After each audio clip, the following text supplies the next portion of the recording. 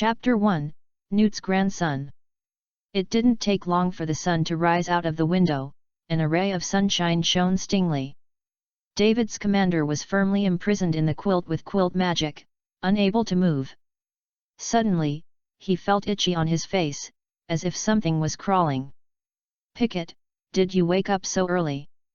David pulled his hand out of the quilt with difficulty, then picked up the creature on his face with and moved it to his eyes.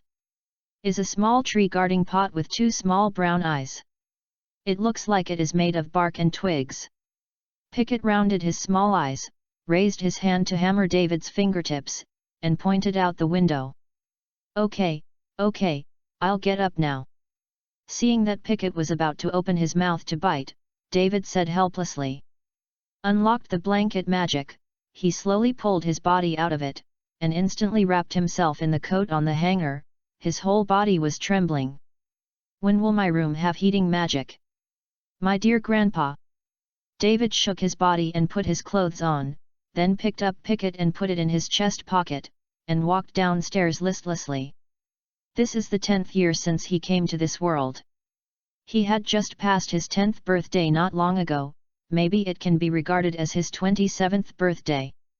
Because there is another memory in his mind. In that period of life, he was a student in the 3rd year of high school. Because of his good results in the mock test, he was rewarded by his parents to watch the newly released movie Fantastic Beasts 2. Before he could appreciate the appearance of various magical animals, a drowsiness hit him, causing him to fall asleep in a drowsy manner. When he woke up again, he was surprised to find that he was lying on a small bed surrounded by railings. His mouth could only make a wow sound, and a couple named Newt and Tina were lying on the railing. Yes, he became a baby, and he also traveled to the world of magic. Regrettably, Newt is now in his 80s, which means that it is now the village's turn to be a terrorist and Grindelwald is outdated. The plot of the movie Where Are Fantastic Beasts that he has seen is already useless. And after the torture of the 3rd year of high school, David has almost forgotten the plot of Harry Potter, except for some classic plots, is the various mixed cut videos of Station B. Such as Darkness to Hermione, Hogwarts Girl Group, and Ron's classic shots that are indispensable in each stepping video. Was knocked on the head by a flying broomstick, and by Hermione with a book. In the hall downstairs, an old woman with many silver threads on her head wears a pair of glasses, laying leisurely on a rocking chair and reading the newspaper quietly.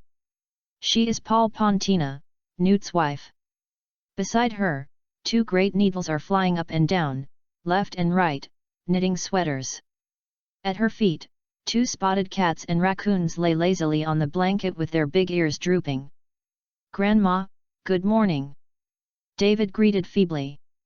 Hearing his voice, Tina moved the newspaper aside and raised her head, her eyes filled with smiles. "Little David, good morning.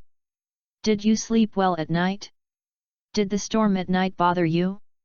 "Sleep well, Grandma," David replied. At this time, the 2 cats and raccoons have ran to David's feet, rubbing his legs affectionately. "Millie, good morning Muller." David bent over with one hand, and put 2 cats and raccoons in his arms with difficulty, bumping, "A bit hard, you 2 should lose weight." Millie and Muller were taken aback when they heard this. They immediately stopped licking David, broke free from his embrace, ran to Tina's side, and looked at David's eyes again with unkindness. "2 lazy cats. It's better for Hobby, at least it doesn't take much effort to hold it." David muttered and walked to sit down next to Tina. Hobby was another cat raccoon raised by Newt, who wandered outside all day. It is rarely seen at home. Pickett, who hung on the upper edge of his pocket, also nodded heavily. Just now, a cat was pressing all over his body, and he almost died of breath. Tina picked up the magic wand next to her and waved the tableware in the kitchen on her own. There was a jingle for a while, and a sandwich and a glass of milk lined up and flew in front of David. David grabbed the sandwich, stuffed it in his mouth and took a bite, and said vaguely, "Grandma, where did Grandpa go?" "He ran into the studio early in the morning, and I don't know where he got another animal carcass," Tina said dissatisfied. you said we should lock it up. David's eyes lit up, and without replying, he swallowed the sandwich in his hand in a few mouthfuls, then picked up the milk next to him and poured it down. Grandma, I'm finished eating. David quickly wiped his mouth with a tissue, stood up, and glanced involuntarily in the direction of Newt's study. Go, you two guys. Tina shook her head helplessly, waved her magic wand to command the plate and flew back in line. David immediately ran to a room beside the hall. Inside are several large bookshelves. There are many books on the bookshelves, most of which are the magical animal notes written by Newt. In the middle of the room is a brown, tortured table with some manuscripts. There is an old big iron door on the side, and the position of the door handle has been touched brightly. He walked to the front of the iron gate, opened it with a creak, stepped in, and suddenly his eyes widened. David appeared on a row of downward steps. Below the steps was a large studio with several arc-shaped doors beside it. The scenes inside each gate are different, and from time to time there are various magical animals flashing by. Various tools are hung on the wall of the studio, a medicine cabinet is set aside, which is full of pills and syringes, there are some manuscripts and animal illustrations on the table, and a few sacks of feed are piled in the corner. A spirited, sturdy old man is standing before a table, bending over, carefully dissecting an animal carcass. He is Newt's commander, a crazy fan of magical animals. David quietly appeared next to Newt. This is Newt taught him to walk, so as not to disturb him when he catches magical animals. There is a leopard-like body on the table, but it is not exactly the same as a leopard. Its fur is mostly black in color, its body is larger, and there are many burrs near its neck. Grandpa, what is this? Newt was taken aback by the sudden sound. As soon as his hand slipped, he almost pulled the scalpel into his hand. This little bastard! He sighed, raised his head and glared at David next to him, his tone a little serious. Why did you get up so early today? David digs out his jacket pocket, picks out the pict inside, and shows it to Newt, showing that it's all his credit. Pickett stood on David's hand, his chest proud. It may be that he is hungry. Newt smiled immediately, took Pickett in his hand, and took a few small bugs and handed it to him. Cut! David scorned the two people in front of him, then took out the gloves from the cabinet and put them on his hands, poking the poisonous leopard on the table. Well, the meat is firm and delicate, and it is more tender than the dwarf monsters I ate a few days ago. Should be good for cooking hot pot, but I don't know if I can eat it. David raised his head, staring longingly at Newt. Newt was taken aback, and hurriedly said, You can't eat, you can't eat. Reading www.yuyugonshu.com, this is called cystic leopard, you will get a fever if you eat it. Then he turned the head of the venomous leopard with his hand and showed the burrs to David. Look at these burrs. There is a poison sac under them. When the venomous leopard is threatened, the venom sac will quickly expand. Sprayed a poisonous mist from the burr to resist the enemy. The Ministry of Magic took a lot of effort to catch it, and it cost me a lot of Jin Jialong. As he spoke, he took off the gloves, and then handed the scalpel to David. Next, you will come on, just to learn. David curled his lips and took the scalpel. Still studying. Since he could talk, Newt began to carry him into the magic room to play and teach him to recognize all kinds of magical animals. When he was 3 years old, Newt taught him 108 ways to feed magical creatures. Hagrid always wanted to learn these methods, but Newt didn't want to teach him much, because he always wanted to mix all kinds of powerful magical animals together and forcibly crossbreed. Newt hates him for this. When he was 6 years old, the job of feeding ordinary magical animals was completely handed over to him. Newt walked leisurely in this box every day and talked with all kinds of magical animals. Now, as long as David is present, Newt will lose if he can move a finger. And this meat really can't be eaten? David turned over the poisonous leopard's body with his hands. The same thing was said last time when Newt brought the dwarf monster back, but Tina put him on the table the next day, and it became a barbecue with tender outside and tender inside. Newt hasn't eaten so much and praised again and again. I'll ask my grandma again later. David thought for a while. His work was more detailed, after all, this might be on his own table. Chapter 2, Fantastic Animals Guide. After half an hour of hard work, the cystic leopard on the table finally realized the separation of flesh and blood, and was divided into 2 piles and placed on the table. Before David could speak, Newt took out his wand and waved it, and the bones and meat of the sack-poisonous leopard flew into a cabinet with a squad. The lock tower outside fell down and locked. Need this? David looked at Newt with a bitter look. Newt smiled wryly, hurriedly changed the subject, took out some fodder from the bag in the corner and handed it to David. Little David, look, Alexander hasn't fed it today. Go and feed it. Don't starve him, you don't want to lose his favorability. David took the fodder reluctantly and walked towards a gate next to the studio. Alexander is a melancholy, aristocratic invisible beast, so David gave it a long and handsome name. Along the path, passing through the habitats of several magical animals, David came to the bottom of a tall oak tree. He raised the forage in the bucket in his hand and waved to the tree, Alexander, Alexander. After waiting for a while, an ape-like animal gradually appeared on a large branch, covered with silky silver hair. David put the fodder in his hand on the ground, stepped back 2 steps, and waved to Alexander again. Alexander moved the hair on the front of his forehead to the side, revealing a pair of black jewel-like eyes, looked at David, then looked at the fodder on the ground, tilted his head and thought for a while, before he became graceful. Climbed down the tree slowly. After it started to eat forage, David moved step by step and reached out his hand tentatively. Alexander shrank suddenly, glanced at David, then tilted his head and thought for a while, as if he was sure that David was harmless. He started to eat the fodder in front of him again. David was suddenly overjoyed. After working so hard for so long, finally there is a result. He immediately touched Alexander with his hand. A magical power spread smoothly from Alexander's body to his body, and the breath of the invisible beast was also weakened. The invisible beast raised his head and glanced at David with a puzzled look, then gave up his elegant way of eating and began to chew the grass. At this moment in David's mind, a picture book with many magical animals on the surface slowly opened, and the magic power from Alexander's body merged into it, forming a page of the picture book.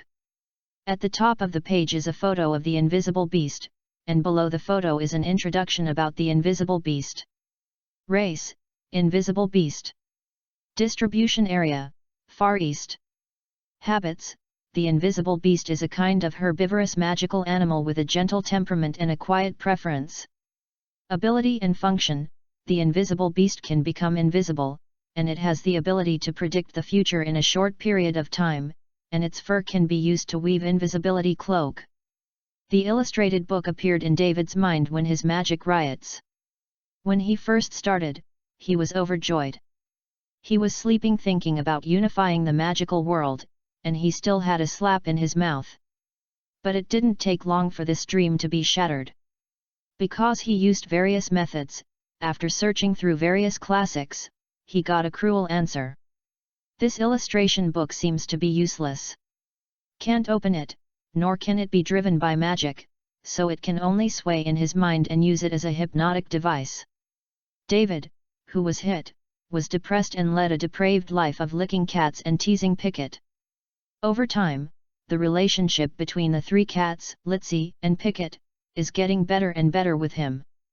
Until Pickett recognized him completely, the pictorial suddenly began to shake and slowly opened the cover.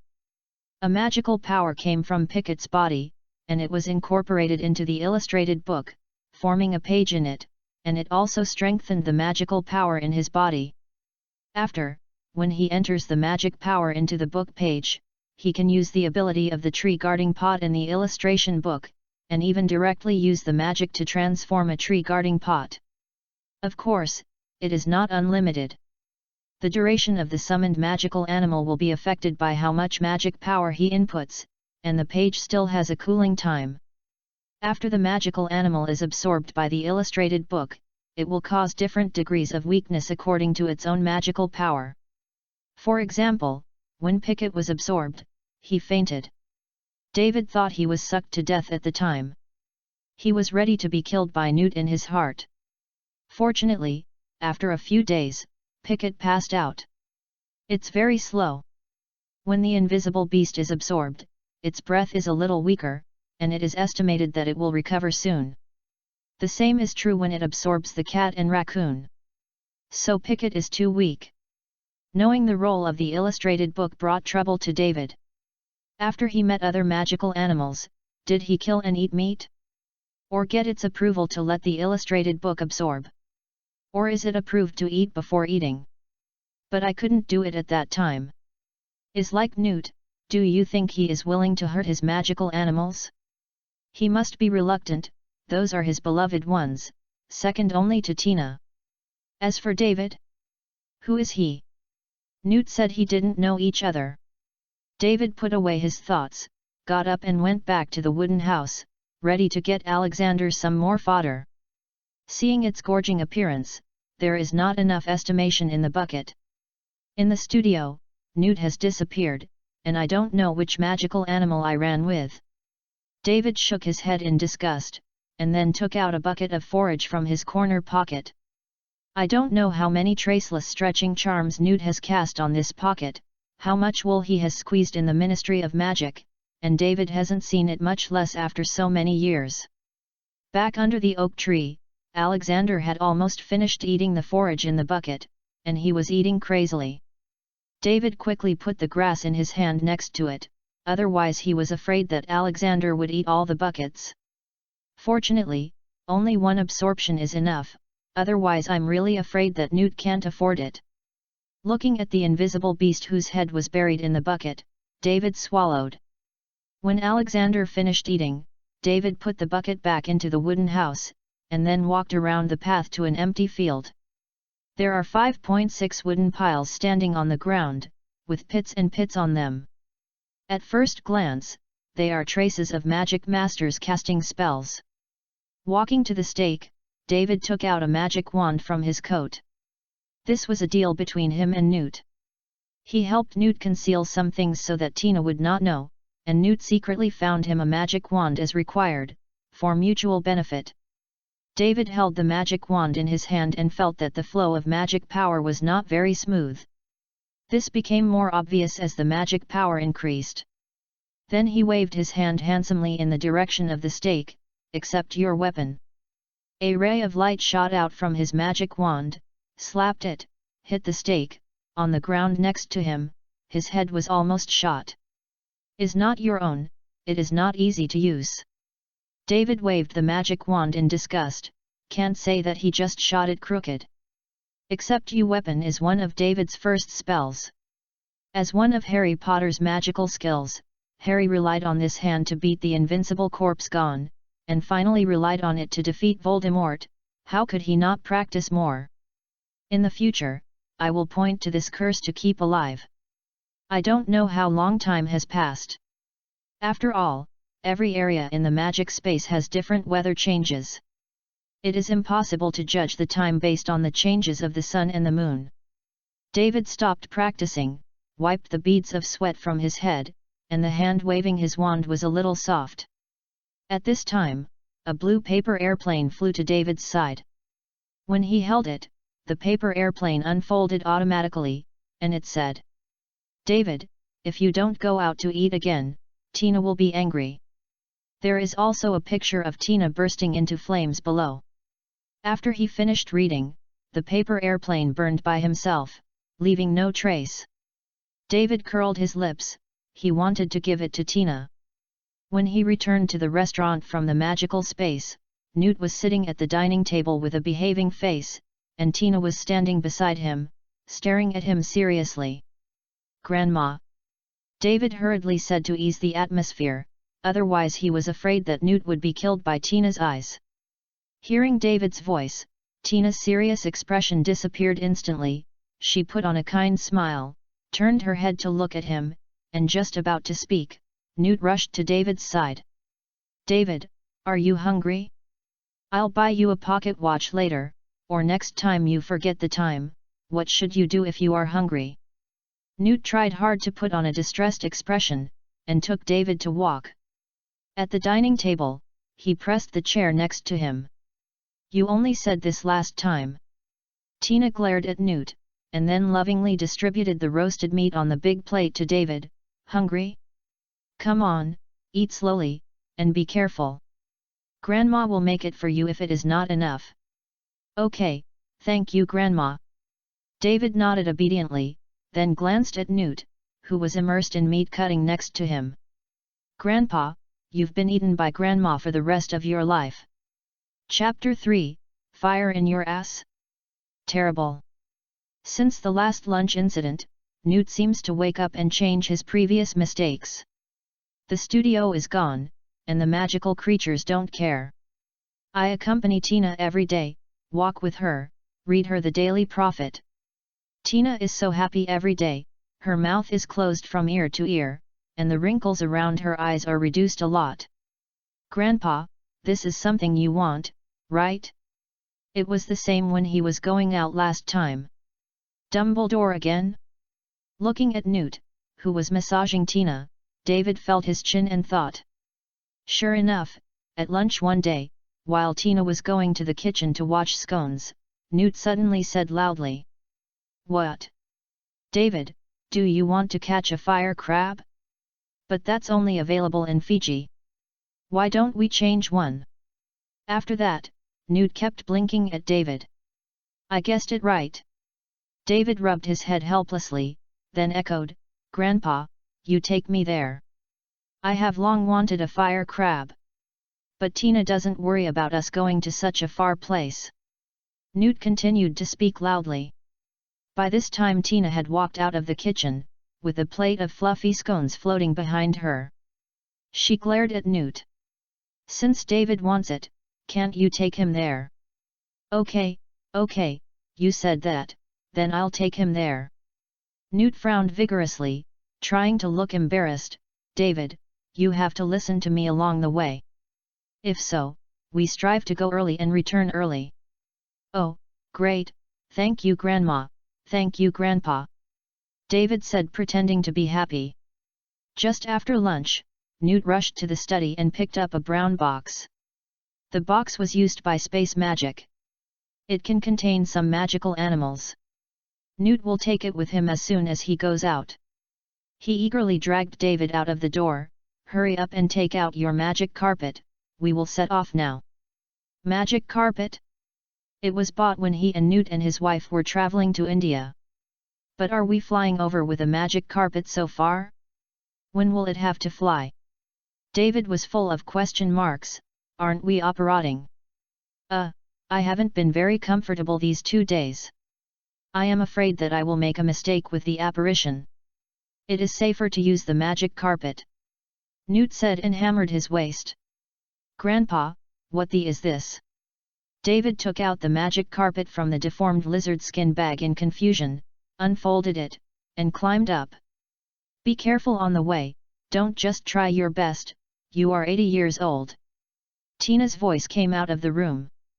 Newt stopped climbing on the magic carpet, and laughed awkwardly. We are just going to catch the fire crab.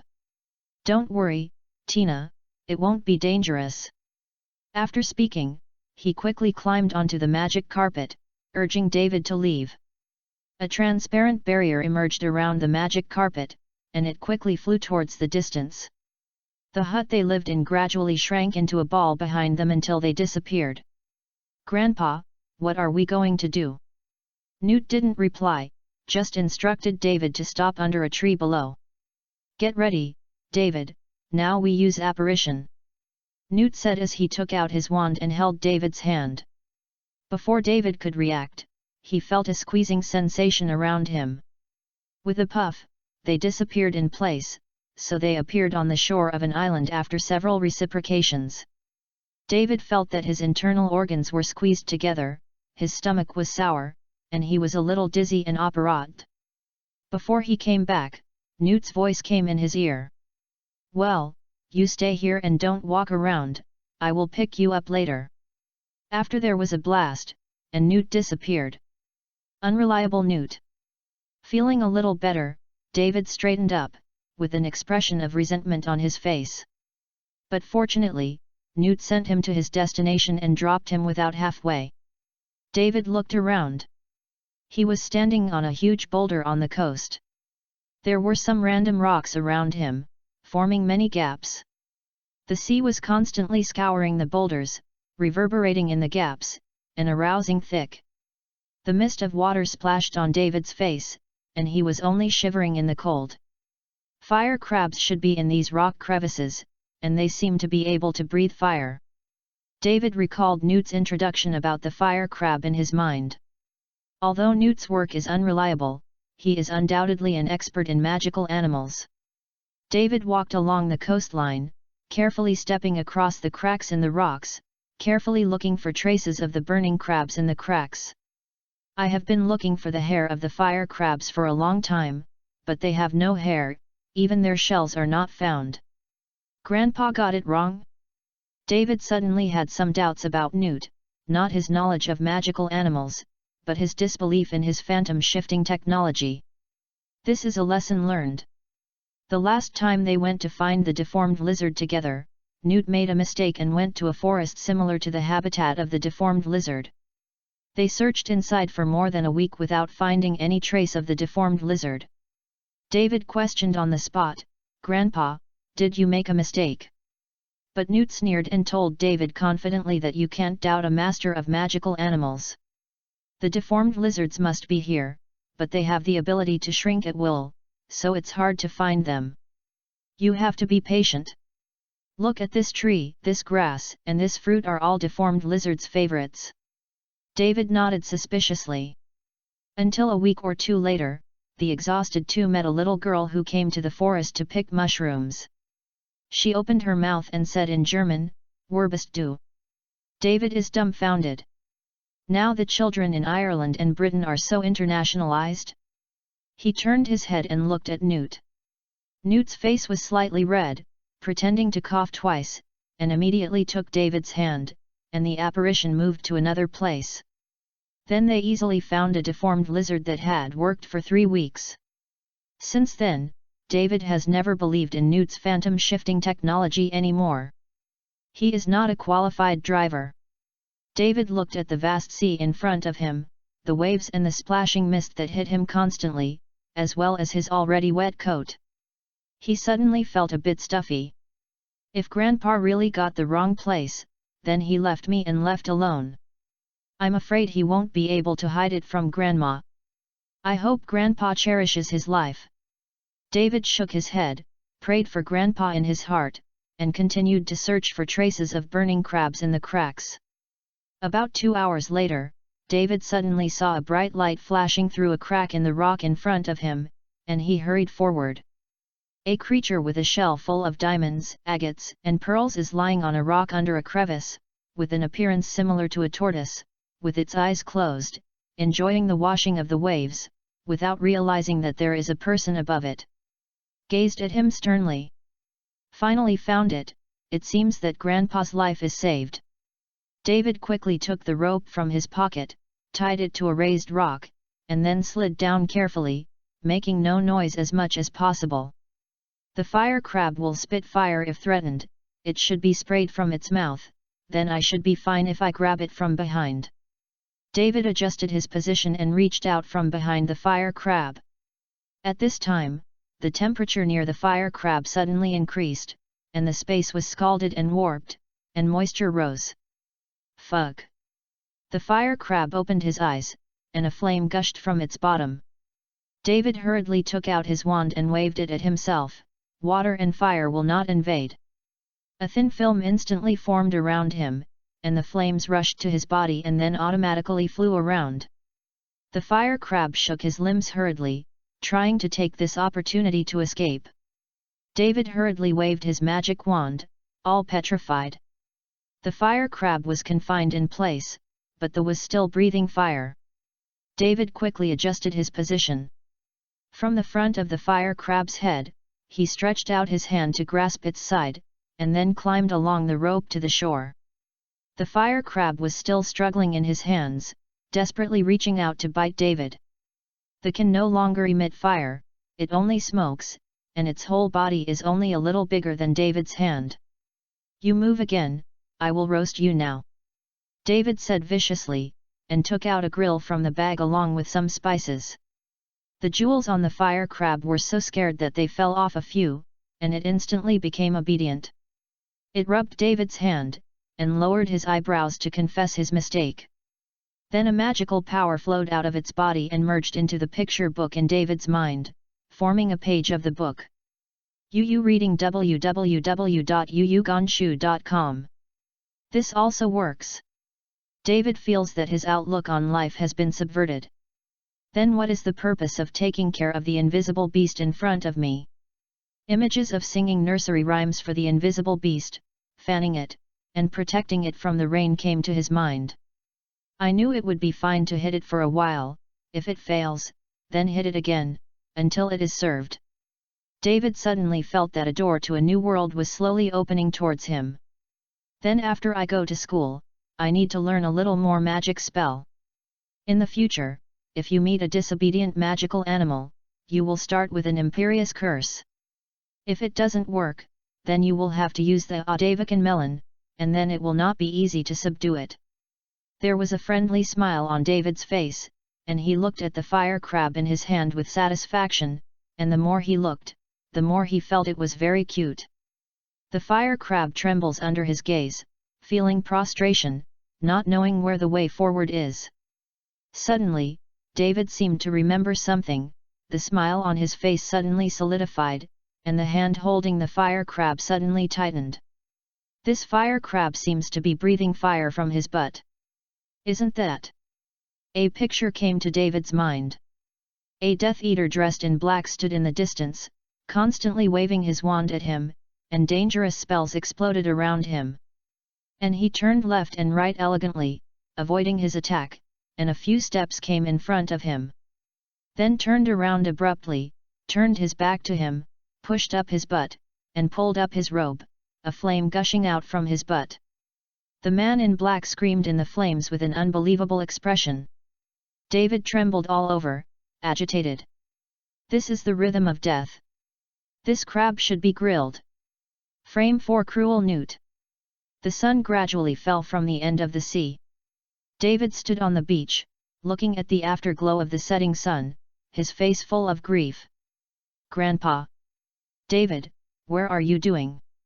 A voice full of doubt suddenly came from behind. David hurriedly put away his expression, turned his head and looked back. Newt appeared not far away, with an irrepressible smile on his face, and his body was in tatters. Everywhere on his body seemed to tell David, I went out to do great things, and I succeeded. I am very happy now.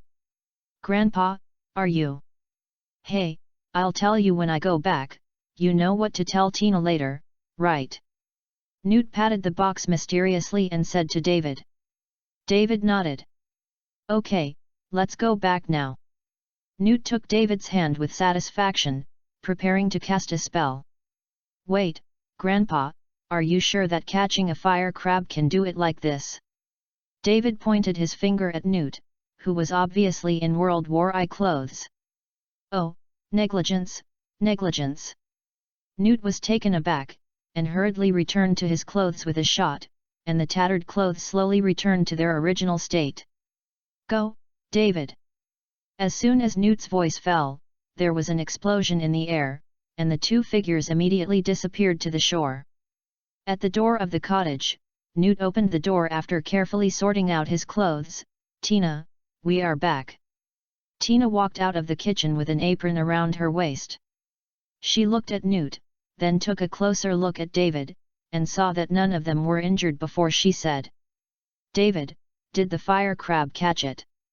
Newt's expression changed, and he looked at David anxiously. He was so excited just now that he had forgotten this. David raised his eyebrows to Newt, calmly took out the fire crab. Caught it, Grandma, look, isn't it beautiful? Tina looked at the fire crab studded with jewelry in David's hand, and said with satisfaction, well, it looks very good. David, go and change your clothes for dinner. Grandma, this fire crab is for you. You have worked hard. David took the fire crab and walked to Tina. Tina burst into laughter, repeatedly saying that David is really good, and then glared at Newt, but in the end he didn't accept it, so David put it in a corner of the magic space. Maybe in the future, I can find a female crab to breed and sell gems or something. After dinner, Newt continued to accompany Tina on a walk, while David went back to the room to read news notes about magical animals. Knowing oneself and one another is the only way to win every battle. In the middle of the night, David, who was already asleep, suddenly opened his eyes, gently opened the door like a thief, and then observed the room where Tina was sleeping for a while. Seeing no movement, David walked gently downstairs to the vicinity of the magic room. He slowly opened the door and went in sideways. Sure enough, I still know Grandpa. In the studio lay a huge dog, covered with a thick, silk-like black hair, glowing brilliantly under the light. But this scene that was supposed to be full of beauty was destroyed by the old and new scars on its body. On the contrary, it looked a little hideous and terrifying. And the most amazing thing is that this dog actually has 3 heads, each of which is almost half the size of David's body. Newt is squatting in front of it, treating its wounds, and there is a flute next to him. 3-headed dog? David walked to Newt. Grandpa, is this what you caught today? Newt was frightened. You kid can't make a sound when walking. He glanced at David dissatisfiedly, then gave a smug grunt. Just you. Of course. The complacency on Newt's face became stronger. Tisk tusk, then you are really cruel. David looked at the bone scars on the 3-headed dog, then looked at Newt, and almost wrote the words "you are cruel" on his face. On it. Ahem, Dumbledore did it. Newt said hurriedly. Really? But... Before David finished speaking, Newt hurriedly pushed the medicine box in front of him. Okay, I'll leave it to you next, just to learn how to treat 3-headed dogs. This opportunity is not often available. David took the medicine box disgustedly and began to heal the 3 dogs. Grandpa, why did Professor Dumbledore catch the 3-headed dog? David asked suddenly. This, I haven't had time to ask. Newt fell silent. David was speechless. Authoring you followed Dumbledore without knowing anything? You are not afraid that he will sell it to you halfway through? You are a lot wanted in foreign countries. Grandpa, this is no improvement at all. When I was young, I was fooled to beat Grindelwald, and when I was old, I was fooled to catch a 3-headed dog. David sighed helplessly. I won't be able to be fooled by Dumbledore in the future. Is it to protect the Philosopher's Stone? David then thought that for Harry Potter's first school year, apart from the plot that appeared in the mixed cut video, David's most memorable word was this term. After all, the title of the book was Harry Potter and the Philosopher's Stone. That is also possible, and there seems to be a giant monster? The ugly look of a giant came to David's mind. Hogwarts students' campus life is very exciting. Fortunately, I don't have to go to school there. Soon the wounds on the 3-headed dog were covered by the potion, and the remaining bottles needed to be drunk. Looking at the 3-headed dog that has a half-high head and a big mouth that can swallow him in one bite, David thinks that this job should be handled by professionals like Newt. It's okay. I injected it with sleeping pills in advance. It can't wake up in time. Don't believe me, look. Newt said as he took out 2 more than 10 centimeters long syringes from behind and pierced them. Go in and draw 2 tubes of 3-headed dog's blood. David twitched his mouth and swallowed. Your old man is really cruel. I believe it, can't it work? Then he opened one of the big mouths of the 3-headed dog, and the teeth inside were a little yellowish, accompanied by a foul smell. David retched for a while, hurriedly held his breath and poured the potion in, then lifted it up so that the potion could flow into its body. When David returned to the studio early the next morning, the 3-headed dog was already awake. It straightened the iron chain tied to its neck, standing in the distance, facing Newt, his face was full of horror. Newt stood in front of it with a gentle face, constantly comforting it, just like a bad uncle holding a candy.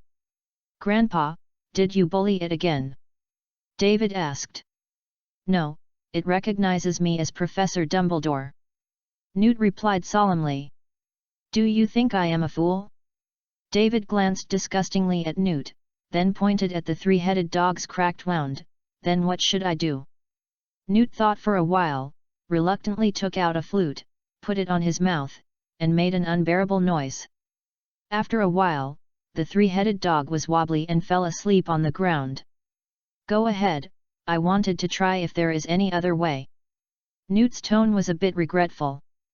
"The taste of this dog is a bit unique." David took the hand covering his ears, took the potion and began to bandage it. For a while after this, David would come to heel and feed the three dogs every day. Newt is working the three-headed dog, training it in a different way. With his daily efforts, the three-headed dog is much gentler than at the beginning.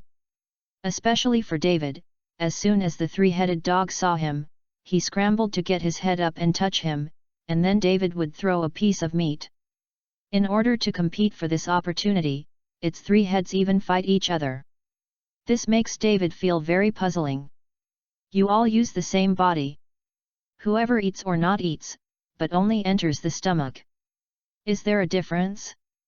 And under the temptation of this piece of meat, David also succeeded in getting the book to absorb the magic power of the three-headed dog. Yu reading www.yuyugonshu.com is the most powerful magical creature he has absorbed so far, and his own magic power has also increased. That's a lot. After half a month, the three-headed dog was finally tamed by Newt and became an obedient dog. Of course it is only for them. At noon one day, there was a knock on the door. Tina's face suddenly darkened a bit, and before Newt got up, she walked to the door and opened the door. Dumbledore was standing outside the door. He was wearing a long robe, a purple cloak, with half-moon eyes, and a gentle smile on his face. It is indeed him, indeed, only he will come directly without notice in advance. Tina. Tina's face sank completely, and before Dumbledore could finish speaking, she closed the door with her backhand. "I don't know what to do with Newt this time. I always said it was a trivial matter and it was safe."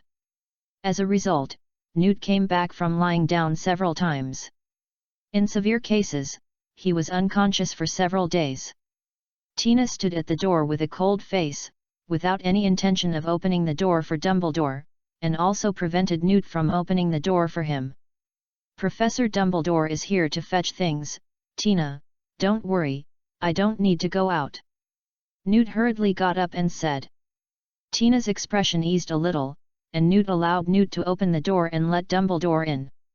"Tina." Dumbledore was about to speak again. "Hurry up with your things, but you don't want to abduct Newt again," Tina said coldly, and walked to the sofa and sat down with her back to Dumbledore. Dumbledore smiled and blinked at Newt, then put the gift he brought Tina on the table, and followed Newt into the magic room. Chapter 5, Newt's Selling Sun Kai Shao. In the magic room. In a newly built wooden house. David is standing in front of the three-headed dog, holding a large piece of meat in one hand, and stretching straight forward. In front of the meat, the three heads of the three-headed dog were squeezing each other, sticking their tongues forward, trying to roll this piece of meat into their own mouths. It's a pity that the three heads have the same strength, and no one can win. As a result, all three big mouths can only be dangling in front of the meat, drooling and unable to eat. This silly dog doesn't have a long memory. I can feed this piece of meat for a year. David sighed, a little disgusted. Suddenly, Sangyuta's nose sniffed forward, and the action of grabbing meat suddenly stagnated, and he took a few large steps back, but it seemed to forget that there was still a chain around its neck, and the chain was clanging. Stretched straight, the big dog was also dragged and staggered, lying on the ground. Before David could react, the three-headed dog stood up again, staring in horror, and even squeezed the skin on his face onto his forehead, kicking all 4 feet on the ground, desperately trying to back up. The animal in the depths of the box came out again? This has happened before. Sometimes the magic in a certain area fails, and the creatures inside will scurry around. But an animal that can make a three-headed dog so scared. Grandpa seems to have all let go, right? Is he always lying to me?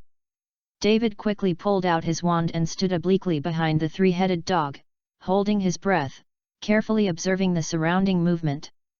After a while, footsteps came from the steps. Newt's figure appeared in David's line of sight. Grandpa? No, it is not him that the three-headed dog is afraid of. After half a month of getting along, now the three-headed dog sees Newt just as he sees his relatives. Then, behind Newt appeared a tall old man, his grey beard hanging down to his waist. Looking at the three-headed dog who was more emotional, David twitched the corners of his mouth and raised his hand to say hello. Professor Dumbledore, long time no see. David, long time no see, you have grown taller again. Dumbledore saw David in the wooden shed, and his smile became a bit strong. How have you been recently? Before David could answer, Dumbledore's expression suddenly condensed, and he walked a few steps near David and stared at him for a while before he said, "Are you approved by a three-headed dog?" David nodded. He had told Newt about this a long time ago. After all, he still needs his help. It's just that what he told Newt was that he could sign a contract with magical beasts, and then he could increase his magic power. Is like a blessing from the Phoenix.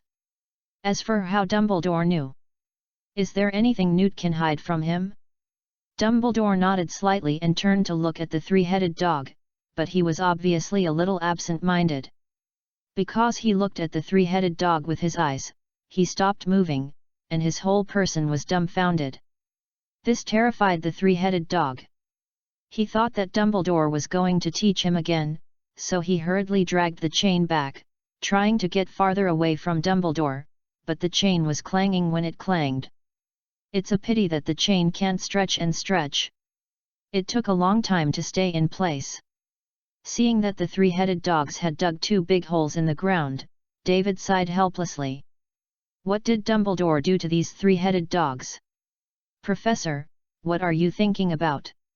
David started to draw Dumbledore's attention away from the three-headed dog. Oh, it's okay, I'm thinking about a little fun for the elderly. Dumbledore recovered and smiled and said to David, do you think they will still produce new flavors of cockroaches? David rolled his eyes, and said angrily, I think you write a letter to them personally, and they will consider it. Well, that's a good idea.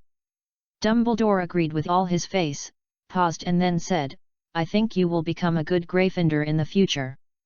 David was taken aback. Is there any connection between the two? And many more. Dumbledore, this is. Want me to go to Hogwarts? Then drag me onto Harry's battleship? It's just a pity, his idea is impossible to realize. Thank you for your compliment, Professor. David thanked him, and then said, it's just a pity that I can't go to Hogwarts. Grandma contacted me the Ilvermorny School of Witchcraft and Wizardry a long time ago. I think I will go to school there in the future. Ilvermorny School of Witchcraft and Wizardry is a magic school in the United States, where Tina graduated. David went to this school and it was Tina's decision a long time ago. She said Hogwarts was too dangerous, and Dumbledore. David will be safer in Ilvermorny, and he can also learn the magic knowledge he needs. Maybe, I can talk to Tina again. Dumbledore smiled and blinked at David. Oh, yes, Fox missed you a lot lately. I think I can also talk to Tina. After all, Hogwarts is the best school of magic in the world, don't you think, David? Hearing Fox's name, Newt's eyes lit up. La Davide said hurriedly. Fox is Dumbledore's phoenix. Newt used to hook up with him, but Fox didn't pay much attention to him. Grandpa, are you trying to sell Sun Kai-Shao? You are not afraid that Grandma will cut you off? David stood aside in disgust, a little farther away from the two of them. These two people are uneasy and kind. After, Dumbledore hurriedly left after asking some precautions about feeding three-headed dogs and answering a few questions asked by David. He seems to be so busy all the time, it is rare to see him sitting comfortably somewhere to rest. And he didn't talk to Tina about David's trip to Hogwarts when he left. Is this going to be handed over to Newt again? After dinner, Newt ran into the box after taking a walk with Tina. David in the room upstairs heard the sound, went downstairs and followed into the box. In the wooden house, Newt was looking through the logs of a few sick magical animals, with some potions next to him. "Grandpa, do you really want me to go to Hogwarts?" David walked to Newt and said. Newt was silent for a while after hearing the words, "David, do you want to go?" "Actually, it doesn't matter where I go to school, but if Grandma agrees, I don't want to see Grandma sad again," David said. As someone who has been an Auror, Tina was not so afraid of danger in the first place. She was full of justice and courage before. When Voldemort was rampant, Newt and Tina often secretly helped Dumbledore perform some tasks. And during the mission, Tina was much more active than Newt. In a later mission, reading www.uugonshu.com, Newt and Tina were going to perform the mission separately. Originally, Tina didn't agree, but Newt was persuaded. When Tina came back, Newt was already lying on the bed, not knowing his life or death. Tina stayed by the bed for half a month before Newt woke up leisurely. Later, after learning that Lord Buddha had died in the hands of a baby, Tina immediately took Newt away from Dumbledore and forbade Newt to communicate with him again. So every time Newt performs Dumbledore's mission, he is careful, trying his best not to let Tina find out. These things were told by Tina to David, and she wanted him to watch Newt and not let him mess around. David will never forget the sadness on his face when Grandma told her. He didn't want to let such an expression appear on her face again. Newt was silent for a while, and said in a deep voice, "Dumbledore said that Voldemort is not dead and he will come back, but now we are all old." He paused, and when he spoke again, his tone became a little erratic, not very firm. "The child in the prophecy can kill him again, but we have to wait for him to grow up." Then muttered to himself, "Dumbledore said he planned it all." David looked at Newt quietly. The expression on the old man's face was very tangled, and the forehead was wrinkled. After a while, David's voice sounded again, tearing through the suffocating silence in the room. "Grandpa, go talk to Grandma, I want to go to Hogwarts, Ilvermorny has no phoenix," he said with a smile. Newt raised his head, stared at David for a while, did not speak, just touched his head, and then sighed heavily. Chapter 6, The Story of the Cat, Raccoon and the Fairy. Since David and Newt negotiated, Newt often went to David's training ground to teach him magic skills. Newt, as an old man who has been immersed in magic for decades, is much worse than Dumbledore, but he has rich combat experience and has fought against wizards from various countries, which is more than enough to teach David. David relied on the increased magic power of the illustrated book and his own talents, and made rapid progress during this time. Once made Newt doubt his magic talent. This day lasted until a few days before Christmas. Tina got up early in the morning and was obviously much happier than usual. She was humming songs when she made breakfast. Just after breakfast, Tina kept urging Newt to change his work clothes and sort out his sloppy image. "David, do you want to go together?" Tina asked. David shrank himself on the soft sofa in front of the fireplace, and put his head several times in a row. "Newt and Tina are going to the wizard market to buy some ingredients and decorations for Christmas." If in normal times, David would definitely follow, because there are a lot of delicious things in the market, and all the stall owners are talented, and they speak nicely. Every time he goes, he can eat new varieties of snacks and fresh food. Experience. It's too cold in Dorset these days. It's like stuffing the whole area into the refrigerator, which is unbearable. David didn't want to go out to be baptized by the cold wind. "Grandma, can you bring me some chocolate and pralines?" David said. No problem, do you want something else? No, these are enough, thank you Grandma. David continued to shrink on the sofa, refusing to move. After Tina and Newt left, David, who was sitting bored, got up and went to the study to take a copy of Newt's notes, and returned to the fireplace to look with relish. Just after looking at it for a while, I heard the door bang and it was knocked open by something. David hurriedly turned his head and saw a beautiful cat raccoon rushing in quickly. It was Hobby. It ran back and forth downstairs and upstairs quickly, and it kept meowing and yelling, as if it was looking for Tina or Newt. Hobby, are you looking for Grandpa and Grandma? They are all out, what's the matter? Hearing David's call, Hobby stopped his scurrying footsteps, ran to David's feet quickly, bit his trouser leg, and began to pull out desperately. Only then did David see that its head and back were scratched by sharp claws. What's wrong with you? Did you let me go out? David asked suspiciously. As soon as David's voice fell, Hobby loosened his trouser legs and ran to the door, standing there constantly turning his head and meowing at David, his voice full of eagerness. Hobby, what's wrong with this? Davy was puzzled, and quickly got up and put on his coat, ready to follow Hobby out to see what happened. At this time, Millie and Moeller also ran down from upstairs and followed him. As soon as he left the door, there was a cold wind blowing on his face, making David want to go back to the house immediately and sit by the warm fireplace. But Hobby has already ran far away, and is constantly urging him to hurry up. David had to run with Hobby, hoping that this would make him warmer. Following Hobby's footprints on the snow, David ran into a forest next to the wooden house and gradually ran deeper into the forest. The surrounding trees are gradually growing taller, and the intertwined roots spread on the ground, which makes David's actions very inconvenient. Every step he takes is careful, otherwise he will be tricked by the snow-covered tree roots, stumble to the ground, and move forward. The speed has also slowed down a lot. Suddenly, there was a fierce cry from Hobby, who seemed to be in battle. David walked hurriedly and saw Hobby standing on the trunk of a big tree with his back arched and his hair up, making a threatening look, seeming to be guarding the tree hole behind him.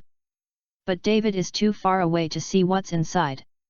In front of Hobby, there are several dark green, thin birds, with only a few short down feathers from head to neck. They look bald. The overall image is a bit like a small vulture, like a bird called a bird. David read in Newt's notes. It was full of sadness, hovering in the air, crying low and weakly, with a trembling voice. David was afraid that it would die. At the beginning, some animal research scholars said that the bird would only make a call when heavy rain came. So people started to use them as family weather forecasters. But soon people discovered that they had been deceived. The birds would bark constantly in winter, which was annoying, and gradually there were very few people feeding them. David walked a few steps forward and reached a position where he could see the tree hole clearly. The tree hole has been cut open by the bird with its sharp claws and bird's beak, and a hole has been opened. There are a few fairies curled up inside, each about 10 centimeters high.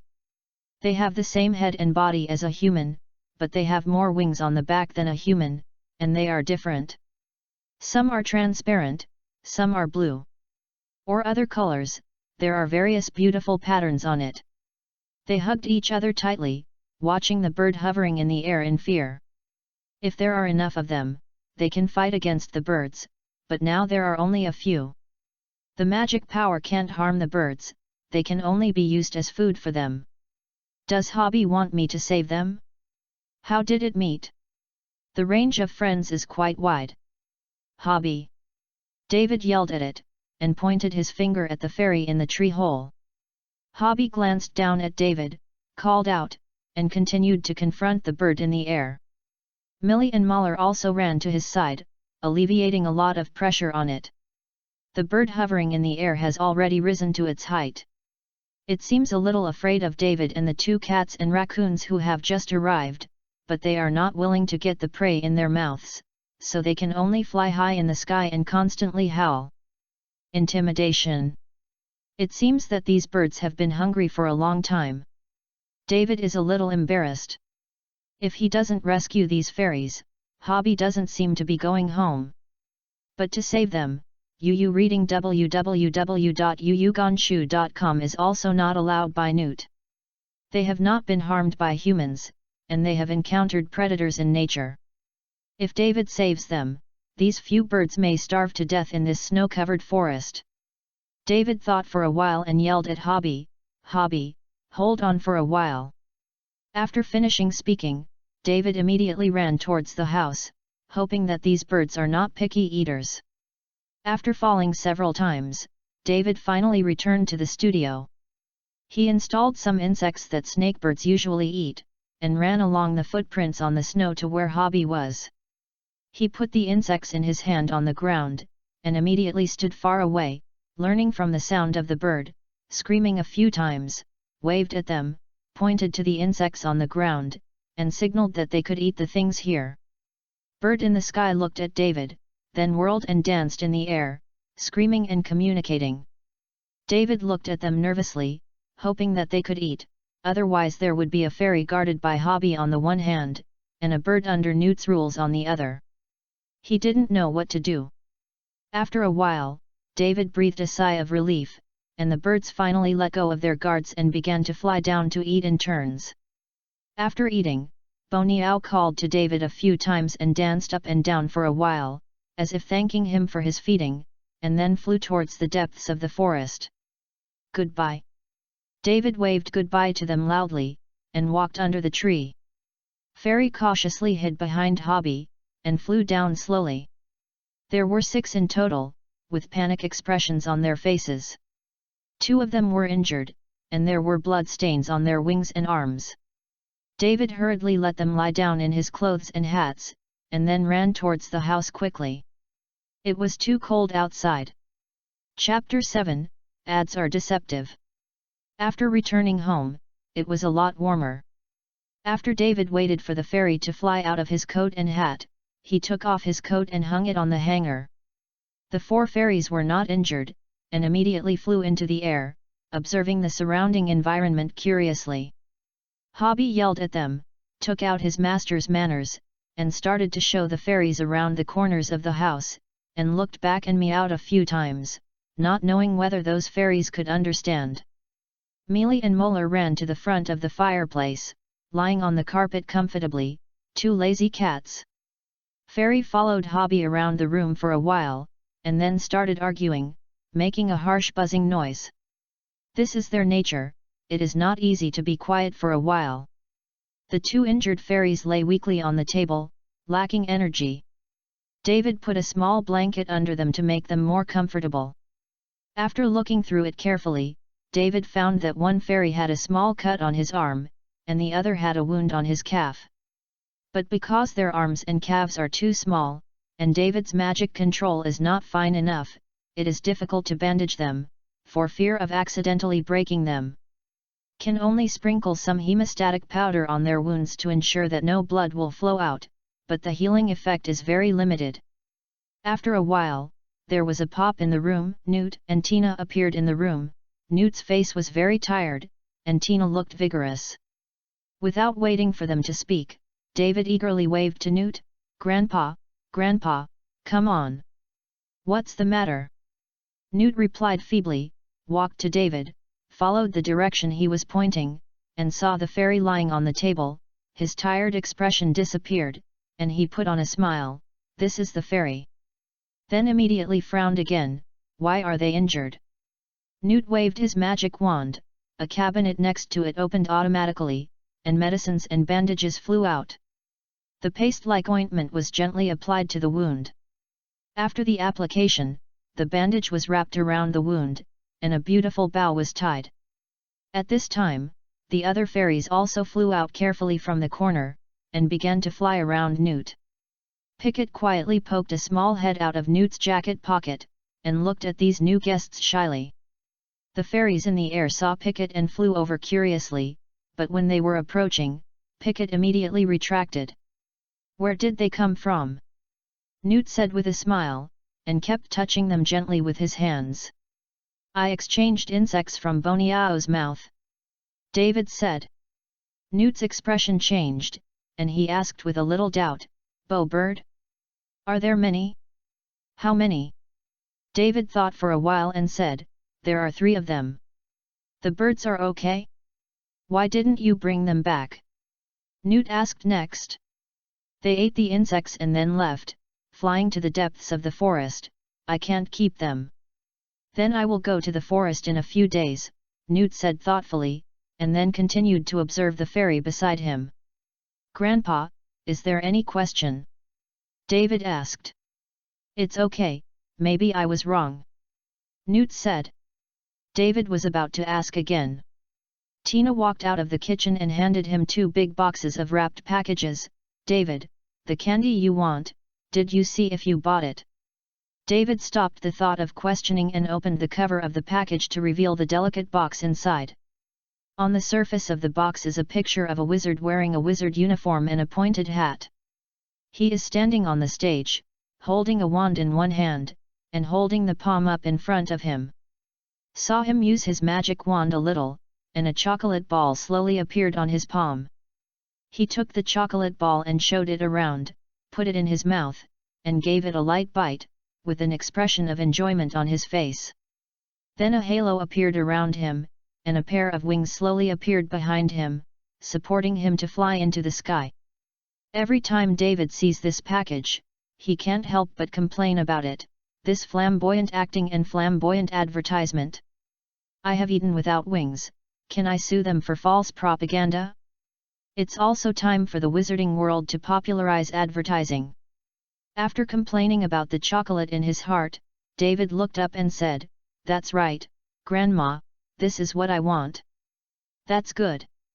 Tina said with a smile, and went to the storage room to continue sorting out the things she bought today.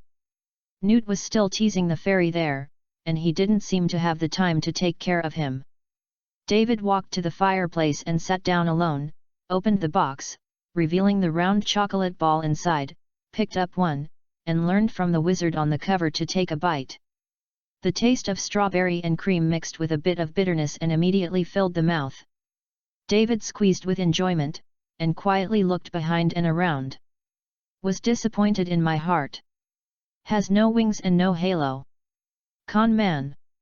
Early the next morning, when David came downstairs, he saw 6 fairies flying around the sofa and chairs in the room, buzzing and noisy. It seems that their injuries are healed. Grandpa's medicine works well.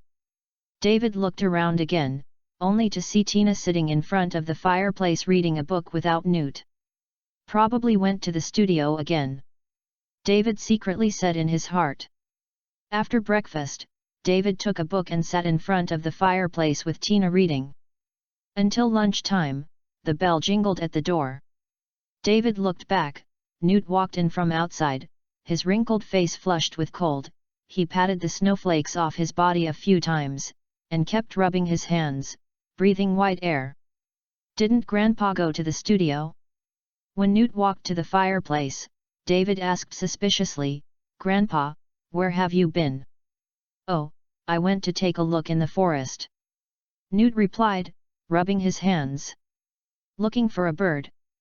Newt responded. Did you find it? No, but some traces of their activities have been found. After speaking, Newt sat on the sofa in a daze, presumably he was beginning to recall signs of the bird's activities. After lunch, Newt was about to go out again just after taking a rest.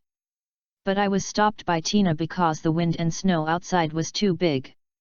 Yu reading www.yuyugonshu.com looked out at a glance. Only the snow was flying in the sky. Tina was afraid that he would not be able to come back when he went out, so she just gave the wind. The snow was buried. In the afternoon, the sound of knocking on the window suddenly came from outside. In the snowstorm, a black and white owl stood by the window, shivering. Eric! David exclaimed in surprise, and then hurriedly opened the window to let the owl in. Eric is Newt's grandson, Rov's commander's owl.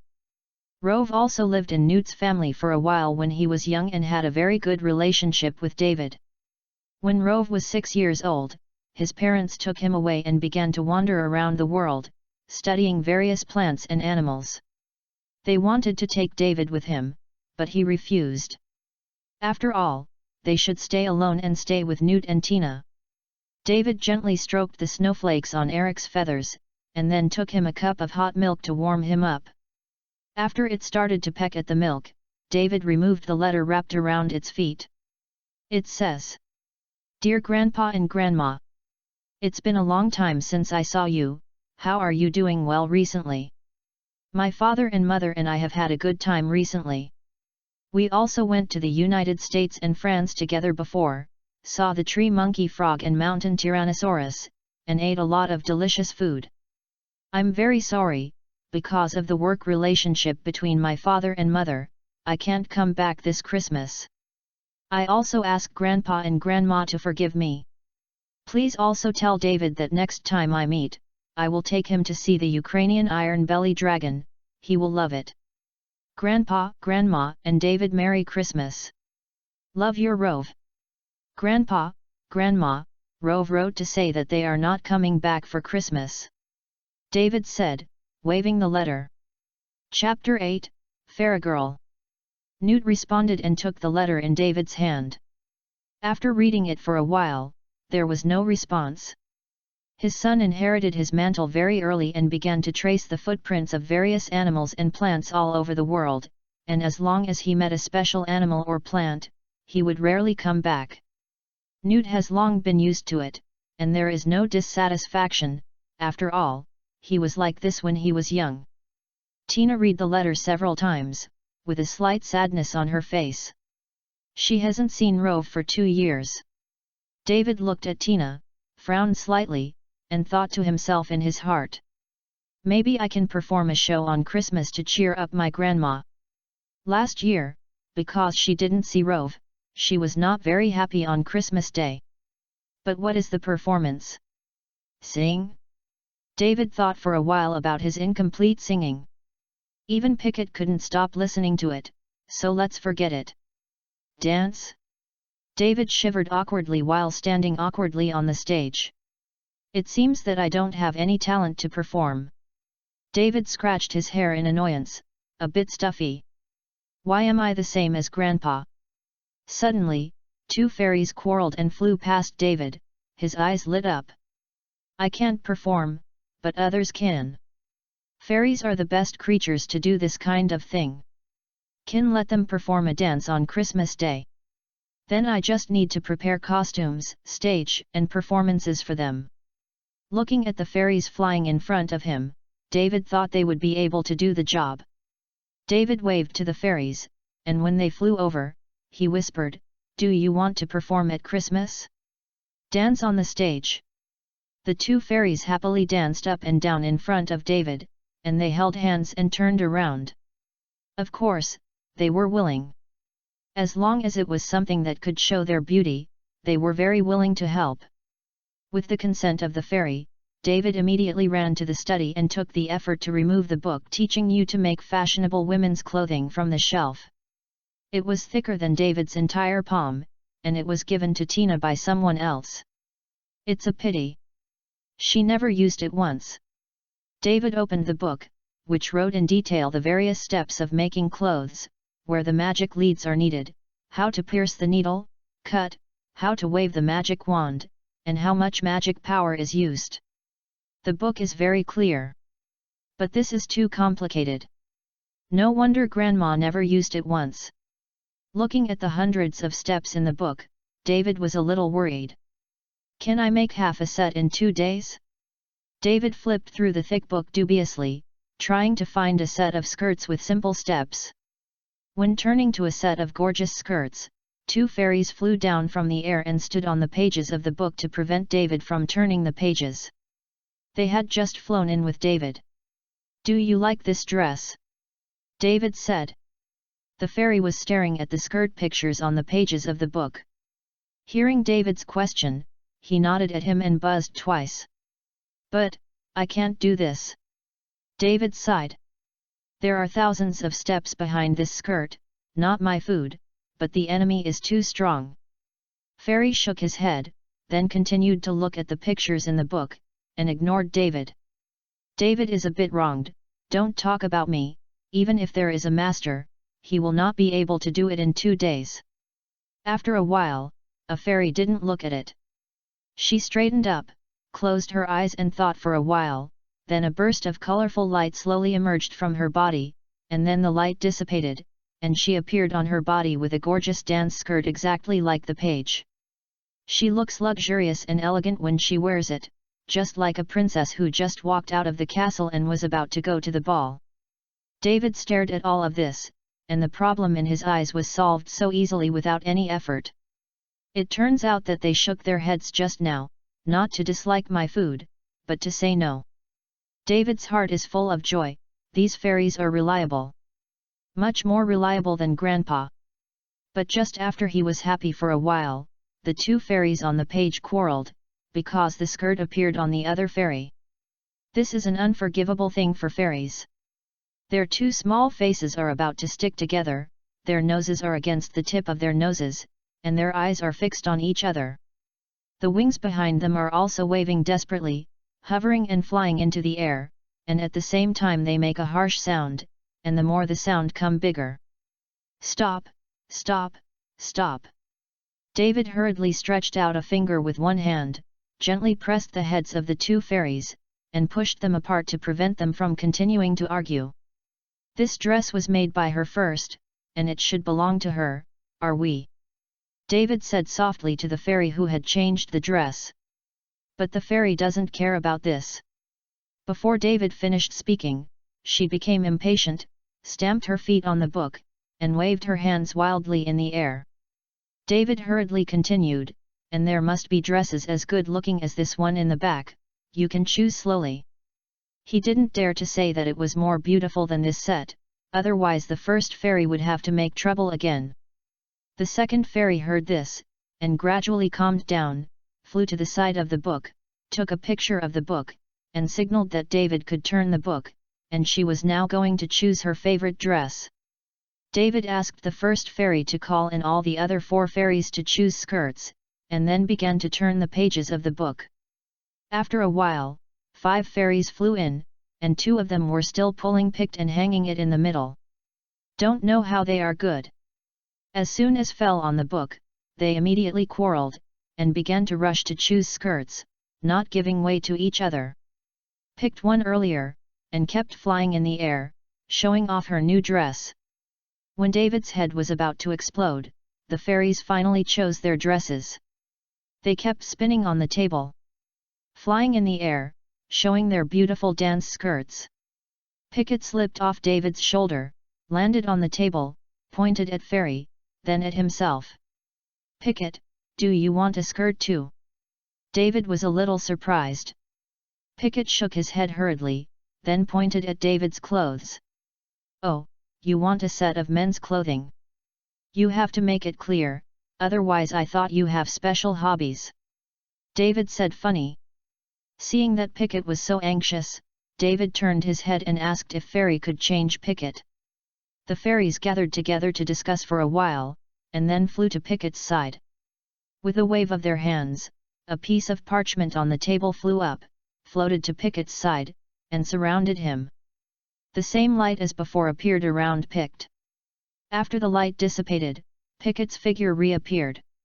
It was wearing a beautiful short skirt, showing slender calves, matching his twisted posture, but also with a touch of delicacy.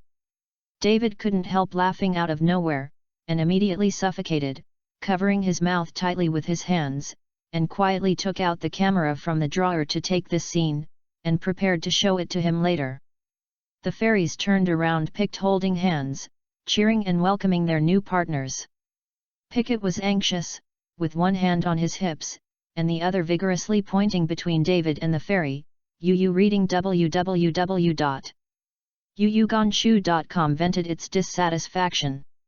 Seeing that they ignored it, it began to tear the clothes with their hands, but David did not find any damage to the clothes. I don't know if its strength is too weak or he is reluctant. The fairy turned for a while, after admiring Picket's gesture, he waved his hand again, and Pickett appeared on a tight black dress with gold rims.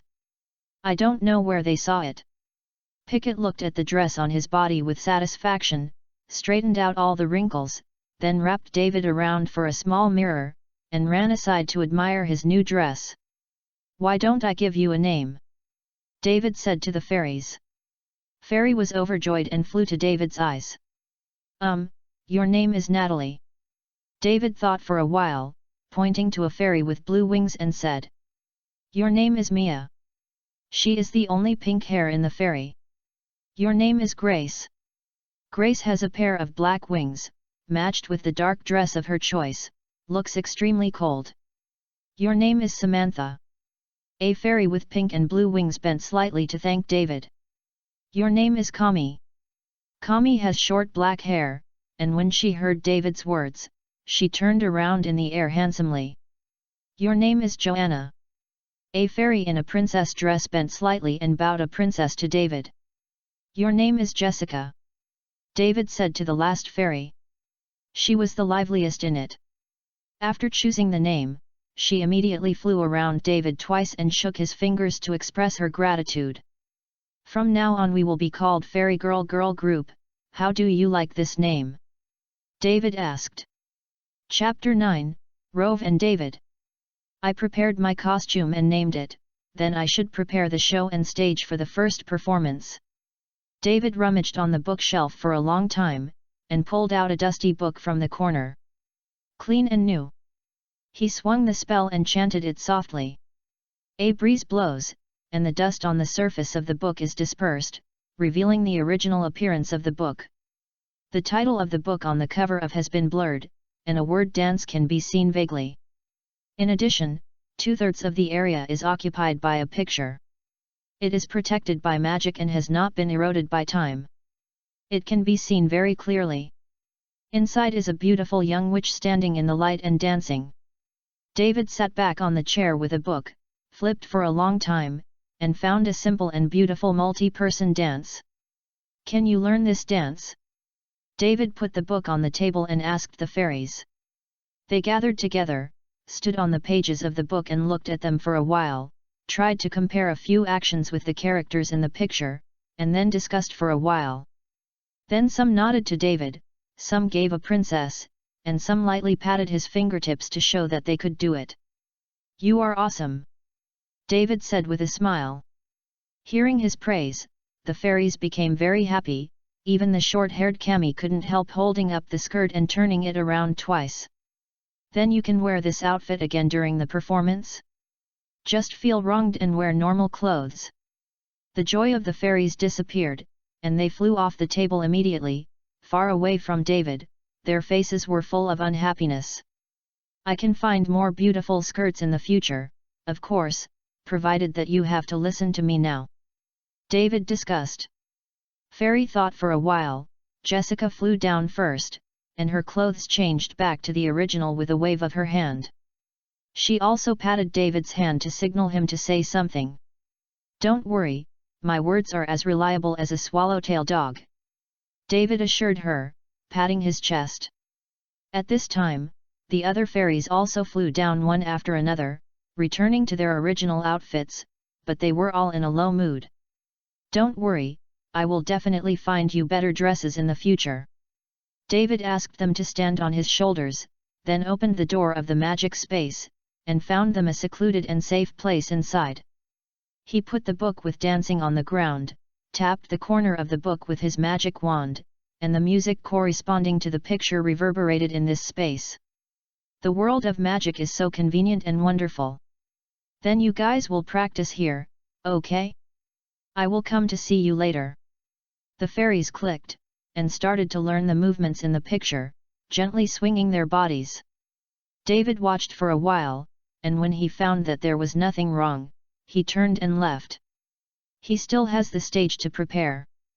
Back to his room, he pulled out a few transparent from the cabinet, which he had bought at the market with Newt before. The vendor told him that through these balls, he could practice prophecy and become a master of prophecy. The young and ignorant David believed so and bought a set of prophecy balls, plus a set of nursing tools. It turns out that magic is not so magical, and he doesn't have the blood of a prophet. David put the ball in the bag and found Newt, who was sleeping in front of the fireplace. "Grandpa, Grandpa!" David shook Newt gently. What's the matter?" Newt said sleepily, with a trace of saliva still hanging from his mouth. "Can you make these emit different lights, make them brighter?" David opened his pocket and held it in front of Newt. Newt glanced at David, then looked at the ball in the bag, nodded, and waved his magic wand. The ball suddenly radiated bright lights of different colors, which made people's eyes hurt. "Oh, thank you, Grandpa, you are awesome, you deserve to be the greatest master of our time." David closed the bag, hugged Newt, trotted back to the studio, leaving Newt sitting in confusion in front of the fireplace. In the studio, David went through the boxes to find a few boxes slightly larger than the balls, and fixed the in them. Then made a few small openings in the lid. "Yugatim Leviosa!" David waved his magic wand, and the box rose into the air. Under the command of the magic wand, the box changed its position. The lid or the small holes on the top kept closing and closing. Light can act as stage lighting. Although the effect is much worse than that of professional stage lighting, it is still very good.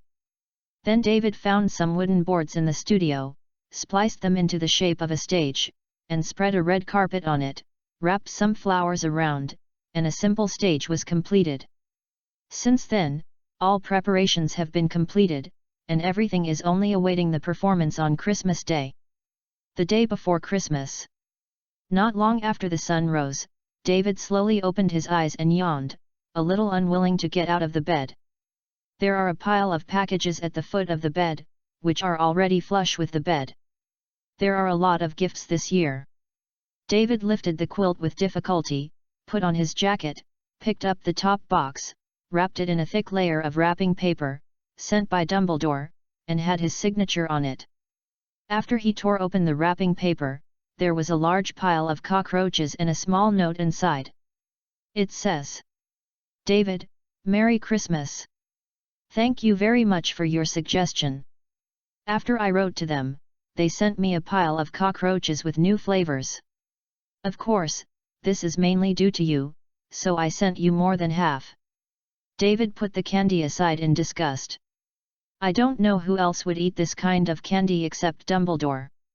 I suspect that the merchant sent him the candy to clear the inventory." Reading www.uugonshu.com. The second package was sent by Tina.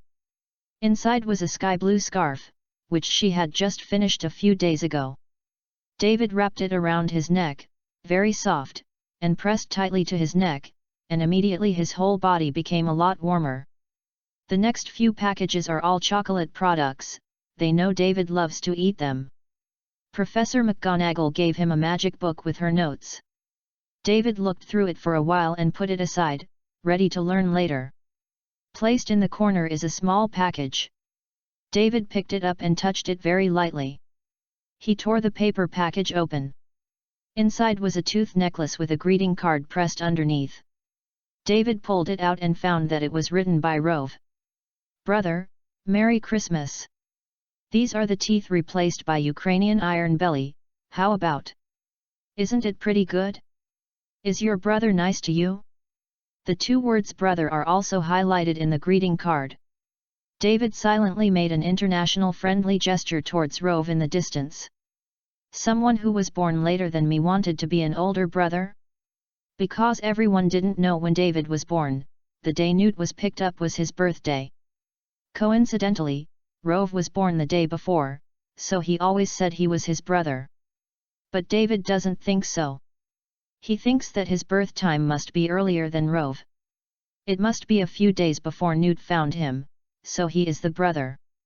In the gift sent to Rove, David also emphatically marked the word elder brother just like him. This is also a tacit understanding for many years. After taking the gifts apart, the bed was already full of things. David simply put them aside according to their categories, and walked downstairs. Chapter 10, Queenie's sweater is awesome. Downstairs. Newt and Tina have hung up the Christmas decorations. In the center of the house is a fir tree of appropriate size trimmed into a triangle shape, with some red and gold threads twirling on it. The gold thread is dotted with golden or red and bells. In addition, there are scattered pine cones, garlands and ribbons. There are also many colored ribbons and lanterns hanging on the walls around. Makes people feel very warm and comfortable. At first glance, it was designed and arranged by Tina, and Newt did not have this level of appreciation. Tina was in the kitchen preparing the ingredients needed tonight, and Newt was standing by to help. These tasks are usually done by magic.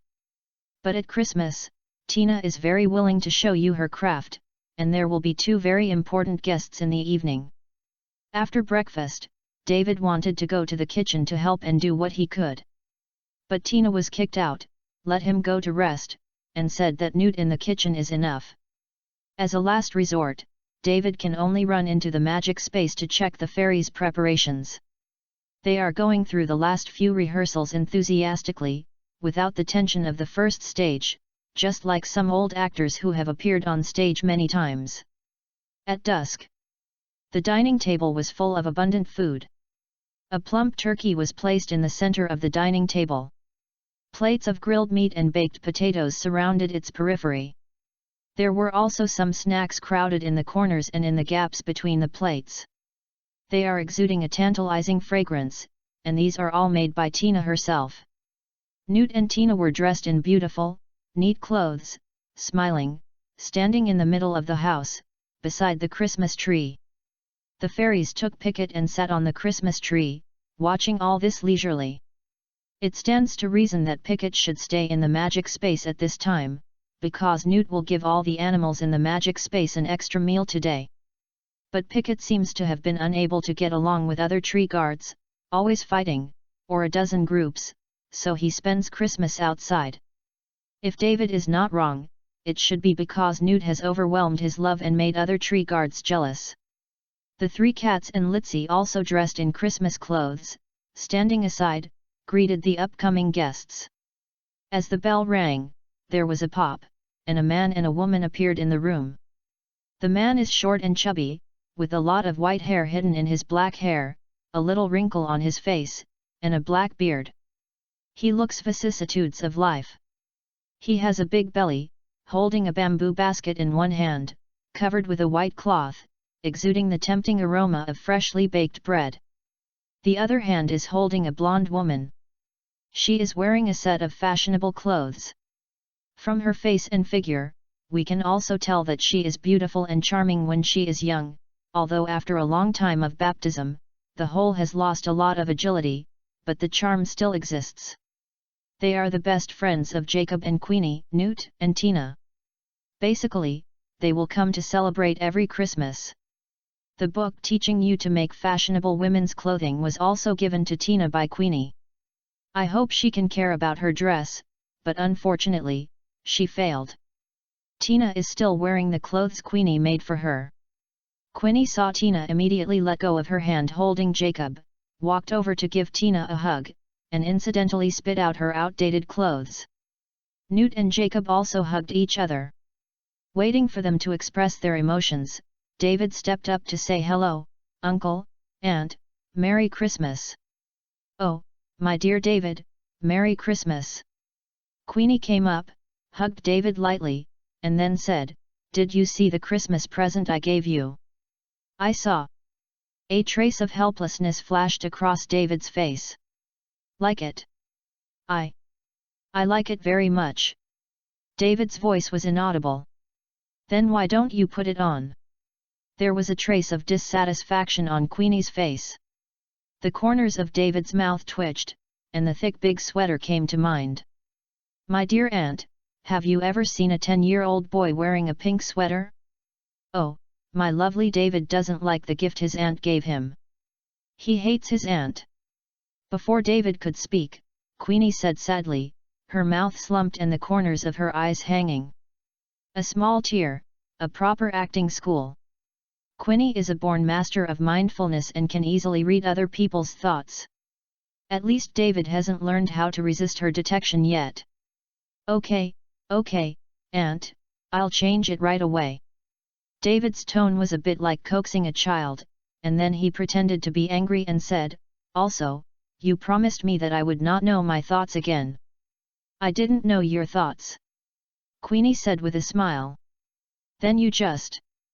That's what I guessed. Queenie said slyly as soon as David thought. Then she grabbed David's shoulder and pushed him upstairs. Okay, my aunt promised you this is the last time. I will definitely not know what you think in the future.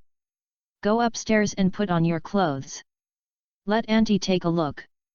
David glanced at Queenie. Really? He didn't believe it, as Queenie said the same last time. Grandma, your clothes are so ugly today. David thought in his heart. Queenie didn't respond. She still looked at him with a smile on her face, and waved him to change clothes quickly. I really don't explore anymore? David walked upstairs with satisfaction. His heart rush to change the pink sweater also disappeared a lot. It's just that, where he can't see, Queenie is clenched with a fist in her sleeve. Asshole dare to say that my clothes are ugly. Upstairs, David turned the sweater from Queenie out of the closet from the bottom of the closet. It was all woven with pink wool, without a trace of impurities, and there was a short fluff on the surface of the sweater. I thought I would never wear this dress. David sighed and changed into his sweater. His hair is the same as Newt, with a light red, because the weather is cold, he keeps it long to keep warm. And his face is not completely open, pink, with this sweater, like a cute little baby girl. Seems to look good too. No, I am a boy. Swinging in front of the mirror twice, David roared inwardly, hurriedly denying the slightest thought that he just thought was good. He dragged his two legs vigorously, as if there were countless pieces of lead tied to them. Every step he took was extremely difficult. Oh, my David, so cute. As soon as David walked downstairs, Queenie immediately walked to his side and took his hand around. Come on, smile, you will get old if you don't laugh. Queenie rubbed David's small face. David pulled out a smile, which was extremely ugly. Awesome. But Queenie was still very satisfied. After complimenting David, she took David by the hand and led him to the dining table. Jacob and Tina, who were sitting at the dining table, also began to even praise David's dress, saying that he fits this dress very well, and even Newt smiled with satisfaction. David sits in a chair and is a little skeptical about life. Are these people all trying to fix me? What kind of ghostly aesthetics are all? I am a boy. Queenie hadn't found out his thoughts at this time. Reading www.uugonchu.com, so I don't know what he is thinking. After all, it's okay to make a joke once in a while, it's too much to keep doing this, and it will make people feel insecure. After Queenie can control her own abilities, she seldom detects other people's thoughts, which is also a burden for her. While pushing the cup and changing the cup, Jacob, who was a little drunk, began to talk about the past again. They dealt with the thrills of Grindelwald together in the United States. This is his annual must-have show. Queenie was eating delicious food, adding some details about her getting along with Jacob from time to time.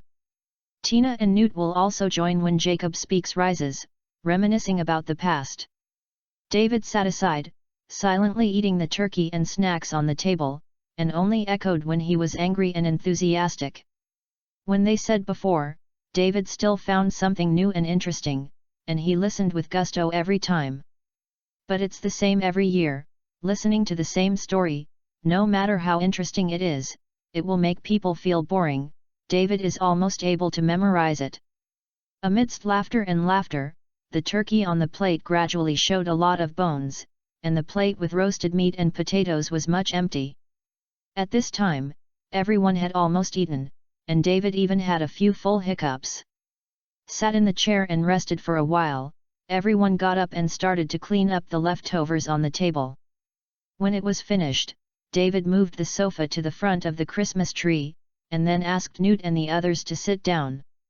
Turn off the lights again, and only the light from the surrounding colorful lights is left in the room. David walked towards the studio with the fairies, and the Christmas show tonight is about to begin. Chapter 11, The First Performance of the Fairy Girl Group. David used a floating spell to control the stage and floated from the studio to the Christmas tree. Then raised 5 boxes with spheres hidden in them and hung them above the stage. At this time, the lid of the box is closed to prevent the light from overflowing. After everything is ready, David took out the book with the word dance, clicked the corner of the book with his magic wand, and melodious and soft music came out slowly. Then he gently waved his wand in the direction of the stage. One of the boxes opened a small mouth, and a soft white beam of light shone out from the inside, connecting the box and the stage together. At this time, you can see Fairy Girl's letters slowly flowing out from the back of the stage, flying around the stage, and after showing them to a few audiences, the letters fly to the side, forming a row of arc-shaped steps from top to bottom.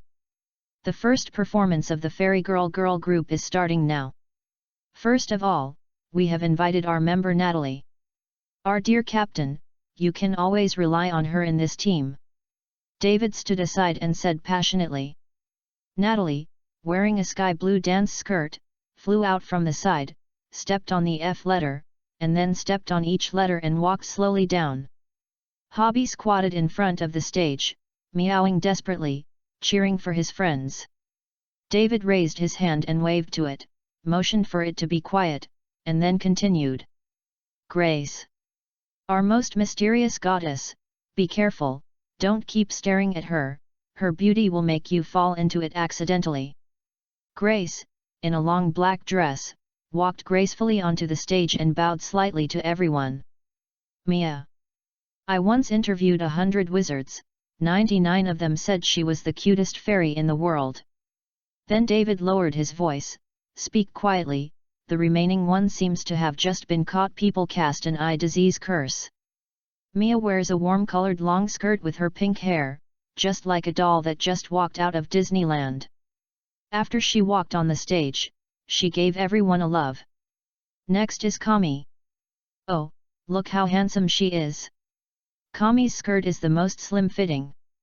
She walked all the way to the stage with the wind, fluffed her bangs handsomely, and stood there straight on her side. Samantha. Someone asks what it means to be sexy. I think you can see the answer by just looking at Samantha. Samantha wore a gorgeous dance dress and walked slowly to the stage with grace. She always knew how to attract the attention of the audience. Joanna. Our princess, whenever I see her, I can't help but want to bow to her. David lowered his right hand, his body was aligned, the upper part of his body was slightly tilted, and he bowed. Joanna, a fairy in a princess dress, walked onto the stage, lifted her skirt a little, and bowed to everyone. The last one is Jessica. I just want to say one thing about her, are you upset? Let's see Jessica's performance. Jessica carried her skirt, stepped on the letters, and quickly ran to the stage, and then flew towards the auditorium, giving everyone a high five.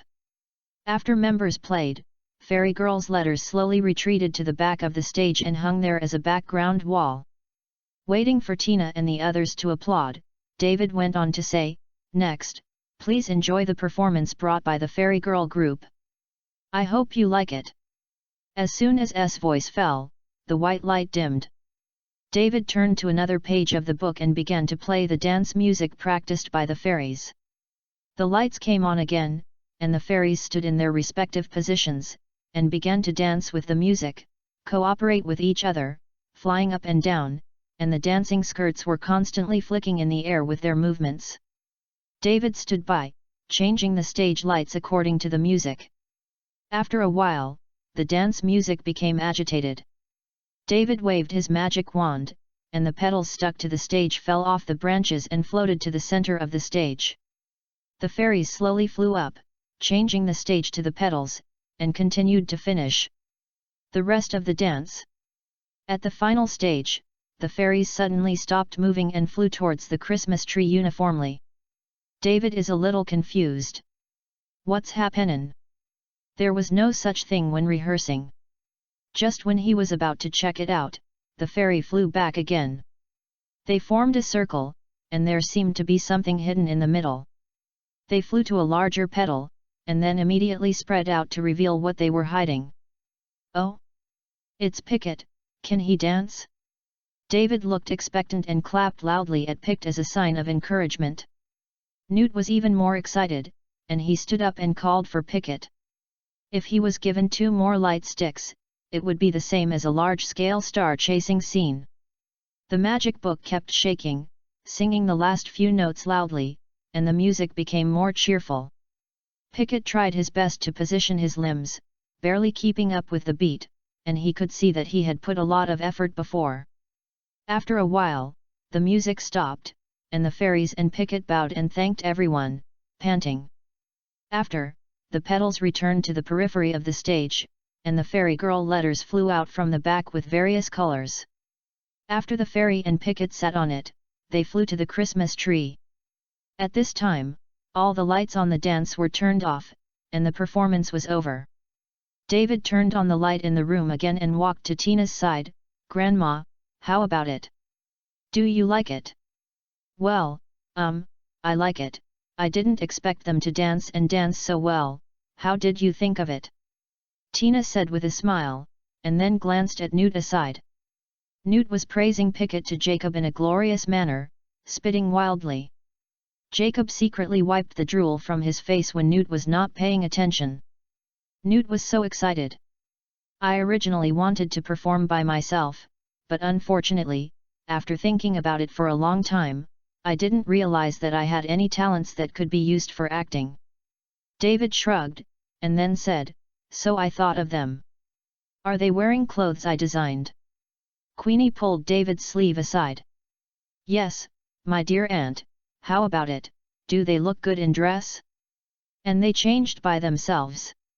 Very beautiful." Queenie said happily, "I thought, maybe I can ask them to be my full-time models." "How about, David? Professional models?" David thought for a while, and felt that this proposal was very good, and that the things that promised fairies could also be completed. He said, "I can ask them for you. I think, if not surprising, I should be very happy." "Then go and ask." Queenie pushed David in the direction of the fairies. Good, good. Need to be so anxious.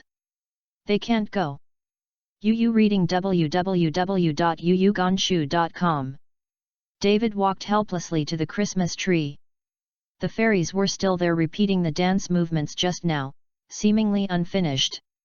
Pickett lay on a ribbon, and it dangling with the ribbon, it was really tired. "Have fun today?" David asked. The fairies immediately gathered together and nodded to David, and Jessica also improvised for a while. "Auntie Queenie wants you to be her full-time model, are you willing?" Seeing the fairies a little confused, they didn't seem to know what a full-time model meant. David explained, "That means you can see many beautiful new clothes, and there will be many performances like today, the kind that many people watch." Jessica, who was still stunned just now, reacted first and happily pulled Grace over, flew towards David, and kissed him gently on the cheek. Just the next second after the kiss, Jessica and Grace suddenly fell to the ground as if they had lost all their strength. After this performance, David also found a job for them to wear new clothes. The fairies truly recognized David, so the moment Jessica and Grace got in touch with David, the illustrations absorbed the magic from them. Fortunately, there were 2 of them, and they shared the pressure and did not faint directly like Pickett. Just a little weak. David quickly caught them with his hands and ran to the studio immediately. "David, what's the matter? What happened?" Queenie's anxious voice came from behind. After learning that these fairies could transform the clothes she designed, she already regarded them as her important partners. Chapter 12, Grandpa's Potion, Reliable. "Grandpa, is this medicine reliable?" David said worriedly. "Absolutely reliable. You can't doubt a magical animal expert." When David hurried to the studio, Newt understood what had happened. So he quickly ran in. He was controlling a small black droplet and flying towards Grace. Although he was very old, his hands didn't tremble at all. Still stable. That black drop is a new potion researched by Newt. He said it can help magical animals quickly recover their strength. But looking at the ugly appearance and the piles of medicinal materials randomly placed on the table, David always felt unreliable. Perhaps it was because of being used to it by Newt. But fortunately, Newt is unambiguous when it comes to treating magical animals. Jessica and Grace, who took the potion, quickly recovered their strength, and they played with Samantha and the others. Newt quietly breathed a sigh of relief, and then proudly said to David, "The fairy is relatively small, so he can recover so quickly.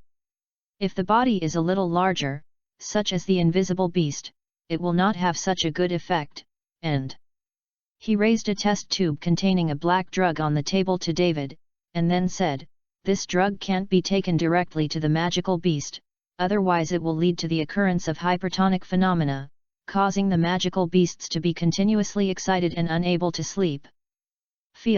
You need to mix it with other things to take them.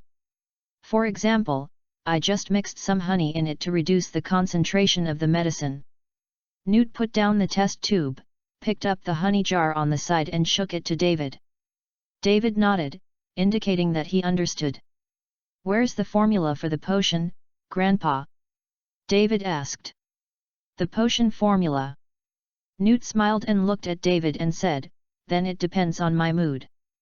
Maybe I will tell you when I am in a good mood that day, so don't mess with me during this period. Happy, especially when I ask you to do some small things." "What?" David moved aside in disgust. "Grandpa, you really don't miss any chance to exploit me." Perceiving a slight change in Newt's face, David quickly moved back, pretending that nothing happened, and said, "Grandpa, what else are you talking about? I'm not supposed to do things for you." Newt nodded in satisfaction. "Okay, let's go back, don't let them wait too long." Back in the living room, Queenie walked up first and said, "What's wrong? What happened? Is the fairy hurt?" "They weren't hurt, don't worry, Grandma, they are fine, but maybe the performance just now was too exhausting. After giving them the medicine, they will soon heal," David said. He didn't tell the truth to Queenie, because Dumbledore ran to check David's body as soon as he knew this, and asked them to keep the secret. As for the reason, Dumbledore did not say, Tina did not ask. David asked, but Dumbledore just said something for his safety, and there was no follow-up. "Then they agreed to be my model," Queenie said. "I think they are very willing." The 6 fairies were divided into 2 groups and sat on David's shoulders, swinging their little feet, and nodding quickly, as if we could follow you right away. "That's good." Queenie smiled so that her eyes were narrowed. She stretched out her hand and gently took the fairy from David's shoulder. Then Newt and the others gathered around the fireplace and chatted for a while. It was 10 o'clock soon, and after the bell rang, Queenie and 2 were about to leave. While saying goodbye, Queenie suddenly leaned over and gently twitched David's ear. "You dare to say that my clothes are ugly? If it weren't for the fairies, I'll take care of you." Then she waved to Tina, took Jacob and waved the magic wand with the other hand, and their figures disappeared into the room. The fairies also sat on Queenie's shoulders and left. David wanted to cry without tears, standing aside with a sad face. "I shouldn't believe you, my dear aunt." After Christmas, Newt, who had been absent for 2 days, began to roam the forest all day regardless of the wind and snow. The most important thing is that Tina didn't stop him. This unscientific. David thinks that they are hiding something, and they must be looking for other things. Otherwise Tina would not stop it. So while Newt finished his lunch and sat on the sofa to rest, David slipped quietly to his side. "Grandpa, what are you looking for in the forest?" David whispered. "Bowbird, otherwise, what else can there be?" Newt said without changing his face. This is what he has practiced over the years. After all, once he entered other countries before, he would always be arrested for questioning. "Can't just tell them, I'm here to release a magical animal in your country. It's not very destructive. It can barely destroy a city. Then they couldn't deport him directly, so Newt learned this skill. As long as he wants to, he can speak without changing color on his face, so that you can't tell the truth from the fake. Grandpa, just tell me. David shook Newt's arm back and forth. Really, it's just looking for birds, nothing else. Newt took his arm out of David's hand, otherwise he would fall apart if he dangled. Then I'll go with you. David rolled his eyes, stopped asking Newt, and changed his view. That's not okay. The wind and snow are so heavy outside, you will get sick when you go out. Newt glanced at the direction of the kitchen and said in a very low voice, and your grandma would not agree, she is very fierce, I have to listen to her of. You are so old that you are not afraid of anything, am I still afraid? David said unconvinced. Ah! Newt gave a sneer, bent his arms, slightly harder, a strong biceps bulged out instantly. You reading www.yuyuganshu.com. Do you have one? David touched his slightly thin arm, it really can't match it. Newt has never stopped since he was a child. Basically, he has been entangled and wrestled with all kinds of magical animals. Therefore, his physique is very strong, even if he is in his 80s, he is not comparable to David. Since we can't discuss together, there is only. Grandma, Grandpa just said you are fierce. David shouted toward the kitchen. Almost in the next second, Tina rushed out aggressively with her wand, just about to speak. David just said he wanted to go to the forest with me, I didn't agree. Newt said without fear while lying on the sofa. David, you are not allowed to go. Tina instantly turned her finger at David, it's so cold outside, what should you do if you go out and get sick? You forgot that you went to the forest with Newt 3 years ago, and you had a high fever for 3 days when you came back? You want to go now? Tina's voice became louder and even more angry. David hurriedly got up, assured him, and said countless good things, before he calmed Tina's anger and sent her back to the kitchen. David breathed a sigh of relief, wiped the sweat from his forehead, and glared at Newt next to him. He was already laughing, his voice twitched a little, and he was almost out of breath. I'm sorry, David, I'm going now. Newt wiped away the tears from the corner of his eyes, and after packing up his things, he beckoned to David and opened the door to leave.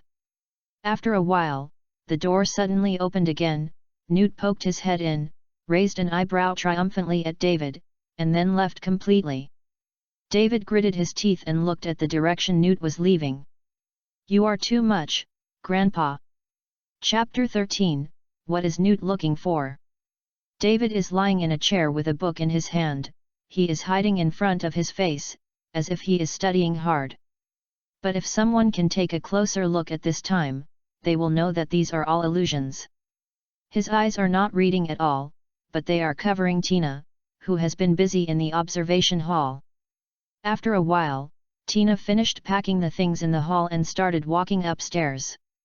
Waiting for Tina's figure to disappear completely, David quickly got up, walked gently to the door, held the doorknob, and prepared to open the door. As soon as he grasped the handle, there suddenly came the sound of meows one after another behind him. Suffer! David's heart sank. David! Tina's solemn voice came. David turned around hesitantly and muttered, I just looked at the doorknob too dirty and wanted to wipe it clean, otherwise outsiders will come. It doesn't look good. After finishing speaking, David pulled out his sleeve for a short length and wiped his hand back and forth. Well, I will come to clean there later, you can go to the study to read. Tina's voice was cold, without a trace of emotion. Oh! David lowered his head and walked towards the study. When he passed Millie and Moeller, he gave them a dissatisfaction. Traitor, otherwise I've already gone out. David thought in his heart, the more he thinks about it, the more unwilling he becomes, and he won't give them any extra fish in the future, and give them all to Hobby. Millie and Mahler lay on the carpet again after seeing David walking to the study. As for what David is thinking now, they don't care, they only listen to Tina. After all, she is the boss of the family. When I arrived in the study, I sat in a chair. David couldn't get in any books, he had only one thought in his head. What the is Grandpa looking for in the forest? Many people are like this, the less you don't want him to know, the slower he wants to know. Time flies by, and it comes to mid-February. During these days when he could not go out, David kept staying in the study and reading or practicing magic in the magic space. After several months of study, the knowledge of magical animals and the mastery of some spells have made great progress. David even felt that he could skip a level in his spell learning and went straight to the 3rd grade.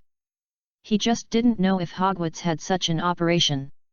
And the sunshine in this period of time began to be generous, no longer as before, only light without temperature.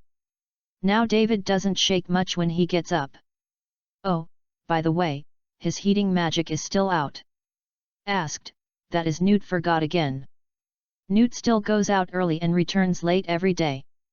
Except when the weather is particularly bad, most of them are scurrying in the forest and don't know what he is looking for.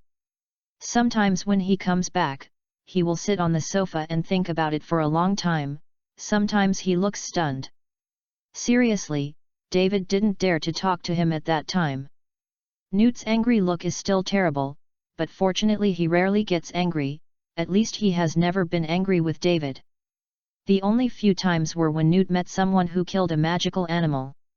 Just like Buddha, there is also the angry King Kong.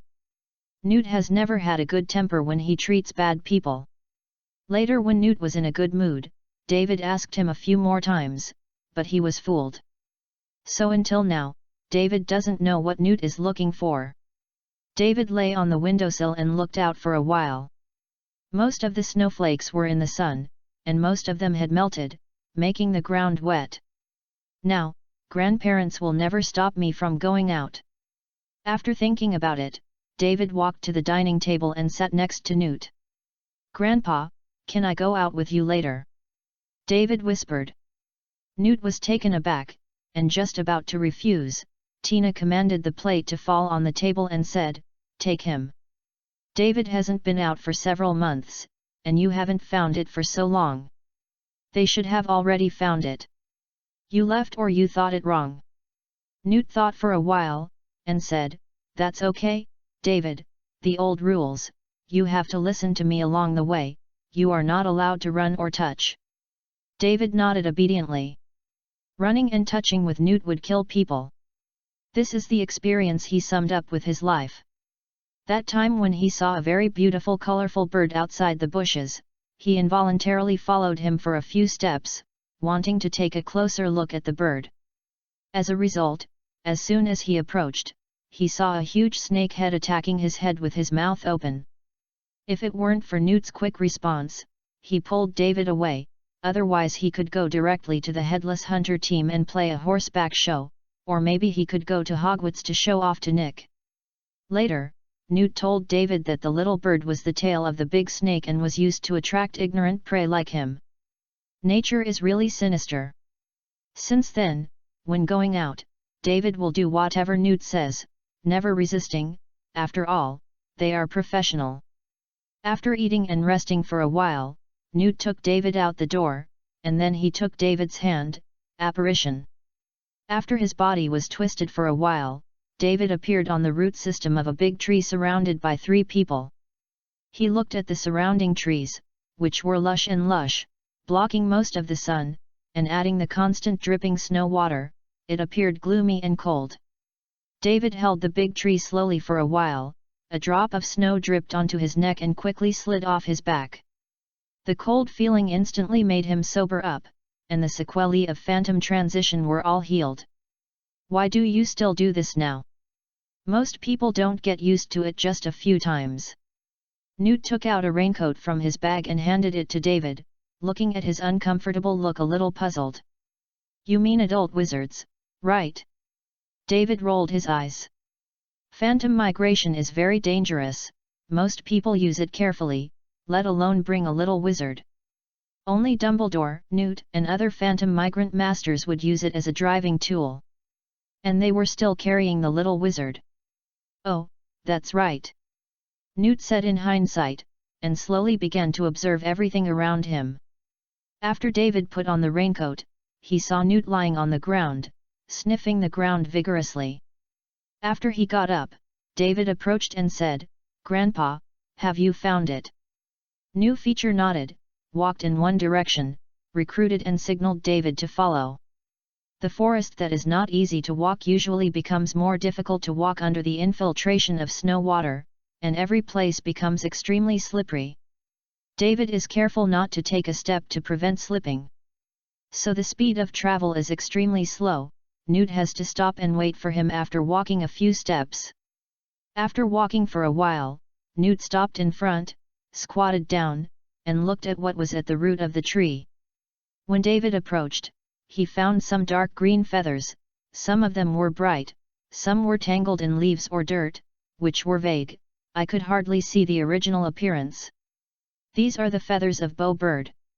David asked. "Well, that's right," Newt replied and pointed upwards. David looked up, and there was a bird's nest built on the tall branches, which should be the nest of Bow Bird. "But the latest ones of these feathers are 4 to 5 days ago, they should have left," Newt said calmly, neither sad nor happy. "You found here a long time ago?" David asked, slightly puzzled. New Feature nodded. "Then what are you looking for?" "Find the reason why they are here." After Newt finished speaking, he began to check the traces around him again, looking for the clues he needed. Chapter 14, Newt on the Move. "What made them appear here?" David repeated what Newt said in a puzzled way. "Yes." Newt squatted on the ground, looking for places that were not in harmony with the surrounding environment. "There are no birds in Dorset, so there must be some reason for them to appear here, and birds live in groups. Animals, but only 3 appear here." David nodded seemingly. Then Newt seemed to have discovered something. He observed it carefully for a while before beckoning to David, "David, keep up." He took the lead in squatting towards a denser bush and walked over. David walked behind him. Under the watering of the forest, the surrounding branches were relatively thick and dense, layer after layer. Fortunately, Newt's figure is still taller than David. David clings closely to his back, avoiding the torture of being hung on by these branches. After walking through the bushes for a while, the surrounding bushes gradually became scarce. Through the gaps in the branches, David found that the surrounding trees had become taller and more luxuriant. There was still sunlight in front of the leaves from among the leaves, but now there was no trace of it. Making the air more humid, David felt like he was steaming in a cold sauna. Suddenly, Newt quickened his pace, pushed aside the branches in front of him, and walked out of the bush a few steps. He seems to have forgotten that there is a child behind him. David hadn't reacted yet. The branch that Newt pulled away instantly bounced back and hit him in the face with a slam. The pain made him squat on the ground, covering his face. That kind of heart-wrenching and hot feeling, he didn't even need to look at it to know that there must be a red mark on the place where he was pumped. "If it doesn't dissipate when I go back, I must show my grandma, what a good thing Grandpa did." David grinned, spit out Newt madly in his heart, then swept his hands over the surrounding leaves, let the snow water wet his hands, and then gently smeared the place where the branches hit. "I felt a little better, and the cold ground eased the burning pain a lot."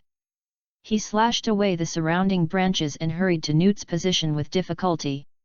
He wanted to see what Newt had discovered, so he abandoned his grandson. Outside the bushes, Newt is lying on all fours, lying on the ground, nose pressed to the ground, and smelling the residual smell on the ground back and forth. After sniffing for a while, Newt got up and stared at a place blankly, frowning so that his eyebrows were almost twisted together. "Grandpa, what's the matter?" David finally walked to Newt's side, his clothes frizzy by the branches. Newt didn't reply. After staying for a while, he stretched out a finger and wiped it on the ground, then put it in his mouth and started to recollect and think with his eyes closed. David stood aside, not surprisingly, carefully scanning the surroundings back and forth. For this scene, he has no idea how many times he has seen it. Newt's sense of taste and smell seems to be different from that of ordinary people.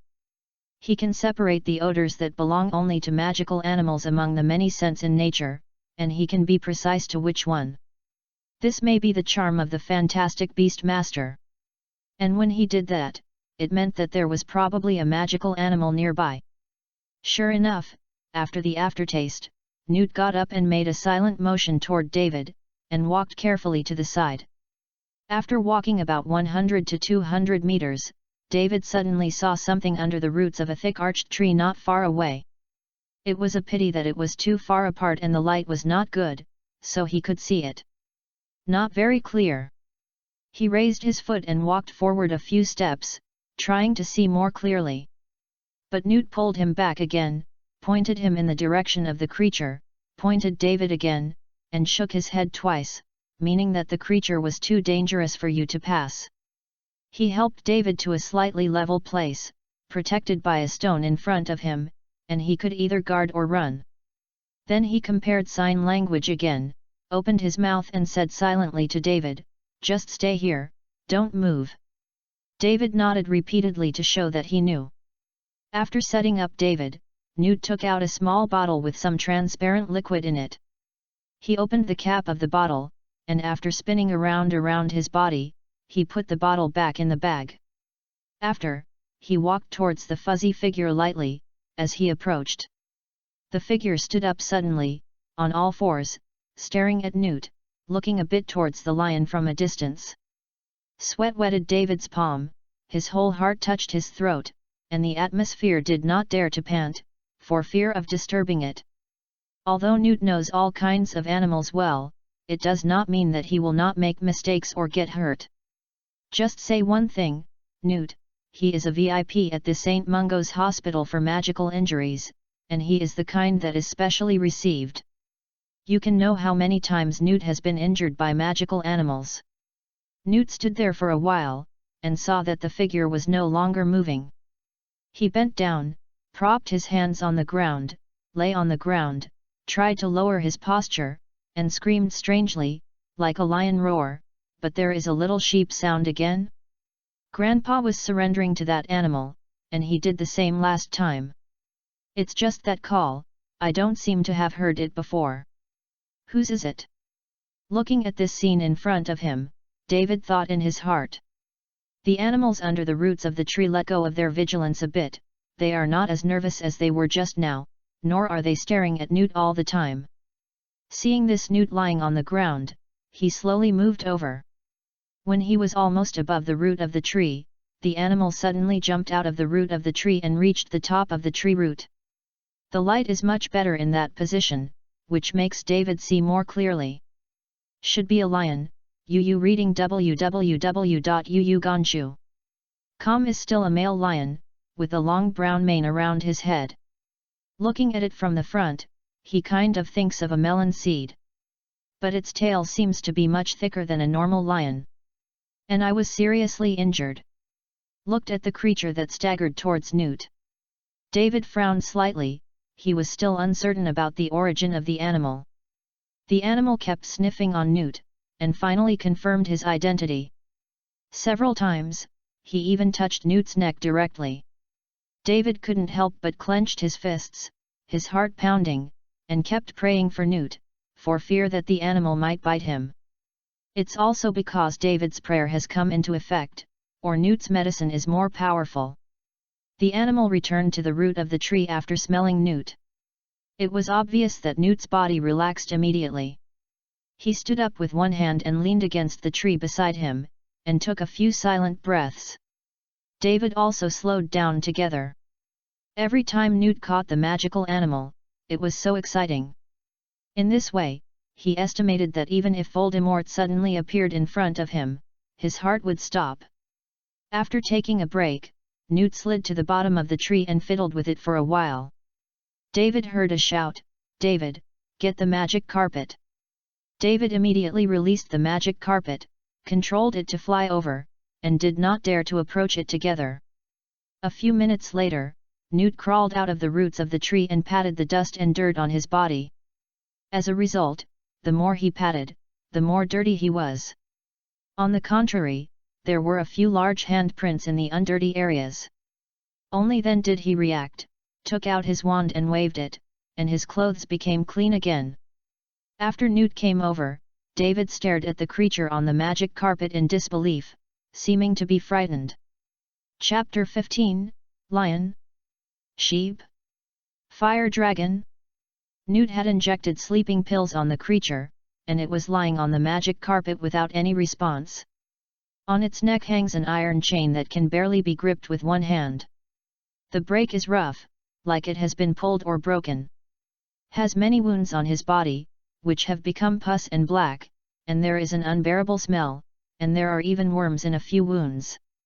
David slapped his hand and continued to observe the animals in front of him. It had a head like a lion, and it looked more majestic, but the majesty only lasted for a short period of time on its body and it was shattered. Because its body part has 4 sheep hooves, exactly like a goat. The hair color is blue and black, which is the color of blueberries, which completely separates the hair color of the head and body, making it look weird. And what's the matter with that tail? Looking at the scaly tail like a fire dragon, David's mouth twitched. This thing is too deformed. Suddenly a tall figure flashed in his mind. Hagrid, did you do it? Grandpa, this is? David asked. Chimera, a rare and magical animal in Greece, I used to live with them for a while. Newt looked at the animal in front of him distressedly, and gently stroked his mane with his palm. Afraid of hurting it, every click seemed cautious. Greece. David was a little surprised, then why does it appear here? And David pointed to the iron chain around the neck of the Zymoraman. Newt's mood suddenly became a little agitated, and there was a coldness in his eyes. He gritted his teeth and said, "It should be my old friend, a group of thieves. They are usually called the R organization in the world. I used to unite. The Ministry of Magic of various countries attacked them for a period of time, but I didn't expect them to be active again now, these bastards. Chimera beast is also a Class A non-trade item. There are a lot of people on the market rushing to ask for it. The price is not cheap." Newt looked at the Chimera beast again, the coldness in his eyes disappeared and turned pity. When I went there last time, there were only less than 50 of them left. Now I don't know how many are left. That means that group of thieves have been to this forest now or before. David looked around, and suddenly felt that there were some wizards hidden in those dim places, holding their wands and baring their teeth, ready to attack them at any time. Launch an attack. Yeah, but they should have left for some reason. Otherwise, the birds and the chimera beasts could not stay here. Newt reasoned, "Okay, go back and heal it quickly." Newt doubled the size of the magic carpet, then he picked up David and placed it next to the head of the chimera, before jumping on the magic carpet and directing it to fly towards the house. "Grandpa, is there a lot of thieves?" David retreated to the back of the Cameramon. Although it was already asleep, he was still scared when he looked at the white and shiny teeth. At the peak, there were 500 to 600 people, but after being hit by us for a while, they all dispersed. They are all people who are greedy for money and afraid of death. They are easy to deal with. As for now, Newt thought. After a while, he continued, since they dare to continue activities, there should be 100 to 200 people, otherwise they can't catch these animals, even if they catch them, they can't keep them. So many people. David's eyes widened in surprise, this is stronger than Voldemort's organization. Well, they have people from any country. Newt said, as long as you pass the test, you can join. They don't care what your status is, and regardless of your strength. Anyone can join? Then you guys. Send someone to be an undercover agent. Newt said first, of course there is, or how we attacked them, but we can only become peripheral personnel and cannot enter the core layer, so it is difficult to completely eliminate them. Oh! David heard this, thought for a while, and wanted to ask again, but the magic carpet had flown to the cabin. Newt jumped off the magic carpet and said to David, "The others will tell you later, since they are now active again, then you should have to deal with them in the future." David is non-committal. According to Newt, this organization specializes in catching magical animals and selling them all over the world. As Newt's grandson, he also needs to search for magical animals all over the world because of the illustrated book in his mind. It is necessary to fight them. Newt controlled the magic carpet to fly into the studio, gently placed the chimera on the operating table, and then turned out a small box from the cabinet, which contained various sizes and forms of knives, tweezers, and medicines. After everything was ready, Tina also came to the studio and stood beside Newt as his assistant. Chimera's injuries were too serious, and David's lack of experience made it difficult for him to work as an assistant. At least the tacit understanding between Newt and Tina that you know what you want without telling me, there is no between David and Newt. Watching Newt reach out and Tina can hand him suitable surgical equipment, medicines, and Newt's dazzling tactics, David can't help but sigh. Is still old and spicy, I still have a lot to learn. After a while, all the rotten flesh on the camera was removed, and the wounds were all sutured. Newt took off his gloves, took the towel in David's hand, and wiped the sweat off his face. Yu read www.yuyugonshu.com for a while and observed the condition of the chimera beast before he said, "Okay, it should be fine, then just let him rest." "Are they sure? Do you need to report to the Ministry of Magic?" Tina asked from the side. "Not sure yet." Newt shook his head, "It's just a guess, it's probably them. I will have to go to the forest a few times later and look for it again to see if there are other discoveries. By the way, I will find out whether these animals how did it come out." "Grandpa, what about me?" David hurriedly jumped out from the side, he also wanted to follow, otherwise Newt could not be relieved. Newt looked at David a little embarrassed. This time he was not pretending. Although he thought that the group of thieves were probably no longer in the forest, what if? After all, everything in front is just speculation. Take him, since it may be them, then David should be in touch a little bit, so as not to meet later, unprepared. And Tina's tone changed and she seemed to be back young again. At that time, full of vigor, "I can still move." "Okay, let's eat now, is David hungry?" Tina said gently as she walked towards the dining room holding David's hand. "I'm a little hungry, Grandma," David said. "Then let's go faster, Grandma made a lot of grilled pork chops for you, and I'll have enough later." Newt also followed with a smile. He hadn't seen Tina's vigorous look just now for a long time, at least since his injury. Just now he seemed to be back when he was young. He carried a brown box and Tina with short black hair followed him, as if she could follow him no matter what difficulties were in front of him. He loves Tina at that time, and of course he loves the present. Chapter 16, Pigman Mask. Early the next morning, it was dark, and Newt and David were sitting on the magic carpet patrolling the sky over the forest. In front of Newt, he was not sure whether there were any thieves in the forest. In order to avoid the grass and startling snakes, he kept patrolling the forest on foot. But after seeing the chimera, Newt knew that there was no need to worry, because it might be an accident to run out a few birds, but it could not be an accident to run out of a priceless chimera. This kind of prey is usually taken care of by several people.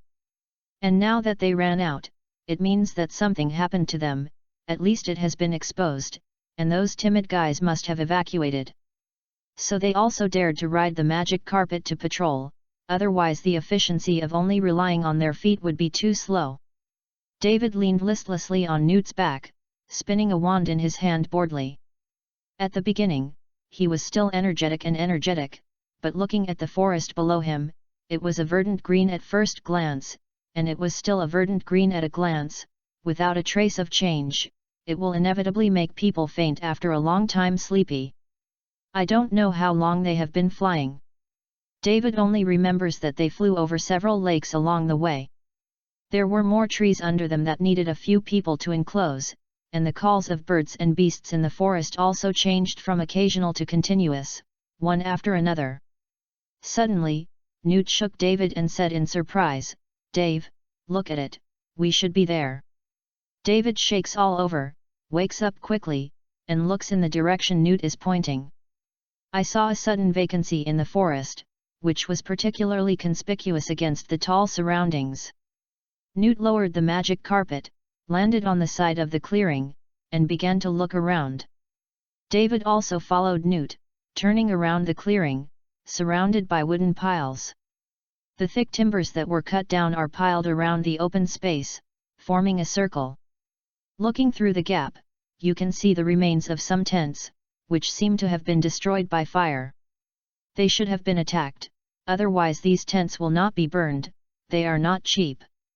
Newt's voice came in David's ear, and he had carefully checked the surrounding situation. "Assault? The Ministry of Magic?" David said. "It should not be. I haven't heard any news in this regard recently." Newt continued, "Well, let's go in. There should be no danger. Let's see if there is any clue." After he finished speaking, he walked towards a wooden gate, David followed behind him. They passed through the gate and came to the center of the clearing. They saw many iron cages that had been destroyed in the clearing surrounded by tents, and there were some dirty feathers and scales of magical animals on the ground. But I didn't see a magical animal. It may have escaped like a chimera, or it may have been taken away. Of course, the latter is more likely. David, come and take a look." Newt squatted on the ground and pulled with his hands for a while, shoveling away some ashes and weeds. When David approached, he found a golden feather, about 2 to 3 centimeters long. Newt stretched out 2 fingers, picked up the feather and placed it in his palm, and said angrily, "This is the feather of Jin Face Ya. Golden snitch." David was a little surprised. He didn't expect that they even caught this stuff. The golden snitch is now a super protected animal. There is a special person to protect it. I don't know how they caught it. It seems that they are doing quite a bit this time. Newt continued to search the ground, constantly finding the feathers and scales left by various magical animals. It seems that there are a lot of magical animals sold here. His face became a little ugly, and he couldn't help but mumbled worriedly, "I don't know who attacked this camp. I haven't heard anything from the Ministry of Magic recently. I don't know if these animals were rescued or pulled back. Sell it elsewhere." When Newt was rummaging, David was not idle. He ran near the burned tent to see if there were any clues left. He used his wand to remove some of the larger wreckage, revealing the stuff underneath, most of which had been burned out of shape by the fire, and the original shape was no longer visible. Suddenly David saw under a large piece of wood, it seemed that there was something that hadn't been burnt yet, and a corner was slightly exposed, with patterns still painted on it. Removed the wood, David picked it up and found that it was a mask, held in his hand on a cold ground, and there was a dwarf pig monster painted on it, the one roasted by Tina in front. Didn't know what material the mask was made of, and it didn't deform at all. David observed for a while, then took the mask and walked to Newt's side. He was still looking for traces of magical animals on the ground. "Grandpa, what is this?" David took the mask to Newt and said. Newt took the mask, took a look and said, "This is a mask worn by the people of the R organization. When they are active, some people will always wear such a special mask for fear of others discovering their true identity. Their respective preferences are painted with magical animals." After that, Newt handed the mask to David again. "Just keep this." David nodded and put it in the bag. "This mask may be useful in the future." After a long time, the sun was hung high in the sky and David and Newt had rummaged around the open space. Even the iron cages were moved aside by Newt and searched for the ground underneath. UU reading www.uugonshu.com. Except for the mask and some parts of magical animals that David discovered, nothing else was discovered. But finding this mask is not bad, at least it can prove that the R organization has indeed been active in this area. At this time, David was resting on the piles of wood around him. He had been rummaging for several hours, which had exhausted him, and his stomach began to grumble, complaining to him. In the morning, Newt chased him in a hurry. He ate a few slices of bread and was dragged onto the magic carpet by Newt. The thing was already digested. Seeing that Newt was still looking for it, David hurriedly said, "Grandpa, it's late, or let's go back to eat first." "Okay, we'll go back soon." After Newt finished speaking, he checked again quickly before taking David's hand and using apparition to return home. At home, Tina has already put delicious food on the table, still steaming. "How about? Did you find it?" Tina asked. Newt took off his coat and hung it on the hanger, and said, "I found it. They were attacked by another group of people. It seems that the battle is not small." As he talked, he walked to the dining table. "I will go to the Ministry of Magic in the afternoon to report the situation here, and ask if they have any news by the way." After speaking, Newt stretched out his hand to start eating with a knife and fork on the table. "Hey!" Tina snorted and looked at Newt coldly. "Ahem, I didn't pay attention, I didn't pay attention." Newt hurriedly got up and walked towards the kitchen. David wiped his hands and walked out of the kitchen, glancing at Newt halfway through. "What is it? Grandpa, you still want to eat without washing your hands under your grandma's eyelids? Tina is old-fashioned." Chapter 17, David dies, Newt goes to jail. The warm sunlight shone from the large French windows onto the indoor floor, and then slowly moved onto David's bed. The floor-to-ceiling window was modified by David asked Newt. It was originally a small window. The sunlight that could shine in was very limited, resulting in the whole room being a little dark and damp, so David asked Newt to make the window bigger. Whoever thought of Newt directly gave him a floor-to-ceiling window. Pickett stretched out, yawned, lifted the little quilt covering his body, got up to the side of the bed, then jumped down, bounced again, and landed on David's bed again. This is Newt's design. When Pickett was just getting along with David, it slept with David on the same bed, but because it was too small, and David liked to move when he slept. So I always press it under my body. So Newt made a small bed for it and fixed it next to David's bed. Pickett slept here except for the days when the fairy was there. Pickett walked slowly to the side, preparing for daily official duties. It was still a little awake, and after just jumping up and down, it was now a little confused. Suddenly, Pickett seemed to be frightened. He speeded up and ran forward for dozens of steps. When he reached the center of the bed, he stood on the pillow and looked back and forth for a while, then opened a small slit in the quilt and tilted his head to look. Went in. Still none. How come? Where is a David my age? Was caught by a big hairy monster? It was heard from Newt before that the legend said that a child who slept in would be eaten by a big hairy monster. And David is an outstanding representative of these lazy children. I blamed me for not getting up early and waking up David. Pickett was a little sad, and dangling back and forth on the bed at a loss, looking for the traces left by David. It wanted to rescue him. But it looked around and found nothing except some of David's fallen hair. Pickett sat sadly on the pillow, tears overflowing from his eye sockets uncontrollably. David must have been eaten by the big hairy monster. Pickett is full of sadness. What's wrong with Pickett? David asked suspiciously. He had some clothes in his hand, which he had just found out of the cabinet. Newt returned from the Ministry of Magic a few days ago and brought back a door key, saying that he would send it back to Athens after the Calmyra was cured. David also asked Newt that day, why didn't you keep it up? Is there not enough Jinjialong in the vault? Newt returned, how is it possible? There are still a lot of good things in my treasury. As for why you don't raise it, the camera beast protects the animal, and it is illegal to raise it. In fact, there are fewer violations of law and discipline Newt has done. Is that the Chimera beast is inherently evil and bloodthirsty, and Newt can't tame it. He is afraid that he will go out that day and come back to the Chimera beast to surprise him.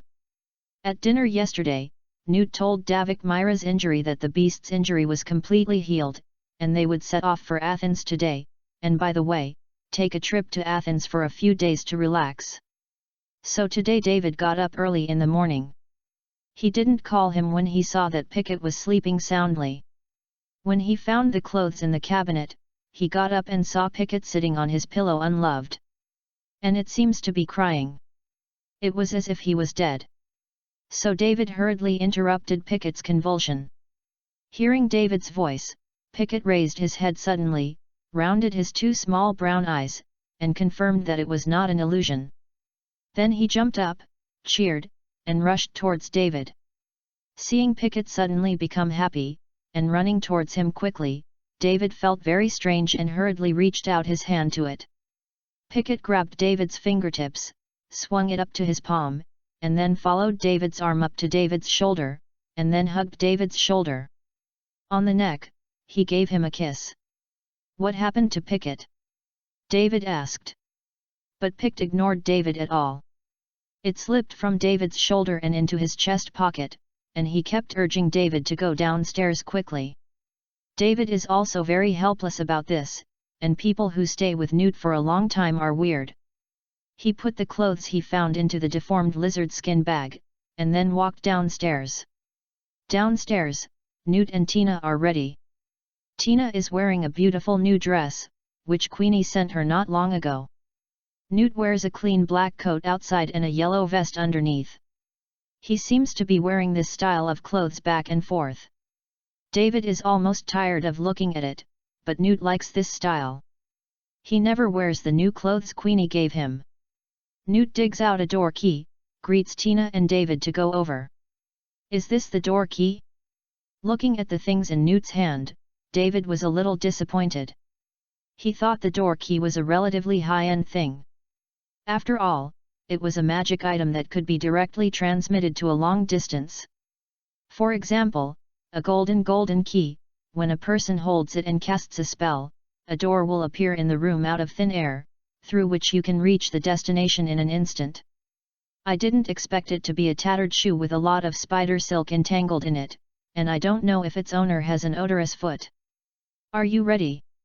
Newt asked. David nodded listlessly, still not recovering from the blow of the door key. "Then you can touch the door key, you only need one hand." David closed his eyes and stretched out a finger to gently stick it on the door key, and muttered in his heart, "I am not touching a broken shoe." Reading www.uyugonshoe.com is a golden key, not a broken shoe, but gold. Key. Then David felt a sudden magnetic force from the door key, which firmly stuck his finger, as if he had painted 502.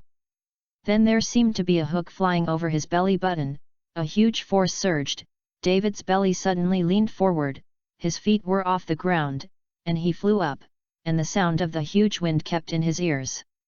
While whistling, he couldn't even open his eyes. After a while, the sound of the wind stopped and his feet stood on the ground again. David let out a sigh of relief. He suddenly felt that apparition was not so unbearable, at least it only took a while. David got used to it for a while, slowly opened his eyes, and what he saw was a clean stone road, and the white wall beside it was also white and flawless. The quality of the people of Athens is good? David secretly praised in his heart. What's the matter with just those people in front? Directly in front of them, stood 3 heavily armed wizards, all nervously carrying their wands, and one of them was holding a huge shield. If David thinks he guessed right, it should be a magic item. And there are people standing on the wall next to him, with the same dress and the same guard. Did we accidentally enter the scene of a terrorist attack? David looked around, and what they had appeared was a dead end. There was no one else besides them. That. David glanced at Newt, and slightly distanced him. My dear Grandpa, I didn't expect you to be in jail at the speed of light when you first arrived in Athens. Hope you have a good time in prison. I will visit you. Chapter 18, The Face of the Newt Box. The wizard holding the shield slowly approached Newt and them cautiously, and the other two followed him with a guard. Hello Mr. and Mrs. Scamander, we were sent by the Greek Ministry of Magic to welcome you, said the person holding the shield. Turned out to be here to pick us up. David breathed a sigh of relief. But does it take a big battle to welcome us? Still need to hold a magic shield? David stared at the shield man with doubtful eyes. Now, would you please hand over the box in your hand to us for safekeeping? The shield man said to Newt, his tone a little nervous. Newt smiled awkwardly, and put the box in his hand on the ground. As soon as the box touched the ground, David saw that the few people shook very obviously, and then the two people behind the shield flew out and quickly checked the lock of the box. He was relieved to see that it was not released. The man squatting on the wall nodded. The people on the wall quickly disappeared. After a while, several people flew up from the air on broomsticks. Two of them were carrying a large iron box with some runes carved on it, looking very advanced. They landed in front of Newt and them, carefully put Newt's box in it, and then hurriedly protected the big iron box and left.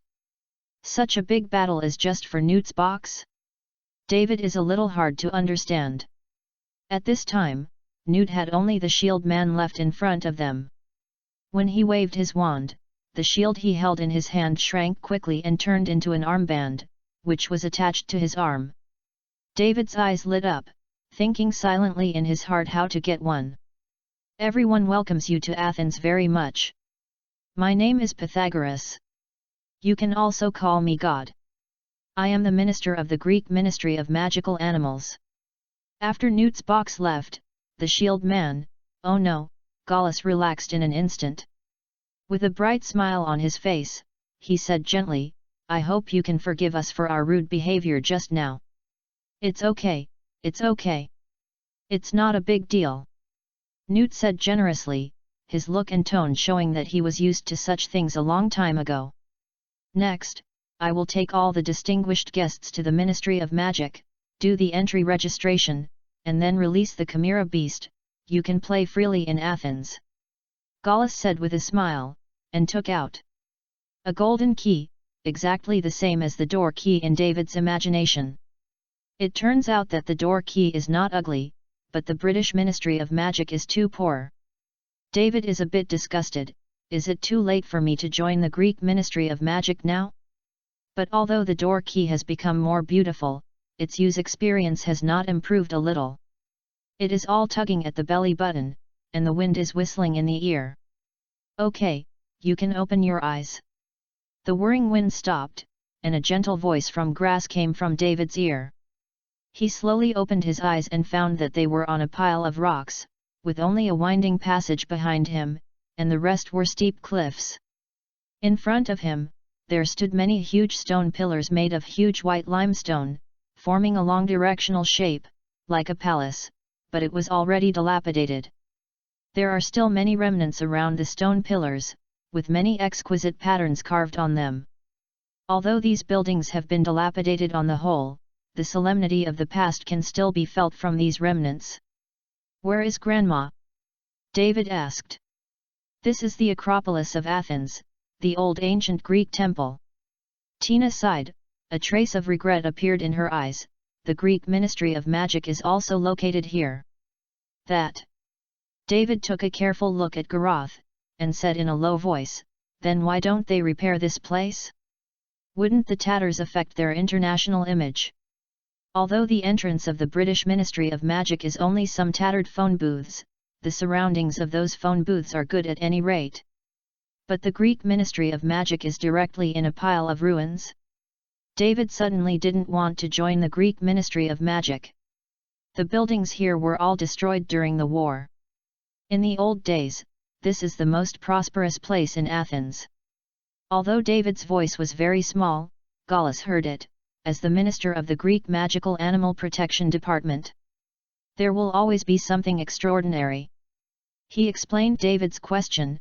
As for why there is no repair, some people are always greedy and good at forgetting. They need something to remind them of the cruelty of war. We think this piece of ruins is just it suits well. David looked at Garoth, feeling a little strange, not because of his answer, but his tone. You must know that Tina, who has nothing to do with this place, will feel pity when she sees this place. But when Garoth was speaking, he was very calm, without a trace of pity. Are you used to it? David thought in his heart. Of course, we are not doing nothing. In order to protect these things, we have also done some female efforts. Gallus said with a smile, please come with me now. David and the others followed Garoth and came to a tall stone wall with flowers and an ancient Greek warrior. He was holding a spear, standing sideways, and pointed straight at it. Ahead. Gallus took a step forward. Yu reading www.yuyugonshu.com walked to the point of the spear, took out the wand and pointed it at the tip of the spear, and then gently slid it upward for a certain distance. As soon as he retracted his wand, the warrior on the rock wall immediately moved, put away his spear, and stood aside. A gate appeared where the spear was just now. Garoth stood near the gate and made a please gesture. David followed Newt and Tina into it. As soon as he entered, David's eyes widened in surprise, his mouth opened wide, and he looked at Garoth behind him in disbelief. You call this some effort? Is there something wrong with me? Still need something to remind them of the cruelty of war, I almost believed it. In front of David is a very majestic gate with a complex structure, supported by huge white stone pillars, just like what he saw outside, except that it is intact. There are many exquisite stone carvings on the frame of the gate, with some ancient Greek warriors fighting. Through the gate, you can see a tall carved stone statue. She is holding a spear in her right hand and a shield standing on the ground in her left. She is the guardian of the city, the goddess Athena. Under David's gaze, Garoth smiled gently. We received the news before the robbers came to looting, so we moved the Acropolis here. Oh, our current position, just now under the ruins you see, in the mountains. The buildings outside. David looked at the surrounding buildings in surprise. Those are all fakes we copied. If we don't leave them something, we will expose it. Gallus said slyly, okay, let's go in. You need to register entry information at the Temple of Athena Victory. Chapter 19, Newt, the City Destroyer. David stepped into the mountain gate and felt a line of sight swept over him. He raised his head in confusion and looked up, only to see a white stone top and nothing else. That is the detection device of the temple. It existed a long time ago. I heard that it can detect the purity of the soul of the person entering it. Then Gallus lowered his voice and said, but no one knows whether it is true. David nodded slightly and looked around. There are many wizards going back and forth inside, holding documents or purses in their hands, but they are not in a hurry. Many people will stop and talk for a while when they meet acquaintances. David looked up and found that the sky was the same blue sky and white clouds as outside, and there was a sun hanging in the middle. They used magic to mirror the sky outside, lest the people working inside are too depressing. Tina said. Oh. David nodded, then realized something, and asked, Grandma, have you been here? Of course, I have been here with Newt several times before, Tina said. Then you just... David asked. I'm just sorry for the souls who died in the war, not for the pile of ruins. Tina touched David's head. Okay, let's go. A few people followed Gallus and turned to the right, and they came to a smaller temple, surrounded by white marble, making the whole look pure and simple. Go through a few thick stone pillars and enter the temple. The east wall of the temple is carved with a statue of Athena holding a shield. Next to the statue of Athena, a statue of the main Zeus is erected. The south-facing corner is carved with other sculptures. Idols of gods. In the center of the temple is a huge stone platform, behind which stands a young witch. Please help them to do the immigration registration. Gallus stepped forward and said, "Okay, please show me your magic wands. Please also register your information on this form." The witch smiled and handed Newt and the others a few entry registration forms. After receiving the registration form, Newt and Tina stepped forward and handed her the wand. David didn't use it. He put his wand in his leather bag and didn't take it out. Besides, he didn't own the wand. He didn't have it yet. The age of the wand. The witch took Newt and their wands and placed them on a brass machine that looked like a single plate balance. After the machine vibrated slightly, it quickly spit out a thin piece of parchment from the bottom opening, which recorded the details of Newt and their wands. The witch took the note and looked at it, then put it in a box under her. At this time, David and the others also completed the registration form. Newt collected it and handed it to the witch. The registration content above was very simple. Only the name, age, reason for entry, etc. need to be filled in. Newt. The witch took the registration form, looked at it for a while, suddenly widened her eyes, hurriedly stood up, and said loudly, "Newt's commander." She showed an anxious look. She stood on tiptoe desperately, and looked over the table into Newt's hand.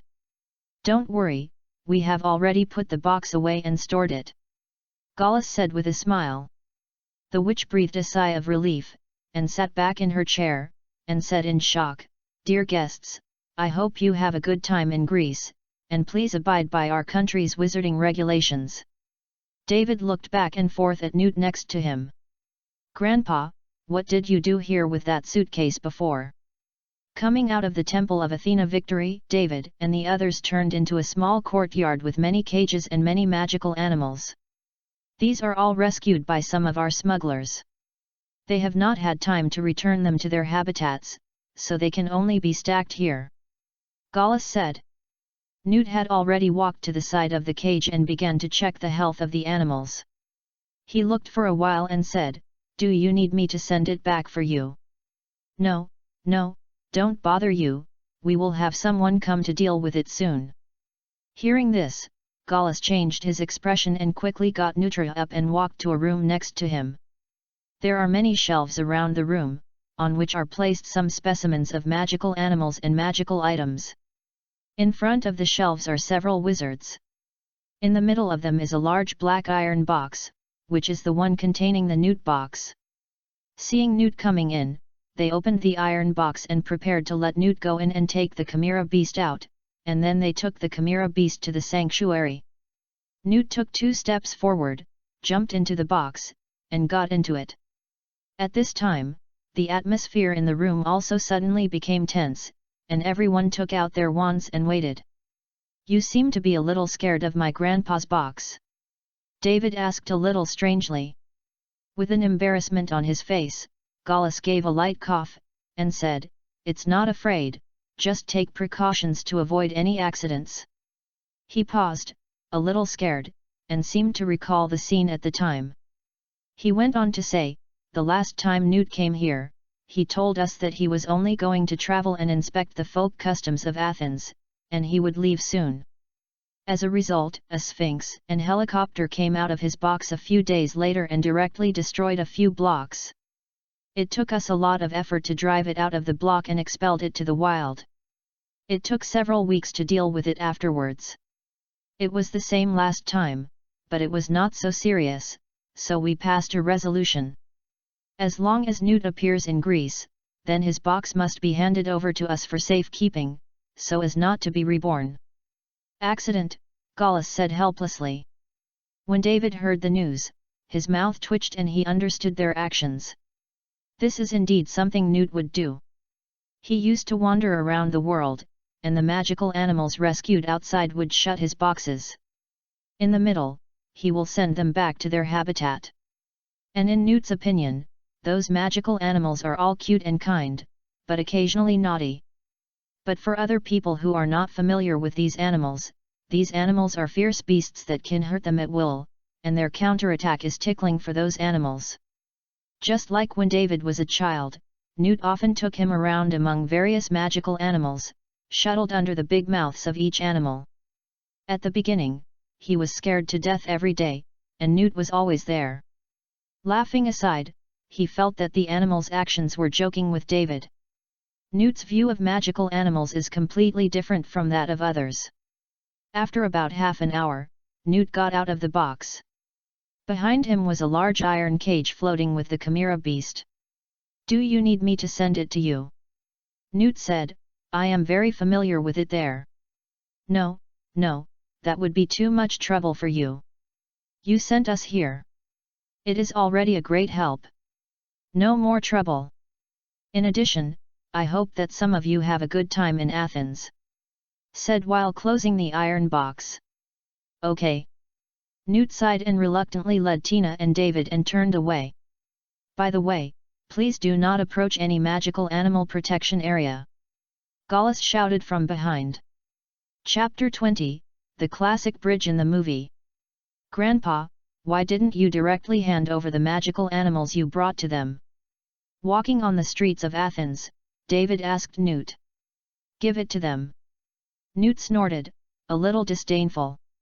They didn't know how to protect these animals, they knew that they were guarding the piles of things that were left before, and they didn't know what they were studying. They have only paid attention to it in the last 10 years and established a magic animal protection department.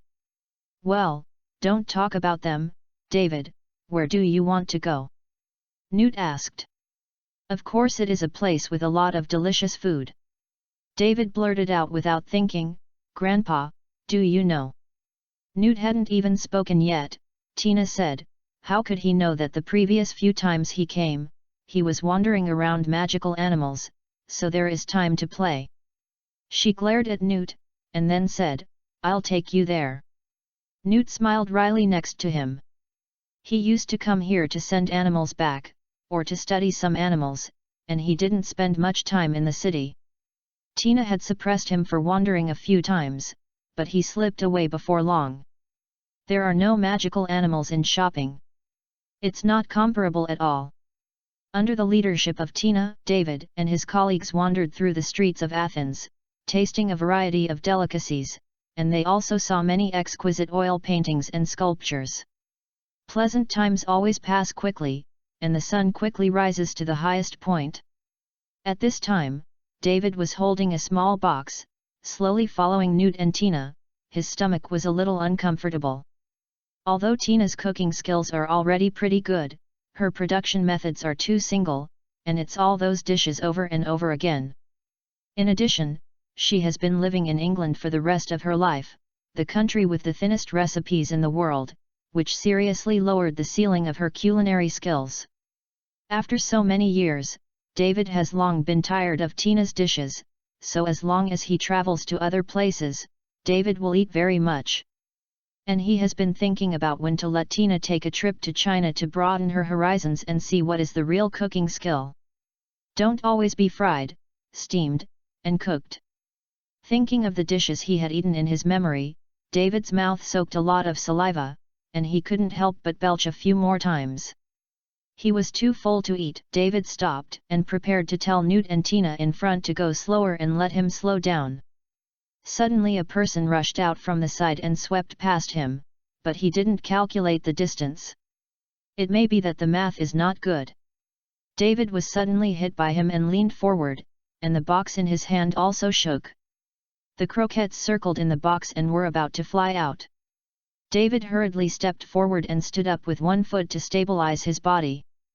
At the same time, his hand firmly stabilized the box, and then used the fork in his other hand to block it. The ball that had rolled to the edge was stopped by him again. Perfect! David breathed a sigh of relief, but fortunately he didn't spill it. "No, I'm sorry," said the man who bumped into David. He was wearing a hooded gown, with a hat, and with his head down, covering half of his face, making it impossible to see the whole picture. And he looked very nervous. He was stammering just a few words, and he was still breathing heavily, feeling very anxious, as if he was about to be late for class. "No." Before David uttered the word "okay," the man hurriedly left. This person is so strange. David stared at his back, thinking in his heart. This is not because he just bumped into David, he just thought so, but the behavior of that person was too compelling. Even if he lowered his head and blocked his face hard, he would look back and observe the surroundings every few steps he took, as if he was making sure that no one was following him. He is either being hunted down or engaged in some ulterior transaction.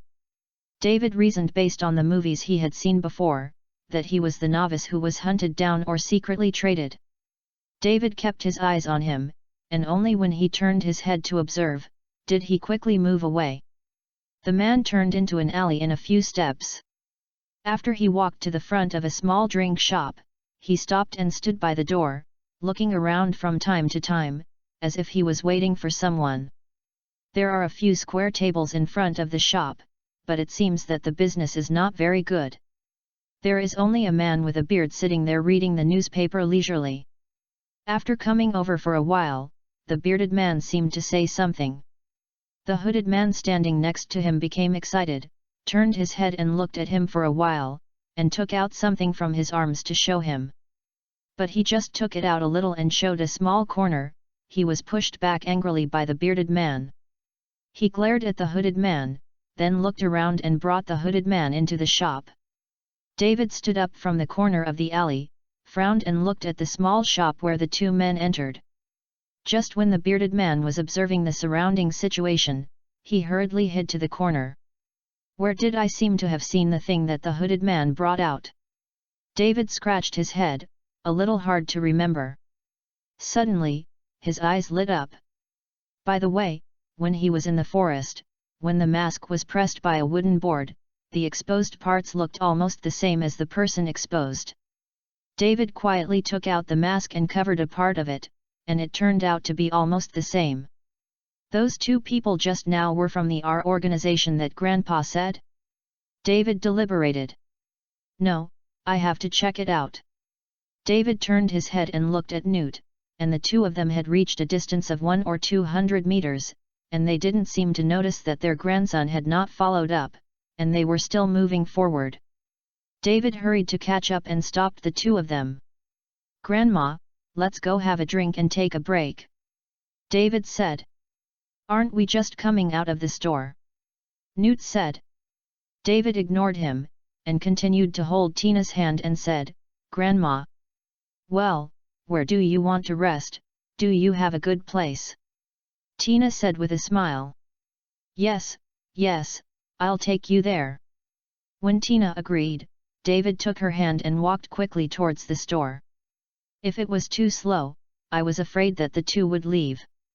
Newt saw that Tina had been pulled away, so he could only follow behind him helplessly. Today, he finally made up his mind to accompany Tina for a good stroll, but now it seems that he was disturbed by the little rascal David. As soon as they walked into the store, a young and beautiful woman wearing an apron greeted her from the backstage and said enthusiastically, Welcome, do you have anything to do? David looked around.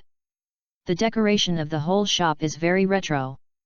There are many oil paintings hanging on the walls, and a few pots of green plants are placed in the corners. The popularity is equally dismal. There are only 2 people sitting in it and drinking coffee. David glanced secretly, not those 2 people. Is there any other location? We want another quieter location. David said. Yes, there are many vacancies upstairs, all of which are separate private rooms. The woman said. Okay, please send us 3 cups of coffee later, okay. After David finished speaking, he led the two of Newt and walked upstairs in the direction of the woman. Chapter 21, The Athenians are so open. There are 5 to 6 small rooms separated by wooden boards upstairs, only 2 doors are closed, and the rest are open. There are many exquisite designs of warriors or birds and beasts carved on those wooden boards. They should be illusions.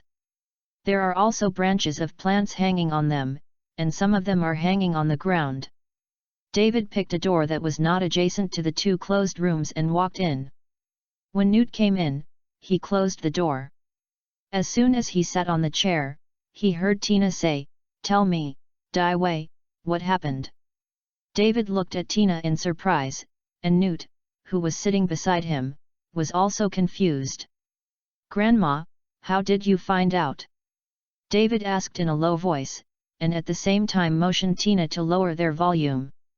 "Humph, can you two hide anything from me?" Tina said disdainfully. David thought for a while. It seems that it is, every time Grandpa asks him to conceal something, it didn't take long for Tina to guess it herself. Moreover, Newt always said that he had informed him every time, in order to intimidate David into helping him with work. David was also very helpless about this. Tina knows them both too well.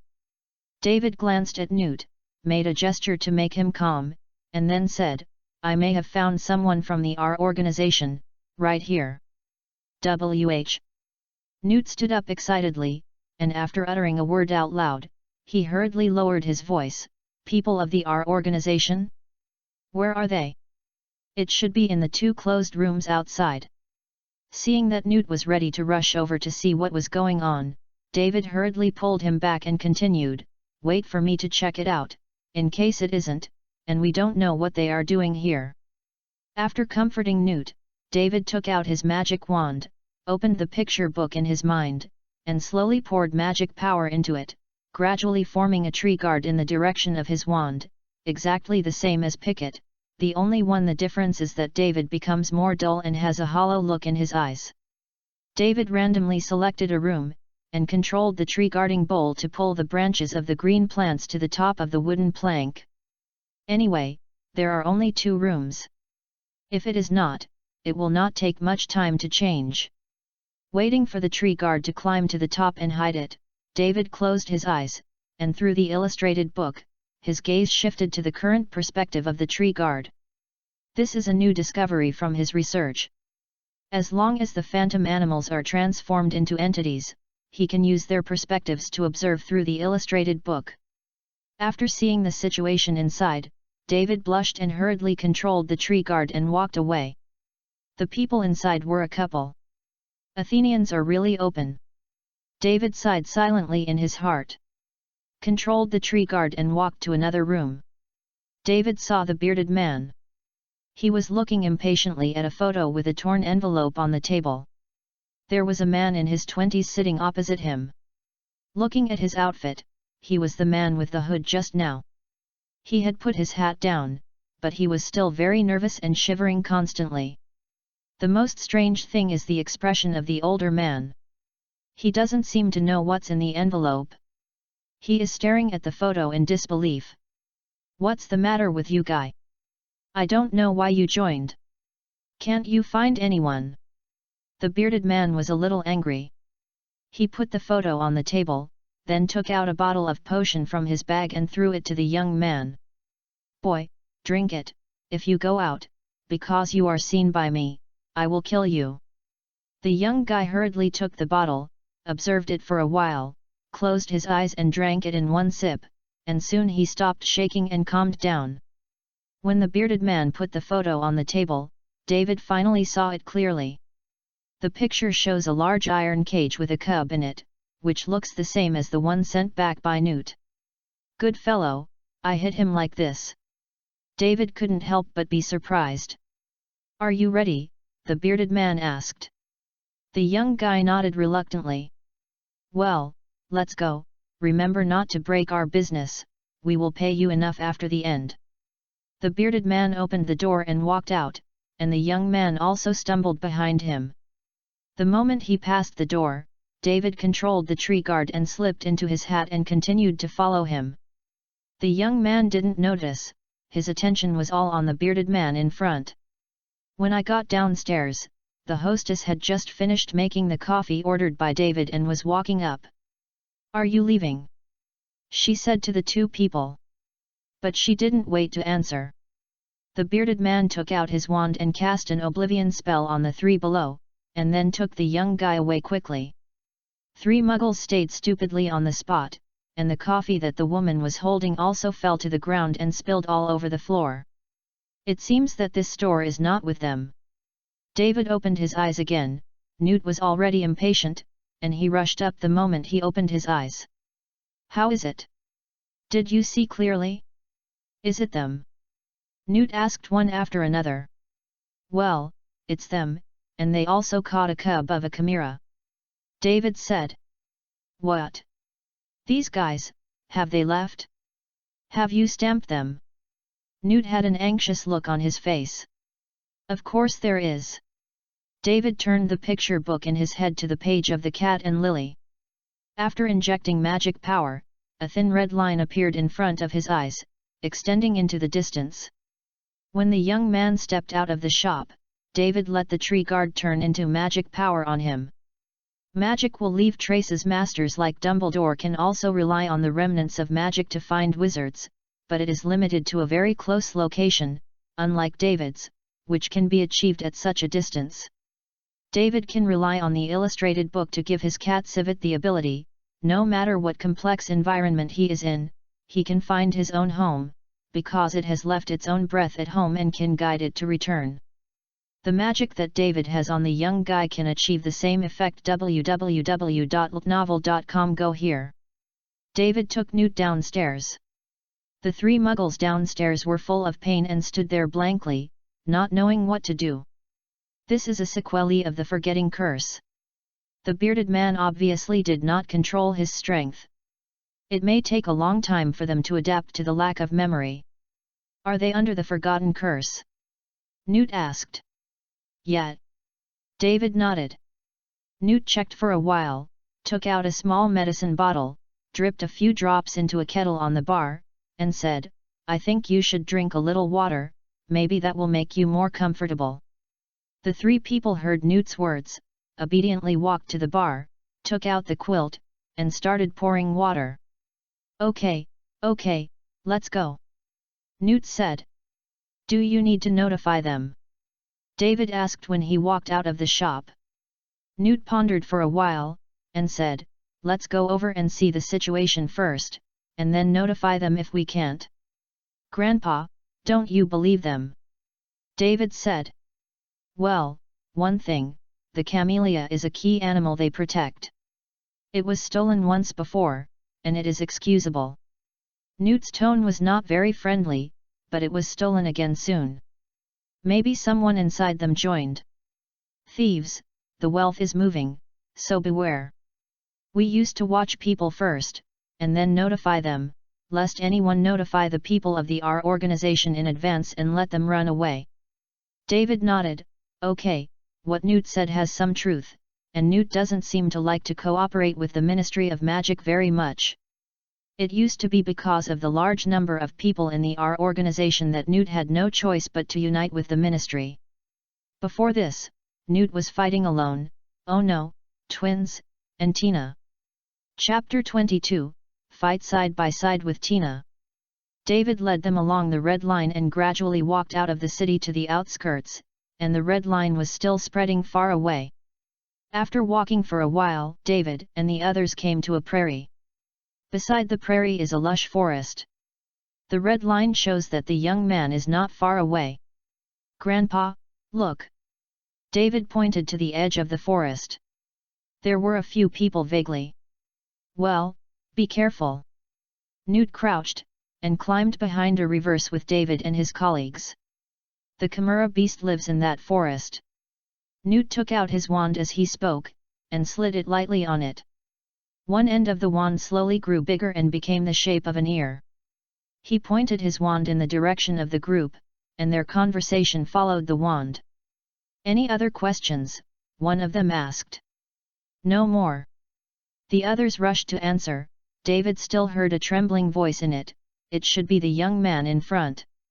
Well, after you are transported to the beach, someone will come to replace you. Be careful. Although this magic cloth can cover the breath of this thing, it is better not to let others run into it. The person said sharply. Then the people began to tie a rope to the cage and fasten it to the carriage beside it. They don't have the ability to hold the magical animal magic box like Newt. That is too precious. David doubts whether there is a second one in the world. What should I do, Grandpa? David asked. Newt thought for a while, and said, you and Tina are here to stop them, and I'll be back soon. After speaking, he disappeared using apparition. David was taken aback. Grandpa, you two value me and Grandma. There are at least 6 people on the opposite side. My grandma and I are only 2, oh, maybe 1.5. How to stop this? David has a headache. Seeing all those people tied the rope, they got on the carriage and got ready to set off. Grandma, I will help you hide in a while, and then you will get closer, attack them, and then immediately ran into the forest, involve them, be careful, don't get hurt. David said. Can you be here alone? Tina did not respond to David's words. Don't worry, I'm also very strong, and you see. With a wave of David's wand, his clothes became the same as the surrounding grass. This is the fairy's ability that allows him to change his own dress, a little bit of transfiguration. Well, yes, so they should not be able to find you. Tina nodded in satisfaction, and then said vigorously, I will let you see the strength of the aura later.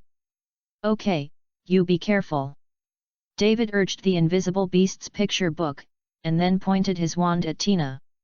After a while, Tina's figure disappeared in front of his eyes.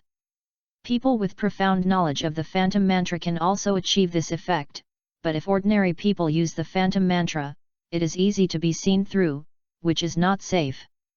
Obviously Tina didn't have much research on the Phantom Mantra.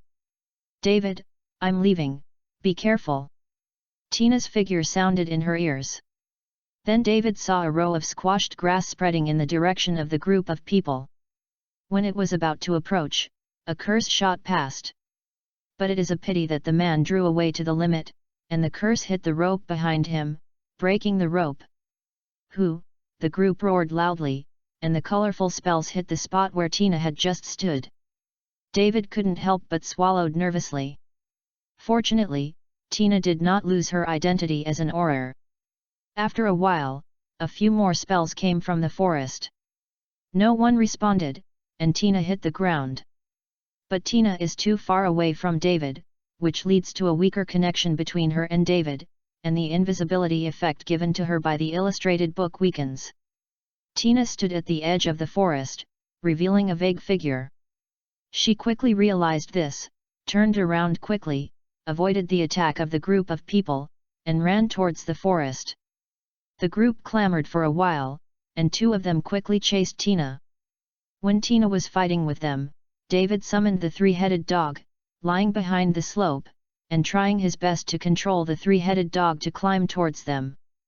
Because David used the illustrated book several times in succession, the magic power was not enough. The figure of the summoned 3-headed dog was a bit vague, and some parts were still transparent. But this is good, suitable for sneak attacks. While the group of people's attention was on Tina, David controlled the 3-headed dog behind them. At this time, the consumption of magic power was already very large. David's face was slightly pale, and large beads of sweat slipped from his forehead. After the 2 of them went to chase Tina, David controlled the 3-headed dog and immediately jumped out. What the is this? One person reacted and shouted. Several other people also turned around, and another spell was cast. It is a pity that the sneak attack was unsuccessful. David hurriedly controlled the 3-headed dog to turn around, trying to avoid these spells, but the 3-headed dog's movements were too slow and big. Although David's reaction was fast enough, there were still a few hits on its body. The 3-headed dog is fine, it is just a summoned object, not a real creature, and it is not afraid of injury. But nest grass. David gritted his teeth instantly, curled up into a ball, and the blood on his face disappeared instantly. It hurts so much. I didn't expect that the spell hitting the summoned animal would make me feel pain. It's cheating, there is no manual in this picture book, I have to try everything by myself. David gritted his teeth and controlled the 3-headed dog vigorously, constantly changing positions, and continuing to pester the group of people. He is no longer able to fight back, and the magic power in his body is almost dissipated, so he can only try his best to delay time. Grandpa, if you don't come, I will be unable to stand it. David's eyes were dizzy and he was starting to get confused. The two people who were chasing Tina suddenly ran out of the forest screaming in panic. Go, go, one person shouted anxiously. The other people took a look, rolled over and stepped on the steed, and drove the carriage to the distance. They just ran a short distance, and two magic wands flew out from behind, one from the forest, the other leaning a bit, as if from the ground. The first spell was emptied, but fortunately, the second spell slammed across and cut the rope, and the frame carrying the Gemella cub slipped onto the grass. Then there were several roars resembling lions in the forest. Cameraman? Grandpa went to hook them up? Ruthless enough. David breathed a sigh of relief. Yu reading www.yuyugonshu.com also had no strength to maintain the three-headed dog. As soon as the magic power was loosened, the three-headed dog disappeared without a trace. Thieves and thieves rushed to the distance riding their magic wands, and 7 or 8 Camilla beasts roared and followed them. And many more. They ran like the direction I was lying down. There is also the Camramon. Fuck me. David hurriedly turned over and prepared to leave, but the moment he tried hard, he passed out. I won't just die by the mouth of the Camramon. This was David's last thought before he fell into a coma. Yeah, David groaned softly, opened his eyes, and his body was a little sore. This is a sequelae of exhaustion of magic power. What catches the eye is a white wall with many exquisite patterns carved on the top and around it. Where is this? David propped up and looked around, not having any impression of the surrounding scenes in his mind. Grandpa, Grandma! David shouted. But no one answered. What happened? I crossed again? And it seems to be wearing it. David looked at the clothes he was wearing. He got up and opened the door and walked slowly outside. Fortunately, I haven't crossed again. David took a sigh of relief, otherwise he would be a little bit reluctant to Newt and Tina. Outside the door is a room that David is familiar with. It is the place where David had been to the Fantastic Beast Conservation Department, the Temple of Hidek. But apart from the magical animals on the ground, there is no one. Where did everyone go? Chapter 23, I won't be wanted anymore, am I? David walked out of the courtyard. The entire Ministry of Magic was still empty, and all the temples were deserted and empty. Where is the person? Go to support Grandpa? But there are not so many people. When I was in a coma, Grandpa had already chased them away. Did the thieves send someone to support it again? David frowned, feeling very likely. He walked out of the gate of the Acropolis and reached the platform full of ruins. Suddenly he noticed a violent fluctuation of magical power in the direction of the battle in front of them in the distance. Some muggles walked over there, and quickly came back in a hurry. It should have been someone who cast a muggle expulsion curse there. When the muggles approached the area behind, they would think of hundreds of thousands of urgent things and leave. David hurried to the other side along the route that followed the past. When he reached the edge of the city, he found that there was continuous smoke and dust in front of him, many houses had been turned into ruins, and stones were flying out again and again. Many wizards jumped back and forth between the rubble, waving their wands forward, and the flying stones rushed back one after another under their control. Is it so intense? Those thieves are a little brave. There are so many wizards from the Ministry of Magic fighting here, it seems to be just a stalemate. David approached cautiously.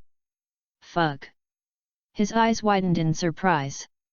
In the area surrounded by so many wizards, there are 3 beasts jumping up and down to avoid the wizard's attack. At the same time, they are still looking for opportunities to counterattack, constantly crashing and destroying the wizard's stone wall made of stones. There are several cages under a 3-story building, and there are still a few cages in them. Those beasts are exactly the chimera beasts Newt brought out of the forest. But how did they get here? Newt shouldn't take them to chase those thieves? What happened during the time I was in a coma? David was a little puzzled, a little bit unable to understand the situation at the scene. And many more. David suddenly realized that the direction in which the thieves were escaping seemed to be the town. "Grandpa, didn't you stop these chimera beasts? Now, the fun will be great." Grandpa is afraid that he will stay in the Athens prison. David continued to watch the wizards strenuously blocking the chimera beasts in the encirclement, because they are rare animals, so they will not be too heavy. But the chimera beasts don't care about these, they will attack frantically every time they find a chance. So although there are many wizards on the field, the situation is still very stalemate. After a long time, when most of the wizards were exhausted, the 3 chimera beasts around finally exhausted and lay on the ground. Soon a few people tentatively stepped forward, injected them with sleeping pills, and locked them in cages. When David saw this, he just wanted to come up and have a look, when he heard a pop, and the 2 Newt appeared in front of him. Newt was still carrying his suitcase in his hand, and he didn't know when he took it out. "Grandpa, Grandma!" David said in surprise. Newt hurriedly made a silent motion, looked back, took out the door key from his bag very quickly, and whispered, "Hurry up and pull the door key. Let's leave quickly. It will be too late." As soon as David touched the key to the door, Newt hurriedly drove it, and a gust of wind hit, and they quickly left and flew in the direction of home. A group of exhausted wizards were left there waving their magic wands, restoring the surrounding damaged buildings, and clearing the memories of some muggles that had not had time to get rid of. They don't seem to realize that the culprit that caused this to happen has quietly left. At home, Millie and Mahler were lying on the carpet for a nap. Suddenly a gust of wind blew through the room, and 3 people appeared. The 2 cats were taken aback. They hurriedly hid behind the sofa and sneaked out a small head. After seeing Newt and the others, he walked out calmly and kept meowing, seeming to blame Newt and them. "David, do you feel anything uncomfortable?" As soon as Newt landed on the floor, he spread out on the sofa, his hair was messy, and he looked very spiritless. Tina also lay aside tiredly. "No, I feel pretty good." David finished answering Newt's question, and then said, "Grandpa, aren't you chasing thieves? Why did you go to the city?" The group of guys couldn't run away, so they desperately led the chimera beast to the city. Newt said angrily, "In the eyes of the chimera beast, the people in the city are the same as the group of thieves. Yes, it smells different from them, so I ran into the city and attacked indiscriminately." But fortunately, Tina responded quickly and went to notify the Ministry of Magic in advance, so she stopped them at the edge of the city. Newt looked at Tina and praised. David rolled his eyes, "Some blame, why didn't you just notify the Ministry of Magic at first? Otherwise, there will be so many things behind." "That's not," Newt said loudly, and soon his voice lowered again, and said embarrassingly, "I thought I could control those Gamera beasts, who knows those thieves? Then the Greek Ministry of Magic is okay?" No, Tina and I will not be wanted by them." David was a little worried. "I only went once. The magical animals over there haven't hooked up yet, don't just go. It's on the official banned list." "Should not, right?" Newt said uncertainly, "We also helped them to catch all the chimera beasts, and it was also to help them protect the magical beasts. They will understand it." "But..." David wanted to say something, but he was interrupted by Newt. "You reading www.yuyugonshu.com," he said. "Okay, David, the matter is over. No matter what you want, they won't come to arrest you. After the big deal, I will go to Athens without being honored. They were wanted." Newt's tone is still a little proud. David shook his head helplessly. Newt is really a dead pig and is not afraid of boiling water. "David, write a letter to Queenie in a moment, and ask her to come over at night, so she can come." Tina sat aside, holding a teacup in her hand, and a teapot hanging beside her was slowly moving towards pour tea into the teacup. "What's the matter?" David asked. "You'll know it tonight, remember, don't forget." Tina drank tea and lay lazily on the sofa. The battle just now consumed her too much energy, and she didn't even want to say anything. In the evening, after a simple dinner, David followed Newt and walked to the magic box. After entered, it was a small wooden shed. The layout was similar to that of the studio, with some medicines, magic animal feed, and Newt's notes. A drowsy man was tied to a pillar by the wooden shed. When David approached, he found that it was the young guy he followed first. He is probably 25 or 6 years old. He is still wearing that black hooded gown. The clothes inside are a bit shabby, but they are still clean. There is a bandage around his shoulders and his injuries do not seem to be very serious. There are many scars on his face, and his hands are very rough, but from the place where his clothes are damaged, he can see that the skin on his body is very white and tender, which forms a huge contrast with his face and hands, and feels a bit of a down-and-out boy. "Grandma, is this?" David asked, staring at the young man in front of him. Chapter 24, I used to be a clerk in a potion shop. It's the man who was hit by me in front. He has been lying on the grass, and he doesn't know why he broke the rope of the carriage behind him and saved the cub. Tina said strangely, so we took him back in a box, asking for information about our organization by the way. After she said she waved her magic wand, a stream of clear water gushed from the tip of her wand and poured onto the young man's face.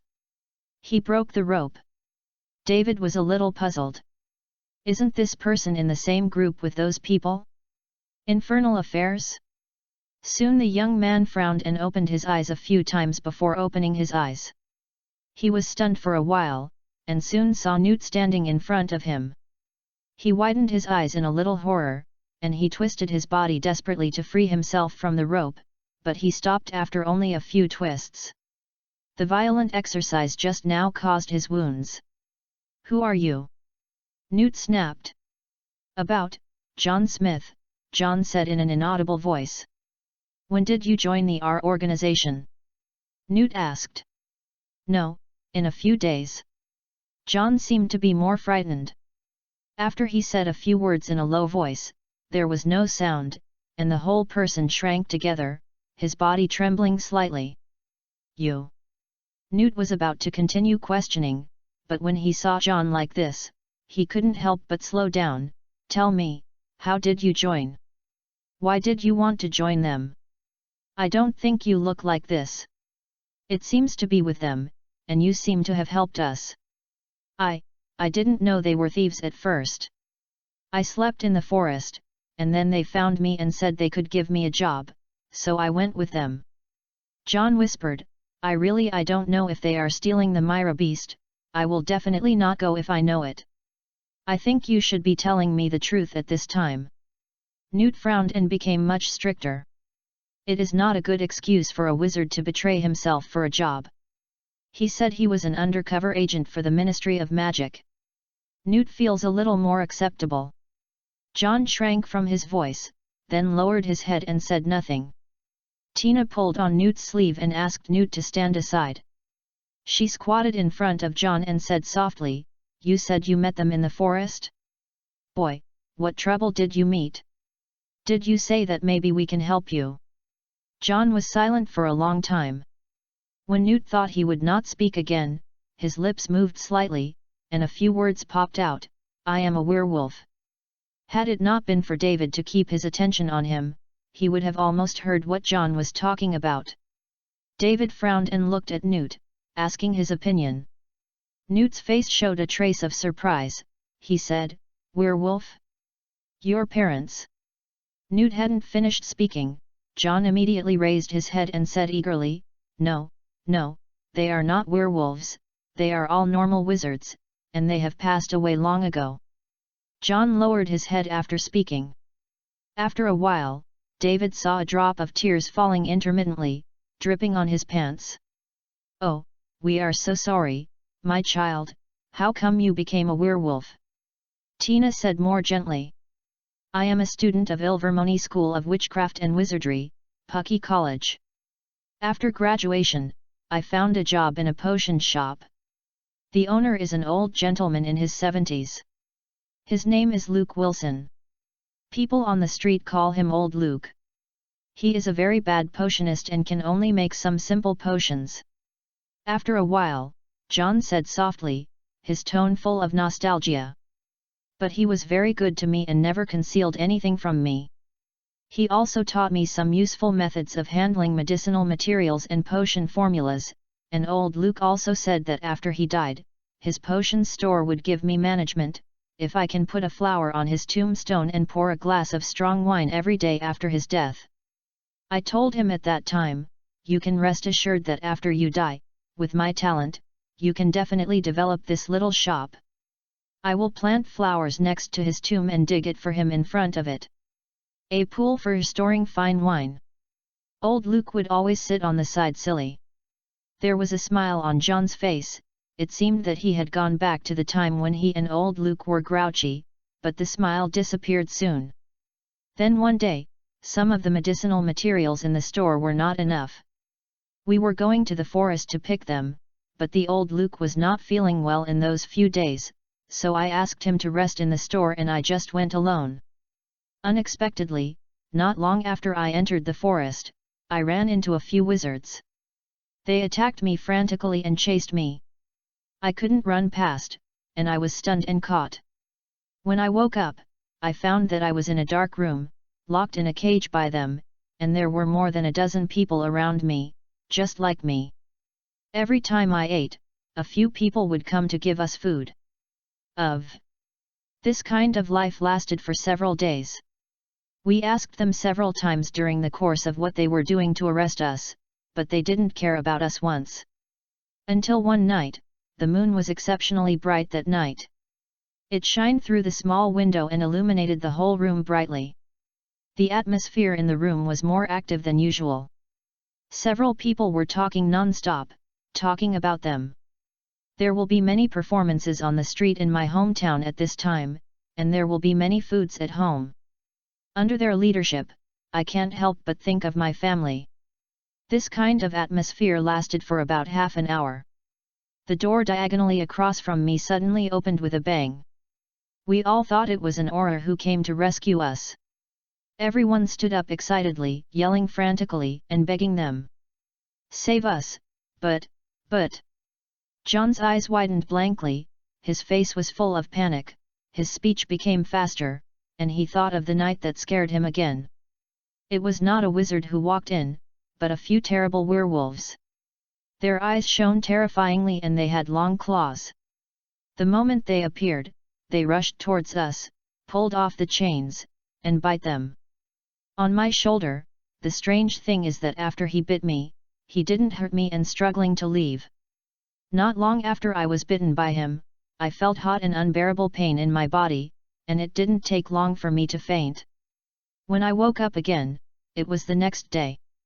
The few people who usually delivered us food came to the house again, took us out, and gathered us on a playground. I looked at www.mtlnovel.com. There are only 7 to 8 people left in my house. The rest are killed by werewolves or if they haven't survived the pain. Those people told us that now we have become werewolves. People like them are unacceptable existences. If we want to survive, we can only fight against the rule of wizards with them, and they will give us back. Describes the beauty of the world ruled by werewolves. Later they began to train us to attack other wizards and increase the number of werewolves. They even called us to attack children. They would give us a bottle of wolf poison for every person they caught. But I don't want to do that. It is painful to become a werewolf. Every time the moon reaches the full moon, I will experience that kind of very torture. And if I don't take the wolf poison medicine in advance, I will completely lose consciousness and become a wolf. Complete beasts, I don't want them to be like this. So I waited for a long time, and finally got a chance. Suddenly many wizards came to attack our camp that day. While they were fighting, I ran out. I thought I could get rid of all this. A place, like an ordinary person, live a stable life. However, at the moment I became a werewolf, all of this was no longer possible. As they said, werewolves are not accepted by most people. John raised his head, his eyes staring at the ceiling blankly, tears congregating in the corners of his eyes, and then slipping from his face. Newt stood silently and looked at John, not knowing what he was thinking. Tina's eyes had already overflowed with tears, and she wiped it with her sleeves from time to time. David opened his mouth, trying to say something to comfort him, but he didn't know how to speak. Chapter 25, Old Luke said. After I ran out, I found a job in a tavern. In order not to hurt others, I worked madly, saving all my wages and using it to buy wolf poison potions. John continued. But I am a werewolf after all, and I am different from them. When the moon is full, I need to take time off and stay in the woods until the transformation is over. After a long time, I was discovered by others. Many people ran away. When I get to the tavern, the manager will drive me away, and some people will even put me to death. A wry smile appeared on John's face.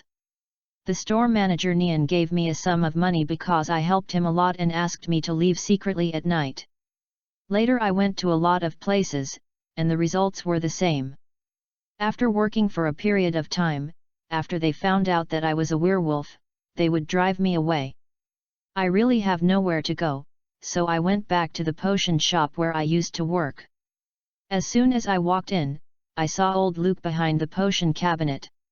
He was lying on a chair with white hair on his head. Then I left.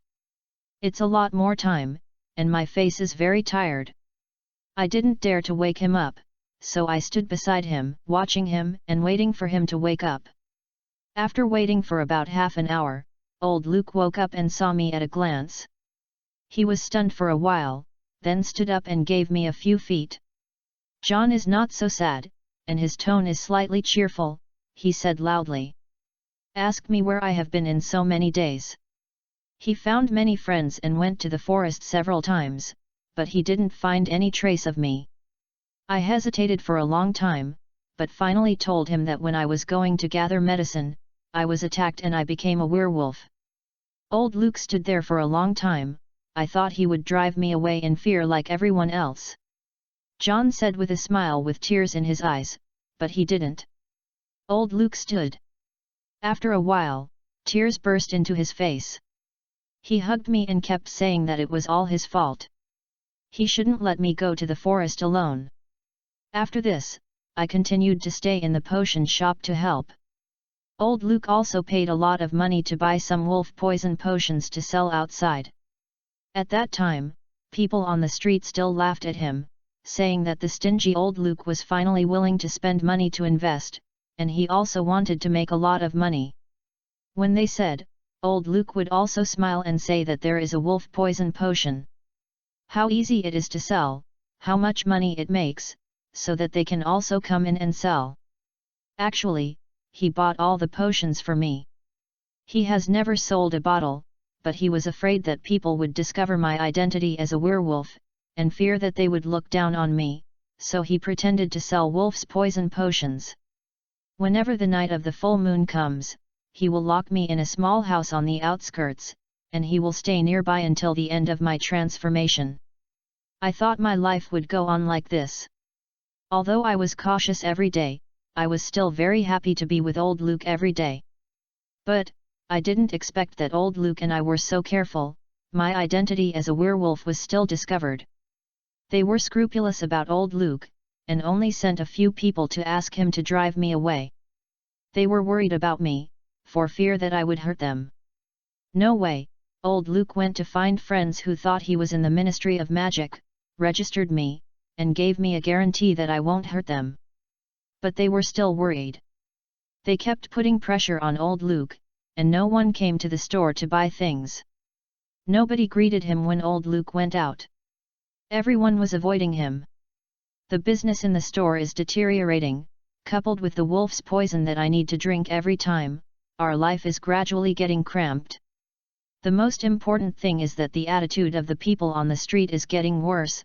Lau Luk is worried every day. He is worried that those people will attack me and force me away. John said sadly. So, in order not to make old Luke continue to be embarrassed, one night, while old Luke was asleep, I sneaked away with a few bottles of wolf poison potions.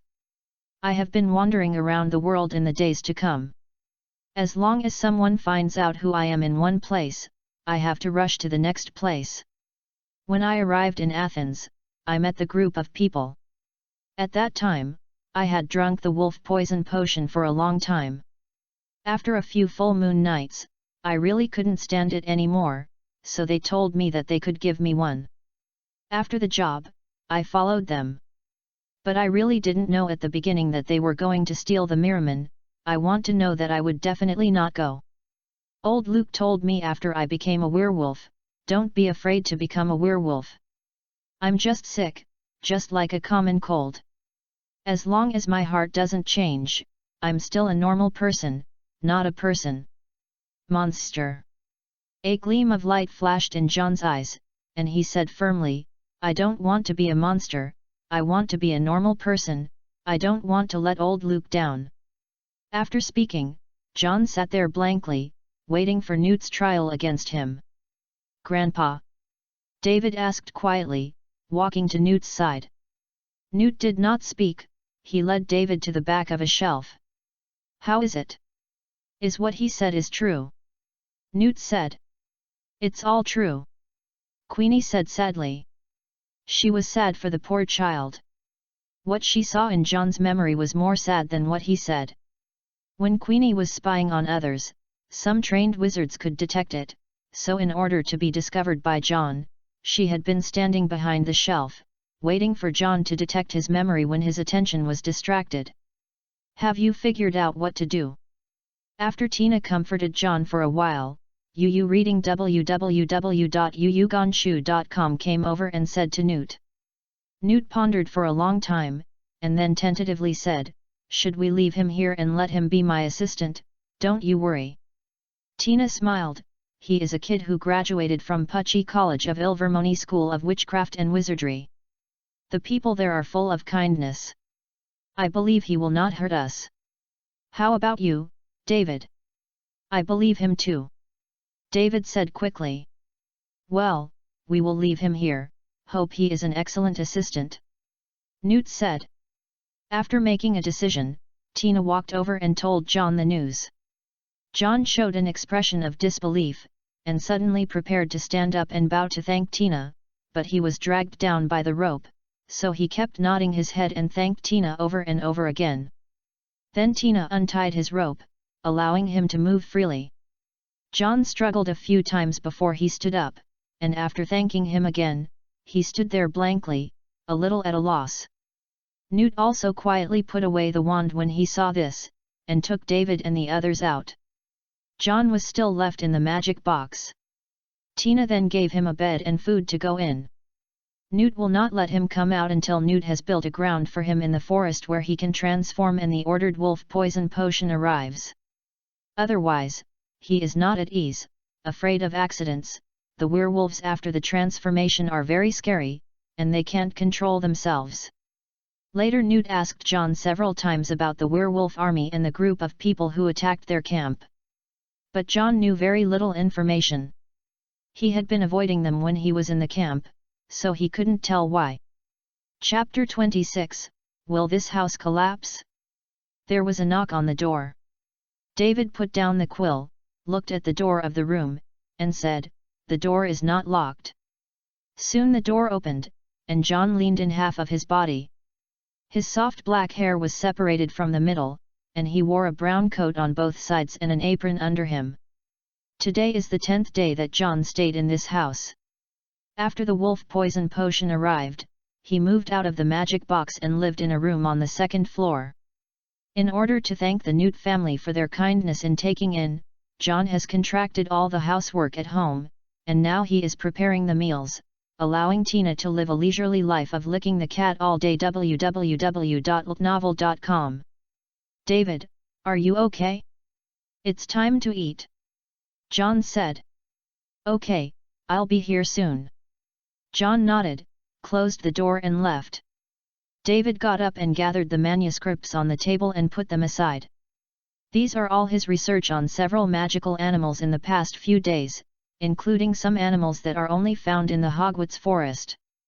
After all, I have decided to go there to study, so I must prepare a little more, otherwise, how can I go to the Forbidden Forest at night? And on the second day they returned from Athens, they received the Daily Prophet sent by Owl, which published a special page introducing the attack in Athens. There is no doubt that Newt and Tina became the protagonists, and some people took photos of them hurriedly leaving, and they took up 1/3 of the space. The above article severely condemned Newt and Tina for what they did in Athens, and demanded compensation for the economic losses caused by the Chimera beast. As for David, he is a little wizard without a wand, what can he do? Later, Newt wrote to the Greek Ministry of Magic to explain that it was the people of the R organization who led the Chimera, not them. Unfortunately, the Greek Ministry of Magic did not believe it. They wrote back saying that Newt was arguing and urged him to pay the fine as soon as possible. David felt that they didn't believe Newt because they wanted a fine. Otherwise, as Newt said, the R organization would not pay them compensation. In this regard, Newt is also very helpless. Those guys are always like this, so they stay at home for a while to avoid the limelight. Tina also put the Daily Prophet in a frame and hung it on the wall of the hall to warn Newt. Oh, beside that photo frame, there are still a row of the same photo frames, which are filled with newspapers and letters condemning Newt. Obviously Tina's method is useless. Newt doesn't care about it. When Tina is not at home, he even points to those picture frames to introduce David to his brilliant deeds. After David packed his things, he walked out of the room. Tina and Newt were already sitting at the dining table. John is walking out of the kitchen carrying a plate of pies. He is different from the rest of the family. Newt and Tina are getting older, and David is too lazy to use the spell. The place will never be hands-on. And John can never use a magic wand when he can use his hands, a bit like a muggle. Some time ago David asked him why he didn't use a magic wand. John said with a smile that he couldn't stay in the magical world for a while. He used to live in the muggle world for a while, so he gradually got used to it. Don't use a magic wand to avoid being discovered. How are your notes researched? Newt asked when David walked to the table and sat down. It's not bad, but there are a few places where you wrote too simple, just one sentence is gone, I don't understand a bit, you will tell me later. David said as he picked up a piece of pie. Put it in your mouth. Well, it tastes very good. I don't know where John learned it. Tina is good at cooking. At least there are many dishes. David chewed the pie in his mouth with enjoyment. You can't understand how simple I wrote. Newt said disgustedly, and then he ignored David, and turned to look at John. Did you drink the wolf poison potion? John put down his fork and nodded solemnly. He drank it the other day. Is today the night of the full moon? David asked. Well, the Daily Prophet said that tonight there is likely to be a full moon. Newt said. There is a small corner in the Daily Prophet that is used to report the lack of full moon at night. This is what the Ministry of Magic has asked them to add in recent years, because the Ministry wants werewolves to get along with ordinary wizards in peace. But when the werewolf is at the full moon, if he doesn't take the medicine in advance, it will cause harm to ordinary wizards. Therefore, the Ministry of Magic requested the Daily Prophet to add this article to remind the werewolves to take medicine, reduce the harm to ordinary wizards, and improve the living environment of the werewolves. It's a pity that this measure is just as useless as the photo frame Tina hung in the hall. Ordinary wizards still discriminate and fear werewolves, and are reluctant to live with them, because they cannot be sure whether these werewolves have taken the wolf poison potion. In the afternoon, Newt took David and John out, walked through the forest for a while, and reached a clearing where the taller trees all around were cut down by Newt. David saw a simple wooden house standing in the center of the clearing. It didn't look very strong. He felt a breeze and it would immediately fall down. The breeze couldn't help but shout, "Are you touching porcelain? Grandpa, are you sure this room can withstand John's collision?" David asked. Originally Newt wanted John to stay at home when the moon was full, or stay in the magic box. It's just that John was afraid of accidentally hurting Newt and the others. He didn't want to, so Newt built this house for him here and let him stay here until the end of the transformation. But David expressed serious doubts about the quality of the house. www.ltnovel.com. He was afraid that the house would collapse as soon as John completed his transformation. Then where would John sleep and sleep in the wild? Newt laughed awkwardly. He has been working hard to build this hut during this period. Unfortunately, building a house is not like using magic. It can be done with a wave of a magic wand. He took a breath and said in a confident tone as much as possible, "Don't worry, this house is strong, and I also asked Dumbledore to cast a lot of spells." Then he patted John on the shoulder. "At night it's okay if you rivet your feet and hit it hard. It will definitely not collapse." John agreed, but he still couldn't believe it. After all, the house looked full of building blocks. He was already wondering if he would tie himself up with a rope at night, otherwise he would crash the house and he would have to sleep on the street. The forest is gone. After living in a warm hut for so many days, he didn't want to accept the cold night baptism anymore. "Or I'll take you in for a visit. Actually, I think it's pretty good." After Newt finished speaking, he walked over to the wooden house first. He touched the wooden door lightly and made a squeak. Opened. David's mouth twitched. "Grandpa, are you sure that this really works?" And John was already looking for rope all over the floor at this time. There is not much space in the wooden house. There is only one bed with a comfortable quilt on it, and nothing else. After all, John only stays here when the moon is full, and he is not a permanent residence. There is no need to prepare so many things, as long as he can rest. And when he transformed, even if he drank the potion, he couldn't control himself under the intense pain, and he would tear up other things in the room. Chapter 27, John, I'm waiting to eat what you made. 3 Miji. In the evening, after dinner, Newt and David accompanied John to the simple wooden house. "Is it okay?" David asked. "Very good." John let out a sigh of relief, and said with a smile, "I used to be alone when the moon was full, and there was no potion.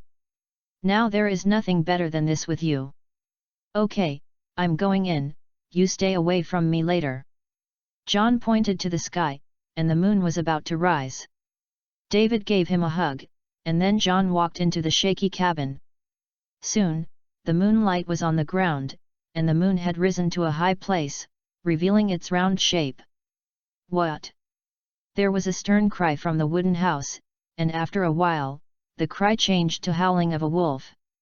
John has turned into a werewolf, but he hasn't gotten used to it yet. He is howling frantically and crashing against the wall of the wooden house with a booming sound. The wooden house dangled under his impact, but fortunately it was still relatively strong and did not fall. David listened to John's painful cry and felt a little unbearable. He said, "Grandpa, is there no way to keep John unchanged on the night of the full moon? For example, let him stay in a closed place on the night of the full moon. Space, where you can't see the moonlight." Newt thought for a while, and said, "Werewolves are actually ordinary wizards who are sick. There is a mutated magical energy in their bodies. Usually that energy is suppressed by them, so they will not transform, but the magical power has been gradually increasing. On the night of the full moon, the magical energy contained in the moonlight stronger than usual will detonate this energy and turn them into werewolves. The full moon is just a lead and cannot play a decisive role. Even if they have been in a world without the moon, when they can't suppress the energy, they will still become werewolves, and they will be more painful, and even die directly." Newt said with a hint of sadness, "Although the moon will make them experience this kind of pain on a regular basis, it can also allow them to live safely. Then this disease can't be cured." David frowned and said, "It stands to reason, as long as it can neutralize the energy in their bodies. Just like the wolf poison potion, the werewolf will take it a week before transforming, and the potion will continue to moderate the energy, making the werewolf. You will not lose your rationality when you transform. Newt said, David, do you want to try to study it in the future? David thought for a while, as if he could try it later. After all, John is now a family with them, and there is also the Uncle Lupin who has only met him a few times but treated him well. If they can be successfully invented, they can live with everyone like a normal wizard, without hiding. And Hogwarts and Snape, the potion master, I believe he knows a lot. David was thinking silently in his heart. When he came to Hogwarts, how could Snape pass on his skills to himself? In his Newt and their narratives, he was not a good person to get along with, but he was in David's previous life. He seems to be a good person in the remaining memory. Soon after Newt and David finished talking, the calls in the wooden house stopped. There was no sound of insects and birds, and the quietness made David a little uncomfortable. Come on, he should be able to control himself. Newt held his wand and walked over and opened the door. John's body has completely changed into the shape of a wolf, with sharp fangs and long claws. He curled up listlessly in a corner of the wooden house, avoiding the moonlight. This is a sequelae of the wolf poison potion. Although he can keep the werewolves rational, it can also make them weak and listless. Are you okay? David asked softly. John raised his head and glanced at David, then slowly nodded, then buried his head again. Newt waved his wand on the side and restored John's torn quilt. He said, David, let's go and leave him alone for a while. David followed Newt obediently and walked out of the wooden house, but soon, he ran back again, and he said loudly to John, John, come back early tomorrow morning. I'll wait for you to have breakfast. The sandwich you made much better than Tina's. After finishing, David waved vigorously, he turned and left. John stared at the direction of the door blankly, not knowing what he was thinking. After a while, he stood up and was bathed in the moonlight again.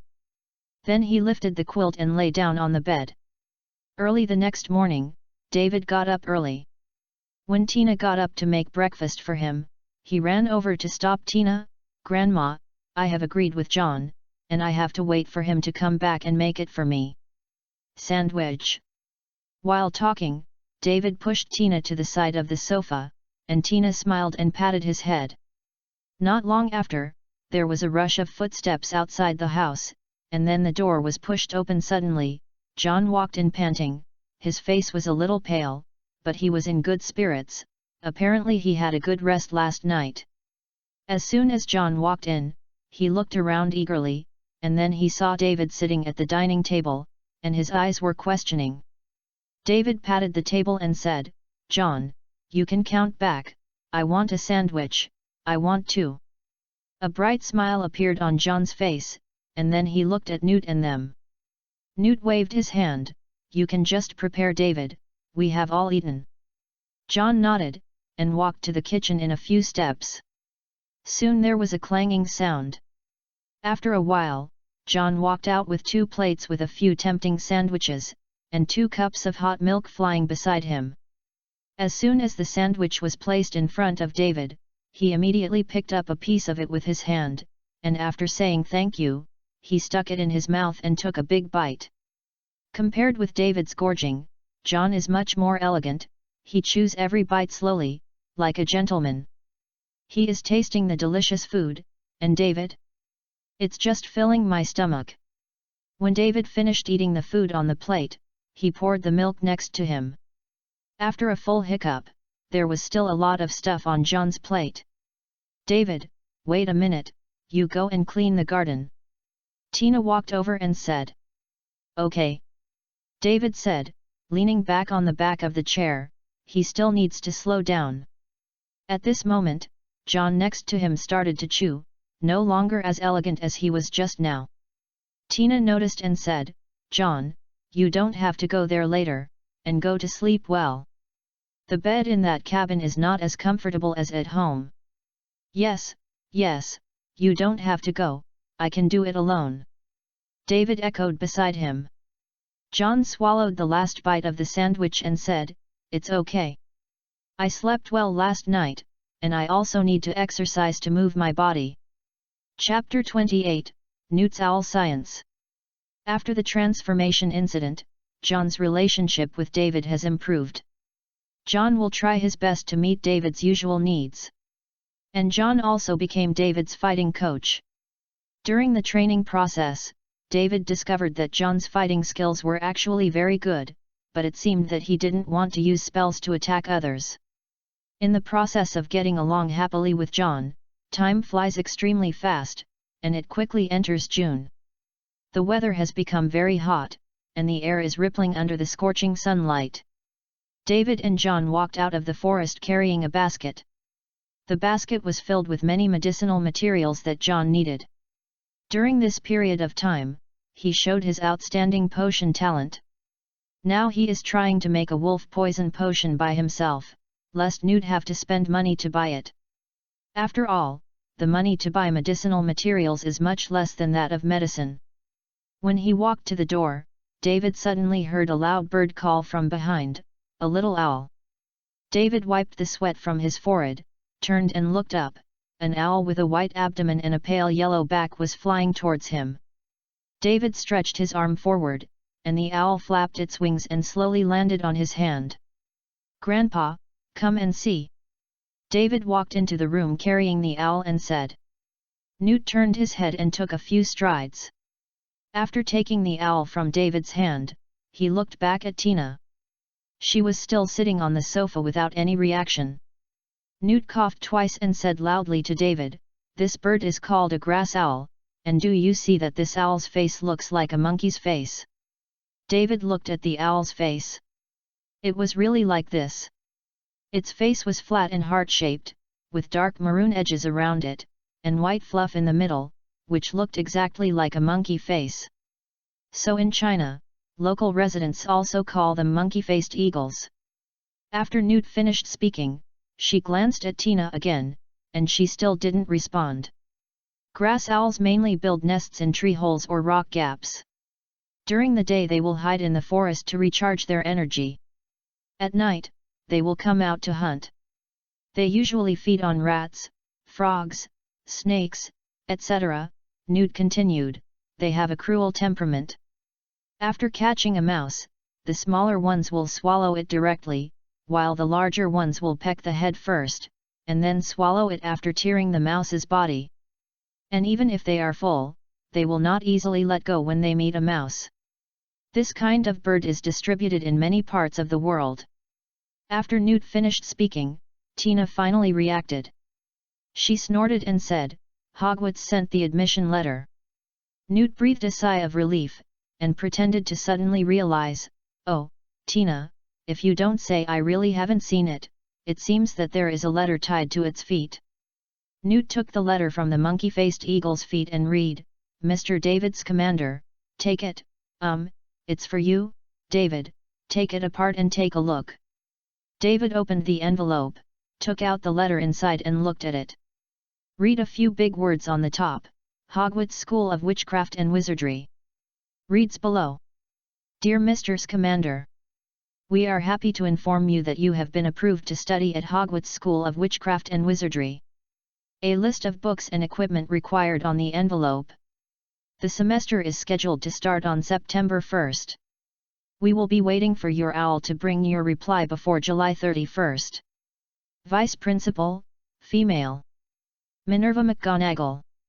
Grandma, it's the admission letter from Hogwarts. David said. Is there anything to buy for the new semester on it?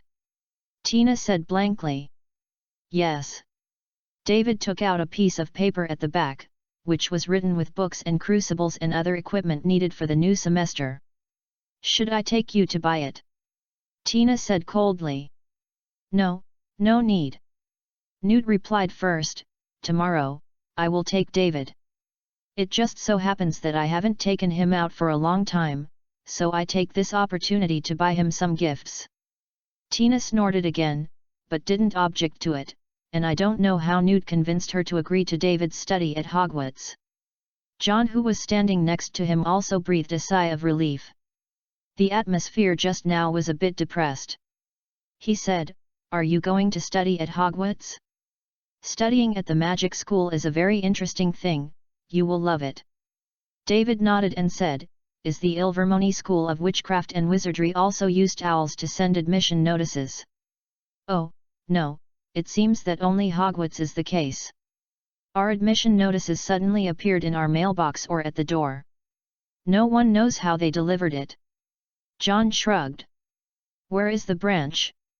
David asked with interest. John thought for a while. When freshmen enter the school, they will first be taken into the rotunda at the entrance of the castle. There are 4 wooden carvings representing the 4 colleges. When the new students enter in line, the rest of the teachers and students will watch on the circular terrace above. After standing against the wall in a circle, freshmen will be called one by one to the center of the stone floor of the hall, above the knot of Goldie. The 4 magical sculptures will consider whether they want this student to study in their own college. UU reading www.uugonshu.com can know which college the student is attending based on their reaction. For example, when you meet a suitable student, the crystals embedded in the forehead of the long-horned water snake will shine, the cats and leopards will roar, the thunderbirds will flap their wings, and Pucky will raise the bow and arrow in his hand. David slapped his lips after listening. The sorting ceremony of Ilvermorny School of Witchcraft and Wizardry sounds more advanced than Hogwarts. Hogwarts has been around for thousands of years, and it seems to be using that broken hat to sort out the hospital. Suddenly, David realized a problem, and he said, what if 4 sculptures recognize the new student at the same time? How to divide the hospital? Let the 4 sculptures fight, and whoever wins will go. John smiled and said, of course not. If the freshman is recognized by the 4 sculptures, then the student will choose the college he likes. For example, the former chairman of the Magic Congress Serafina Paquette N.I. was recognized by 4 sculptures at the same time, and finally she chose the Longhorn Water Snake Academy. This situation will only happen once in about 10 years. John added. David suddenly felt a little regretful. I can't go to Ilvermorny School of Witchcraft and Wizardry. The once-in-a-decade scene is probably gone.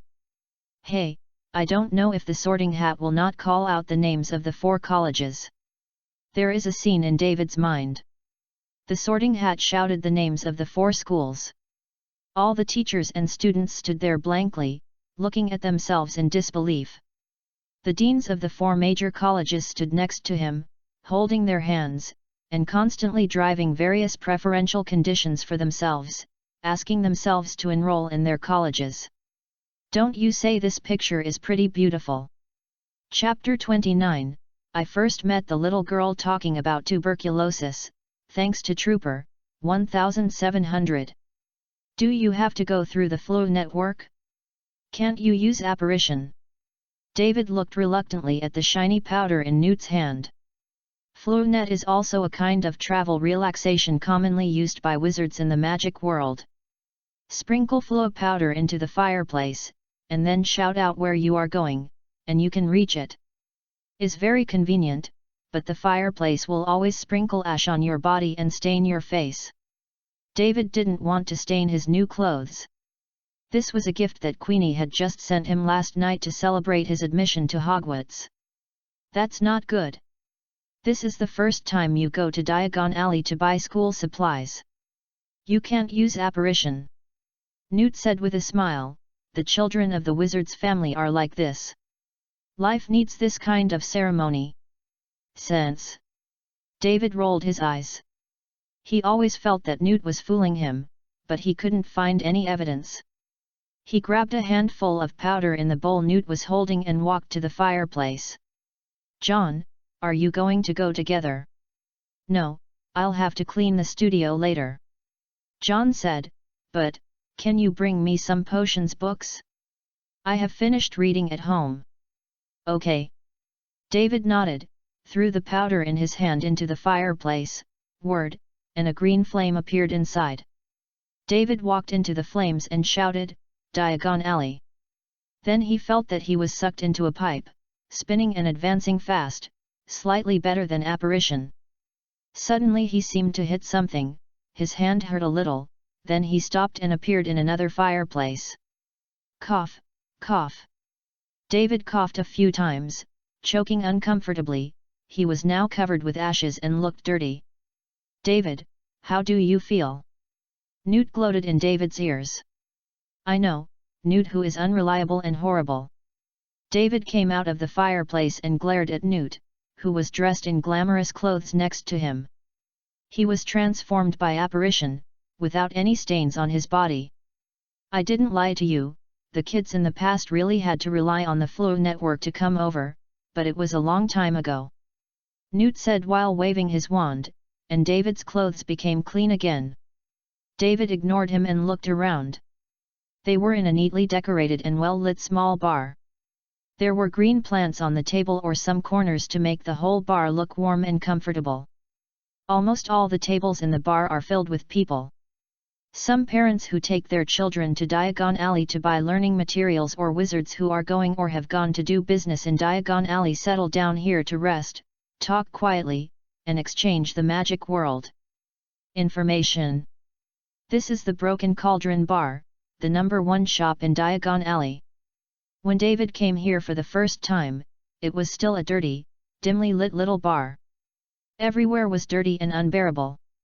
And there are not many people, there are only a few old wizards sitting there all year round talking loudly. Is simply blind to this golden position. So David gave Tom, the bar owner, many suggestions and asked him to redecorate. Tom is also very interesting. After the business is good, he will send him Jinji along with an owl every time as his reward. It looks pretty good now. David nodded in satisfaction. When David was looking around the bar, Tom also noticed him. Tom stood behind the bar and shouted, David, long time no see, do you want a drink? I just researched it out. Okay, thank you. David returned. The development of new drinks was also David's attention to Tom. At the beginning, Tom had only a few options on the entire menu, and most of them were wines. This would naturally lose younger customers. For his own appetite and to make some pocket money, David taught him how to make several drinks, and he also asked him to go to other stores to learn more. After receiving the drink that Tom handed over, David looked at it. The whole was sky blue, with some shiny little stars floating in it, constantly changing colors. David took a sip from his mouth. The liquid part was faintly of blueberry flavor, and the little stars inside were small balls. With a light bite, his mouth was suddenly full of chocolate. Strawberry is a bit like multi-flavored beans, but without the strange taste. It tastes good. Tom, this is delicious. David said to Tom, shaking his cup. Oh, that's good, do you want to try something else? Tom said happily, and prepared to make a cup for David. No, we have to go shopping in Diagon Alley, and we will come over later. David said. After, David followed Newt to a wall with a trash can. Newt drew out his wand and tapped a few bricks on the wall, and then the wall began to tremble violently, and a small hole gradually appeared, and it was still expanding, and finally a wide archway appeared in front of them. Behind the archway is a lively street with people coming and going. There are many wizards walking through it with their children, mostly students who are going to study at Hogwarts. After the two of Newt passed through the archway, the wall behind quickly closed and returned to its original state, waiting for the next wizard to strike it. David looked around, and suddenly a hint of surprise flashed in his eyes.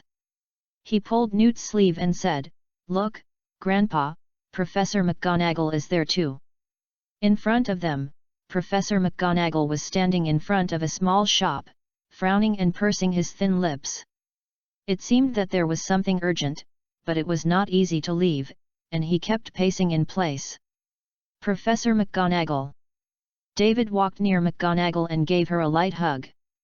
"Oh, David, long time no see." McGonagall's brows eased a lot, and her lips were not so tight. She touched David's head, and then said, "Have you bought everything?" "No, Grandpa and I just got here." David pointed to Newt next to him, and McGonagall smiled and greeted him. "Then you are going to Gringotts now?" McGonagall asked www.novel.com. She seemed to need their help. "Is there anything we can help?" Newton nodded and said.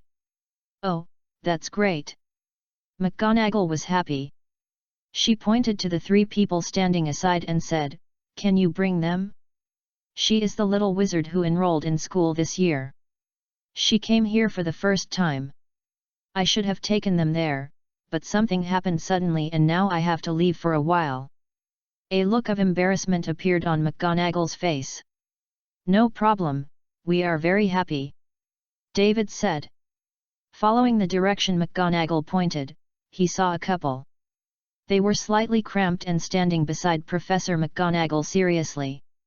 David smelled a faint smell of disinfectant on them. Standing in front of the couple was a little girl. She had brown, fluffy hair and a pair of slightly large front teeth.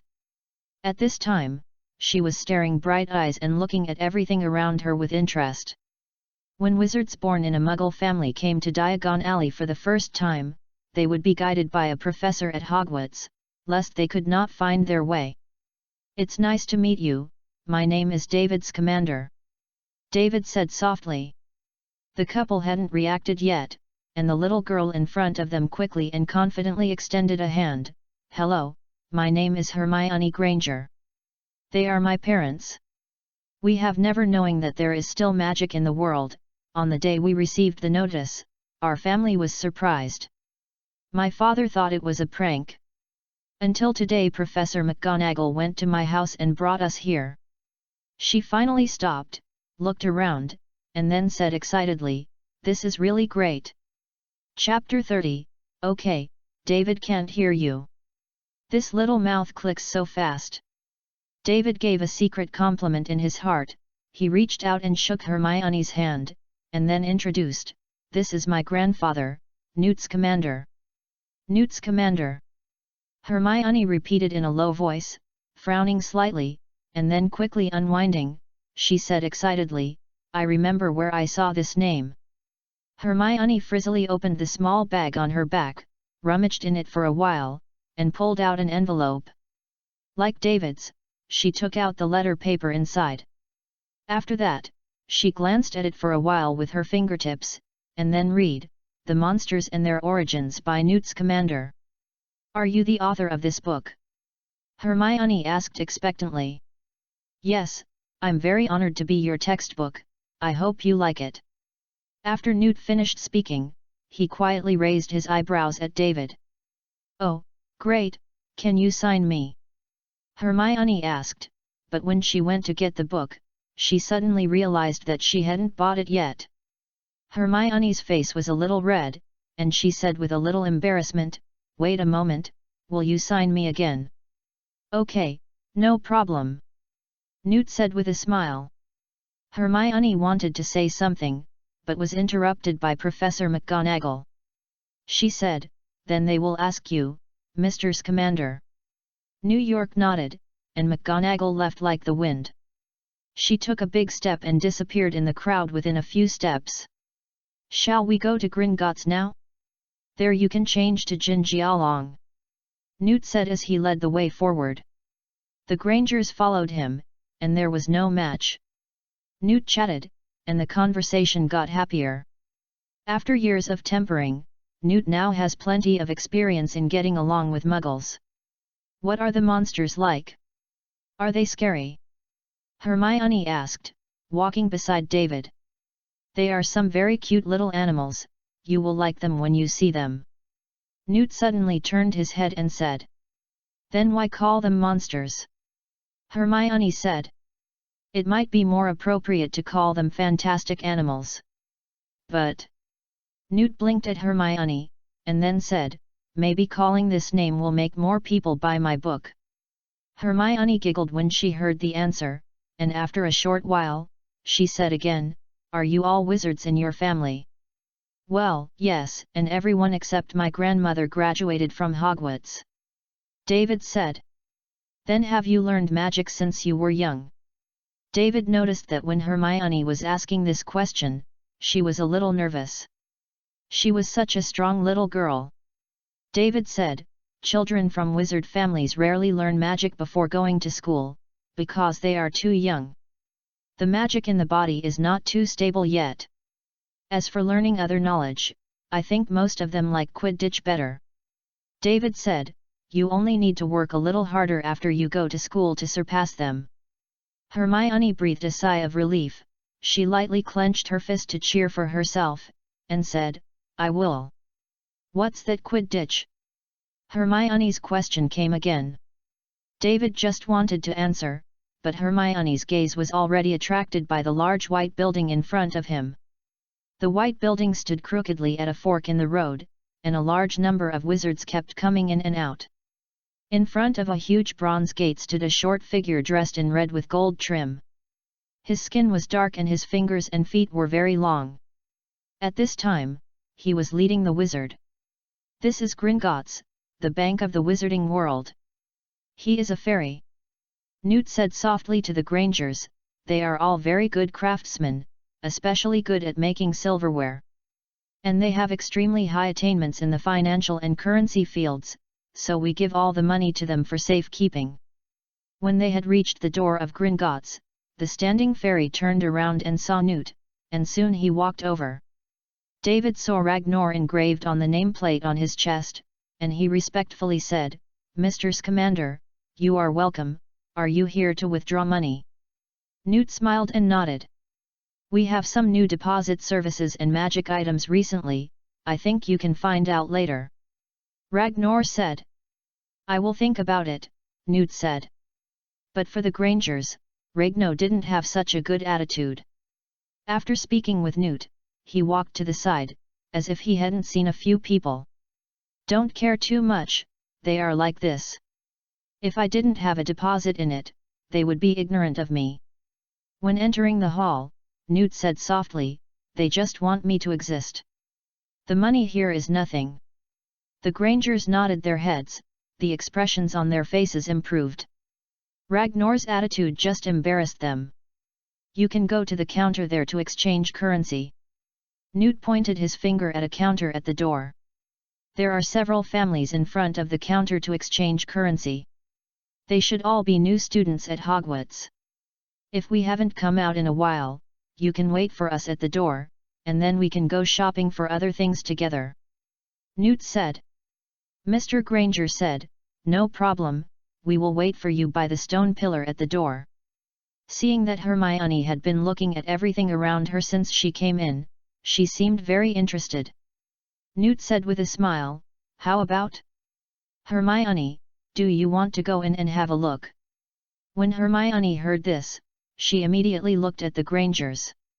She blinked her eyes, filled with longing. Go, but you have to listen to Mr. Scamander, said Mrs. Granger. Oi, you are so kind, Mom. Hermione gave a soft cheer and gave Mrs. Granger a hug. After separating from the Grangers, David and Hermione followed Newt through a row of goblin counters to the front of a counter that was closer. Hello, Newt said, I want to withdraw some money. Mr. Scamander, did you bring the key? Said the goblin behind the counter. Of course. Newt drew in his bag for a while, took out a golden key and handed it to the fairy. The fairy took the key and looked at it for a while. You read www.yunsha.com and shouted at the back, saying it was fairy language, and David couldn't understand what he said. After a while, a goblin came out from behind the counter. He took the key from the goblin behind the counter and handed it to Newt. Hello Mr. Scamander, I'm Gonyubi, please follow me. Following Gonyubi, Newt and the others passed through a gate and came to a steep with a cart in front of the slope. Shall we take this? Hermione poked David. David shrugged his shoulders helplessly and said, yes, and you'd better close your eyes later. But it was obvious that Hermione didn't listen to David's words, because she was screaming all the way. David felt that the ear near her was almost deaf, her voice was so loud. As the cart slowed down when passing through a canyon, Hermione suddenly said, is that a dragon underneath? What? David did not hear clearly, he was still immersed in the screams of Hermione just now. That is the Hungarian tree peak, one of the most dangerous fire dragons in the world. Newt glanced at Ganyobi in front of him, with some accusations in his tone. It shouldn't be in this dark underground. Oh, sir, it belongs to Gringotts. It is the most loyal bodyguard here. Our treasure needs them to guard. Ganyobi said, but you can buy him, sir, as long as you have the Jinjia twice the length of long is fine, it's a good deal. Newt touched his chin, looked at the fire dragon under the canyon, and seemed to be thinking about Ganyobi's proposal. David was thinking, how can I this dragon out? Well, sir, we're here. The car stopped, and Ganyobi said, pointing to a door next to it. Chapter 31, Master Flicker Ollivander. Ganyobi took the key in Newt's hand and opened the door. There were piles of sparkling gold gallons and other currencies. There were many magic items and materials for magical animals beside the gold coins. These are the family heritage of Newt's books and Tina and his family over the years, so they are considered wealthy. Is this the currency of the magic world? Hermione looked at everything in front of her in surprise. Yes, they are called Jinjialong. They were made by the fairies, and it is said that no one can imitate them. David took one and handed it to Hermione's hand. The fairy beside heard David's words and stood up proudly, seeming extremely proud. After Newt caught a few large handfuls of Jinjialong, they took the trolley back to the lobby, and in the process Hermione also returned the gold coin to David. Out of the Gringotts, David saw Granger and his wife. They were standing under a stone pillar, and they kept looking into the Gringotts. They seemed to be waiting a little anxiously. Dad, Mom. Hermione waved at them. The Grangers quickly walked to Hermione, and Hermione began to introduce them to them excitedly and chatteringly. After Hermione finished speaking, Newt said, "Shall we go shopping for school uniforms?" After measuring the size, Mrs. Morkan will need to do it for a while, and we can just buy other things. Seeing that everyone had no objection, Newt brought David and the others into the crowd and walked towards Mrs. Morkan's shop.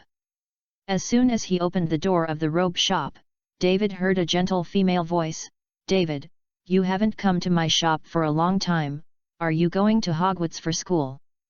"Oh, there is a pretty little witch." A short squat witch smiled and put on from behind a row of clothes. When Queenie didn't have time to make clothes for them, Newt and the others needed to come here to buy clothes. They are also regular customers here. After she approached, she saw the clothes that David was wearing, with a look of surprise on her face, and then walked to David's side a few steps, and after a close look, she said in an admiring tone, "This is Queenie new, is it designed? It's so beautiful." "Well, my aunt sent me yesterday. She has been designing new styles of clothes recently," David said. "Then you can help me ask, can her clothes be sold in my shop?" Madame Morkan said expectantly. "Of course, I will write to you and ask when I go back," David said. "Oh, awesome." Madame Morkan's eyes were narrowed, and she whispered, "I will give you both of your clothes for free, and I will also impose self-ironing and self-healing spells on you." "Oh. Thank you, I will try my best to help you persuade my aunt." David blinked at her. Anyway, Queenie's clothes are sold everywhere. Mrs. Morkan happily waved a magic wand and a tape around David and Hermione, recording their height and other data. "You can come to fetch your clothes in 2 hours. After the measurement," Mrs. Morkan said. "Okay, thank you," David said. After leaving the store, the Grangers wanted to pay Newt for the school uniform, but Newt refused. He said that it was not his credit and could not accept the money. So Mrs. Granger bought a large ice cream for David and Hermione alone, which broke Hermione's music, because the Grangers are both dentists and they rarely let her eat these desserts. Hermione and David took the ice cream, walked behind Newt contentedly, and swaggered towards the wand shop. When they finished eating the ice cream in their hands, the magic wand shop also arrived. It was a dilapidated small shop, and even the Ollivander line on the sign had fallen off so that it could not be seen clearly. He also relied on this to be his wand shop, otherwise most people walked to the door and saw this sign, and they would have just turned around and left. David walked into the store and looked around. There was no one, only the piles of cardboard boxes. "Good noon, everyone." An old man stood on a ladder and suddenly slid out from the side, startling Hermione. He walked down the ladder and looked at Newt, his silver-white eyes motionless, as if he was reminiscing. "Mr. Scamander," he said. "Wand body made of ash, lime, shell, and bone, mother of pearl core, a very durable wand, its owners are people who love magical animals. I hope you keep it well." An awkward smile appeared on Newt's face. His wand had long been worn out by him. He took out his wand and handed it to Ollivander. "I think I can take care of you later, Mr. Scamander." Ollivander's tone was not too happy, as if he was blaming Newt for his carelessness with the wand. "This is..." Ollivander thought for a while and said, "Little David? I didn't expect you to grow up like this." David respectfully greeted Ollivander, who had come here with Tina to maintain the wand before. Ollivander turned to Hermione again. "I think we meet for the first time, right?" Hermione nodded and said, "Hello, Mr. Ollivander, my name is Hermione Granger. Welcome to Diagon Alley, you will become a great witch in the future." Ollivander said, "Now, would you please stand over and choose the wand?" Ollivander used a tape measure to measure the size, and pulled out a few boxes from the back cabinet, and he handed the wands inside to Hermione's hands one by one, but it was a pity that they didn't fit. "A picky guest," Ollivander murmured, "but it doesn't matter, we will find a suitable wand, the wand will choose its wizard, and there will be a wand suitable for you." Ollivander pulled out a few more boxes from the side and handed them to Hermione's hands. After trying a few more, Hermione finally found a wand suitable for her. With a wave of her, a soft light appeared on the tip of the wand. "The vine tree, the dragon's nerve, is 9 3/4 inches long, and a powerful magic wand," Ollivander said. "The people who have it are the noble pursuit and visionary wizards, just like I said before. Yes, you will become a powerful witch in the future. David, please come forward www.novel.com. OK." After Hermione took the wand and stepped aside, Ollivander said. After measuring the size with a tape measure, Ollivander took another one from the pile of boxes, took out the wand from it, and stuffed it into David's hand. "You wave it," Ollivander said. David waved it lightly, feeling that the magic power was injected into the wand as if he had encountered some obstacle, suddenly exploded in the wand, and then a light flashed in the front of the wand, and the boxes piled behind Ollivander were blown up everywhere. Flying around. "The situation is much worse than Hermione just now." It's okay, let's try this one again." Ollivander hurriedly took out the wand in David's hand and replaced it with one. But the situation has not changed at all. After changing a few, the wand shop has become a mess, and the vase next to it and the small lamp on the top are all broken. "Tisk, powerful magical talent, and an extremely picky guest," Ollivander said, "but, we will find a wand that suits you, let me think about it. Where is it?" Listening to Ollivander murmuring there, David's mouth twitched. He now seriously suspects that all of this is Ollivander's marketing method. All the little wizards who come here will make him feel that his magic talent is the best in the world. He is the savior of the magic world. He is the next Dumbledore. Then happily took out a large sum of money. Otherwise, how could Ollivander's words remain the same, and his evaluation was almost the same as Hermione's? David is ready to be slaughtered by Ollivander in his heart. Industry monopoly is not desirable. Chapter 32, The Price of the Scene. By the way, it should be here," Ollivander said suddenly. Then he climbed up the ladder, rummaged for a while on the shelf behind, took out a box and blew the dust on it, took it off, took out the wand inside and handed it to David. As soon as David got it in his hand, he felt a silky smooth feeling. There was no obstacle to the flow of magic power in it. The one that Binuit gave him in front of him did not know how good it was. With a light wave, a red light appeared from the tip of his stick, which dissipated after a few hits around. 10 3/4 of an inch, the rod body is English oak, the core is unicorn hair, a most loyal wand. Ollivander said with a smile, its owner usually treats all kinds of creatures. He has an extraordinary affinity with plants, and he is a brave and kind person. I believe you will become a master of magical animals as great as Mr. Scamander in the future. Ollivander continued, 10 gold gallons, thank you for your patronage. After Newt paid the money, the group walked to other shops, preparing to buy things like the cauldron. I mention here that Hermione's wand only cost 7 gold gallons. Sure enough, the greater the movement, the higher the price. Hi! After a while, the Grangers' hands were full of large and small packages. They had already bought all the equipment such as the crucible, and now there were only textbooks left. As soon as she walked to the door of Lihen bookstore, Hermione's eyes lit up and she ran in like a treasure. She stood in front of the bookshelf piled up to the ceiling, dazzled by the selection, took this one, and wanted to read the other one. She felt that she was almost suffering from a choice disorder. Excuse me, where is the textbook for Hogwarts first-year students? David asked the clerk in front of the counter. On the third row of shelves, you can see that as soon as you pass, we have sorted out the first-grade textbooks. The clerk said with a smile. David thanked him, and then he counted 3 shelves and walked over. He saw bundles of books with rope on the shelves, all of which were on their book list. Are they all here? Hermione also ran over, holding a few thick books in her hands. Yes, that's right, David said. Hermione leaned forward, looked carefully at the price on the next page, frowned and counted for a while, then became happy. She happily said, "Ha, great, I still have enough money, other things I can buy those books too." After speaking, she slipped to the other shelf area to pick up the books she had just given up. Really deserves to be a tyrant.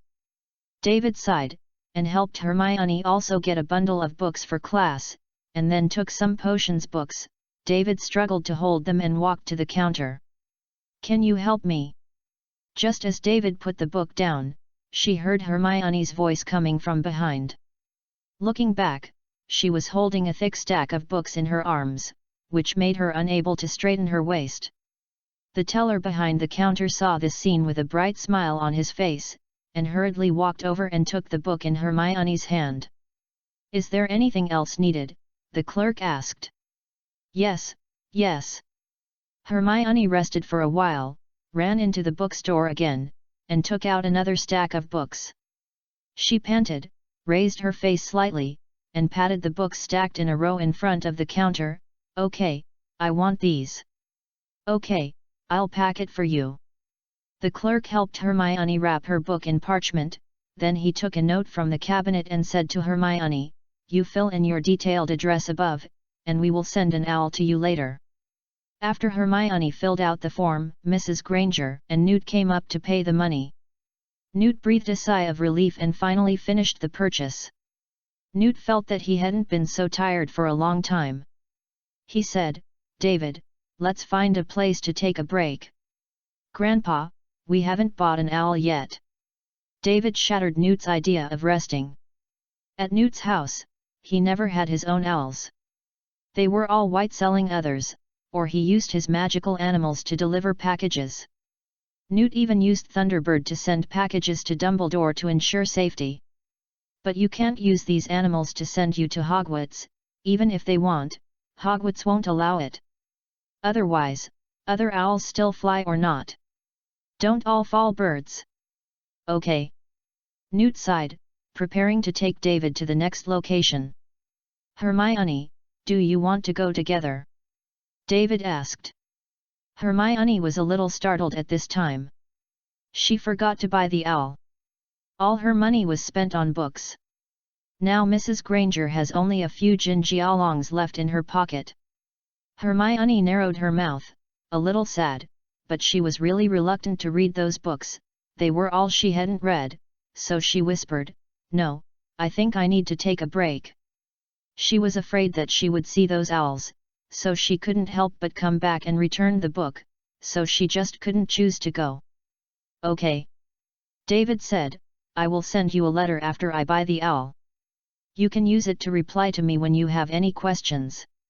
You can also ask me if you have any questions." "That's great, thank you." Hermione thought that she could use it without buying an owl, and she also had an extra partner who could ask questions during the holidays. Yu reading www.yuuganchu. The sadness in her heart suddenly disappeared a lot. After and Hermione were separated, Newt and David went to the Tula Owl store, which was dark, with many and various owls standing on the hanging cages or rails. Owls like a darker environment, so they put the shop like this. Newt explained to David. David nodded and walked towards the shop. As soon as he stepped into the shop, the owls inside all chattered and clamored to show off their body. They all wanted to go to the vast world outside, not to stay in this small in the space. But not all owls are like this. In the middle of this group of coquettish goods stands a huge, mostly white feathered owl with some black spots on it.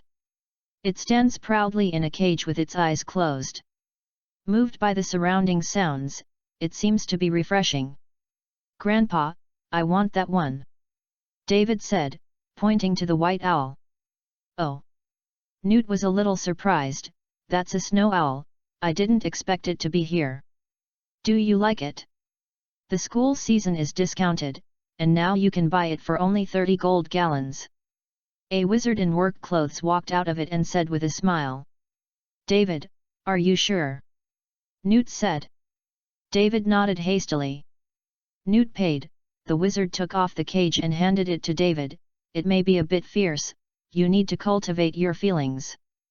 David took the cage, the snowy owl inside opened his eyes and glanced at him, then closed his eyes proudly. It didn't seem to care who bought it. "Well, David, let's go back soon." Newt took David's hand and left with apparition. He was really tired. Chapter 33, Is the power of the amplification spell so powerful? Da-da-da. The window was knocked a few times by something. David walked over and pushed the window open, and said in surprise, "Philax, you are back." Philax is the snowy owl that David bought. David thought about it for a long time before he named it. David stretched out his hand to take Philax out of the window, but it avoided David's arm and flew in with a small package on its own.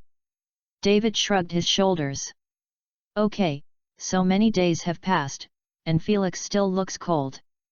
After Philax threw the package it brought over on David's table, he flew to a railing prepared for it and closed his eyes again. David put some crumbs and water on the plate, and placed it under it.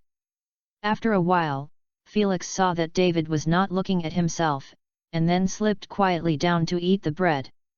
At this time, David also retracted his sneaking eyes and opened the package that Felix had brought.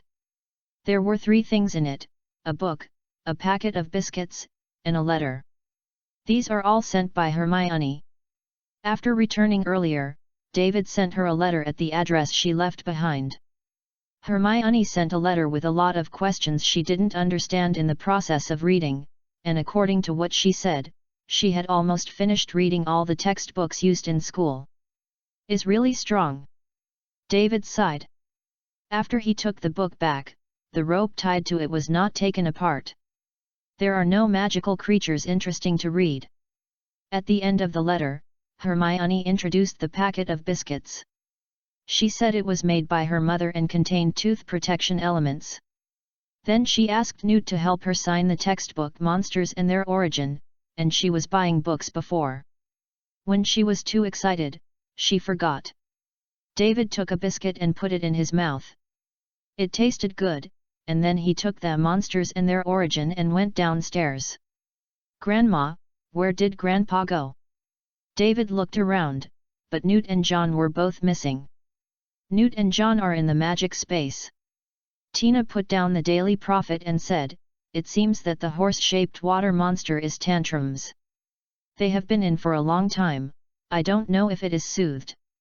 "Is that so? I'll go and see." David put the book on the side table and ran towards the magic space. "It should be this door." David muttered and walked into an arc-shaped door. The scene in front of him suddenly changed as soon as he entered. A huge lake appeared in front of David's eyes, and he couldn't see the edge at a glance. But there are no traces of Newt and the others on the surface of the lake. "Grandpa, John!" David shouted loudly, making a horn with his hand. After waiting for a while, I still didn't see Newt. David took out his wand and gently pressed it under his chin. He took a deep breath, and then shouted, "Grandpa, John!" The voice was several times louder than before, and David used the amplification spell. Soon the amplification spell has its effect. "Nest grass." David quickly turned around, riveting enough as if he ran outside. Behind David, the originally calm lake suddenly became choppy. The most important thing was that the lake was still rising. After a while it reached a height of more than 10 meters, and then fell down with a crash. The squeezed water flow rushed to all directions within milliseconds, and saw that it was about to hit David's body, and a curse flew from the lake water, hitting David's body, forming a shield. At the moment when the shield was formed, a huge current hit him. Fortunately, the shield was strong after all. After David slid a certain distance with the current unscathed, the lake receded and he was left on the shore. Cough, cough. David got up and coughed desperately, coughing up a lot of the water in his throat. Feeling a little better, his clothes were all soaked. "David, be quiet, you scared him." John's anxious voice sounded from behind. David looked in the direction of the sound. A creature that looked like a horse, but whose hair was indeed the same as the cattail grass, was jumping back and forth on the lake, struggling desperately. These are horse-shaped water monsters. They can transform into various shapes, but most of them still appear in the form of horses, so people gave them this name. Horse-shaped water monsters are found in the UK and Ireland. Although they look gentle on the outside, they are cruel predators. Horse-shaped water monsters will lure careless people to ride on their backs, and then they will plunge into the water, eat people, and make people's internal organs float on the water. But isn't the horse-shaped water monster raised by grandfather already tamed by him? How can you suddenly be so irritable? I just yelled and it was not enough. David is now full of question marks. But at this time Newt and they couldn't give him an answer. Newt was sitting on the horse-shaped monster's neck, desperately grabbing its cattail-like mane, and constantly comforting it. Reading www.uuganshu.com. As for John, his experience is a little worse. He is pulling on the horse-shaped waterweed's butt, and it seems that he will be shaken by the horse-shaped water monster. The horse-shaped water monster ran back and forth in the lake a few times. It was a little tired, and its speed gradually slowed down. John took advantage of this opportunity and hurriedly climbed up to help Newt control the horse-shaped water monster. Newt took a bridle and began to put on the horse-shaped water monster's head. The horse-shaped water monster also realized this, and it began to run wildly on the lake. The two of Newt had to give up the practice of halting the bridle and once again held the horse-shaped water monster by the neck with both hands. "David, go to the studio and get another bridle. We will try our best to control it for you later. You use the placement curse and put it on its head." Newt shouted loudly. "Okay." David responded and hurried to the studio to find a bridle under the cabinet. He carried it and ran back. "Are you ready?" Newt yelled again when David was back. "Okay." David put the bridle on the ground, holding his wand nervously. "Well, we will try our best to control it later, and I will call you when the time is right." The two of Newt began to try their best to control the horse-shaped water monster's movements to make it less intense. David swallowed and stared closely in Newt's direction. David, hurry up! Newt yelled. David raised his wand in an instant, ready to cast a spell, but soon stopped. He collapsed and shouted sadly, "Grandpa, I won't place a spell." The other side was silent for a while. It seemed that even the horse-shaped water monster was slower. And then Newt's angry voice sounded, "I told you to study hard. If you don't listen, you can play in one day." Chapter 34, Awad, good job. Grandpa, you'll be talking about me later, tell me how to place the curse first. David hurriedly broke the subject, because he couldn't refute it. Newt seemed to have taught him this curse before, but he didn't. Can remember. Is it because the sequelae of crossing is at work? David thought it was very possible, otherwise how could he not remember it? The spell is to put it quickly. Newt took a sigh of relief and shouted, "The movement of swinging the wand is slow first and then fast. Draw 2 arcs. Remember not to draw too much, otherwise it will have the opposite effect." Newt also tried his best to drew his hand out to show David, but at this moment he was almost thrown off the horse by the horse-shaped monster, and Newt hurriedly retracted his hand and hugged the horse's neck again. "Have you learned it?" Newt shouted. "I'll try it first."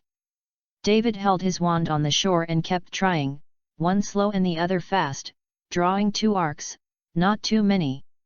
"Place it quickly." David waved at the bridle, and the bridle disappeared in place, appearing on the small rock that David wanted it to cover. "Grandpa, I will!" David exclaimed excitedly. "Then let's follow the previous steps and do it again." Newt said, "Remember, when you cast the spell, you must look at the horse-shaped water monster's head with no distraction, don't think about other things, or you will get crooked." "Okay."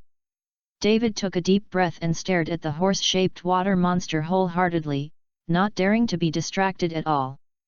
Otherwise, something went wrong and it was put on Newt's head, and he would hit someone when he got down. Take advantage of it now. Newt and the others slowed down the horse-shaped water monster again. "Place it quickly." David waved his wand. Almost at the same time, several ropes appeared on the horse-shaped water monster's head, and the horse bridle was successfully put on its head without any mistake. David took a sigh of relief, and his bouncing heart slowly calmed down. He was really too nervous just now. After a while, Nutra took the rope on the horse-shaped water monster and let it swim back to the shore.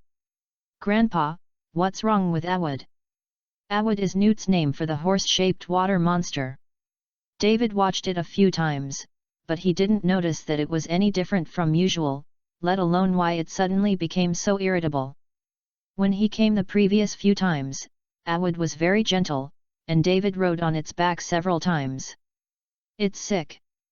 Newt sighed, "I also blame me for not paying attention to it during this time, otherwise I should have discovered it long ago, and I won't wait until it can't stand it anymore."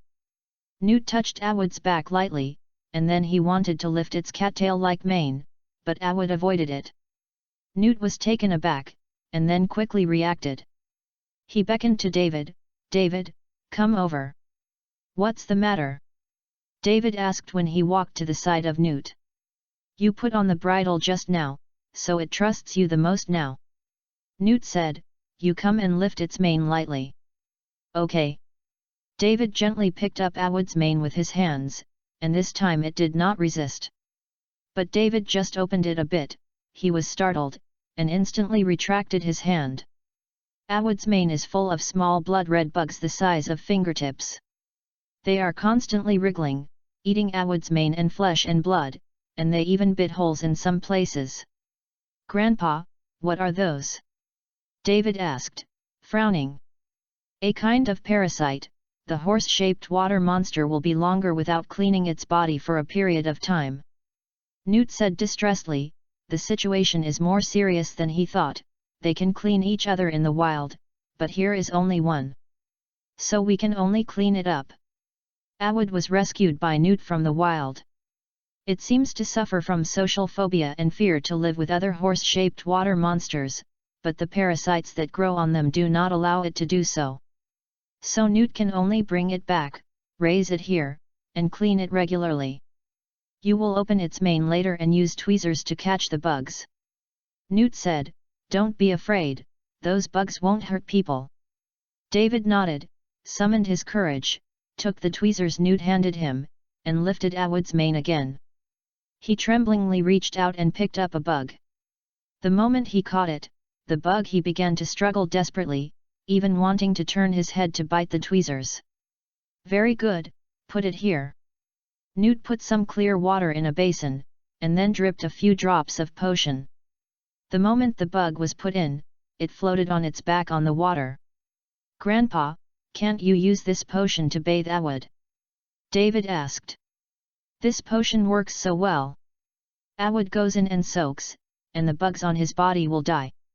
He still needs it." Grabbing so hard one by one. "No, if it's not hurt, it's okay, but now it's bitten, and the potion will hurt him too." Newt said, "David www.ltnovel.com hurry up and go on." "Oh." David continued to pick up Awood's mane to catch bugs for it. The afternoon passed quickly.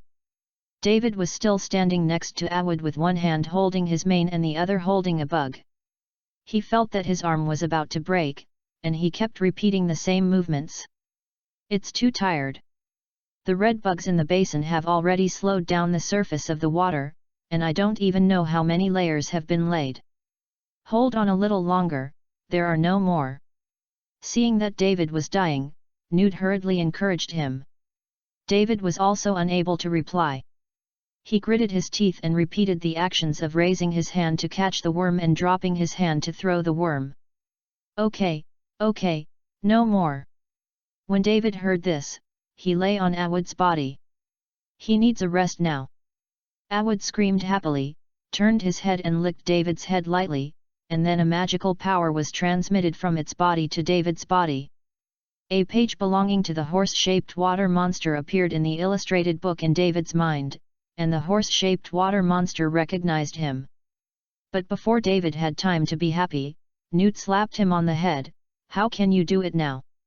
Seeing Awood's breath weaker again, Newt's heart couldn't help but twitch. He feels distressed.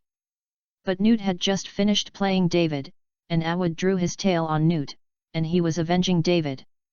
Newt snorted angrily, and walked to the studio angrily. He wanted to prepare something for Awood to rejuvenate. After all, it had been tortured twice in a row and had to be made up. David continued to lie on Awood's body and touched it comfortably. "Is awesome. Awood, did not let me suffer this afternoon in vain." Chapter 35, Train, Wait for Me. Although Awood was cured, Newt went crazy. For the next period of time, he kept blaming himself, thinking that it was his carelessness that Awood suffered the torment of the parasite. So in order to prevent this from happening to other animals, Newt dragged John and David to do physical examinations for the animals in the magic space every day.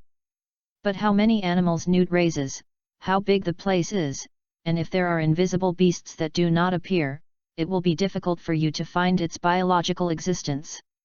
David and the three rushed back and forth in it, fighting wits and courage for more than a month, only to check 2/3 of the animals. "Grandpa, let's take a break." David hobbled behind Newt, with a large medicine chest floating behind him. "Hold on, let's check this last area, and we will go back." Newt turned around and squeezed David's shoulder to encourage him. "Do you want me to carry you over?" John leaned over to David and said softly. "Thank you, no need." David lowered his head and said weakly, John was actually tired, and he did the most work of the three. Walked for a while, and a low hillside appeared in front of them, with many large and small caves on it. John stopped in the distance and did not approach, because there was a full moon hanging above the hillside. "David, here it is," Newt said. David took a sigh of relief, and finally stopped walking. Newt walked to the bottom of the hillside and screamed strangely. After a while, many round heads protruded from those large and small caves, with 2 round eyes bulging on top of these heads. After they came out completely, David saw 4 thin thin legs growing under their oval body, but with flat big feet. They are moon beasts, a very shy animal, only come out of the cave on the night of the full moon. Wait, later I will stop them, and then you will force them to me," Newt said. After David nodded, he saw Newt waved his wand and instantly appeared behind the moon beast. This frightened them. They immediately strayed away and ran away from Newt. David hurried forward, intercepted them, and constantly changed positions to force the moon beasts towards Newt. When the moon beasts gathered together, Newt waved his magic wand and the big medicine chest opened automatically, and many long ribbon-shaped things flew out. These are the detection instruments invented by Newt in recent years. Each bag corresponds to a disease that magical animals can have. As long as the animal that has been checked by the belt is sick, the belt will change. "How about it, Grandpa?" David shouted after the belt had turned around the moon beasts a few times. The moon beasts were shocked again, they leaned hard in the middle, and they posted a tuft. Newt suddenly appeared next to David, slapped him on the back of David's head. "Shhh, be quiet, you see you scared them." David flattened his mouth. "I was so tired following you all day, you still treat me this way." Newt didn't care about David's grievance. He waved to John in the distance, and then said, "Okay, let's go back. They are all very healthy." After talking about Nutra, David used the apparition to return to the studio, and after John arrived, they returned to the hall together. After dinner, David took a hot bath and lay down on the bed. After a while, his eyes started fighting and he fell into a sweet dream. Early the next morning, David slowly opened his eyes, stretched his waist, and slept well. "Why didn't Grandpa call me today?" David was a little bit confused. Newt would come to wake him up every day at dawn for more than a month and let David go to the magic space to help. David got up and yawned, then he saw a big brown box by the bed. Nest grass. His eyes widened suddenly, and he hurriedly took out his pocket watch and looked at it. The hour hand on it was pointing to the middle of 10 and 11, and the minute hand was pointing to 30. Fortunately, the train will leave for half an hour. I almost ended my study career before school started. That's right, today is David's day at Hogwarts, but everyone seems to have forgotten about it. David hurriedly dragged the box and ran downstairs. The box banged on the stairs. "David? Haven't you been on a train yet?" Tina said in surprise when she heard the movement coming over. David was a little confused. He said, "No, Grandma, I was too tired yesterday, and I couldn't get up today."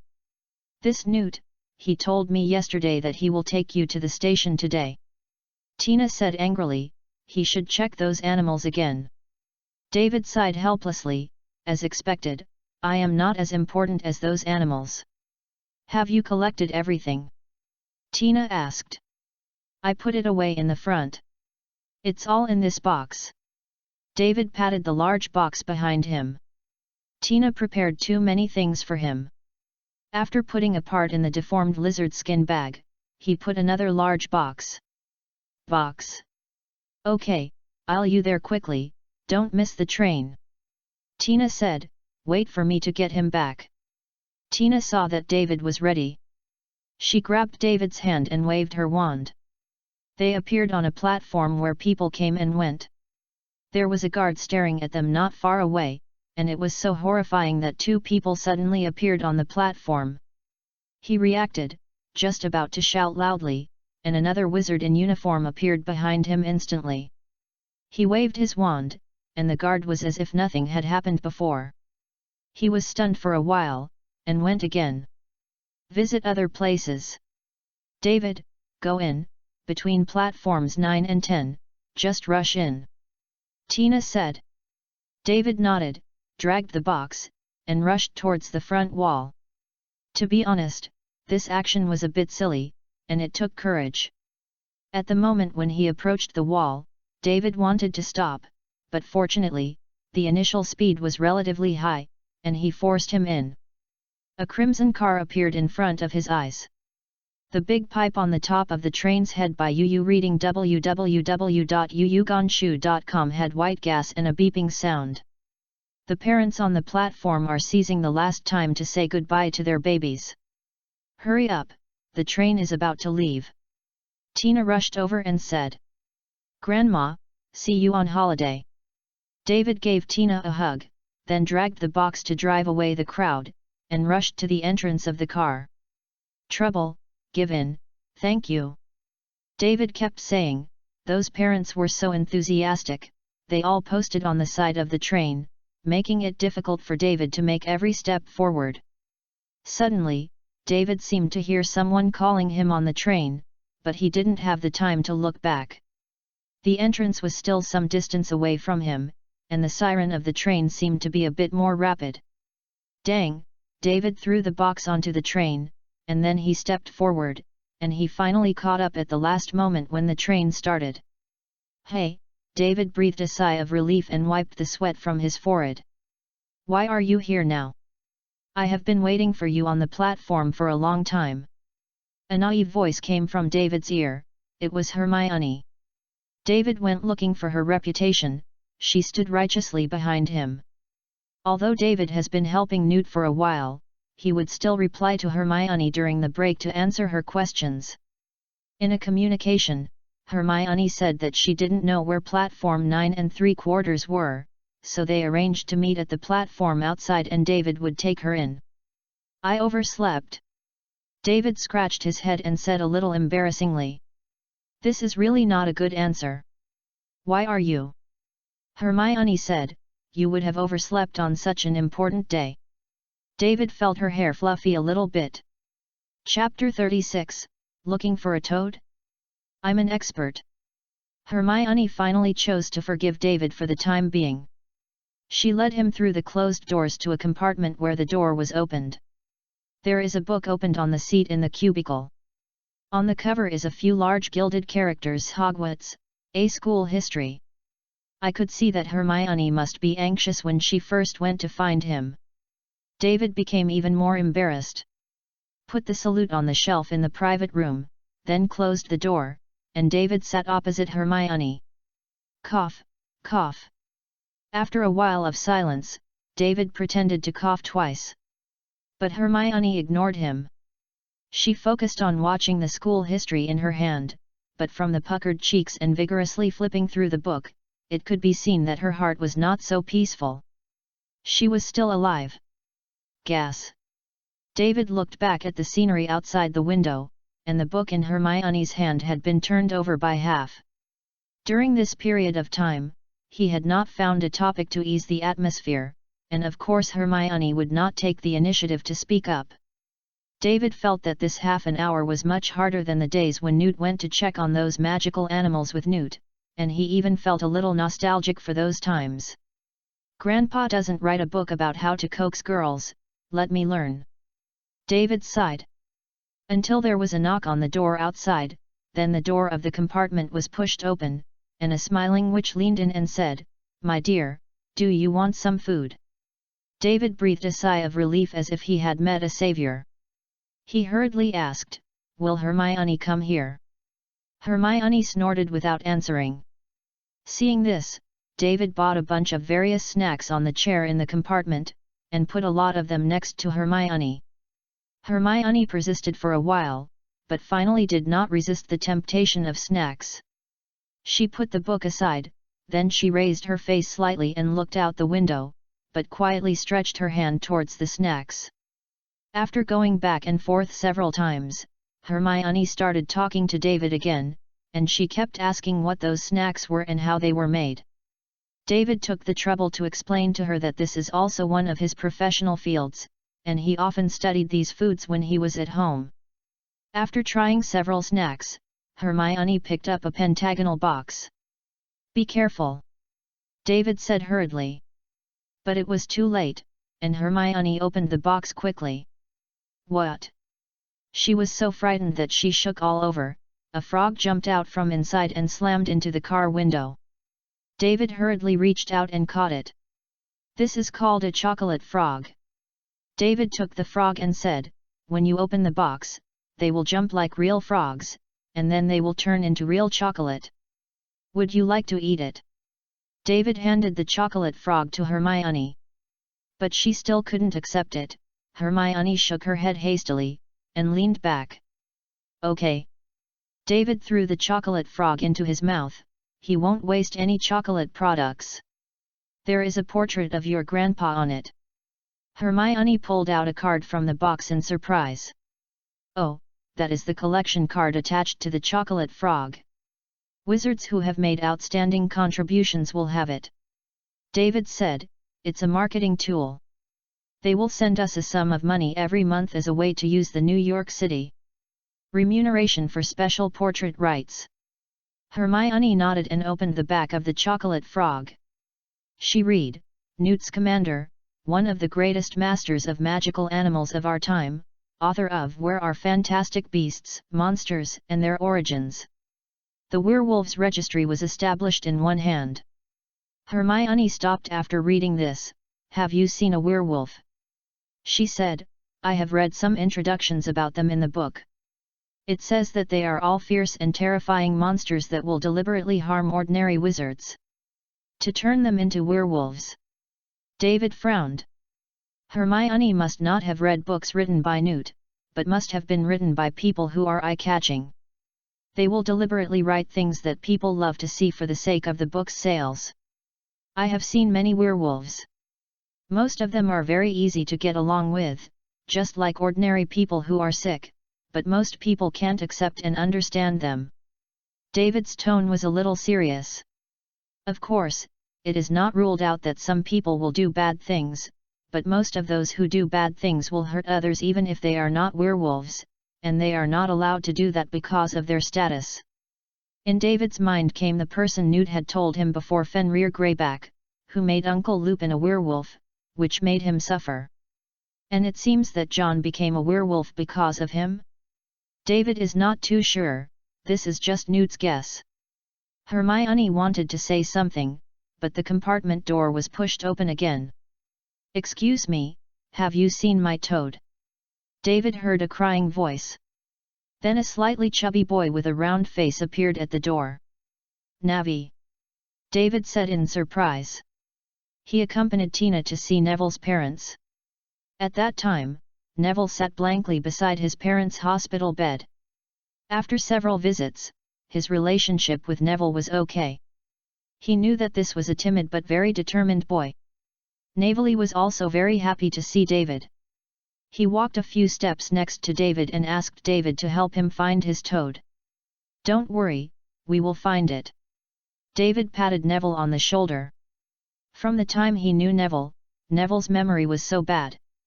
Even if he just put something in, he could turn around. Forget. David thinks that this is actually good, at least it can remind Neville a little bit of the sad past. After speaking, David took out his wand and pointed it lightly on Neville's body, and drew a thin golden thread to his nose. www.novel.com. David smelled a moist smell with a little grassy fragrance. The smell, that is the smell of the Neville toad. Appearance. David waved his magic wand, and the golden threads in the air gathered into a ball and formed the appearance of a toad on the ground. Then it jumped out of the compartment door, turned into a corner next to it, and disappeared. After David followed, he saw a toad lying inside. It seemed that it had been following Neville, but he just didn't want him to find it. That's it. Navi, see if it is yours. David said to Neville next to him. Fry. Neville rushed to the toad on the ground in surprise. How did you do it? Hermione asked in surprise, standing aside. As a future master of magical animals, of course there will be some housekeeping skills. David said triumphantly, and then he returned to the cubicle. He didn't want to stand in the corridor all the time. Can I learn it? Hermione followed up and said, I don't seem to have seen such a spell in a book. Of course. David said, looking at Neville outside the door, would you like to stay together, Neville? Neville thought for a while, nodded, and walked in.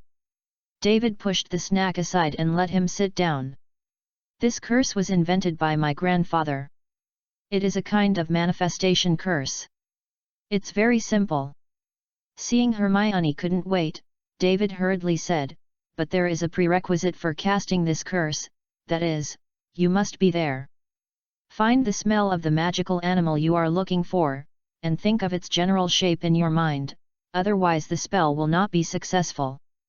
In other words, you have to be familiar with the smell of most magical animals for this spell to work. After David finished speaking, Hermione frowned there, not knowing what she was thinking. Chapter 37, Does your family keep a dragon? Neville, can you lend me your toad? Hermione took a deep breath and said courageously. Navigate was taken aback, but carefully handed the toad in her hand to Hermione. After Hermione took the toad, her little face was full of tension. It was the first time she had come into contact with this creature. Then she took a deep breath and tremblingly moved the toad to the tip of her nose to smell it. Are you so brave? David smiled unconsciously. Hermione was a bit like when Newt first taught him magic. Fry moved suddenly, and her skin was pressed against the tip of Hermione's nose. What? Hermione screamed, and instantly she shrank back, opened her hands, and threw Foley to the ground. Remember its smell. David bent down and grabbed Fry, who wanted to escape again. Hermione shook her head in frustration. She was so nervous just now that she didn't remember much. Then I will hold it in my hand, and you can smell it again, okay? David said. Hermione nodded. David sandwiched Foley with both hands, keeping it from moving. Hermione cautiously leaned forward and sniffed carefully. I seem to remember it. After a while, Hermione said happily. Okay, then you can take a closer look at what it looks like, and then construct it in your mind. David opened his hand so that Hermione could see clearly. Hermione looked around for a few times, closed her eyes and thought for a while, then she opened her eyes and said, I think I can do it. Okay. David exchanged Foley for Neville. Neville, can you follow along with you to learn? Then you can find Foley by yourself. Ah! Neville was taken aback, he was a little unconfident. Can I? Yes, rest assured, I will teach you. David said. Seeing Neville nodded, David took out his magic wand, remember Fry's smell and shape in his mind. After seeing Hermione and them nodding, David continued, the spell is revealed, and then the wand gently draws a small circle in the air. A light golden mist emerged from between David's rod, forming a toad on the ground. The mist from Hermione's rod dissipated as soon as it reunited, and Neville didn't directly produce any mist. Navi, take it easy, don't be so nervous, the handshake can be smaller. David said. Hermione, you didn't build the toad look in your mind, so it dissipated as soon as it took shape. You are thinking about it. Neville and Hermione nodded and started practicing again. After a few times, they both succeeded. And the toad that Neville transformed into is more solid, because he is more familiar with Fry, and the image constructed in his mind is clearer. In the following time, both Hermione and Neville were practicing happily in the cubicle. David lay on a chair and ate snacks and looked at the scenery passing by the window. He spoke to the two a few times in the middle, but they didn't want to talk to him very much, as if they were back to the beginning. With the sound of the train, the sky slowly dimmed, and the sun hung there on the side of the mountain, and the surrounding clouds were turned dark red by it. David looked far away and felt that the clouds looked a bit like view. The train is coming to the station soon.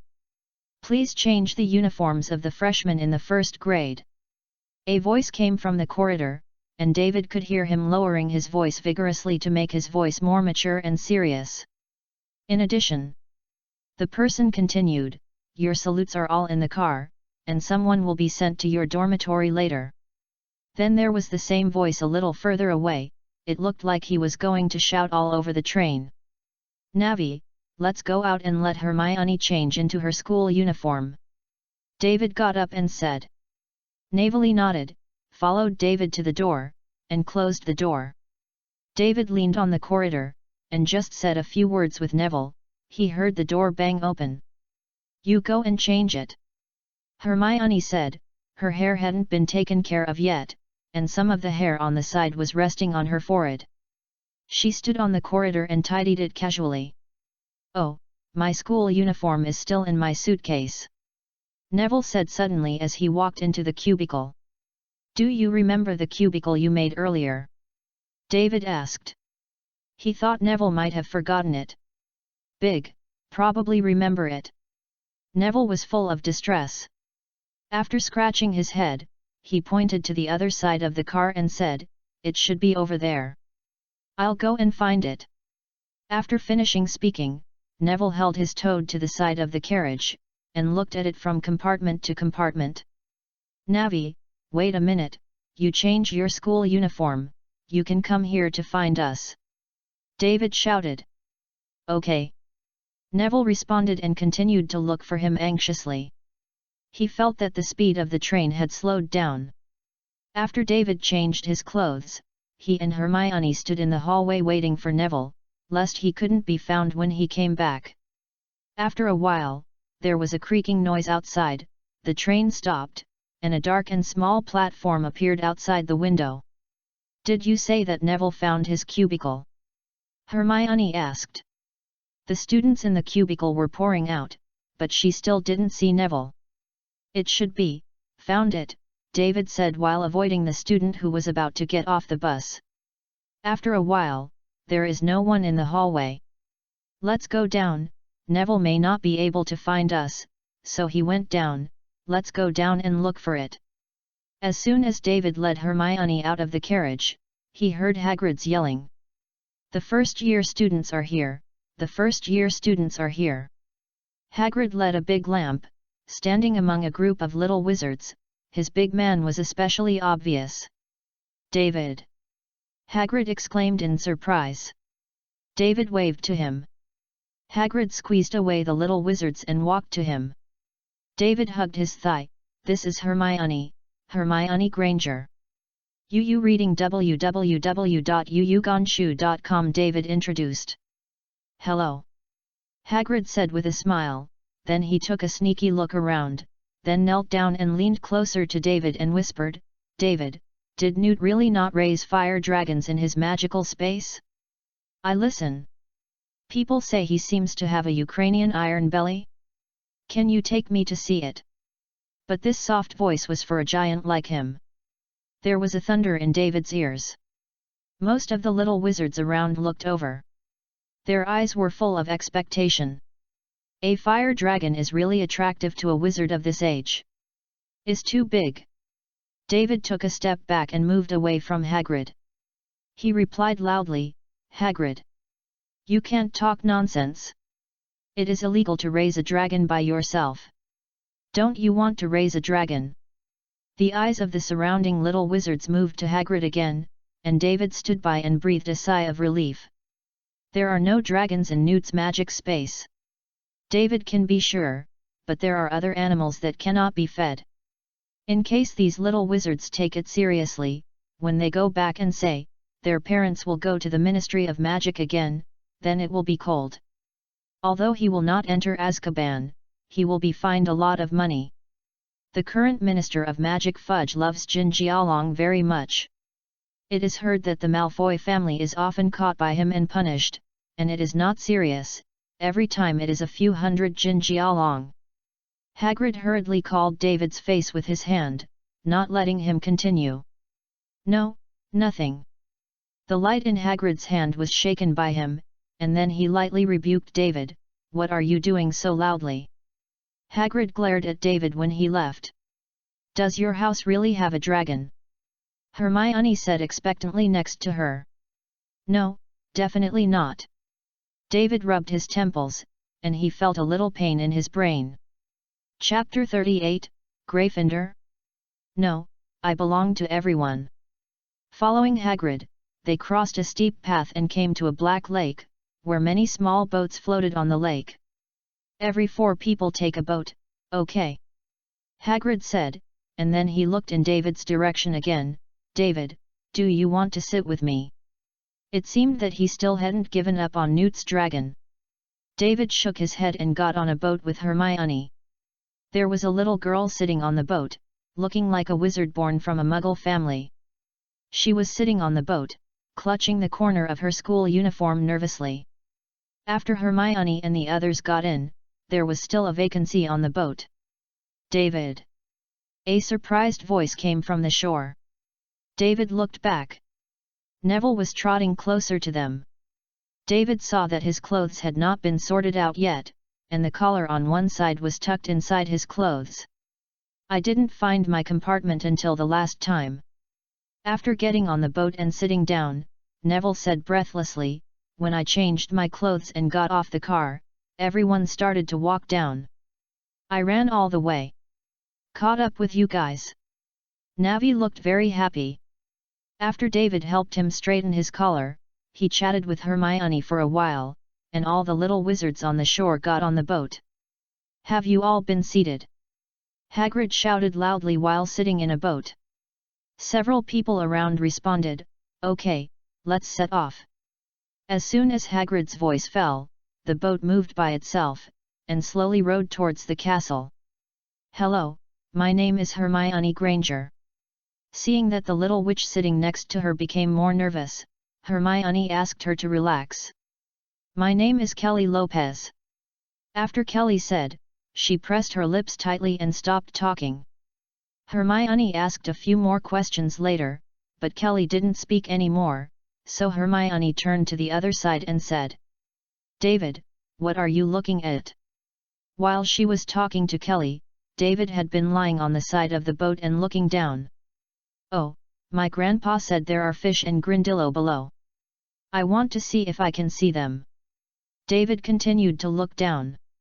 Suddenly he felt someone beating him behind him. David got up suspiciously and turned his head to see that Hermione had been winking at him. Next to Kelly, after David said that there were fish in the lake, she seemed even more nervous, her fingertips and knuckles were pinched white. Oh, I'm very sorry, I have just looked carefully, there is nothing in the lake, it seems that they dare not approach the location of the castle. David comforted. But Kelly still didn't get any better. Fortunately, the boat quickly landed. They followed Hagrid through a tunnel, climbed a flight of steps, and came to a gate. Hagrid knocked 3 times, the door slowly opened, and a witch in emerald green robe appeared in front of the little wizards. She was Professor McGonagall. After Professor McGonagall thanked Hagrid, she brought everyone to a small room, and she began to introduce the rest of the matter to everyone. Do you know how it was sorted? Do the test. Hermione asked in a low voice, she was also a little nervous now. As soon as David was about to speak, he heard Professor McGonagall's stern voice, will you still listen to me now? David quickly stood up obediently, and Hermione was afraid to speak. After Professor McGonagall finished speaking, he took them into the hall. The senior students were on both sides of the hall, and the professors sat on the high platform. What attracts the most attention is the constantly twinkling stars in the sky. At this time, Hermione showed her self-cultivation as a scholar. She began to keep introducing the origin of these things to David, and also added the source, as if she was writing an academic paper. Professor McGonagall put a top-notch wizard hat on the bench in front of them. It looked dirty. David felt that if he patted it, the whole room would be filled with dust. The most terrible thing is that it actually started to sing, maybe it can be said to be reading, because David did not hear any rhythm in its voice. The lyrics could not help but come to David's mind, pale yellow dress, fluffy hair. After the sorting hat sang, Professor McGonagall began to ask people to put on the sorting hat. David's commander.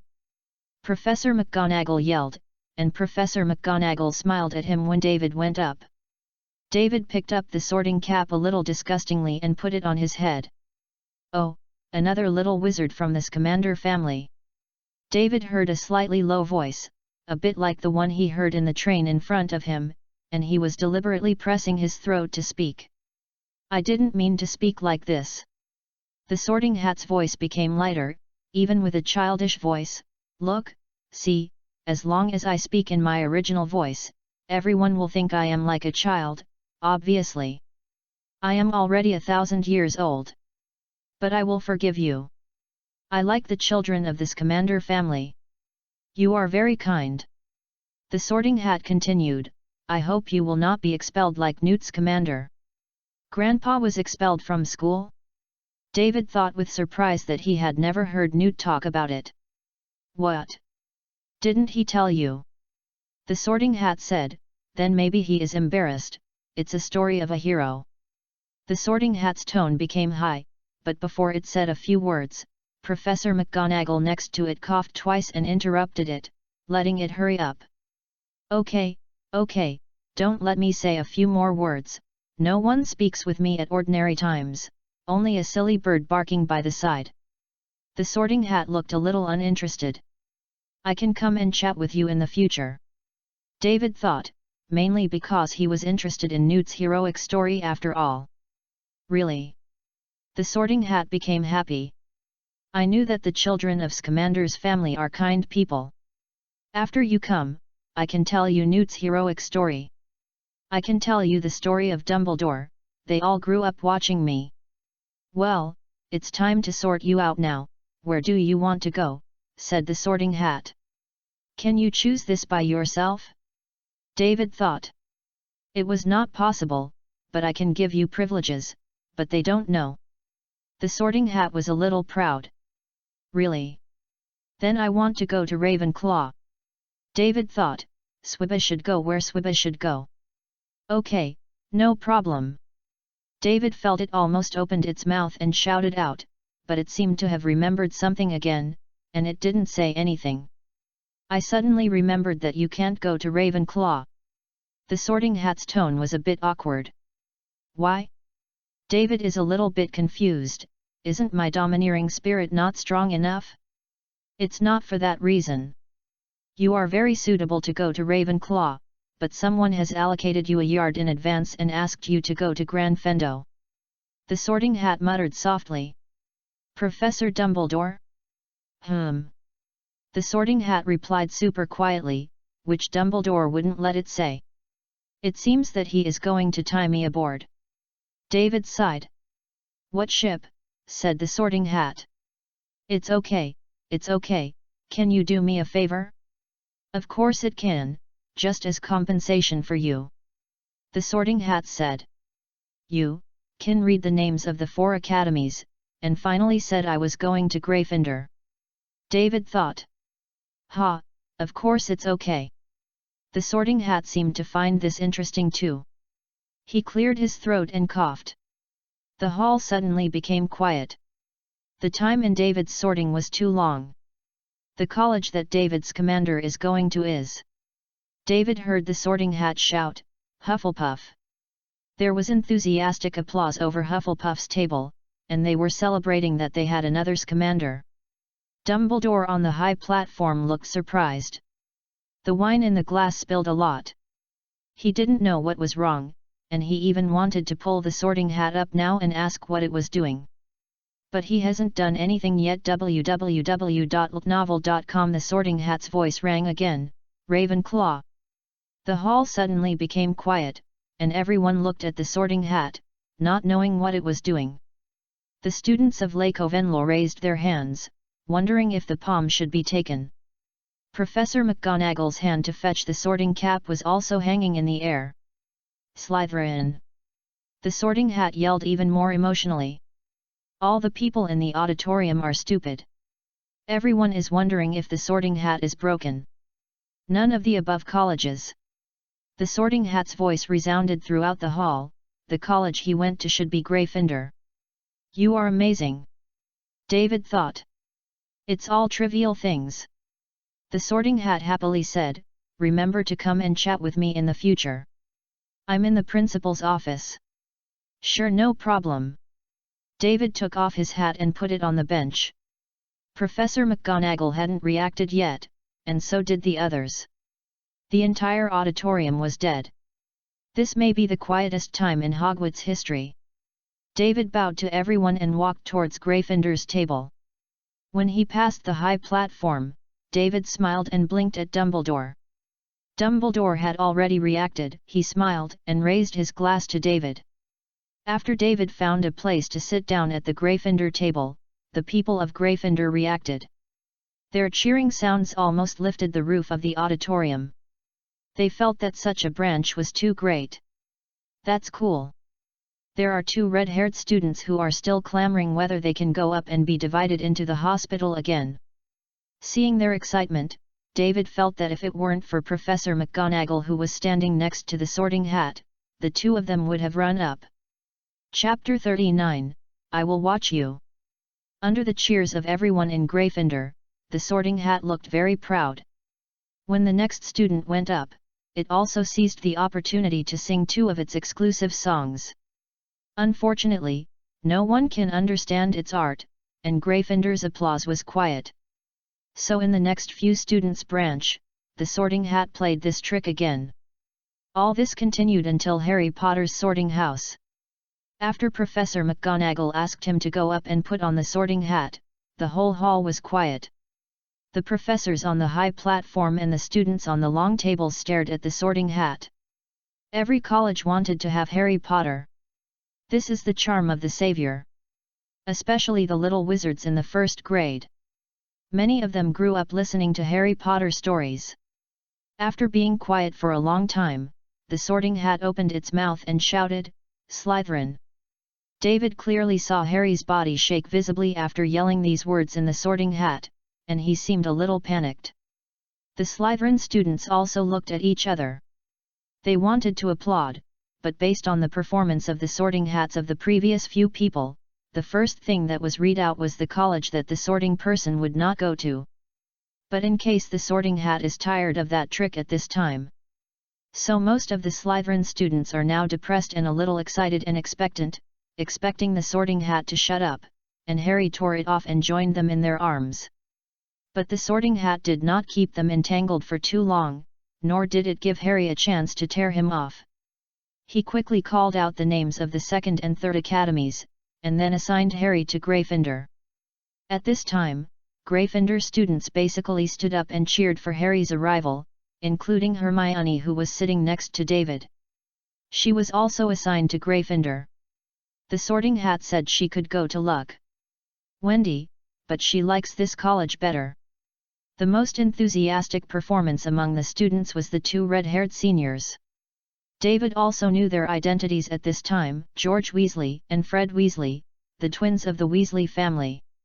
Brother, Gryffindor's demerit king. The 2 of them ran to Harry's side, and took Harry down like a warrior. I have seen his story in books such as History of Modern Magic, The Rise and Fall of Black Magic, and Important Magic Events in the 20th Century. After the hall was a little quieter, Hermione said, "He defeated the mysterious man and saved the wizarding world, is that right, David?" "There is nothing wrong with saying that." David thought for a while and said, "Anyway, oh no, the mysterious man died when he went to kill him."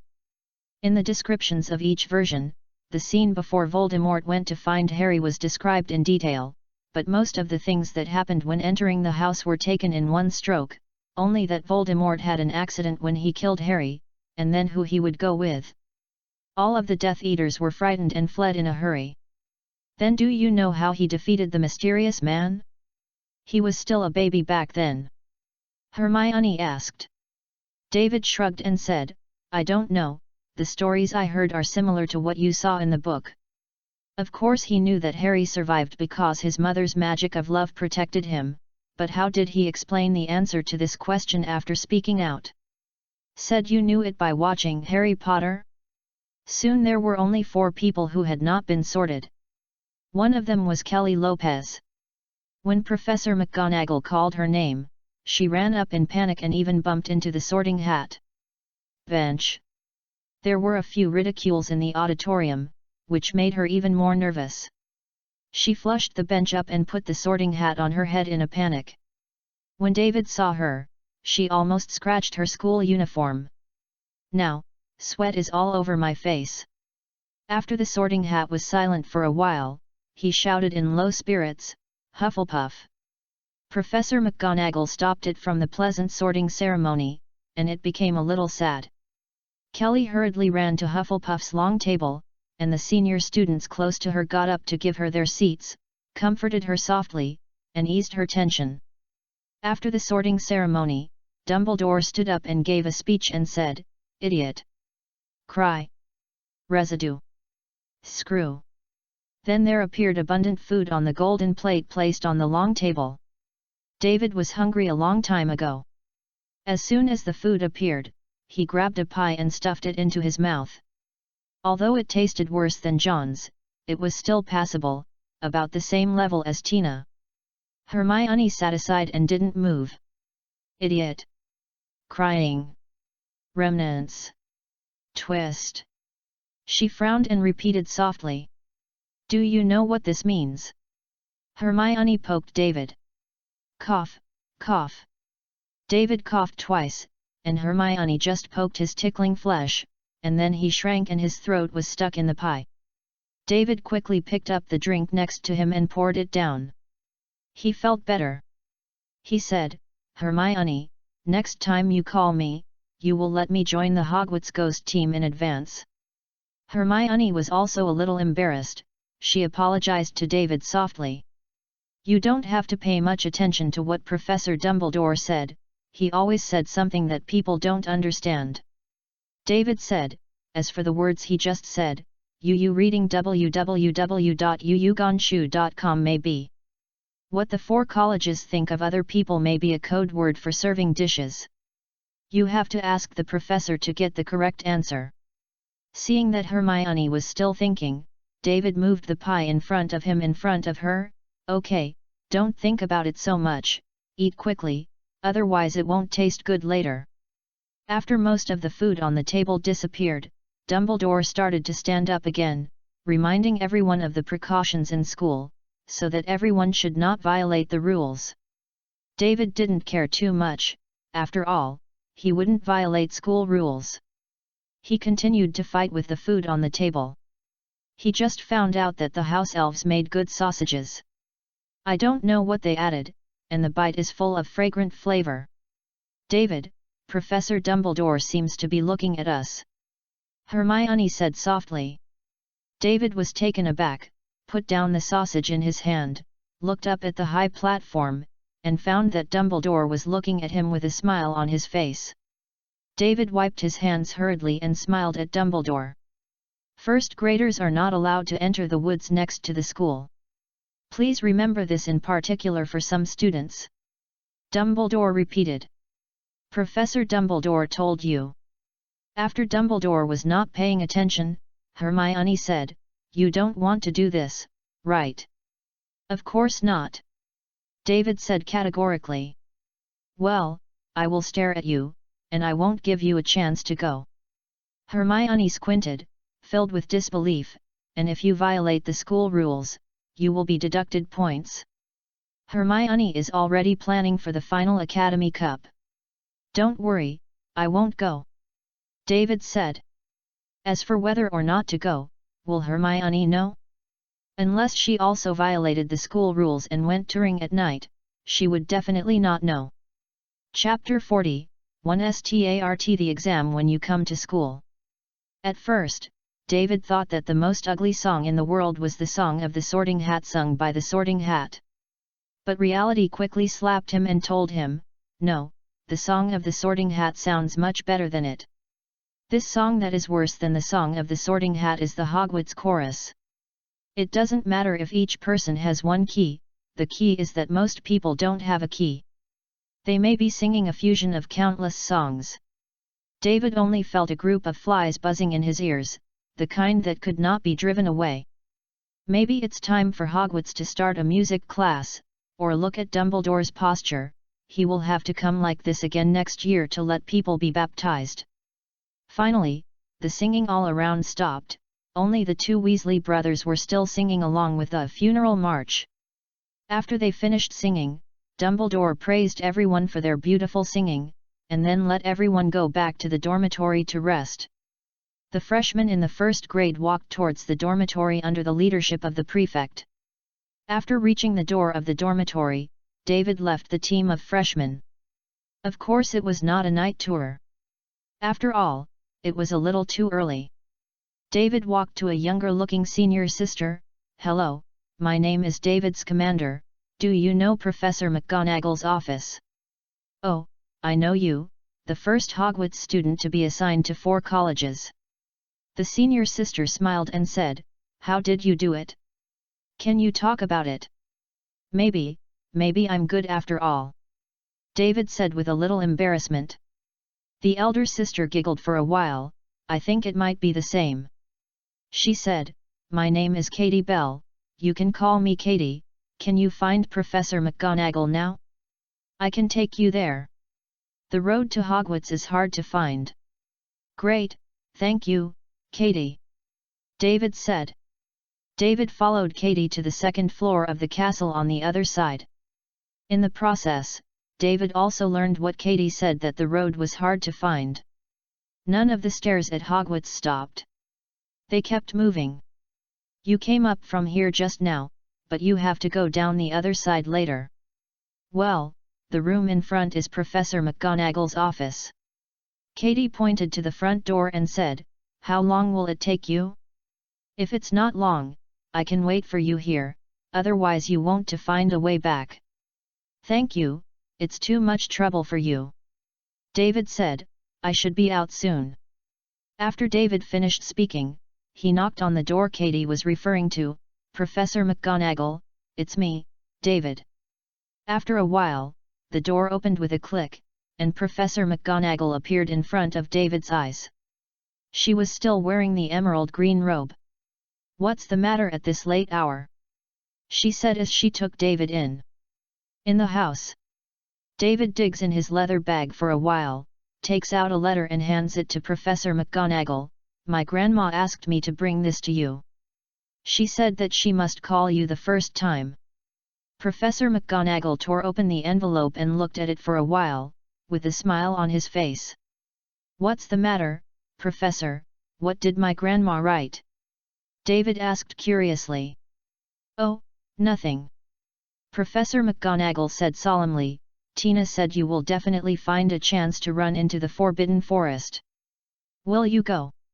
David felt that the last few words she said were extremely serious, as if as long as he said yes, she would immediately rectify him on the spot. For the safety of his own life, David hurriedly assured her that he would never go to the Forbidden Forest, and at the same time secretly regretted it in his heart. "Okay, I believe you," Professor McGonagall said, "but if you let me catch you to the Forbidden Forest, then—" David felt a chill flash in Professor McGonagall's eyes. "Okay, go back and rest, it's not too early." Professor McGonagall got up and hugged David, and she suddenly became gentle again. David nodded, "Good night, Professor McGonagall, and good dreams." After David opened the door and went out, he followed Katie back to Gryffindor's lounge. "From this side up is the boys' dormitory," Katie said, pointing to one side of the stairs.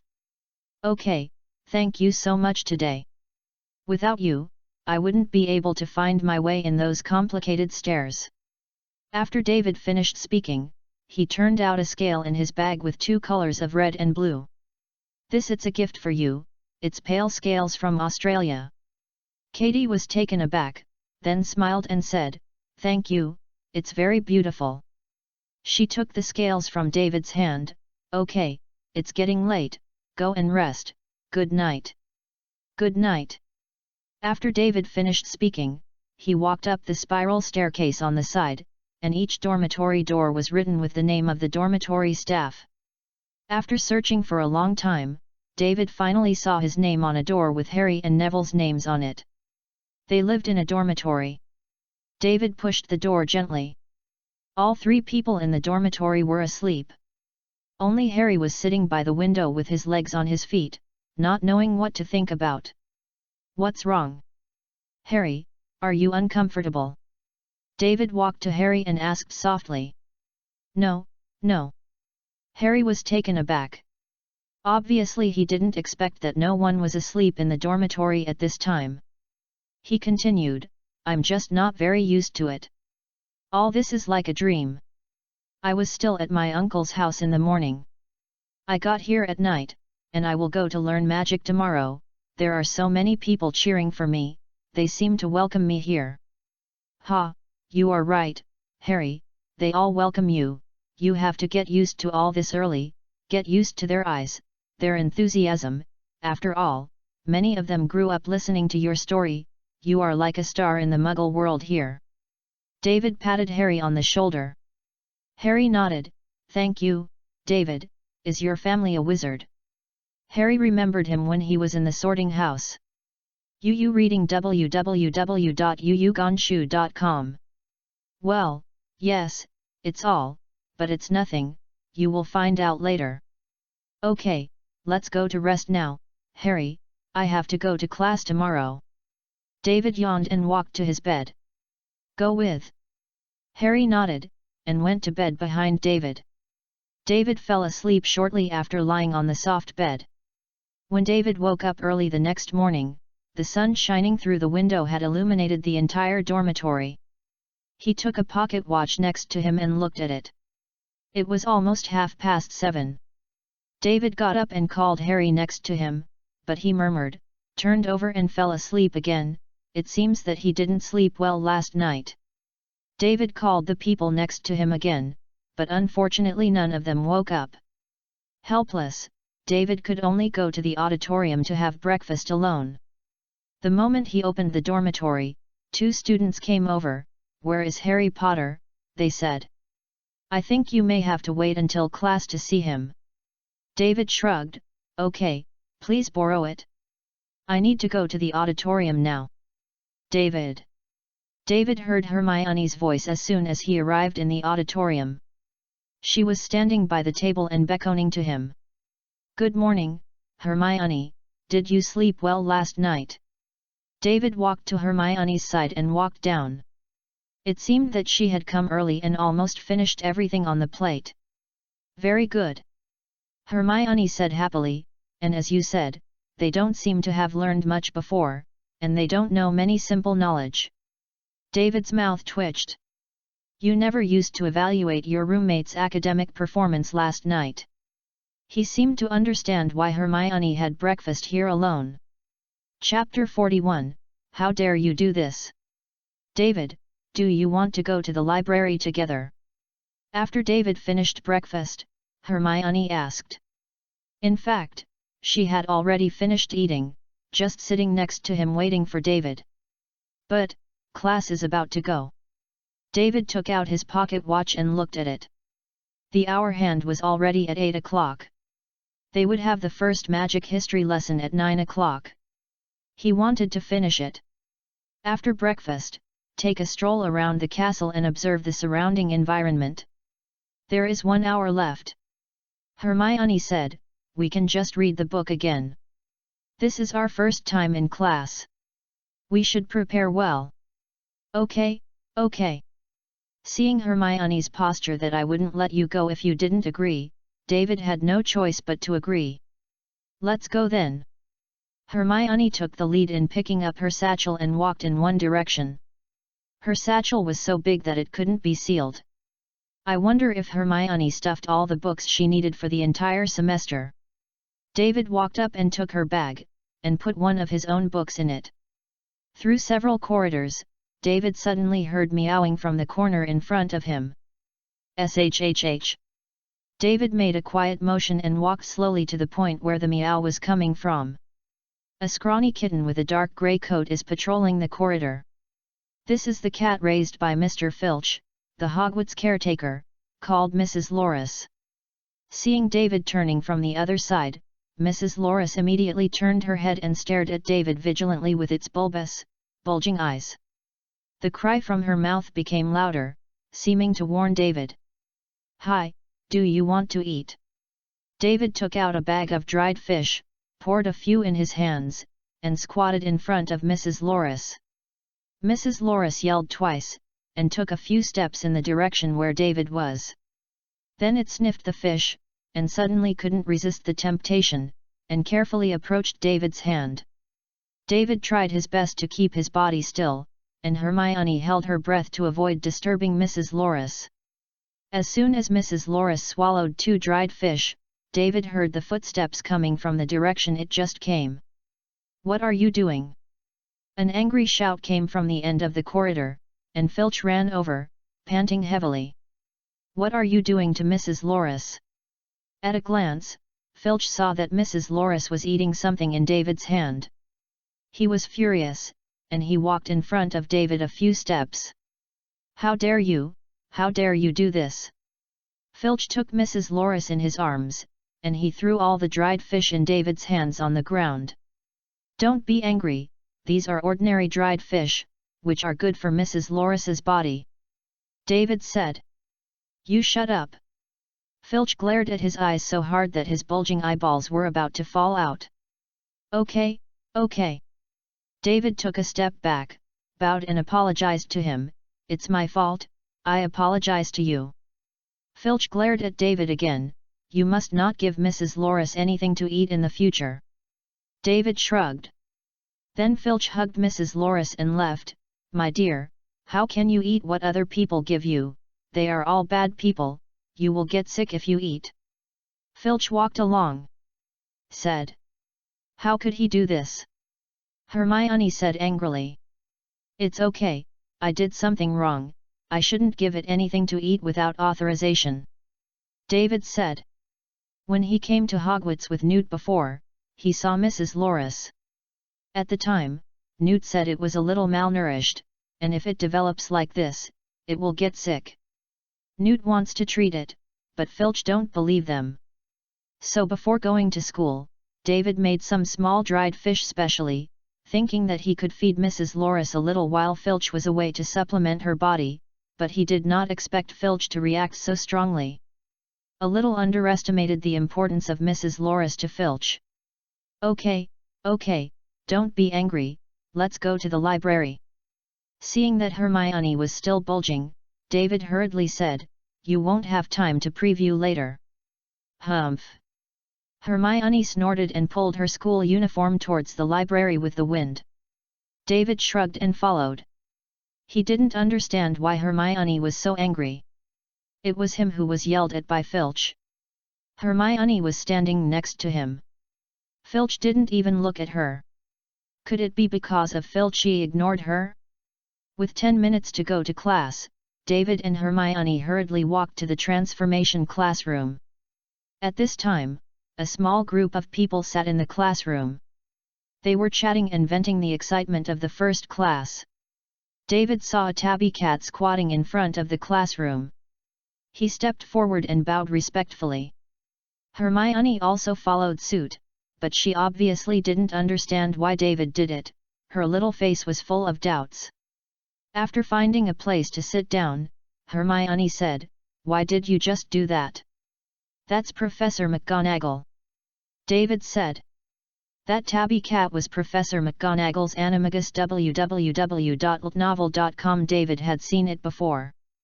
At that time, he thought it was an ordinary cat, and he held it in his arms and touched it twice. But it quickly broke free and became Professor McGonagall. This frightened David and did not dare to see her for several days. "Professor McGonagall."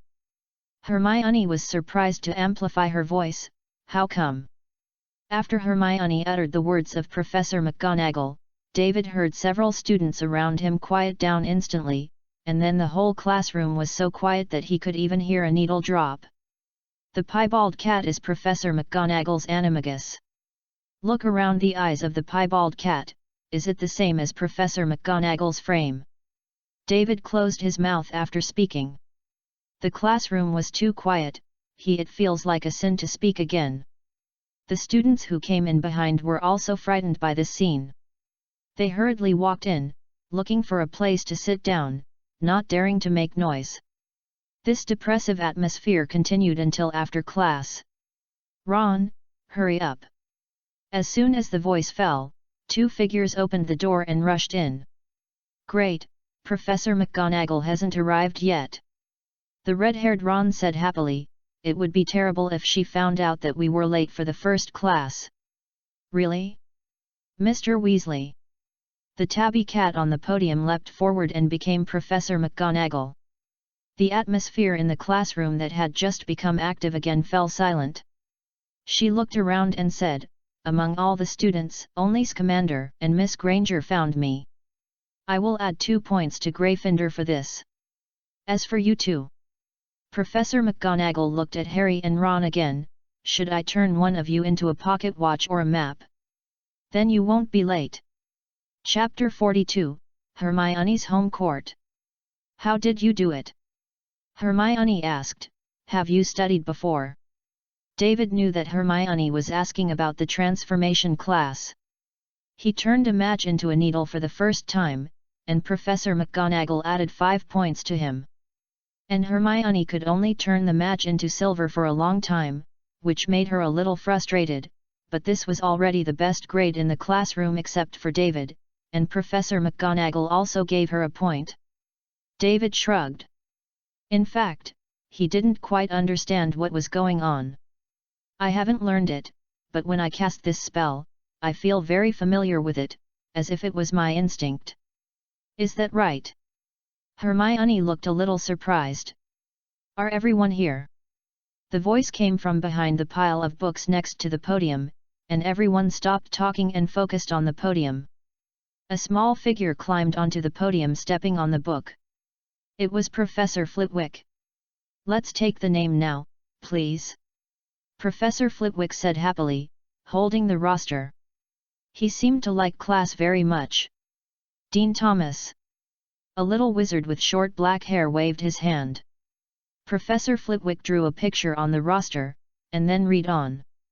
"Until Harry, oh, Harry Potter." Professor Flitwick jumped up in excitement. As a result, his feet slipped and with a boom, he fell from the podium to the ground. David felt pain when he heard the sound. It's okay." After a while, Professor Flitwick climbed to the podium again. "Where is Harry Potter? Can you stand up and show me?" Harry stood up a little bit twisted and waved to Professor Flitwick. "Oh, Harry Potter, that's great, you are very welcome to Hogwarts College." Professor Flitwick said happily, "Now please sit down." Then Professor Flitwick clicked on the remaining names according to the list. "Okay," Professor Flitwick said, "now we start the class. Have you all learned the spell before?" Most of the people in the classroom raised their hands, and Ron also raised their hands high after a few temptations.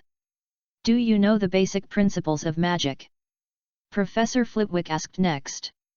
Most of the little wizards in the classroom looked at each other and looked confused. Obviously they didn't know the answer. Only Hermione held her hand upright, and whispered, I. "Excellent. Miss Granger, would you please tell us the answer now?" Professor Flitwick said excitedly. Hermione stood up confidently.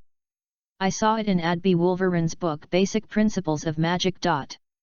She said, the first of the basic principles of magic is to tamper with the deepest level at will. The secret, the source of life, the essence of self must be prepared to bear the most extreme and dangerous consequences." "Oh, the answer is very good. Your excellent performance earned Gryffindor 5 points. Have you all written it down?" Professor Flitwick said, "I'm reminding everyone that magic can't be brought back to life. Please also keep these principles in mind. Violating them will cost you a huge price." Seeing everyone wrote down what they said, Professor Flitwick said, "A spell refers to a magical act that mobilizes the magical energy in our body to achieve a certain effect that Muggles cannot achieve, and a spell is a trigger or a specific word or phrase that invokes magic. For example." Professor Flitwick waved his magic wand, clean and new. A table in front of Professor Flitwick suddenly became spotless. Seeing that everyone's reaction was not very strong, Professor Flitwick squatted his mouth, he thought for a while, and waved his magic wand again. Flock of birds. A group of birds flew out from the tip of Professor Flitwick's wand flapping their wings. "Cool. Professor," Ron said loudly. The others in Professor are also applauding vigorously and are also full of interest in what Professor Flitwick will teach next. Professor Flitwick's little hand pressed down to signal everyone to be quiet, and then he waved his wand and the bird in the classroom disappeared. "This is an advanced transformation spell, which we will learn in the future. Professor Flitwick said, I don't know if you just noticed something. He looked around, but the little wizard didn't respond. Obviously he didn't know what he was talking about. That is, the spells will be accompanied by sound, light, and other phenomena in the process of release, and they may be missed, evaded, blocked by objects or other spells. Professor Flitwick explained, please remember stay at this point, it will be very useful during your duel. One more thing, in fact, most of our first spells were derived from magical animals, and then they slowly developed into the richness they are now. Professor Flitwick said, for example, it comes from the invisible beast. The original spell came from a magical animal. David murmured softly when he heard Professor Flitwick's words. What's wrong, David? Hermione asked suspiciously. David shook his head. There was no answer. He was completely immersed in his thoughts. He seemed to understand why he succeeded in casting the Transfiguration curse for the first time. He always had a sense of familiarity when he cast the Transfiguration curse, but he never remembered what it was. Now after Professor Flitwick said, he knows, that's how he felt when he used the horse-shaped water monster illustration book. www.novel.com. The illustration book can also allow him to change the appearance of himself or other objects, just the magic needed. Want more? The transformation curse should originate from the horse-shaped water monster, so I have the familiar feeling. Although I didn't know the transformation spell before, but I have used it. The loop of magic flow has already been engraved in my body, so I can one-time success. It seems that this pictorial book can not only be used to absorb the magical power of magical animals and use their abilities, but it is also a learning tool. David thought excitedly. David, what happened? Hermione poked David, who had been sitting there for a long time. It's okay, I thought of some small problems. David returned to his senses and said happily. Professor Flitwick on the podium has already started to teach everyone the spell. He put a small locked box in front of everyone. Areho cave opens, do you remember this spell? Professor Flitwick nodded when everyone saw him, and he continued, now, please see my actions clearly. Areho hole opens. Professor Flitwick waved his wand at a certain amplitude, and then the lock on the box in front of him fell off. Has everyone learned? Professor Flitwick said happily. Learned? The students below shouted messily. Well, everyone will practice with the box in front of you in the next time. Professor Flitwick said. Hermione picked up the wand as soon as he finished speaking, Areho hole open, the lock fell. And she succeeded in just one shot. Oh, look, everyone, Miss Granger has succeeded, and I will add another 2 points to Gryffindor. Flitwick yelled happily. Hermione lifted her face slightly and raised her eyebrows proudly at David. Open a single chapter and say 1. Tomorrow's chapter is about to fully enter the plot of the Sorcerer's Stone, so I want to tell everyone about it, so that everyone will look abruptly. In my setting, the plot that the protagonist remembers, just what he remembers, does not represent memory. The existence of the Philosopher's Stone, Voldemort wanted the Philosopher's Stone, Sirius's animagus is a black dog, Snape is a good man and died later, Dumbledore is dead, Lily's magic for Harry, and the name of each book. Almost that's it. The plot after the Goblet of Fire started shouldn't matter. There will be drastic changes at that time.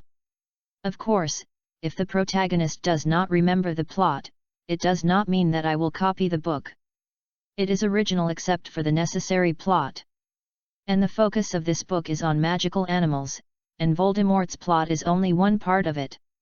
You can comment on the bad places. I have 10 more chapters saved than the updated ones. If you say bad things, I can make corrections better. The important thing is that everyone is happy to watch, thank you. Chapter 43, Professor Quirrell of Garlic. After taking a herbal medicine class, David found that he was also quite gifted in this area. Raising magical plants is similar to raising magical animals. Just remember their characteristics and needs and prescribe medicines according to the situation. But Hermione didn't seem to be used to it yet. She was a little afraid of plants and animals, and only performed well during the questioning stage, which earned her extra points. So as soon as the herbal medicine class ended, she dragged David to the library to start studying. She wants to get more points in the following courses and add back the points she didn't get in the herbal medicine class. As for why you brought David? Of course it was to make him a teacher. The defense against the dark arts class on the second day is the most anticipated subject. After studying the spell class, everyone was discussing what kind of novel and interesting spells teacher Killua would teach them all night. So everyone arrived at the defense against the dark arts classroom very early the next day, looking forward to Professor Quirrell's arrival. When the time was approaching class, a smell of garlic floated in, and then Professor Quirrell appeared at the door. He was wrapped in a thick scarf, and he was incompatible with the sweltering weather now. As he approached everyone found that the garlic smell on his scarf was more intense, and a little bit of the smell made people feel nauseous. "Oh, Professor, can't you put your scarf outside or change it? The smell on it is really unpleasant," Ron said disgustedly, holding his nose. No. Professor Quirrell took 2 steps back in a panic, pressed it to the wall, and tightened the towel on his head with his hands. He seemed relieved. "This can't be taken off." "Why, Professor? I went to Romania and met a vampire. Garlic is used to drive him away, otherwise he will come back and take me away," Professor Quirrell said intermittently. "As for the scarf, it was given to me by an African prince. I helped him drive away the surviving zombies. This is a testimony of our friendship, and the scarf can protect me." Professor Killua finished speaking. He sighed with great relief, and secretly wiped the sweat from his head. "Resurrection zombie? Cool. Professor," Seamus said eagerly, "can you tell us about the resurrection zombie? What is it like? How did you defeat it? Also, resurrection of the zombie, how did you defeat it?" Professor Quirrell said to himself in a panic, then turned his head and looked out the window. "Today's the weather is really good, very good. It's been a long time since I saw such good sunshine." After Professor Quirrell finished speaking, he hurriedly opened the textbook. "Will you please open the textbook? We are about to start the class." "Professor." Seamus was obviously not giving up. "May I tell you later?" Professor Quirrell pulled out an ugly smile. "Now let's go to class." Then Professor Quirrell read the textbook as it was, and spoke extremely fast, not giving him a chance to interrupt him. Hermione frowned after listening to it for a while. Professor Quirrell said she knew that she didn't come to learn how to read the words in the book. She raised her hand strenuously, but Professor Killua ignored him at all. He was completely immersed in the reading process of the textbook. Hermione can only helplessly put her hand down. She poked at David, who was reading a book next to him, who was intently, "David, how can Professor Quirrell be like this?" David shrugged. "This may be his style in class, maybe he will teach us something after reading the textbook. He also thinks Professor Quirrell is very strange. He seems to be particularly afraid of falling off the scarf on his head. Are there really resurrection zombies?" After a while, Hermione asked again. "I don't know, it's just that I haven't seen it in Grandpa's notes, maybe he didn't meet it." David said, "In the next holiday, maybe I can let Grandpa take me to see." In the later time, Professor Quirrell did not teach them the real thing after reading the textbook as David said. He went back and read the textbook again. This made Hermione angry. She kept telling David that she was going to Professor Dumbledore and told him to report Professor Quirrell for not teaching seriously so that he could correct this practice. Just after class, Hermione stuffed her book in her bag, and then rushed out of the classroom in front of Professor Quirrell. Professor Quirrell was also taken aback. He quickly took his scarf back. After 2 steps, she avoided Hermione. But when she was in class in the afternoon, she seemed to forget these again and became happy. She raised her hands frequently to score points in herbal medicine and magic history classes. "Hermione, are you going to the library?" David said after the magic history class was over. Hermione nodded quickly.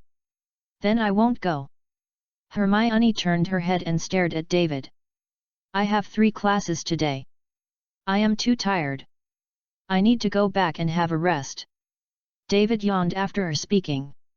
"Okay." Hermione walked to the library like the wind with her backpack. David didn't lie to her either. He really wanted to go back to the dormitory to rest. He went to the auditorium and ate a little casually, and the dormitory fell on the bed. But Harry and the others seemed to be quite excited after class on the first day. They had been chatting there, so it was very late that David fell asleep. In the middle of the night, Neville and Ron's intermittent snoring sounded in the dormitory, accompanied by Harry's sleep talk, and the whole dorm was very lively.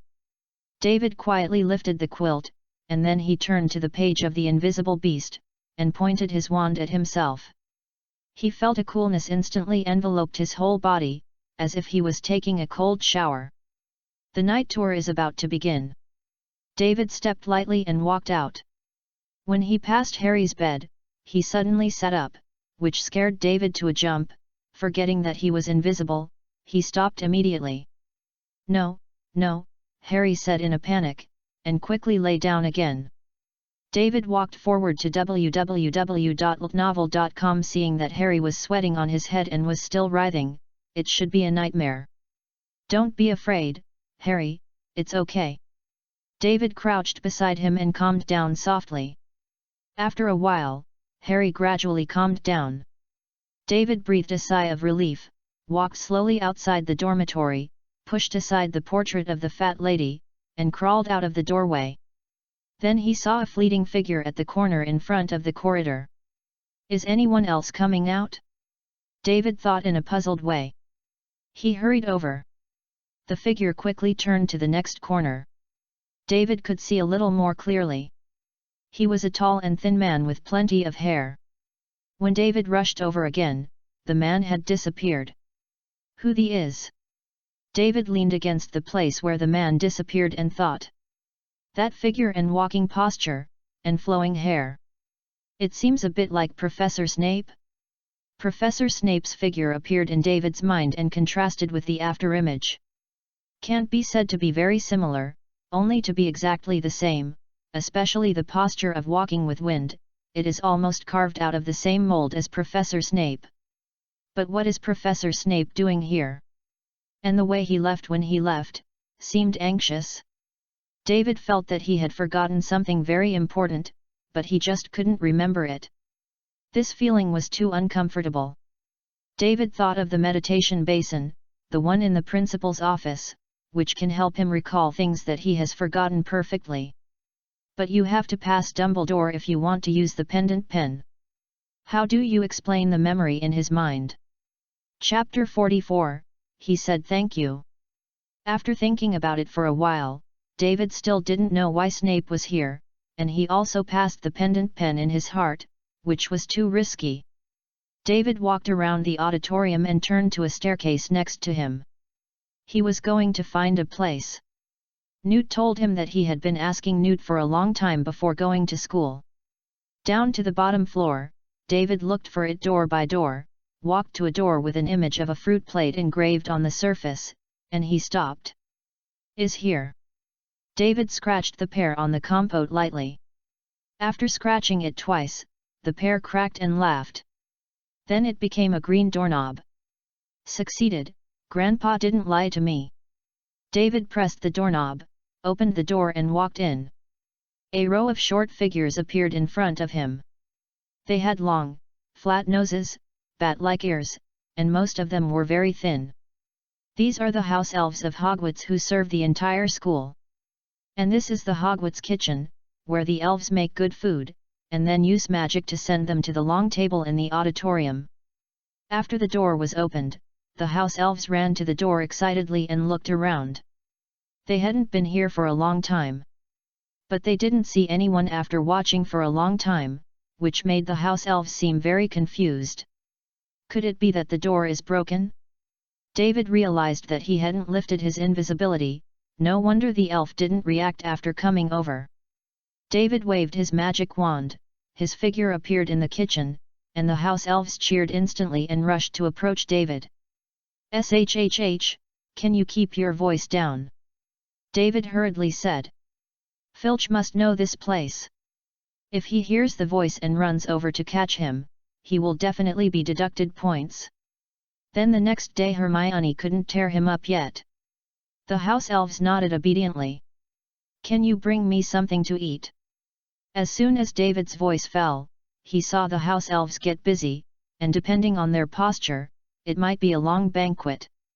David hurriedly said, "I only need a little bit. Don't do too much." Some slow-moving elves suddenly stopped. They lowered their heads, and there seemed to be tears flowing in their eyes. They were extremely wronged, as if David had done something terrible to them. "Will you do it next time I come over?" David said unbearably. The house elves with their heads down immediately raised their heads, bowed to David with joy, and then went to help the other busy elves. After a while, a table was placed in front of David with pies, drinks, and a lot of barbecue. Although David asked them to cook only a little bit, it was obvious that their little bit was not a standard. A front elf snapped his fingers, and a chair appeared behind David and slid forward, allowing David to sit on it. "Oh, thank you, and of course thank you," David said with a smile. Suddenly, the kitchen was boiling like water, and the house elves were cheering. "Did you hear that?" He said thank you. Someone said thank you. This is the first time I heard it. They kept yelling there, and it seemed that they couldn't stop in a short time. David hurriedly stuffed the food on the table into his mouth. This was really not an atmosphere suitable for eating, and according to their noisy voice, it was only a matter of time before Filch came over. After finishing eating, David thanked the house elves again, then opened the door and walked out. He just walked 2 steps when he heard the sound of meowing. "Lousy! It's Mrs. Loris." David hurriedly stood close to the wall, lest they hit him, or it would be a disaster. Mrs. Loris ran all the way and rushed from a distance, and when it was close to David, it suddenly stopped. Mrs. Loris called twice to David's location, and then smelled it again. "What? Honey, have you found it?" Filch also ran from a distance. Mrs. Loris yelled back and ran away in the direction of the kitchen, only after it ran a few steps, looked at the place where David was, and ran away completely. Did it discover me? But it didn't expose me. What's the credit for the little fish? After they left, David ran upstairs while thinking about it. Although Filch was a dumb gun, he had been at Hogwarts for so long. He still had some vision. If Mrs. Loris kept facing a place called, he would realize that there was someone in front of him, either wearing an invisibility cloak or using a phantom spell. Filch would let Mrs. Loris follow that person until he leaked his feet. Filch has extremely strong endurance to catch students who violate the school rules. David followed the random stairs, all the way to the 4th floor, the corridor that Dumbledore said could not be approached. After David approached a door, he heard a loud purring. Then he pushed and the door was locked. "Alaho cave opens." David took out his wand and said softly. With a creak, the door opened. David opened the door and walked in. Then a stench came into his nose, www.novel.com, all the way to the top of his head. David bent down and retched for a while, and in front of him stood 3 vicious heads, grinning with sharp teeth. The 3 heads shrank back instantly after seeing David's figure slowly emerging. "Moloch!" David said angrily, "What the did Hagrid give you something to eat? How could it be so smelly?" When Dumbledore said before, he guessed that the 3-headed dog was here. Moloch lowered his head and whimpered in an aggrieved voice. He could not choose what Hagrid gave him. Okay, don't be wronged, do you want to eat?" David patted its head. After David finished speaking, the 3 dog heads stood up instantly, sticking out their tongues, looking very well behaved. David took out the barbecue he hadn't finished eating, and put a little under each of Moloch's head, lest they compete with each other. At this moment he saw Moloch's feet as if a trapdoor was pressed. "Moloch, raise your foot." Moloch immediately stopped eating. Not only that, it also pressed both feet on the trapdoor. "Can't show me." Moloch's 3 heads nod at the same time. "Professor Dumbledore." Moloch heard the name shrink and nodded slowly. It seemed that Dumbledore's heart shadow was indeed not small. "Are you really not letting me see it? Then I will leave, and I won't come to give you food anymore." David pretended to open the door and left. Moloch whimpered again, as if David had bullied him. He wanted to move his foot, but he didn't dare, so it stuck in a stalemate. Chapter 45, Chocolate. After a stalemate for a period of time, David saw that Moloch hadn't removed his foot, and he was ready to open the door and leave. But Moloch panicked. It saw David opening the door and thought he was angry, so it screamed twice. "What's the matter?" David asked suspiciously, turning around. Moloch yelled 2 more anxiously, but David still didn't understand its meaning, and he might still understand its dog language after Newt. Moloch stayed for a while, then seemed to understand what to say, and suddenly became excited, and it began to breathe incessantly. David also reacted at this time. "You asked me to play the flute." Moloch nodded cheerfully. "You are pretty smart." David took out a clarinet from his bag, which he hadn't thought of just now. As soon as he put the clarinet to his mouth and blew 2 notes, Moloch staggered to the side, and when he fell, he moved his feet away, so that David didn't bother at all. What a proper acting school! Although the 3-headed dog sleeps when it hears music, it is so fast. David twitched his mouth and opened the trapdoor that Moloch had pressed. There was a black hole inside, and he couldn't see anything clearly. Fluorescence flashes. After David chanted the spell, a ball of light appeared between the staff. David looked down the light. It was still dark underneath, and the place where the luminous curse could illuminate felt like a 12 or 20 meters. "How do you go on? With a flying broom? But it's too dark, don't just fly down, hit the wall and die." David thought about it and ruled out this dangerous practice. "Moloch, has Professor Dumbledore been here recently?" David pushed the 3-headed dog. Okay, don't pretend to be asleep." Seeing it didn't respond, David shouted. Moloch, who was still asleep just now, stood up and shook his head. "I haven't been here." David murmured, and then said, "Then anyone besides Hagrid has been here." Moloch tilted his 3 heads and thought for a while, then nodded. "Did you let him in?" Moloch suddenly groaned, glanced at David disgustingly, and then shook his head. "Good fellow, you still dislike me." David patted its head. "Okay, I'm leaving, and I'll bring you some food another day. Someone except Dumbledore will come. Tell me when you come, you can call out as many people as you know." Moloch nodded obediently. Out of the 3-headed dog's room, David closed the door, then concealed his figure, and walked towards the dormitory. "Is the Philosopher's Stone placed in the space under Moloch's feet?"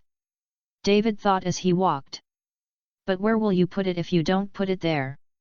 It seems that the Philosopher's Stone is the most precious this year, right? That Dumbledore brought Moloch to protect it. And there are people who have been there, and Moloch hasn't let him in, then Dumbledore didn't let him go. There is another person looking for the Sorcerer's Stone."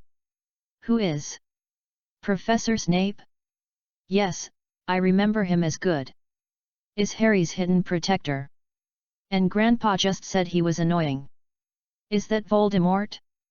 But how did he pass the protection of Professor Dumbledore?" David felt a terrible headache. The key information of the Philosopher's Stone was left in his mind, and he didn't remember the others very clearly. This feeling is like writing a verse silently during a Chinese test. "I know I have read this poem, but I just can't remember what the next sentence is. This feeling is too irritating. David suddenly regretted it. What kind of ghost video did he watch before? Isn't it fragrant to go through the book twice? Otherwise it will be like now, I can't remember anything. Back to the dormitory, after lying down on the bed, David couldn't stop in his mind, and the 3 words Philosopher's Stone kept rolling in it. Until the sky was about to dawn, David couldn't stand it anymore, and then fell asleep drowsy. But it feels like he hasn't slept for a while. David feels that someone is shaking himself, and he keeps calling his name. David opened his eyes with difficulty. It was Neville, Harry, and Ron. What's the matter? David said in a daze. David, get up soon, it's going to go to class, Harry said. Class, class, class. David lifted the quilt in a daze and looked around. Where are my clothes? Did you see it? Isn't it right here? What's wrong with you, David? Are you uncomfortable? Neville handed David the clothes on the cabinet next to him. No, it's just a little sleepy, David said. After getting dressed, David followed Neville to the first greenhouse behind Hogwarts Castle. David, what's the matter with you? Are you uncomfortable? Hermione stepped up and asked as soon as David entered. No, it's okay, but I went last night. David said subconsciously, almost telling him what he did last night, but fortunately he reacted in time. What did you do last night? Hermione squinted slightly. I had a nightmare last night, a terrible nightmare. David thought of Harry last night. Really? Hermione said. Really, I have a nightmare. You reading www.yuyugonshu.com, David said uncomfortably. At this time Professor Sprout clapped his hands, called them over, and freed David, otherwise he felt that under Hermione's eyes, he could hardly help telling her. In the next course, David has been confused, many operations have been done wrong, but fortunately, the plants that are not harmful are dealt with, nothing is wrong. After Hermione completed her task, she drove David aside, took over the plants that David took care of, and helped him with the rest of the operation. The most difficult thing was the following defense against the dark arts class. Professor Quirrell still read the book as always. It was like hypnosis. David listened for a while and fell asleep on the table. After Hermione called him a few times, she ignored him and let him go to sleep. After class, David said hello to Hermione, went to the auditorium to eat a little bit, and went back to the dormitory. I haven't stayed up all night for so many years. When I suddenly came this time, David felt very uncomfortable. It seemed that his head was not his own. Fortunately, after a while at noon, I finally felt better, but in the afternoon it was another hypnosis class, the History of Magic by Professor Binns.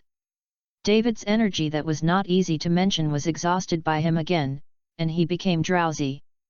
After class, David collected the textbooks, yawned and prepared to go to the library with Hermione. You don't need to accompany me today, Hermione said, you go back and have a good night's sleep, otherwise you will deduct points from Professor McGonagall in class tomorrow, and this. Hermione handed David a piece of chocolate. You can eat a little bit before going to bed and you won't have nightmares. Hermione pulled her bag and left after speaking. David held the chocolate and suddenly felt that he shouldn't lie to her. Chapter 46, My homework is not in the drawer. After finishing the potions class, David determined 2 things. Professor Snape didn't like Gryffindor. When David stopped Neville by putting the porcupine thorn in the cauldron when he put it on the fire, Professor Snape heard the sound and took a look, and said coldly, Scarmandy, are you showing off your knowledge? Grand points are more deducted because of you. David sighed helplessly. According to Professor Snape's performance before, even if he didn't remind Neville, Professor Snape would say, Scamander, why don't you tell him not to add a porcupine spur? Do you think he can show you if he makes a mistake? Grand points are more because you deduct another point. Of course this sentence might have been said to Harry. Harry was closer to Neville, and Professor Snape was just like David remembered, he paid special attention to Harry. Just like when a little boy likes a little girl, he will always do something to attract her attention, such as pulling her hair, hitting her. But these behaviors are uncomfortable for those who have received this special attention. Harry kept clamoring during dinner whether Professor Snape had hatred with him and why he was targeted at him like this. David wanted to tell him, no, he has no hatred with you. Not only does he have no hatred, but he will always protect you. It's just because he has hatred with your father. But this is not easy to say, Harry will know later anyway, it's just a little later. David, do you want to go to Hagrid's cabin with me? Harry asked after dinner. No, Hermione and I have to go to the library. David shrugged. Oh, my God, can't you two take a break? Ron shouted, hiding his face from the side, no one can compare to you anymore. Really, Ron? Have you finished the homework for your transformation class? David said with a smile. Ron was taken aback, and he dragged Harry over. Come on, Harry, don't disturb David and the others studying. Let's go, David, see you tonight. Ron waved and dragged Harry away. Did you copy the homework for them? Hermione asked next to her. Because of David's relationship, Hermione and Harry had a pretty good relationship, but because Harry and Ron didn't like to learn, they always wanted to copy. Because of homework, they always like to quarrel, and there will be a Cold War in 2 days. There is no copy, they just use it for reference. David said. It's wrong for you to do this. You shouldn't show them. Hermione said, they need to complete their homework by themselves. Okay. David said, picking up Hermione's satchel, let's go to the library. Don't perfuse me. Hermione rushed up and said angrily. How can you think like this? David said, I definitely wouldn't do that. In the evening, after David and Hermione finished their homework, they separated and went back to the dormitory. After a while, Harry and Ron came back. Ron had been making noises, and Harry seemed worried. David, I brought this specially for you. Ron took out a round pie from his bag. David rolled his eyes. Do you think I don't know him? Ron was holding a rock crust made by Hagrid, a hard food like a rock. David had eaten it once before and almost didn't stun his teeth. David pushed back the pie in Ron's hand. No, thank you. You should eat it. I will tell Hagrid if it is not finished. Ron flattened his mouth, took out the rock cake from the bag and put it in a box. Harry, has something happened? David asked. Ah. Harry came back to his senses. I saw a report in Hagrid's room that Gringotts was stolen. And Harry said hesitantly, and the vault into which Hagrid and I went before, we took the contents. You took it? Ron said in surprise, where is that thing? It should be at Hogwarts. Harry thoughtfully said, David, do you have any opinion? David shrugged, since Hagrid retrieved it, he should give it to Professor Dumbledore. Don't worry, Harry. Harry thought for a while, it seemed the same. Okay, I'm going to bed, can you keep your voice down? David lay on the bed and said. Oh, David, it's still so early, can I have a game of wizard chess? Ron said. Study is very tiring. David said, also, my homework doesn't seem to be in the drawer. I'm sleeping. Great, David, go to sleep. Ron was taken aback, then cheered, ran to open David's drawer and took out the homework inside. Harry, are you together? Harry nodded and went out with Ron. David also closed his eyes comfortably, and was ready to sleep. At midnight, David opened his eyes and looked around. Everyone slept soundly tonight. Tomorrow is the weekend, which makes them very happy. Harry didn't have nightmares today. David disappeared again, pushed the fat lady away, crawled out of the door, and along the way to the auditorium, he went to the kitchen again. "Sir, you are here again." A house elf swiftly stepped forward and said, while the other elves who were not as fast as him sighed. "Thank you, let the elves who haven't done it last time today show off their cooking skills," David said. "Oi!" Some house elves cheered and hurried to get busy. The remaining elves were depressed for a while and followed to help. UU reading www.uugonshu.com. After eating the food prepared by the house elves, and packing some more for Moloch, David disappeared and walked towards the 4th floor. "Moloch, has anyone but Hagrid been here in the last few days?" David threw the barbecue to the three-headed dog and said. Moloch yelled twice after thinking about it for a while eating. "There are two." David said, "Did you let him in?" Moloch nodded in fear. "Dumbledore sent it." The Philosopher's Stone was put in. David muttered, then he patted Moloch's head. "Quickly eat, wait a minute, the old rules, I play the flute, you sleep, let me go in and have a look." Moloch nodded, and soon finished the barbecue that David brought him. When David saw it finished eating, he took out the flute, but before it played, Moloch lay down and pretended to be asleep. "Is getting too much." David patted it, pushed open the trap door, and looked down. The scene inside has been changed. Dim lights have been placed on both sides of the wall, so that people can barely see the situation inside. One after another, huge vines filled all the areas in the middle. As long as people jump down, they will definitely fall on it. Devil net? Is this a trap or a buffer for others? David heard from Professor Sprout in the herbal medicine class that this plant will entangle anyone close to it, causing injury or death. But anyone who knows this plant can easily deal with it. Light and warmth are its natural enemies. As long as it ignites when it entangles you, it will let you go. Chapter 47, Hermione, you lost again.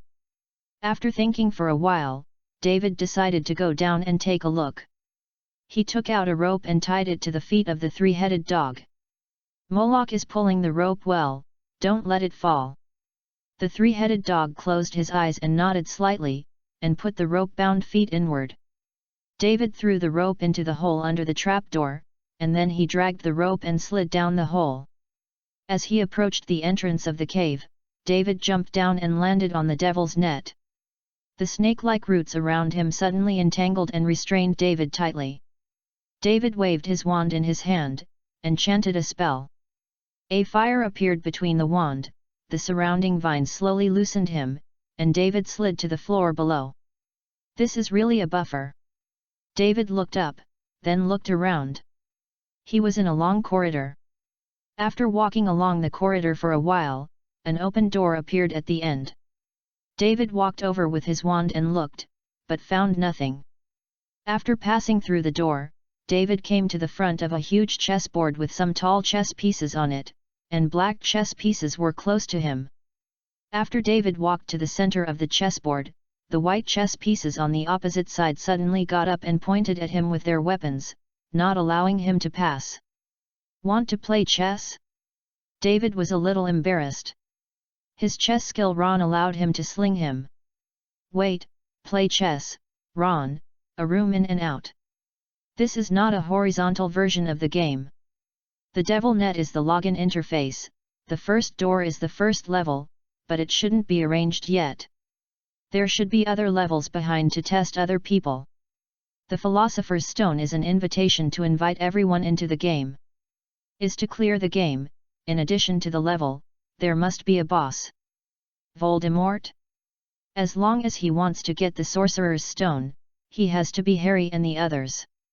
Then pretend to accidentally let Harry and the others know all this, the professors pretend not to know, then with Harry's temper, he will inevitably run in. Is this Dumbledore's plan to tell Grandpa? No wonder these mechanisms are so simple. David thought, he felt the memory in his mind clearer. Will there be a level that belongs to me behind? And where will the Philosopher's Stone be placed? Had to be a place Voldemort could not get before Harry and the others arrived. David suddenly wanted to go and take a look at the back, but he couldn't get past the chessboard in front of him. If Voldemort comes here, will he finish playing before he can pass? He probably just passed by directly. But I can't. David looked up at the top. There was a distance between the chess pieces and the ceiling, but he thought those chess pieces could easily poke him off with weapons in their hands. Then you can't fly past. David frowned. Or. David put a little on himself, and he disappeared into the room. Is that useful? David saw that the black pawns still kept their moves. So he cautiously walked to the front of the black chess. The chess piece did not move. Then he stretched out one foot carefully. Nest grass. David quickly pulled his foot back, and just as soon as he put his foot up, a soldier holding a long sword struck him with a sword. It seems that the chess pieces are positioned by magic on the board. Then you can only play chess or pass by. David is going back to find Ron, who has practiced wizard chess for a while, and the following levels may not necessarily be arranged now. Back to the devil net, David found the rope he had just slid down, and then waved his wand. A flame appeared between the wand, and the vines above slowly dispersed. David slowly climbed up on the rope. After reaching the top, the three-headed dog is still pretending to sleep. Oh no, it seems to be really asleep. After David hammered it several times, it did not move, so David closed the trap door and left. Now he needs to go back to the dormitory to sleep for a while. It was noon when David woke up again. There was no one in the dormitory except him. Harry should have gone fooling around with Ron again. They had become very good friends since the beginning of school. Navi and Seamus became good friends, and they often stay together now. After David waited until he was completely awake, he went to the auditorium and prepared to eat something to fill his stomach. It was time for lunch. Although it was the weekend, the auditorium was also crowded.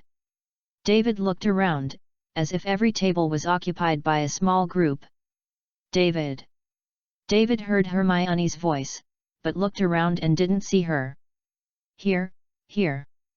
Now David saw it, and Hermione was standing by a table on the side, waving at him. David walked quickly over and saw Hermione sitting on half of the table alone. Are you only getting up now? Hermione asked. David nodded, tapped the plate on the table with a magic wand according to a specific pattern, and suddenly a lot of food appeared on it. Did you have a nightmare again last night? No. David swallowed the contents of his mouth and said, I went to bed late last night. Is it? Hey, let's not talk about it. Hermione, can you play wizard chess? David started talking. Wizard chess? Hermione was a little puzzled. What kind of? It's the same as chess. David said, it's just that the pieces of wizard chess can move. Oh, I played it a long time ago. Hermione said, but I'm not very good at it. David's eyes lit up. It's okay, I've just learned a while ago. Do I want a game? Okay. Hermione thought for a while and said. Hearing Hermione agreeing, David stuffed the rest of the things into his mouth in a few mouthfuls, and then led Hermione to the Gryffindor lounge. There is no one in the lounge at this time. Everyone in Gryffindor prefers to wander around the castle on weekends and rarely stay here. Will you wait here? David finished speaking and ran to the dormitory and took a box of chess pieces. Ron's chess pieces were really broken, and they didn't believe David. It was against him.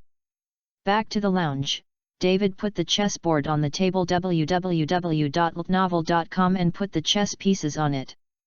David used black chess. They turned their heads and waved their weapons at David, seeming to be asking David to cheer and play well. Are you ready? David said, you only need to tell a certain chess piece its path, and it will move forward as you say. Hermione nodded, pointed to a chess piece and said, you go 2 squares. After she said the pawn, she slid 2 squares forward. Hermione's eyes suddenly lit up, and she suddenly felt that she had developed a keen interest in this game. David also smiled slightly at this time. Ha, Hermione, you lost. David said, the knight takes 2 steps forward. A black knight on the chessboard slipped next to the white king and kicked him down. Come on again. Hermione said violently. After a while. Hermione, you have lost again. David embraced his arms, the bishop will go to the king's side. Then the white king was thrown off the chessboard again. It fell into a box on one side, and was constantly protesting against Hermione, accusing her of her chess skills. Hey, stop playing. Hermione pulled all the chess pieces into the box, and then closed the box. Let's go to the library. Hermione grabbed David's hand and walked out of the lounge. After walking a few steps, Hermione suddenly realized something and hurriedly threw away David's hand, her face flushed a little. Hermione, it's okay, I can teach you later. David said cheerfully from the side.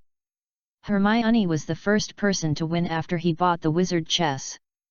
Humph! Hermione snorted coldly, looked back at David, and quickly walked away. Chapter 48, Fool, you are a fool.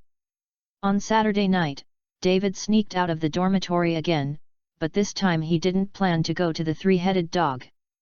He almost understands the function there now, there is no need to keep staring at it.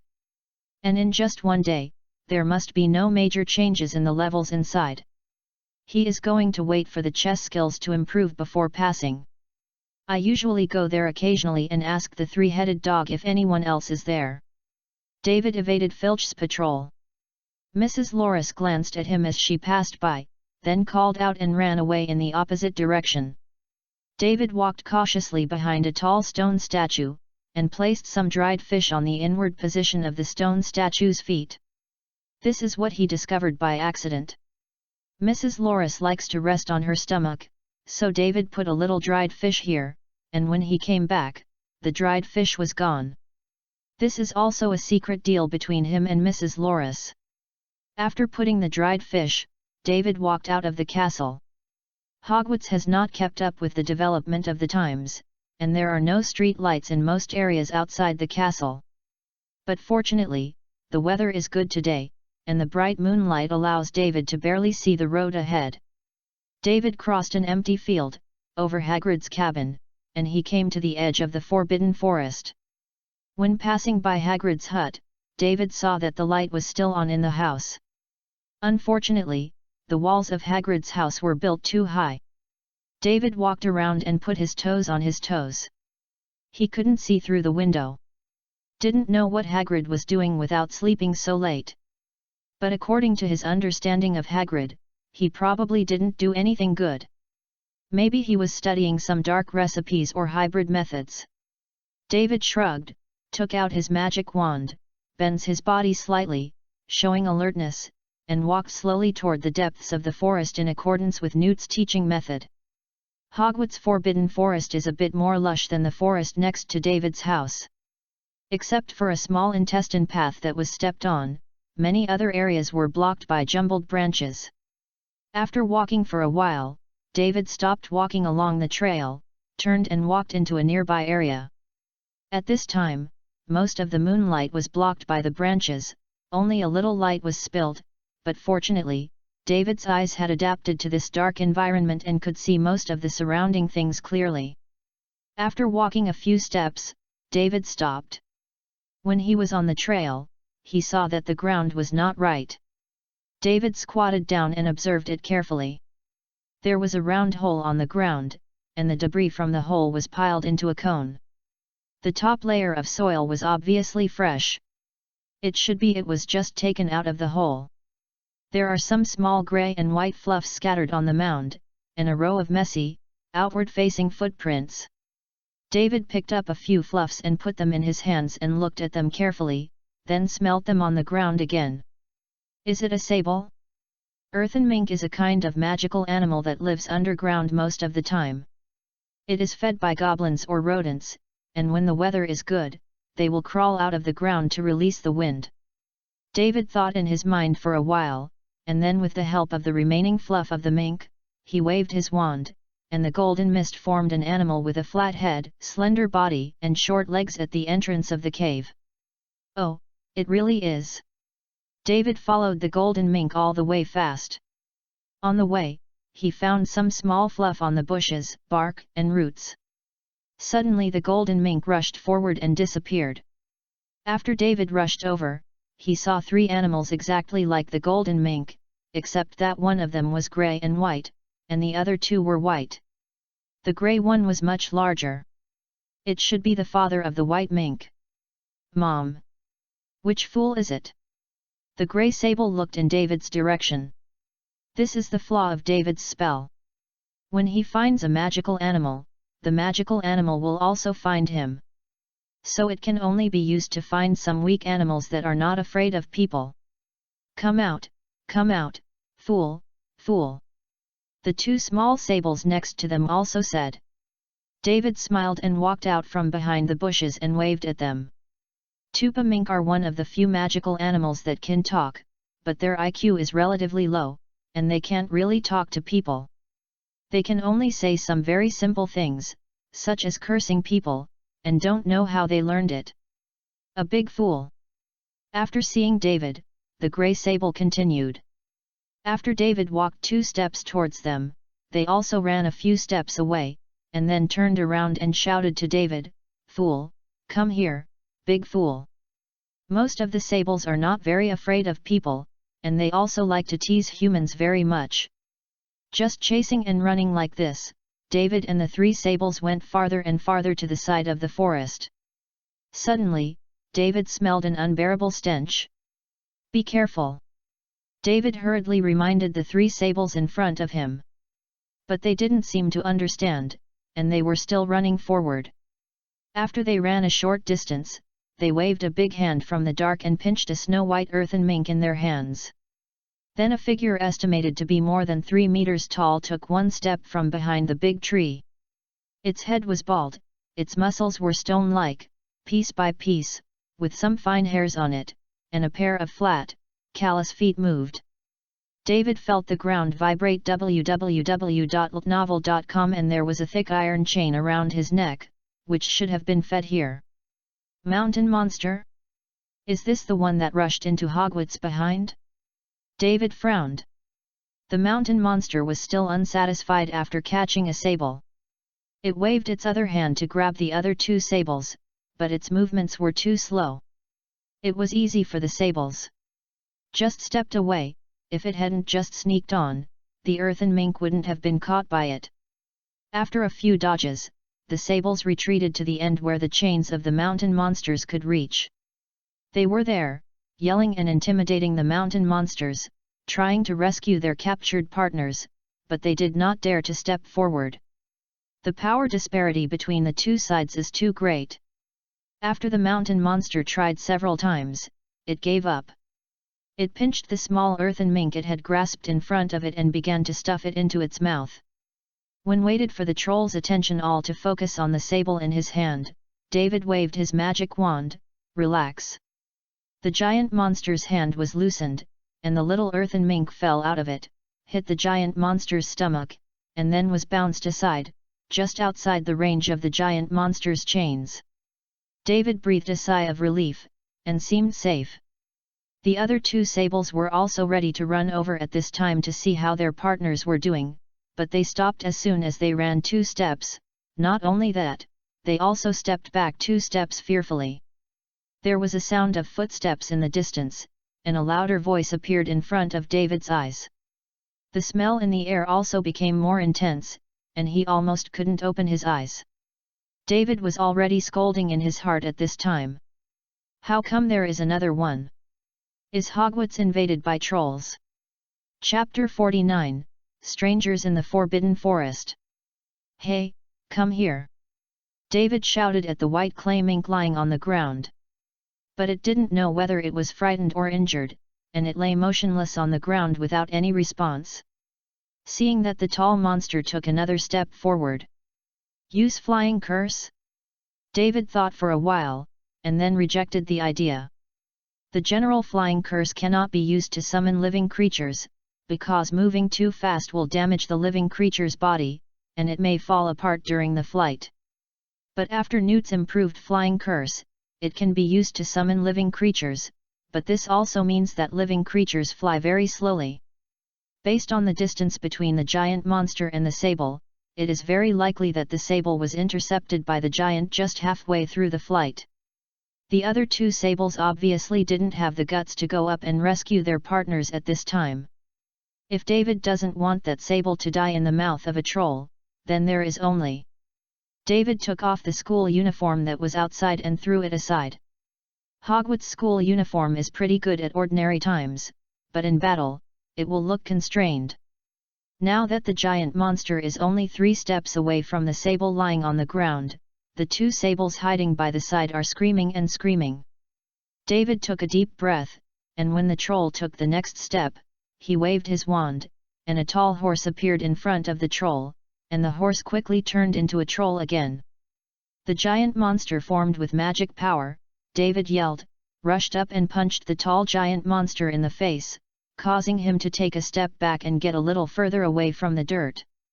Then the magic troll stepped forward a few steps, pressing the shoulder of the tall troll with his hand, making him unable to move forward.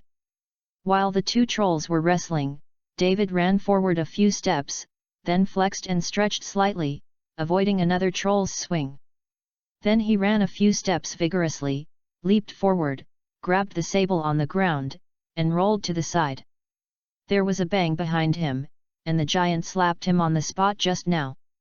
He felt the dirt and broken branches that hit him all flew to his face, and he almost became a piece of flesh.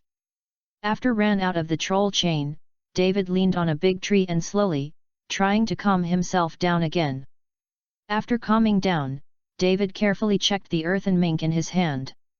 There are no scars on the epidermis, the bones are all intact, and the breathing is smooth and orderly. Good fellow, it has nothing to do with it, it should just be frightened. David let out a sigh of relief, and the other 2 sables also teetered by his side at this time, squeaking under his feet. It's okay. David put the earthen mink in his hand in front of them. The grey earthen mink stepped forward and sniffed it carefully, and found that it was indeed unharmed. Only then did he completely relieve his mind and called to David a few times, seeming to be thankful. David squatted down and touched his body. It was very soft and felt like a cat. The moment he touched the grey sable, the sable softened its legs and almost fell on the ground. It kept blinking its small round eyes and was a little puzzled. He didn't understand what was going on and why it was in front of him. People touched themselves, it was so weak. David was overjoyed, and there was another page in the picture book in his mind at this time. He stretched out his hand again to touch the soil and pick up the sable, but was avoided by it. It seemed a little scared now. David shrugged helplessly, got up, and looked at the 2 giants who were still fighting. The magic monster looked a little silly without David's control. He just kept pressing the tall monster, no matter how the opponent hit him, he didn't respond. Fortunately, it seemed that the troll's attack could not pass the damage to David like a spell attack. After the troll bombardment so many times, he didn't feel it at all. Can ordinary blows not cause me harm? David touched his chin and thought. What about? David controlled the magic troll and hit its mouth with a punch while the tall troll opened its mouth and roared. The tall monster's painful eyes shrunk, and he was taken aback for a while, then furiously grabbed the magic monster's hand, bitten it down, and suddenly one of the magic monster's hand broke in its mouth. Okay? David squatted down suddenly, feeling a sharp pain, but fortunately it only hurt for a while, otherwise he would not be able to stand it. I have to cause harm to the summoned animal before I can feel it. After knowing this, David didn't dare to try again. He directed the magic troll to avoid the attack of the tall troll, stepped aside, and then hit the other troll's face with a punch. You two will have fun. David waved his wand, and the magic troll disappeared. The 2 tied trolls stood for a while, and then they yelled and waved at each other. But the people who fed them obviously also took into account the habits and IQ of the giant monsters. After the 2 giant monsters tried their best to stretch out their hands, they were still close to each other. Who raised these two monsters here? Prepared for the Philosopher's Stone level? Or is it just to create chaos? Look at the chains on their necks, if no one unlocks them, they should be inseparable. But one of them ran into the school behind. The one who came to release the troll should be Voldemort, and wanted to take away the Philosopher's Stone in chaos. Thinking about the disadvantages, the man who raised the troll may be Voldemort. Yu reading www.uuganshu.com so that he can better control the troll to go, let it go to school according to plan. David thought for a while, he squatted and put his wand to his mouth, footprints flashed. He blew his breath after chanting the spell, and the golden mist gushed from the tip of the stick and spread to the surroundings. There are large and small golden footprints on the ground. There are giant monsters and other animals passing by. This is an advanced version of the manifest spell, a range skill. There are rows of human footprints hidden in the messy animal footprints, which are bigger than David's, obviously an adult. David walked over and put his wand on the footprints, urging it with his hands, and the footprints formed a large cloud of golden mist, which dispersed for a while. Is not a professor at the school. David frowned and was in a habit. The first thing he did when he came to school was to write down every professor in the school, including Filch's breath. Now the fog can't form, it means that this person David doesn't know him, he is not a person in school. Does that mean these two monsters were fed by Voldemort? And he is probably in this forest now? David held the wand suddenly a little nervous, who knows if the person feeding the trolls will suddenly rush out. After David cleared the traces of the battle and his breath, he beckoned to the sables and left here. Can you help me find if there are any strangers in the forest? David said to them when he returned to the vicinity of the sable cave. The three sables communicated for a while, nodded to David, and said, "Fool, fool." David twitched the corners of his mouth, knowing that they agreed, but how could he always feel bad in his heart? Chapter 50, Expansion Charm and Rock Pie. After returning to the dormitory, David leaned on the head of the bed and sorted out his findings these days. Moloch is in the 4th floor room, he should be guarding the Philosopher's Stone. The level and should be the trial that Dumbledore gave Harry, so that he would have the courage to fight Voldemort in the future. Sorcerer's Stone is something that tempts Voldemort as a training partner. Should not be dangerous. The main question now is who raises the troll? Is that stranger Voldemort? If I don't figure it out, I'm afraid of going to the Forbidden Forest.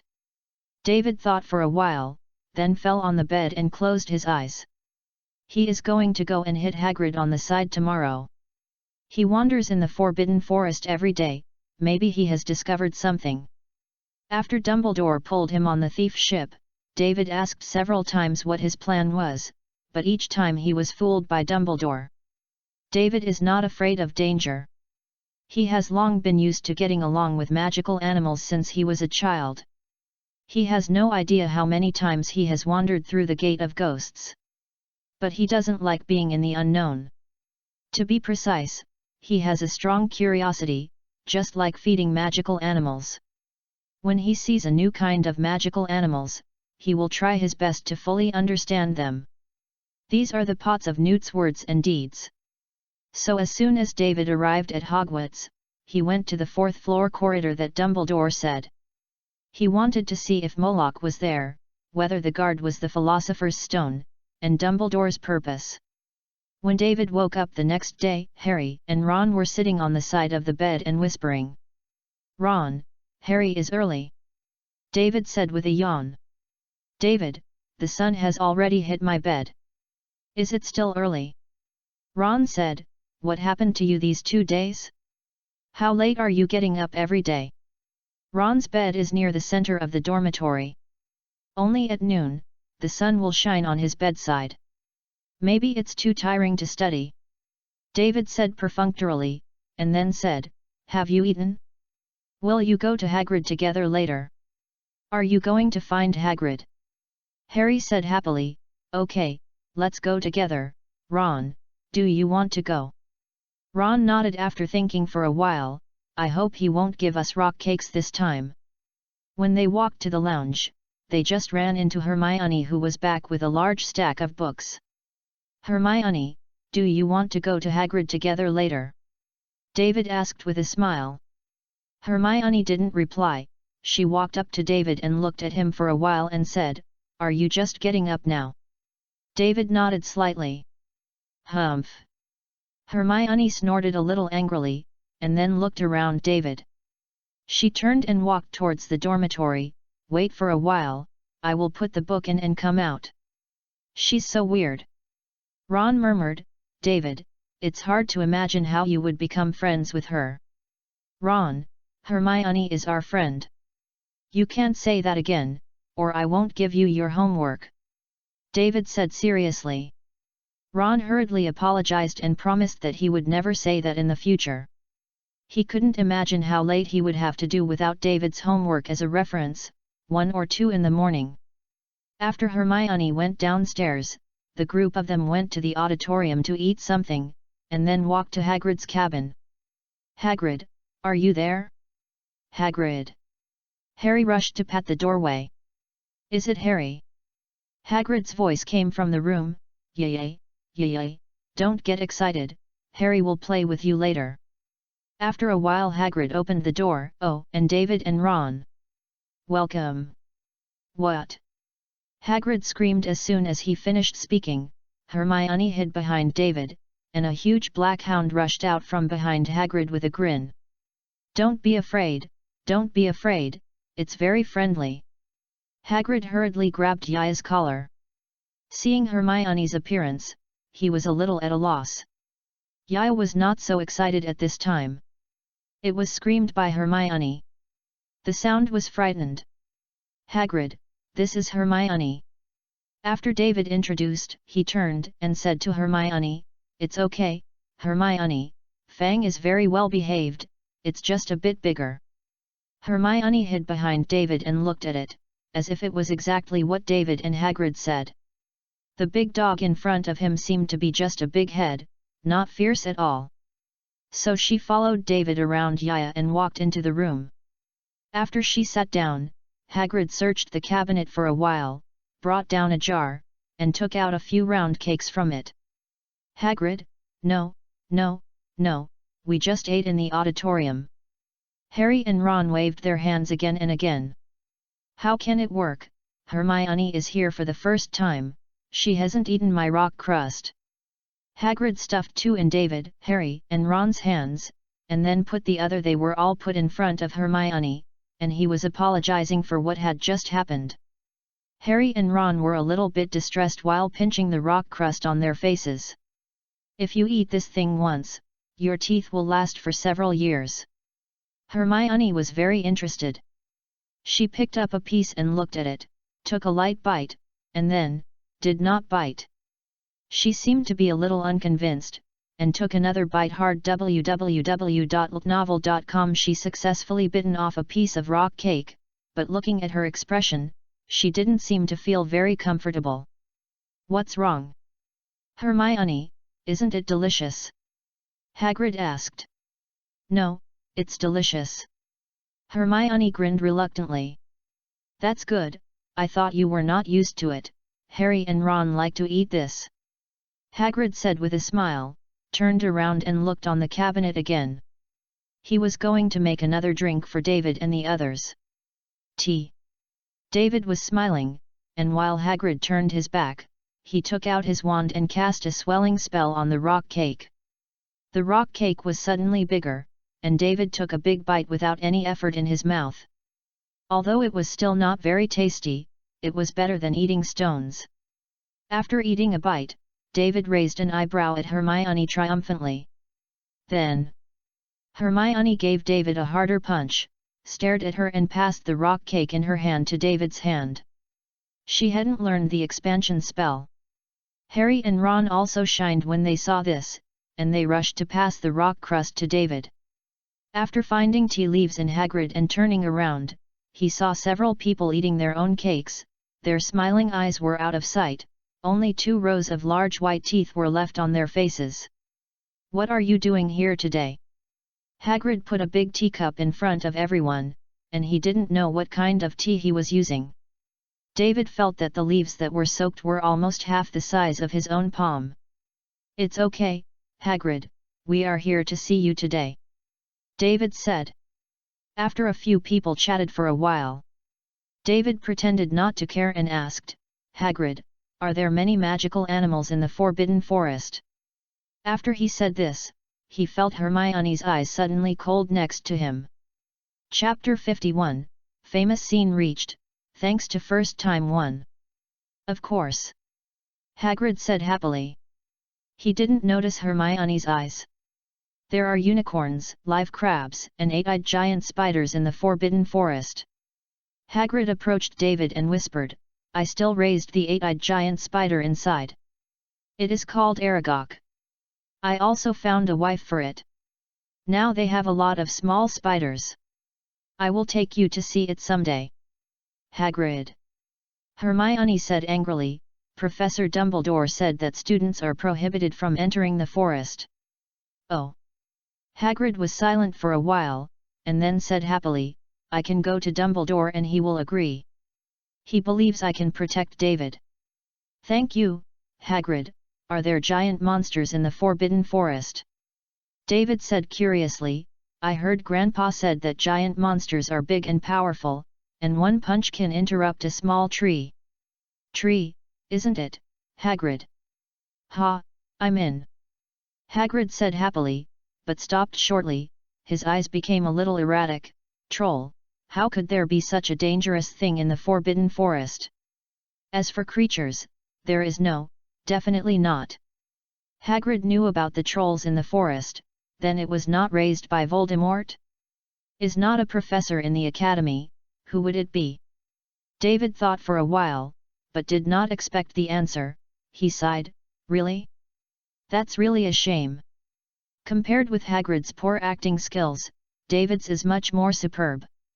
For the rest of the time, Hagrid avoided the Forbidden Forest and stopped talking about it, which made Hermione's face look better. Several of them talked from Professor Snape to Professor Quirrell. Harry and Ron agreed that Professor Snape was definitely not a good person, because he always targeted them, but Professor Quirrell got a good evaluation from them. Ron said that they were late on the first day because they were stopped by Filch.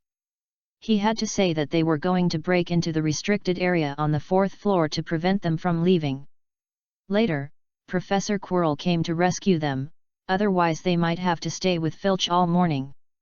"Which brain is broken will go to that forbidden area, the ghost knows what's in it, Filch still doesn't believe us," Ron said angrily. David can only drink tea in silence. It was getting late, and David and the others had been in Hagrid's hut for nearly 4 hours. At this time, Yaya was eating the food Hagrid had prepared for him, a plate of roasted black meat, with no idea what kind of sauce was put on it, and it looked slimy. David saw this and suddenly understood why Moloch's mouth was so stinky. "Will you stay here for dinner?" After preparing the food, Hagrid wiped his hands and said, "I recently developed some new dishes, you will definitely like them. But I have eaten Hagrid's rock cakes, and now I see the food he made for Yaya. How many people dare to try?" Harry stood up instantly and said, "I'm sorry, Hagrid, we have to go back right away. We have been here for too long, and we still have homework to do." "Is that so? Well, when you come next time, I will do it for you," Hagrid said regretfully.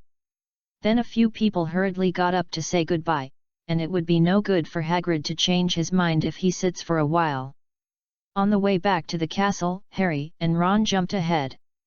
David and Hermione fell 2 or 3 meters behind them, and suddenly Hermione said, "David, are you hiding something from me?" David looked at Hermione suspiciously after a moment. "Are you deliberately arranging Hagrid's words today?" Hermione said confidently, "I can tell.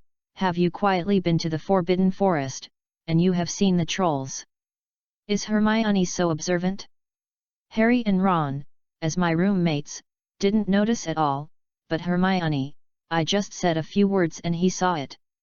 David sighed, then suddenly turned to look at Hermione calmly. What's wrong, is there anything on my face?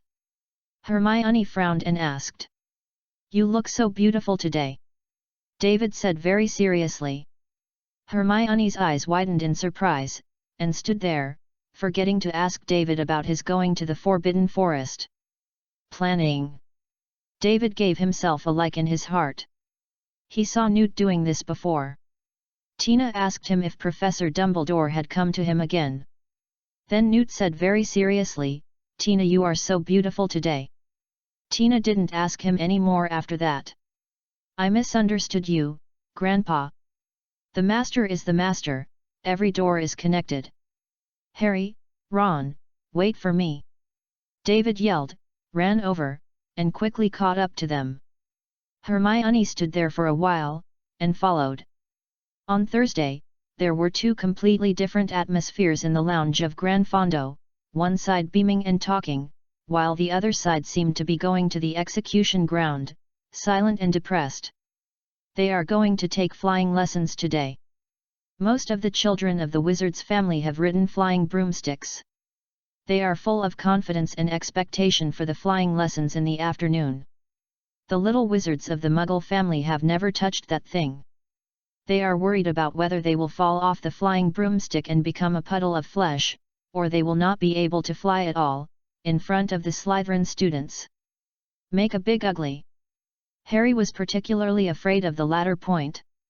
From the beginning of school, he and Malfoy and Slytherin would not deal with each other. As soon as they met, there would be a long-term quarrel. Fortunately, both of them were just work your mouth, never touch your hands. Hermione seemed even more exaggerated. On the day she saw the flight lesson notice www.novel.com, she went to the library and borrowed a copy of Quidditch. She memorized all the flight instructions in it. David can hear her non-stop reading the flight precautions in the book these days, and David thinks he is about to memorize it. Around 3 o'clock in the afternoon, David, Harry, and Ron left the castle together and walked to a clearing in front of them. There are 2 rows of broomsticks neatly placed on the ground. They all look tattered. I wonder if the quality is a problem? David, who was not very worried, couldn't help being a little panicked at this time, in case the broom suddenly broke in mid-air. How is Madame Pomfrey's medical skills? Waiting online, very anxious. David looked aside, and Neville was standing there, his face a little pale. It's okay, Neville, your broomstick looks much better than mine. It must be no problem. Don't be nervous, and there is also Mrs. Hooch. She will teach you how to ride the broom safely. David comforted. Yes, Neville, don't be nervous, riding a broomstick is very simple, you just need to hold it and fly, as long as you fly twice, you will be done. Ron also turned his head and said. I smiled hard, nodded, and then stood there again. Okay, what are you waiting for? Madame Hooch said loudly after she left, extend your hand on top of the broom, and then say get up loudly, understand? As Mrs. Hooch said, David stretched his hand to the side, but he didn't say anything. I heard a pong next to him, followed by a scream from Ron. His broom seemed a bit naughty. David couldn't help but think of the step-by-step videos he had watched before. One of the famous scenes has been achieved. Chapter 52, Beautiful Rinsky Fake. Thanks to Wei Ai Hujia for the 18th. Get up. As soon as David's voice fell, the broom leaped from the ground into his hand. Ron's broom became obedient after beating him. It was Neville's broom that rolled on the ground several times before it jumped into his hand. Hold the front of the broom with the hand you usually use. Madame Hooch exclaimed, during the flight, you need to use this hand to control the direction of the flying broom. Then ride up, place the other hand behind the previous one, remember that both hands must be held tight. Madame Hooch continued. After speaking, Mrs. Hooch began to walk in the middle of the queue, constantly correcting everyone's movements. Navi, you can hold your hand on the ground a little behind, and relax. Your body stretched into a rock cannot control the direction in the air. Malfoy, you can separate your hands a little more. Madam Hooch said, a little more, yes, that's it, keep it. After a while, Mrs. Hooch checked everyone's broomstick. Okay, wait, as soon as I blow the whistle, you will push your feet into the air hard, then fly around and come back, are you clear? Madam Huochi looked around and said. David took a deep breath, held the broom, and listened to Madam Hooch's whistle, but after a while, he heard a scream before the whistle. He was looking for reputation. Neville grabbed the broom and flew into the air in a panic. David hurriedly stretched out his hand, preparing to hold Neville. But his speed was too fast. David only felt a breeze, and Neville had already flown into the air. He seemed to only remember what Ron had said, and just grabbed the broom and kept flying. Come back, child, press down with your front hand, and control your broomstick to fly down. Madam Hooch shouted loudly. But Neville's screams were the only answer to him. His broomstick was completely out of control, and he himself was panicked in the sky tens of meters. Oh! After a while, the little wizard standing on the grass cheered. Neville made a beautiful sloth hug the tree with his broomstick, and his flight trajectory gradually stabilized. When everyone thought Neville could fly smoothly, he gave everyone another surprise.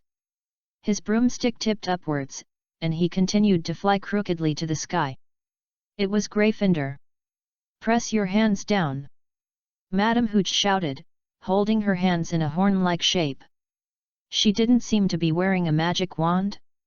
Navely hovered in the air for a while. When he passed a sculpture on the wall, his school uniform was hung on the sculpture's spear, and his broom happily flew to the forbidden forest. Navigate, don't move. David stepped onto the broomstick, ready to fly up to take Neville next. But it may be that the distance is too far or Neville is too nervous. Neville did not hear David's words. He hung on it and twisted desperately in fear. Soon the school uniform could not support his weight, and Neville screamed and dropped. Come down. David hurriedly dropped his broomstick, took out his wand and said, Yugadam Leviosa. It's a pity that Neville fell too fast, and the curse that David had cast out in a hurry was nullified. Damn it! David waved his wand again and made a successful hit this time, but Neville was too close to the ground. As soon as the levitating curse slowed Neville's speed, he fell to the ground. Navi lay on the ground holding his wrists, moaning constantly. His hand seemed to have been injured. Mrs. Hooch hurriedly drove away the students next to him and squatted next to Neville to check. Fortunately, it's just a slight fall, a beautiful floating spell, Mr. Scamander, this will add 5 to Gryffindor. Minute. Thank you, Mrs. Hooch. David said, but his eyes were always on Neville, watching his injuries. I'm going to send this child to Madame Pomfrey. I hope you all stay where you are and don't touch those flying broomsticks, or I will suggest to Dumbledore that you should leave the gates of Hogwarts. Mrs. Hogwarts looked around.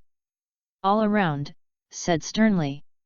After Madame Hooch helped Neville to leave for a while, David suddenly heard Malfoy yell, "What do you think this is?" After David turned around, he saw Malfoy holding a glass ball, and it slowly turned light red. This is the memory ball that Big Fool's grandma gave him. Malfoy laughed loudly. Give it to me, it doesn't belong to you. Harry walked over and stretched out his hand. Malfoy glanced at Harry diagonally. Here it is? How is it possible? After finishing Malfoy, he looked around. He pointed to the top of the tower and said, "Ha, I'm going to put it on top. Do you think that big idiot will take it up with courage?" Then Malfoy laughed and rode on the broomstick and flew into the air. "Don't, Harry, you will be fired," Hermione said loudly. But Harry obviously couldn't listen to her. He picked up the broomstick and yelled at Malfoy as he chased, "Give it to me, Malfoy. This is Neville's." Malfoy looked at Harry condescendingly and said, "Oh, I didn't expect you to fly up too, so come and get it, as long as you can catch up with me." Malfoy raised his altitude again after speaking. Harry didn't reply, but he flew towards Malfoy abruptly faster, just as the broomstick under him suddenly turned into a light wheel 2000. Malfoy was prepared for this. He turned his broom slightly high in the air, and easily escaped Harry's extended hand, and Harry flew over his head. But what Malfoy didn't expect was that Harry twisted the broom in mid-air, and suddenly drew a beautiful arc in the air, and Harry flew back again. "Pretty!" David exclaimed in his heart. "Can't see that Harry has such a strong flying talent, a natural seeker?" David glanced at the window on the second floor, his eyes rolled. Reading www.uugonshu.com. He seems to know how to make Harry avoid punishment.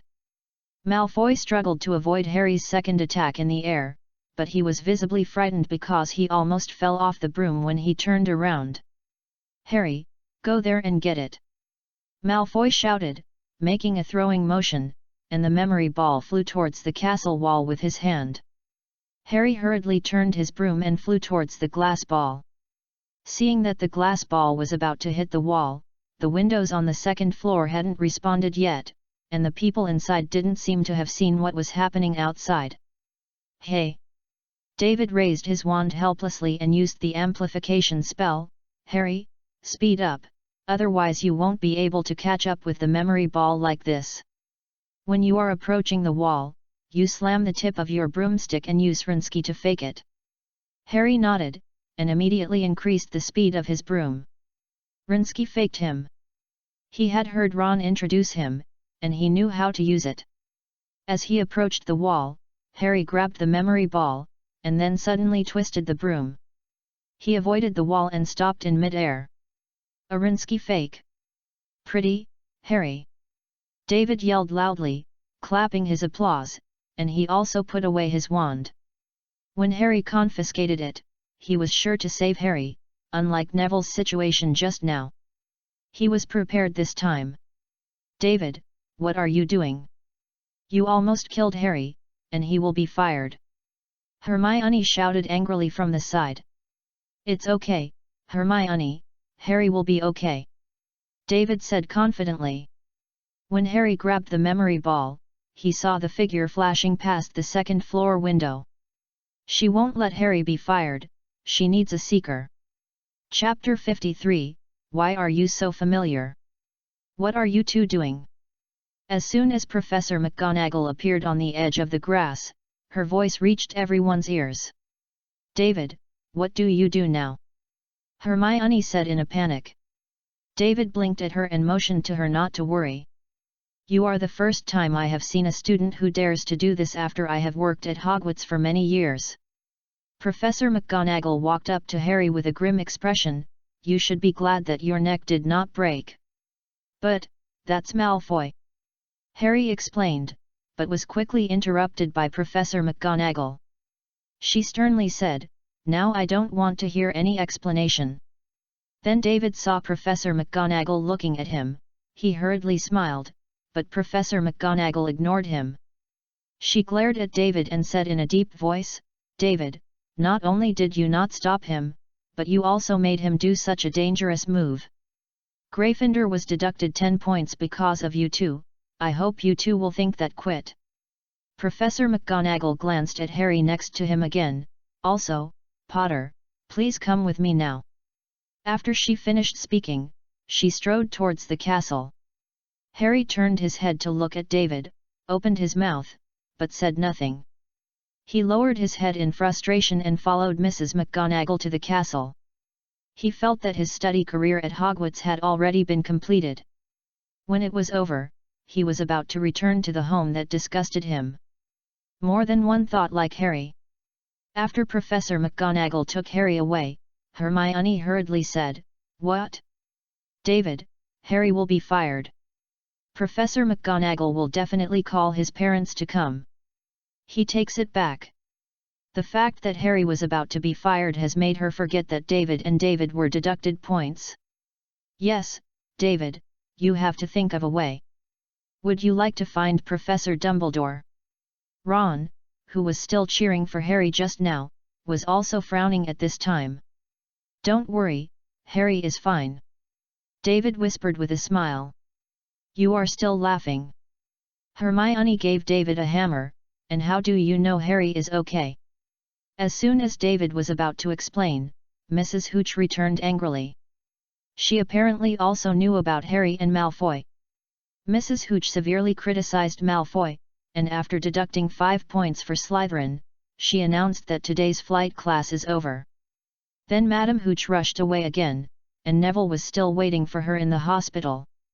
She never mentioned the expulsion. Hermione and Ron were also relieved a little at this time, but Harry was still with Professor McGonagall.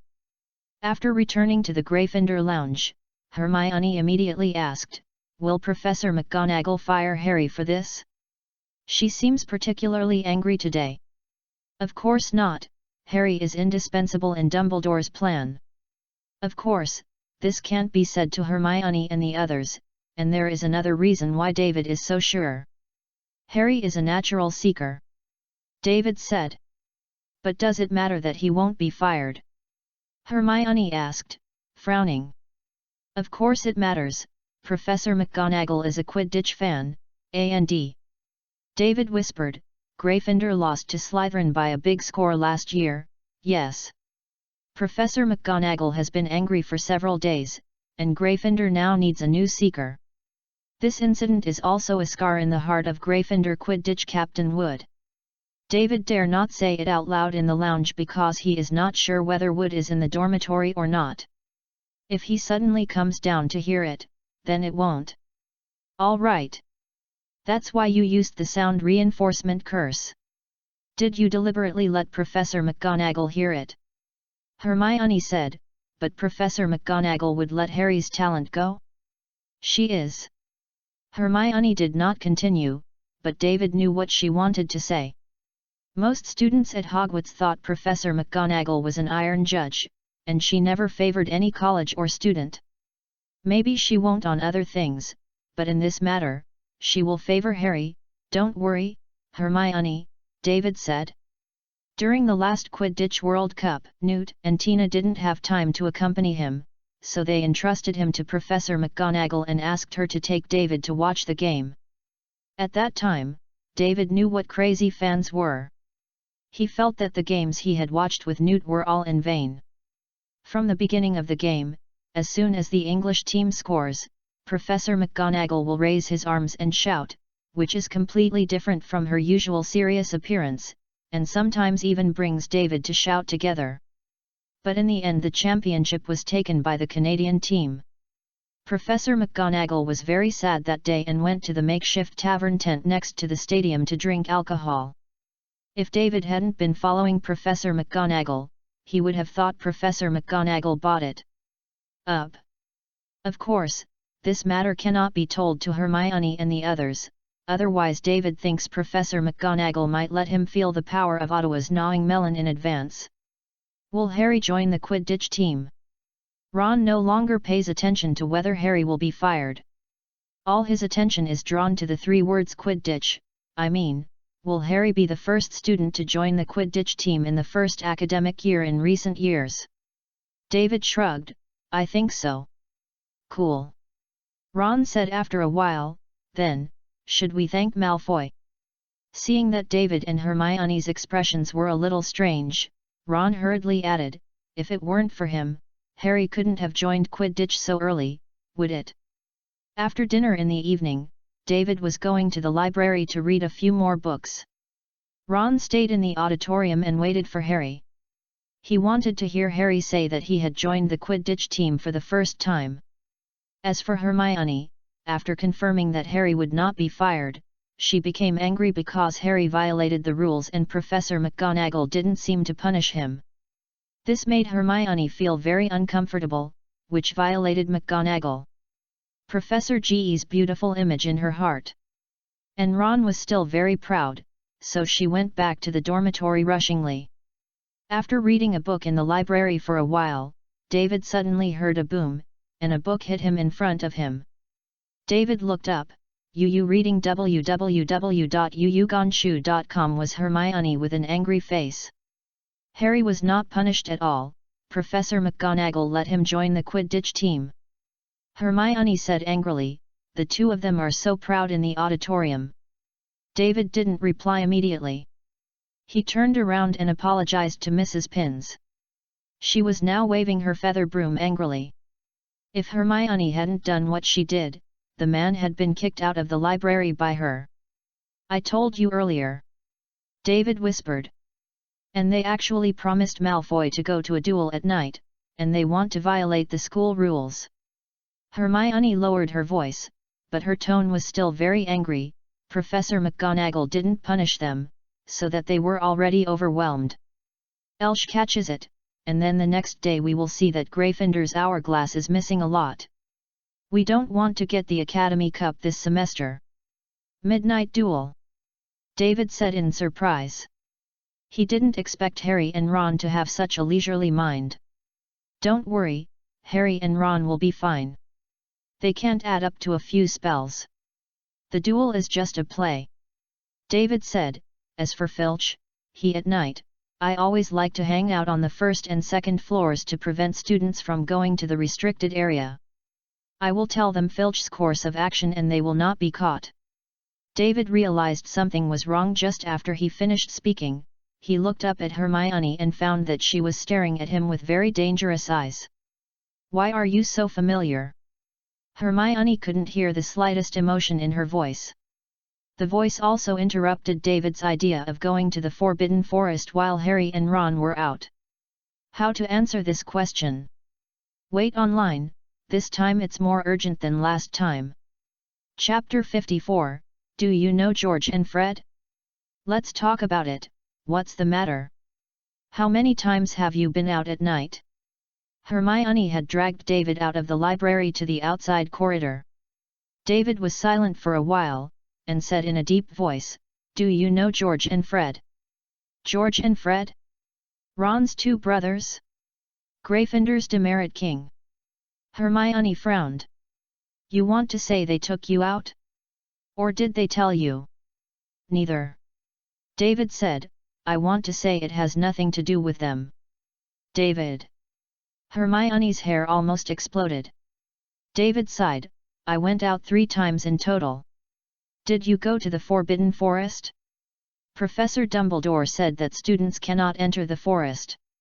Hermione tried to suppress her anger and said, "And the professor also specially reminded you, did you know that it was dangerous?" "You went 3 times." "No, I've only been to the Forbidden Forest once, the rest of the time I was in the castle. And before I went to the Forbidden Forest, I was ready. I researched all the magical animals in the Forbidden Forest," David said. "But it's still dangerous." Hermione stared at David for a while. "You will go later." David did not speak, but his expression and eyes had already told Hermione the answer. "I'll tell Professor Dumbledore." Hermione finished speaking and turned to leave. David moved his mouth, but he still said nothing. After standing there for a while, he walked to the dormitory.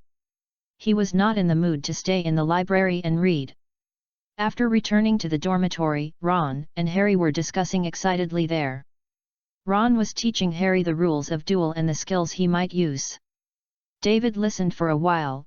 Basically it was some weird moves, such as teasing yin legs, black tigers digging out their hearts, and so on. Anyway, it has nothing to do with magic, and I don't know who taught Ron. "David, Harry has joined the Quidditch team, the youngest member of Hogwarts," Ron said happily when he saw David. Seeing David just nodded calmly, Ron was taken aback. "Oh, I forgot, you guessed it a long time ago.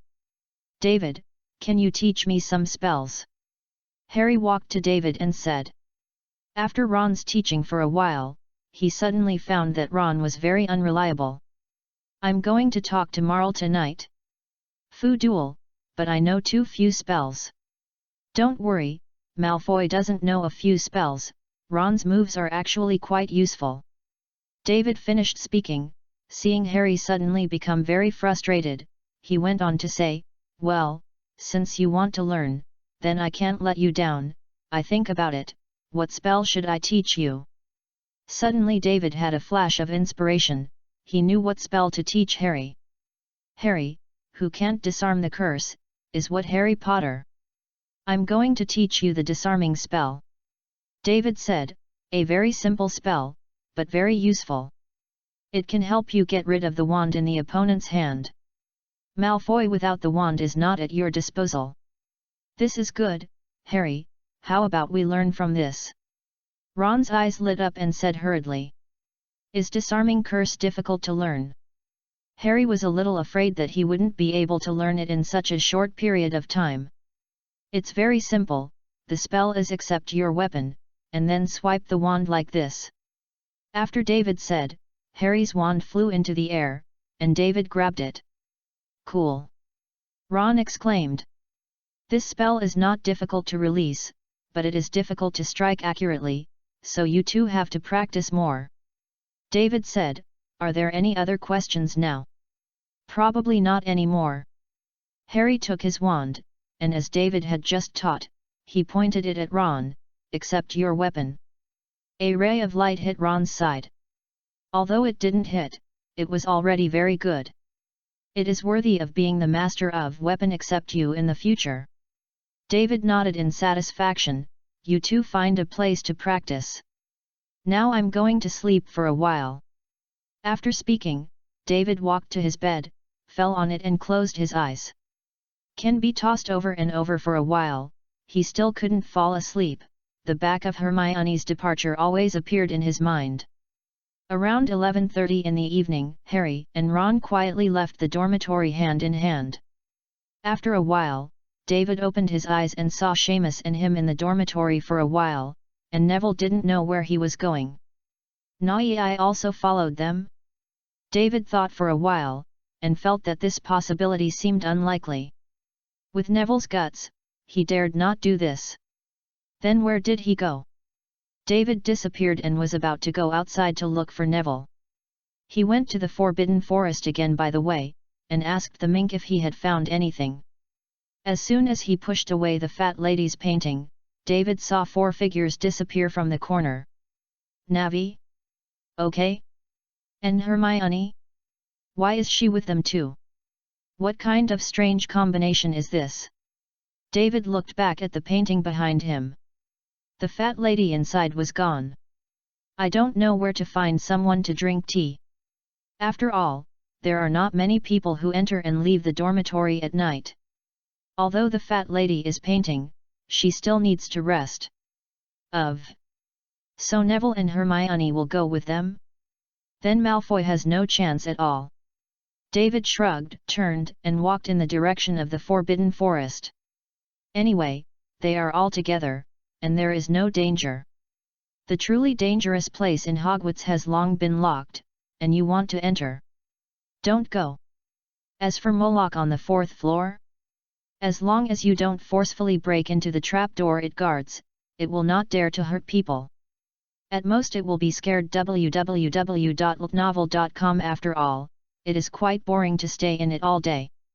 Walking to the edge of the Forbidden Forest, David frowned. The atmosphere of the Forbidden Forest today seems not quite right. It seems to be exceptionally quiet. Most of the sounds of insects and birds that David heard when he came over before are gone, and seem to have disappeared. There should be any dangerous animals or people in it. Voldemort? David stood there hesitated. Should I go in? If Voldemort is really inside, it would be cold. And after thinking for a while, David made up his mind and turned around to leave, but when he just started to move, he heard a rustling sound coming from behind, and soon a grey sable came out. It ran to the place where David was, and kept looking around. The soil-pickled mink seemed a little puzzled, as if it felt that David was here, but it couldn't see him when it walked over. How did it find me? A thought flashed in David's mind, and his invisibility was lifted. The grey sable became ecstatic. It leaned on David's leg and yelled, "Bad guy, unicorn, bad guy, unicorn. Someone is hurting a unicorn?" David's gaze narrowed. Now he has a reason not to leave, even if his grandma finds out later, he can't be blamed. With a wave of David's wand, a bird flew in the direction of the castle. If it is really Voldemort, Hope I can hold on until Professor Dumbledore comes over. Professor, don't be out of school today. David took a deep breath, clenched his magic wand, and walked deep into the forbidden forest under the leadership of Tuba Mink. Chapter 55, No Way? Does anyone really know how to hang up? After the grey sable walked through the forest for a while, David saw the other two small white sables in a hole formed by the entanglement of tree roots. The two of them shrank in the depths of the hole, their bodies trembling constantly, as if they were frightened and lost their former vigor. Seeing David coming, the two minks just turned their heads and glanced at him, not daring to call them fools. The grey earthen mink rushed in to comfort them, and then continued to take David to the depths of the forest. Gradually, David saw many traces of battle around the way forward, but he could see that the caster was restrained. Afraid of being discovered, they used some very powerful spells. Suddenly, David saw some silvery liquid on the leaves of a half-person tall bush in front. David was shocked, and hurried forward, dipped it lightly with his hand, and smelled it in front of his nose. There was a faint fishy smell, but it was more of a delicate fragrance. And this scent continues to tempt David to put the blood on his hand into his mouth. Fortunately, when he moved his hand near his lips, David held it back in time. The blood of the unicorn has extremely powerful magic power. As long as you have a breath, it can save you. But this is not without a price. The blood of unicorns is cursed. The moment you drink the blood, what you have is a half-dead life, and only desperate dead will hurt them. Before coming to school, Newt specifically emphasized this to him and asked him to take care of the unicorn in the forest. David took out the towel and quickly wiped the blood on his hands. Maybe Voldemort is about to die now, he has to rely on unicorns to continue his life. I must find him before he kills the unicorn. David tightened the wand in his hand, speeding up his steps to follow the grey ermine in front of him. The blood stains gradually increased along the way, and some even formed a long silver chain. Some small animals could not stand the temptation and were licking the blood stains on the ground. David hurriedly drove them away and set a repelling curse around the blood stains along the way. He wanted to remove the blood after he rescued the unicorn. The situation is even more critical. David couldn't help sighing. Although the blood of unicorns has great magical power, they don't have any attack power to protect themselves. They just run faster. If they are not killed, they will be cursed. Now unicorns may all be extinct. After ran for another distance, the grey sable suddenly stopped. It stood behind a big tree, shivering, not daring to call nor to move on. David knew that the person who hurt the unicorn should be not far ahead. He took a deep breath and carefully walked around the tree and hid behind a bush. Standing in front of him was a snow-white unicorn with horns on its head. If it had no horns on its head, it would look exactly like a shorter steed. A long cut was made on the unicorn's back thigh, and David saw the silver blood falling continuously. In front of the unicorn stood a wizard in a black hoodie. He was very weak and hunched over his waist. David could hear his gasps from such a distance. David sighed slightly. According to the state of the wizard, even if he was Voldemort, David felt that he could defeat him. Taking advantage of their confrontation time, David summoned a horse-shaped water monster not far away to make it look like a unicorn. Okay. The moment David waved his wand, the wizard in front of him suddenly straightened up, and threw it towards David without even seeing a spell. There are traces of magic. This must be Voldemort. Few wizards in the magic world can do this. David hurriedly leaped to the side to avoid the wizard's attack.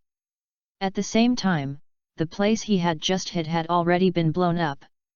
Is this pretending to be a pig and eating a tiger? Looking at the big pit and the wizard who was not crouching in front of him, David suddenly felt that he was not good enough.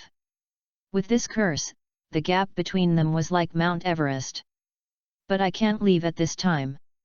If there is no interference from David, the unicorn in front will undoubtedly die. Then it can only take time now. I hope the professor can hurry up. David tried to calm himself down, and with a wave of his magic wand, the unicorn that had just formed suddenly galloped towards the black-robed wizard.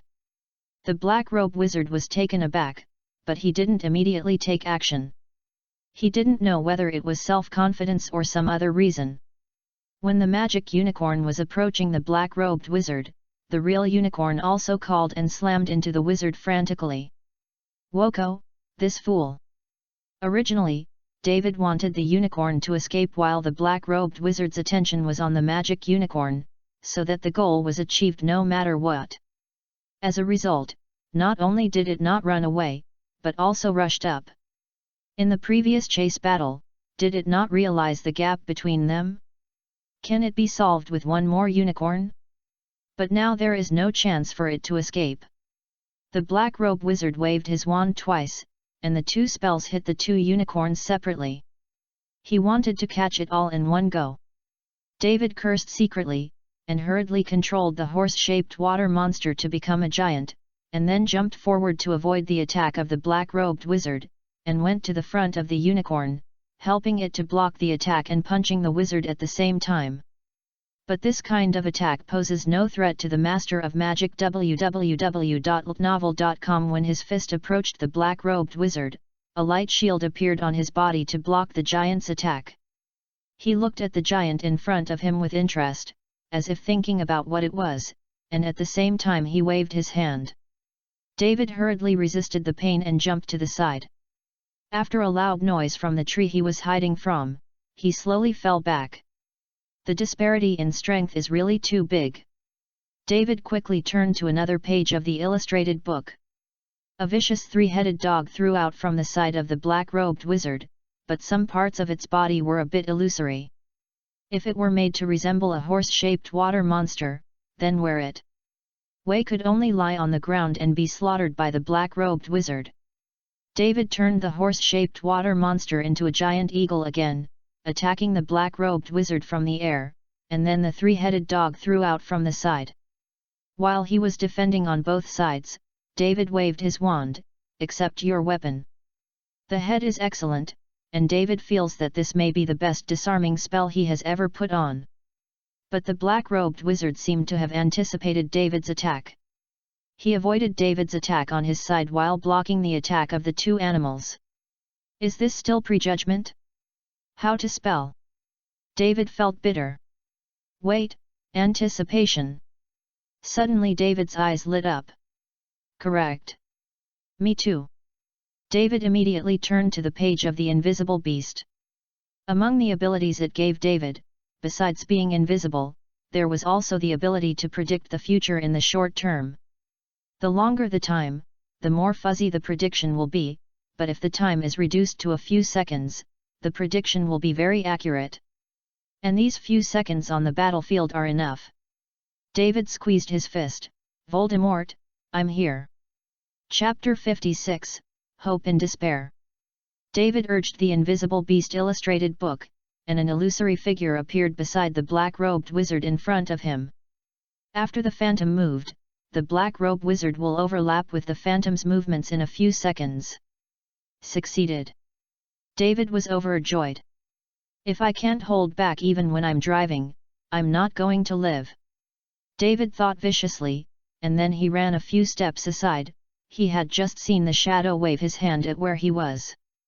As expected, the black-robed wizard hit the spot where David had just stood just as soon as he ran away. Was a little surprised by David's performance as the wizard. He didn't know what happened. Why did the rookie who was just now suddenly become stronger? David was also a little proud. He waved his wand on the horse-shaped water monster in the air and the three-headed dog on the ground once again to attack the black-robed wizard. The next second they saved, David waved his magic wand again, "Accept your weapon." The black-robed sorcerer evaded the disarming curse again after blocking the attack of the two animals. But these are not the key points. David smiled slightly. Behind the disarming curse there is a smashing curse. This is the strongest attacking curse Newt taught him. The smashing curse hit the light shield on his body in the black-robe wizard's surprised gaze. From the point where the attack was reached, the light shield was scattered one by one. "See how you hide." At the moment the light shield shattered, the claws of the horse-shaped water monster and the big mouth of the three-headed dog rushed in front of the black-robed wizard. But David's joy did not last long. The moment his paws and big mouth touched the black-robed wizard, the space around him was distorted, and then his figure appeared behind the three-headed dog. The horse-shaped water monster collided with the three-headed dog. This also works. Isn't he afraid of being dismembered? David suddenly felt that the other side was called opening. The black-robed wizard stood on the spot and gasped for breath. The behavior just now consumed him greatly. And he seemed to be angry and didn't want to play with David. The most important thing was that he realized that it was useless to attack the two animals in front of him. He looked at where David was standing, and a curse was poured on David. David hurriedly controlled the horse-shaped water monster and the three-headed dog to block him in front of him, lest those spells hit him. Although it hurts, it's better than going to Mengpo for soup. David barely froze with the black-robed wizard in the twitching of his body. The black-robed wizard seemed to be a little afraid of David's other strange methods. He didn't dare to come close, he just stood in the distance and cast a spell. After receiving a few more spells, David suddenly felt that the nearby air became a bit hot. After a while, David saw a blue flame surrounded by one person high. When the flame passed by, as soon as the huge tree touched it, it turned into ashes. When the wind blew, there was no left. Up. Professor, if you don't come, you will have to wait for the Qingming festival next year to see me. David stood on the spot very anxious. He fired several spells at the wall of fire, but unfortunately they were useless. The spell disappeared the moment he touched the flame. If Professor does not show up, it seems to be a mortal situation. The blue flames of the eyes are getting closer, and David's heart is a little desperate. I don't know if Grandma will forgive me. Etc., etc. David's inspiration flashed. Hope it is nearby. With the last glimmer of hope, David tried to calm down, and focused all his attention on the flying broomstick that flew away. He waved his wand, the broom is flying. Fortunately, it was Neville's broomstick that flew away. He had seen it in advance, otherwise there is really no way now. After a while, when the flames were about to surround, there was a sudden explosion in the air. A flying broomstick flew down from the flames, and David jumped up to grab it and rose into the air. In the next second he flew, the blue flames closed, leaving a black circle several meters in diameter on the ground. David is sitting on the flying broomstick, breathing heavily. He is a bit exhausted now, and it is a bit difficult to maintain the two animals below. I haven't seen a good little wizard like you in many years. This is the first time the black-robed wizard opened his mouth to speak, and his voice was hoarse, like a saw pulled on a piece of wood. Can you shut up? Your voice is harder than my Moloch's voice. Oh, you don't seem to know Moloch. It is the three-headed dog in front of you. David lay weakly on the broomstick. But still refuses to admit defeat, the protagonist relies on the mouth to escape. The black-robed wizard snorted coldly and launched 4 or 5 spells at David. At this time, David had no strength to predict the wizard's actions using the illustrated book. He could only avoid it by relying on his own temporary reaction. The two animals on the ground also stayed in place, motionless. David tried his best to maintain their figure, and when the black-robed wizard went to harm the unicorn, he would drive them to stop the wizard. The black-robed wizard seemed to have noticed a little too. He said, "Are you still trying to save that unicorn? Haha, but how long can you hide?" As soon as his voice fell, the light of several curses appeared in David's eyes. David tried to control the flying broomstick to avoid the first several curses, but the last curse had already approached his eyes. Really goodbye now, Grandpa and Grandma. David sank in his heart and closed his eyes. But after a while, he didn't feel any pain. David opened his eyes and found that he was covered with this armor-like thing, which was the effect of armor protection, and the black-robed wizard under him was gone. "Professor, are you there yet?" David said weakly. "David, I didn't expect you to do so well." Professor Dumbledore walked out from behind a big tree. "You've arrived long ago." David controlled the broom and dropped slowly to the ground. "Of course, I am not that old enough," Professor Dumbledore said. "I arrived shortly after receiving your message, but seeing that you are still in a stalemate with him, I did not take action." "That flying curse is very good." Reading www.yuyugonshu.com is very imaginative, and I almost couldn't help it at that time. Dumbledore walked to David and blinked. David rolled his eyes and ignored Dumbledore. He tried to empty his mind, trying to make sure that there were no bad thoughts in it, and then he strode hard towards the unicorn who was hiding aside. Dumbledore stood far away, not approaching, otherwise the unicorn might just run away. After David walked to the side of the unicorn, he comforted it and lay down, and carefully inspected its wounds. The bones were already visible in the deep places. "This guy." After swearing inwardly, David said softly, "I will help you stitch up the wound later, so bear with me." "I don't know if the unicorn understands it." David took out a bottle of potion and injected it around the wound to relieve its pain. The unicorn shrank at the moment David injected the potion, but it quickly calmed down, and now he has a good impression of David. After David injected the potion, he carefully sutured the wound of the unicorn, and then put the potion around its wound and wrapped it with gauze. "I will come to you tomorrow and change you the potion." David finished speaking, plucking a few hairs on it, and putting it in a small bottle on his body. "He can find it through these hairs tomorrow." After doing all this, David patted the unicorn on the back, walked to Dumbledore's side, and looked at him silently. David thinks he needs an explanation now. Dumbledore smiled slightly. "David, go to my office for a cup of hot chocolate and take a break? I will tell you the answer when you rest." "Oh, I will help you deal with those unicorn blood stains." "All right." Chapter 57, Love is the Greatest Magic. In the principal's office, David shrinks into the soft chair in front of the dark brown table, and in front of him is a half-drinked hot chocolate, still steaming. On a shelf on the left side of the long table stood an old-fashioned phoenix, whose feathers were about to fall out. After David came in, it got a little bit more energetic, stood on the shelf and whispered non-stop. It only stopped slightly after David threw it some meat. On the partition on the right side of the long table was the tattered sorting hat. At this time it was reprimanding David angrily. He had never looked at it since the sorting ceremony, as if he had forgotten its old age. Like friends. Professor Dumbledore was sitting in the chair directly in front of David, and after he handed David a cup of hot chocolate, he just sat there still, out of step with the lively scene around him. "Professor," David reminded aloud. "Oh." Professor Dumbledore came back to his senses and smiled. "David, have you rested?"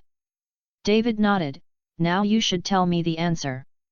"Of course," Dumbledore said, "but where do I start?" Dumbledore thought for a while. "Or I will tell you from the beginning."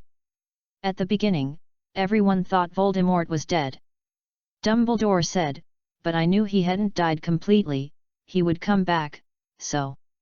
"Excuse me, Professor, how did you make sure that he was not dead? Didn't all the reports say that he was wiped out and there is nothing left?" David was a little bit puzzled. They were right. His body was wiped out, but he survived as a soul. Dumbledore smiled slyly. "The main thing is that Professor Snape showed it to me. His mark, the dark mark left by Voldemort, did not disappear with his death." "Then others don't know," David said. "A few people know. After all, after Voldemort's death, the group of people hid their marks from others, and even if some people saw it, they didn't want to believe it. During the time Voldemort was there, the shadow left on them is too big." Dumbledore sighed. "Then Harry is the weapon you are going to deal with him? Just because of a prophecy?" David didn't believe that a powerful wizard like Dumbledore would control his own thoughts because of a prophecy. Dumbledore nodded. "Of course, but not all for this reason.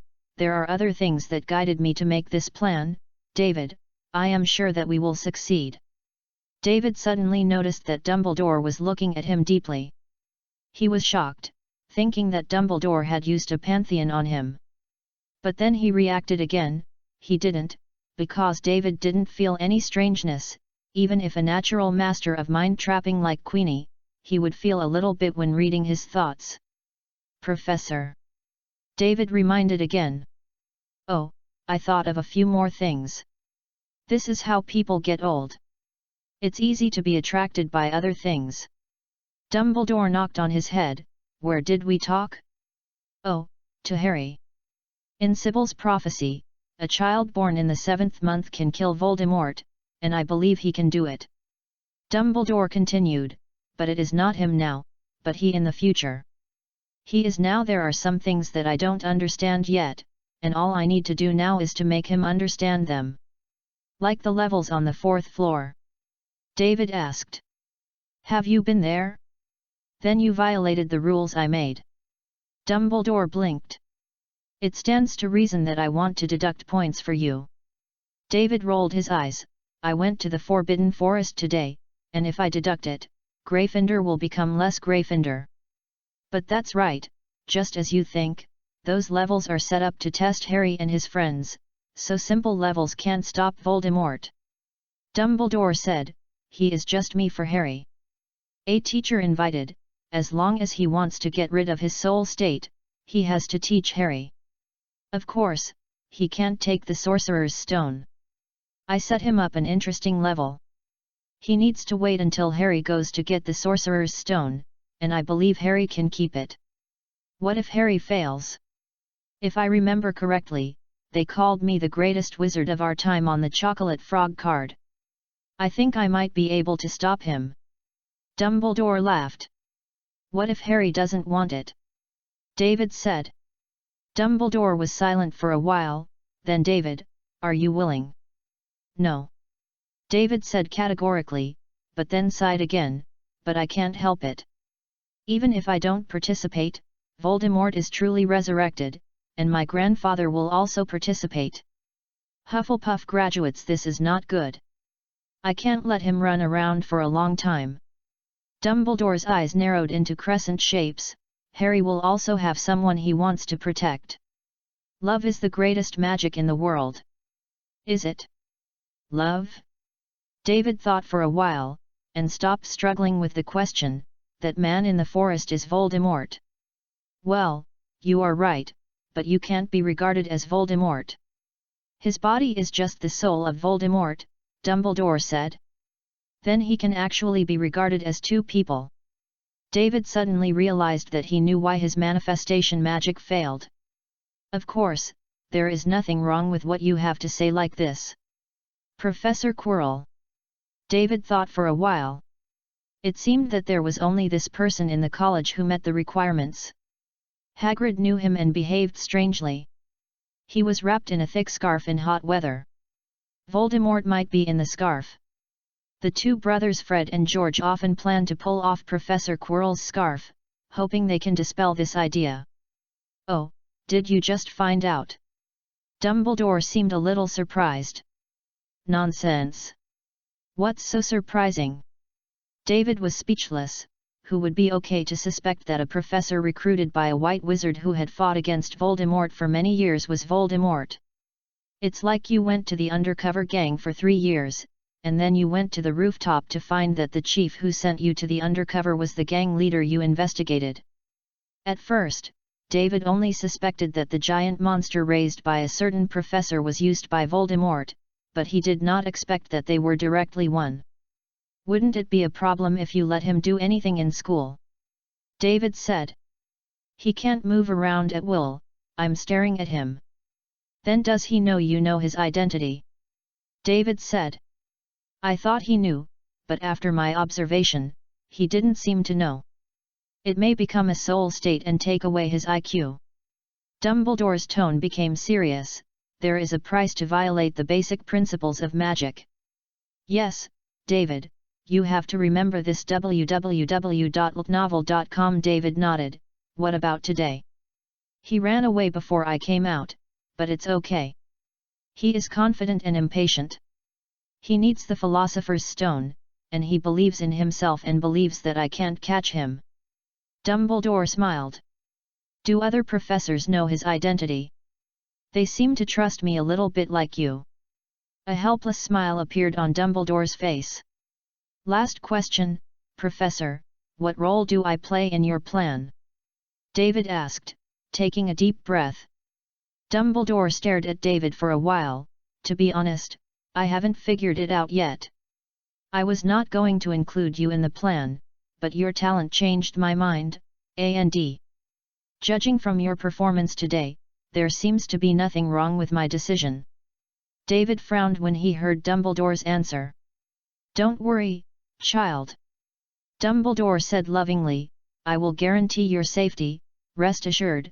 Go back and rest now, otherwise Professor McGonagall will trouble me tomorrow. Also, you can go to Professor Snape.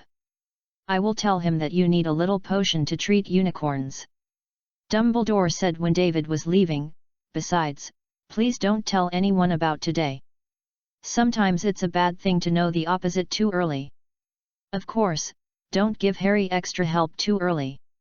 For example, the three-headed dog will fall asleep when it hears the music." David looked back at Dumbledore suspiciously. "We have Hagrid." Dumbledore smiled. "He will help us tell Harry. Also you can visit my office more often. The Sorting Hat and Fox like you very much." Chapter 58, Idiot. "Did I teach you this way?" The potions classroom on the second day. David saw Hermione come in and waved and said, "Here is Hermione." But Hermione seemed to be still angry at yesterday's quarrel. She snorted, hesitated for a while, and sat in another position. Seeing this seat next to David that Neville hurriedly occupied, although David was still a little sleepy, he still had no problem coping with the magic lesson. This allowed Neville to spend the safest and happiest potions class since the beginning of school. He only had to do what David said, no mistakes. After class, David was dragged back to the dormitory by Harry and Ron as soon as he was about to find Hermione. "What's wrong?" David asked suspiciously. Harry said eagerly, "David, do you know a big dog with 3 heads? Moloch? Didn't they go to a duel last night?" "Well, I know, why are you asking this?" David asked. "It's all to blame Malfoy. He lied to us last night. He didn't go at all. It made us." Ron's voice was slightly lowered. "We were discovered by Filch. I ran into a room to avoid him. Then we saw a big dog in that room. It actually had 3 big heads, each of which was almost half my size." Ron trembled as he finished speaking, as if he was still in fear. "Oh? That's a 3-headed dog. I didn't expect Hogwarts to have it, and it's still in the castle." David pretended to be surprised. "Is it dangerous? I mean, can it protect a thing well?" Harry asked. "Of course, if a magical animal is ranked according to the degree of danger, it will definitely be on the list," David said categorically. Harry and Ron glanced at each other, and Harry said, "We saw a trapdoor at the feet of the big dog, and we thought Hagrid might put it in there. Is that right?" David touched his chin. "Do you know the weakness of that big dog?" Ron asked eagerly. David shrugged, "I don't know, the 3-headed dog is not an ordinary creature, and I haven't seen it." "Okay." Both Harry and Ron looked disappointed. "Okay, I'm going to the library now, do you want to go together? Maybe you can find a little clue about the 3-headed dog there." David got up and said. Ron and Harry shook their heads. Compared to reading, they didn't know that the weakness of the 3-headed dog was actually nothing. After walking to the library, David found that many people were already sitting inside. He wandered around for a while before he found an empty table in the corner. After David sat down, he took out a few notes from New York, and he wanted to sum up a potion formula that could help the unicorn recover quickly, and then he went to Professor Snape. "May we sit here? There is no place next to it." After writing and drawing on the paper for a while, a clear female voice came from David's ear. David looked up, as if it was the girl he met at the beginning of school, Kelly Lopez. She is not as cramped when school starts, and seems to be doing well at school. Next to her is a girl with blonde braids, holding her hand affectionately. Of course, Lopez. David asked. I'm honored that you still remember me, you can call me Kelly. Kelly smiled and opened the chair and sat down. She is Hannah. It's nice to meet you. After paying his respects with a smile, David continued to find the information he needed in his notes. About an hour later, David summed up a fairly good formula on a piece of parchment paper. He stretched out with satisfaction and said to Kelly, I'm going to the auditorium to have something to eat together. Kelly smiled and shook her head, and then she pointed to the thick book on the table, meaning that they would study for a while. When David walked to the library, he suddenly saw Hermione. He waved his hand and said, Hermione is going to the auditorium together. Hermione glanced at him, then turned and left in the other direction. David shrugged and walked helplessly towards the auditorium. He was always with Hermione. Suddenly, without her by his side, he always felt like something was missing. In the afternoon, at the door of Snape's office, David knocked on the door. Professor, are you there? After a while, the door slammed open, revealing a tall and thin figure. He was wearing a black robe with slightly greasy hair. It was Professor Snape. Professor Dumbledore said you can make me a potion. David said softly. Snape gave David a cold look and said in his unwavering tone, Oh, is it? A man who was sleepy in my potions class, came to ask me to help him make potions. David bent slightly and apologized, Sorry, Professor, I haven't had a good rest recently, I promise I won't do it again. Snape snorted and stepped away from the door, Come in. Thank you, Professor. David quickly followed in. As soon as he entered David, he felt like he had entered the basement, and it was the basement in the horror movie. Inside the lights are dim, and there are rows of shelves on the surrounding walls. There are many large and small jars stacked on them, containing some medicinal materials or some disgusting parts. David took a closer look, and didn't see what creature the things were taken from. www.novel.com. What are you doing there? Snape's tone was serious. David hurriedly walked to Snape's side. What about the recipe? David quickly handed the recipe in his hand to Snape. After flipping through it for a while, he mocked, It seems you don't just sleep. After that, he handed the formula back to David. David let out a sigh of relief. You will be here later, make this potion yourself, I will give you some simple instructions. Snape said, Of course, you don't want to rely on me, I hope you didn't take my class Forget Everything, otherwise, you can stay here for a day. After that, Snape rummaged through his cabinet for a while and took 3 of the medicines in Davy's formula. After putting them on the table, he stood aside and handed the stage to David completely. David swallowed. He felt that Professor Snape was more oppressive than Professor Dumbledore at this time, and Professor Dumbledore did not say that he did it himself. Seeing that Snape was getting a little impatient while waiting, David hurriedly sorted the medicinal materials on the table into different categories according to different treatment methods. Then he took out some easy-to-handle medicinal materials, washed them, and cut them into small pieces with a knife. Professor Snape stood by without saying a word. But when David was dealing with the next medicinal material, Snape suddenly exclaimed, Fool! Did I teach you this way? Take a good look. Snape grabbed the thing from David's hand and quickly manipulated it. David wiped the sweat from his head, opened his eyes wide, and concentrated all his attention on his technique. Otherwise, David feels that Professor Snape is going to drug himself. Chapter 59, Giant Step and Step Game. David walked out of Snape's office holding a bottle of dark red potion. He leaned against the wall tiredly and let out a sigh of relief. Looking at the little wizard coming and going at the door, David felt that a century had passed, although he had only been there for 2 or 3 hours. As long as he made a wrong step during these 3 hours, it would draw Snape's endless anger. In this atmosphere, he could only be careful and careful, trying to make sure that he did not make a mistake. But how could there be no mistake at all? Otherwise he would be a potion master, and he would still use Snape's guidance. After leaning on the wall for a while, David felt that Snape's chattering was no longer in his ears, so he walked through the castle gate and walked to Hagrid's cabin. "Are you there, Hagrid?" David knocked on the door. Soon, the door was opened with a click.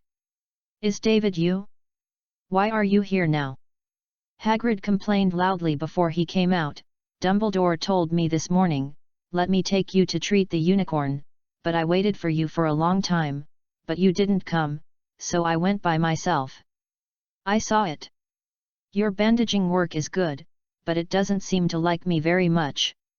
As soon as I approached, it ran away. Seeing David still want to enter the house, Hagrid dragged him back. "Shall we go to the forest first? The unicorn is still waiting for you to heal him." Okay, but Hagrid, can you let go of my hand first? You are too strong." David's face twitched with pain. "Oh, I'm sorry, I'm a little too anxious." Hagrid was a little bit at a loss. He hurriedly released the big hand holding David, and then wanted to help David rub it, but he was afraid of hurting him, so both his hand kept waving in the air several times. "It's okay, Hagrid." David patted Hagrid's belly.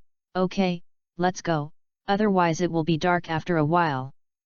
Hagrid nodded, turned, and took off a huge crossbow on the wall, and then handed the rope tied to the tooth into David's hand. Walking to the edge of the forest, David took out the vial with unicorn hair and gently waved his magic wand, hair compass. A long, snow-white unicorn hair in the bottle flew out, and after wandering in the air for a while, it slowly flew in one direction. "Your magic is awesome." Hagrid stared at the front hair and said, "Can you teach me?" Before David could reply, Hagrid's mood fell again. "Oh, I forgot, I can't learn magic anymore." His voice is full of regret. David couldn't help but patted his belly. "Hagrid is okay. You are the patron saint of this forest. You don't need this kind of magic. Are there any places and animals in the forest that you can't find?" "Of course not, you can find them with your eyes closed. This kind of magic is tasteless to you." Hagrid didn't reply, but from the mouth that he was holding back hard and the body that kept shaking, he was very happy now. After walking through the forest for a while, a sound suddenly came from David's left. "Who?" Hagrid dropped the crossbow behind his back, hitting the bow and arrows and pulling it into a full moon. David looked carefully for a while and said, "Hagrid, don't be too nervous, it should be my friend." Hagrid lowered the bow and arrow a little, but still did not release it completely. After a while, the branch of the bush next to it was opened with a small mouth, revealing a small snow-white head. It struggling to pull a few times on the ground, got out of it, and rushed to David's feet and rubbed affectionately. Rubbed his calf. "Are there 2 more?" As soon as David's voice fell, 2 sables, one white and one grey, came out from the bush. The white one also ran over and rubbed David. The grey one is much more reserved. It walked up to David and wagged its tail, even if it had said hello. "Earth mink? How did you know them?" Hagrid's eyes lit up and he knelt down to touch them, but was avoided. "Not everyone can accept a giant at once. I ran into them on the edge of the forest," David said with a guilty conscience. Hagrid did not have the time to pay attention to the loopholes in his words at this time. His mind is now on a few sables. After the 2 of them walked for a while, the 2 small white sables and Hagrid got acquainted with each other, and they also played a giant stomping game with Hagrid. They ran in front of Hagrid first, and the moment Hagrid fell, they rushed out to avoid Hagrid's feet. Hagrid seemed to like this game too. He deliberately raised his feet high without taking a step, giving the mink enough time to react, and then he fell down fiercely and stirred up a piece of dust. Amid Hagrid's laughter and booming footsteps, the unicorn hare hovered not far away. "Hagrid, here it is." David pulled Hagrid's sleeve. "Oh, okay, okay." Hagrid stopped the game with the sables and followed David to the front. At a position not far from the unicorn, Hagrid stopped. The unicorn saw that he was about to pass, and they got up and prepared to leave. Next to the unicorn that David rescued yesterday, there was a small unicorn with shiny silver hair. Its head was bare and without small horns. Unicorns have golden hair when they are young. When they are 2 years old, their hair will turn silver, and they will grow small horns when they are 4 years old. They will be fully grown up when they are 7 years old. Turned into a horse with white fur and horns. The little unicorn saw David still walking forward. It yelled at David angrily. Then it raised its 2 little hooves and waved at David, beckoning him not to come closer. In the end, David was not scared to stop by him, but the white unicorn snarled at it. The little unicorn was taken aback and stomped angrily, and then it ran to the side with its back facing David and the white unicorn. Climbed down. David smiled and walked to the side of the white unicorn and unwrapped the bandage on its leg. The wound was showing signs of healing. David nodded, took out the potion made earlier, and began to apply the medicine to his leg. The little unicorn was lying there and couldn't help turning his head to check. It wanted to know what David was doing.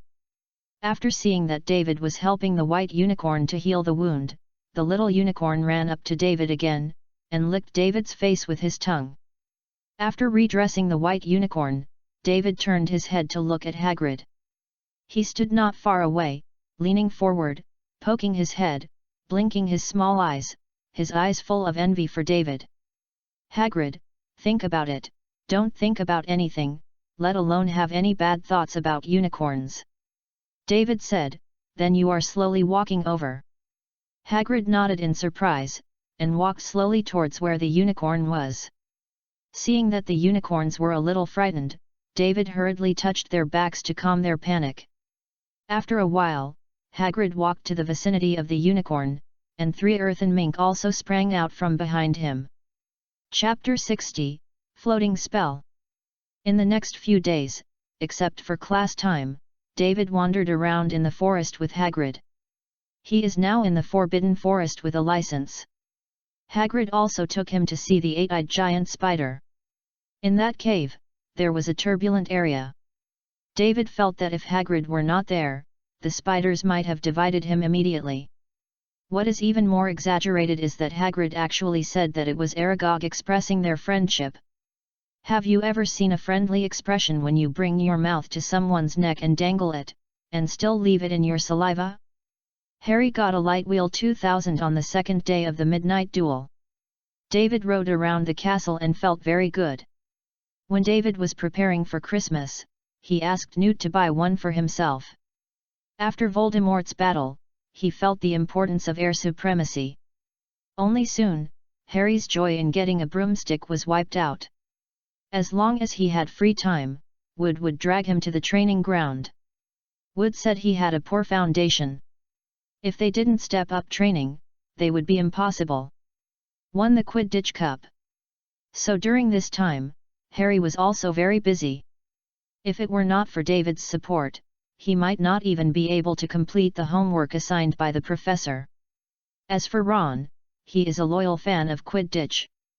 As soon as Harry starts training, he must be there to cheer for Harry. After Harry finishes training, he will help him borrow David's homework and help him occupy a place in the auditorium. After all this time, although he didn't do anything serious, it seems that he is more busy than both David and Harry. The only pity is that the relationship between Hermione and David hasn't recovered as before. Every time David calls her in class, she doesn't act next to David. This makes Neville so happy, he can grab the position next to David every time, so that he never made any mistakes in class during this period, and he has not been criticized by Professor Snape. It is that David is often ridiculed and angry by Professor Snape. After David went to his office to make potions, Professor Snape seemed to be more strict with him. But it is not without a pleasant place. Hermione is closer to David every time in class. David greets her, and she doesn't turn her head and leave. It's just that the relationship between Ron and her is inexplicably bad. During the conflict between David and Hermione, he would from time to time complain about Hermione's truthfulness and her boring dogmatic thoughts. Such days continued until a few days before Halloween. Professor McGonagall discovered that David had been legally entering the Forbidden Forest. This made her angry. She went directly to the principal's office and lashed out at Dumbledore and demanded he revoked David's legal right to enter the Forbidden Forest. Hagrid was also frustrated by this. On the day he received Dumbledore's notice, he gave David a lot of rock crust cakes and assured David that he would find an opportunity to apply to Professor Dumbledore to allow him to agree to David continue to enter the Forbidden Forest. When it came to Halloween, David and Harry felt the festive atmosphere as soon as they left the dormitory. Pumpkin heads were hung in many places in the corridor, and the smell of pumpkins was also in the air. Walking into the curse classroom, David found a feather on each table. "Professor, what is this for?"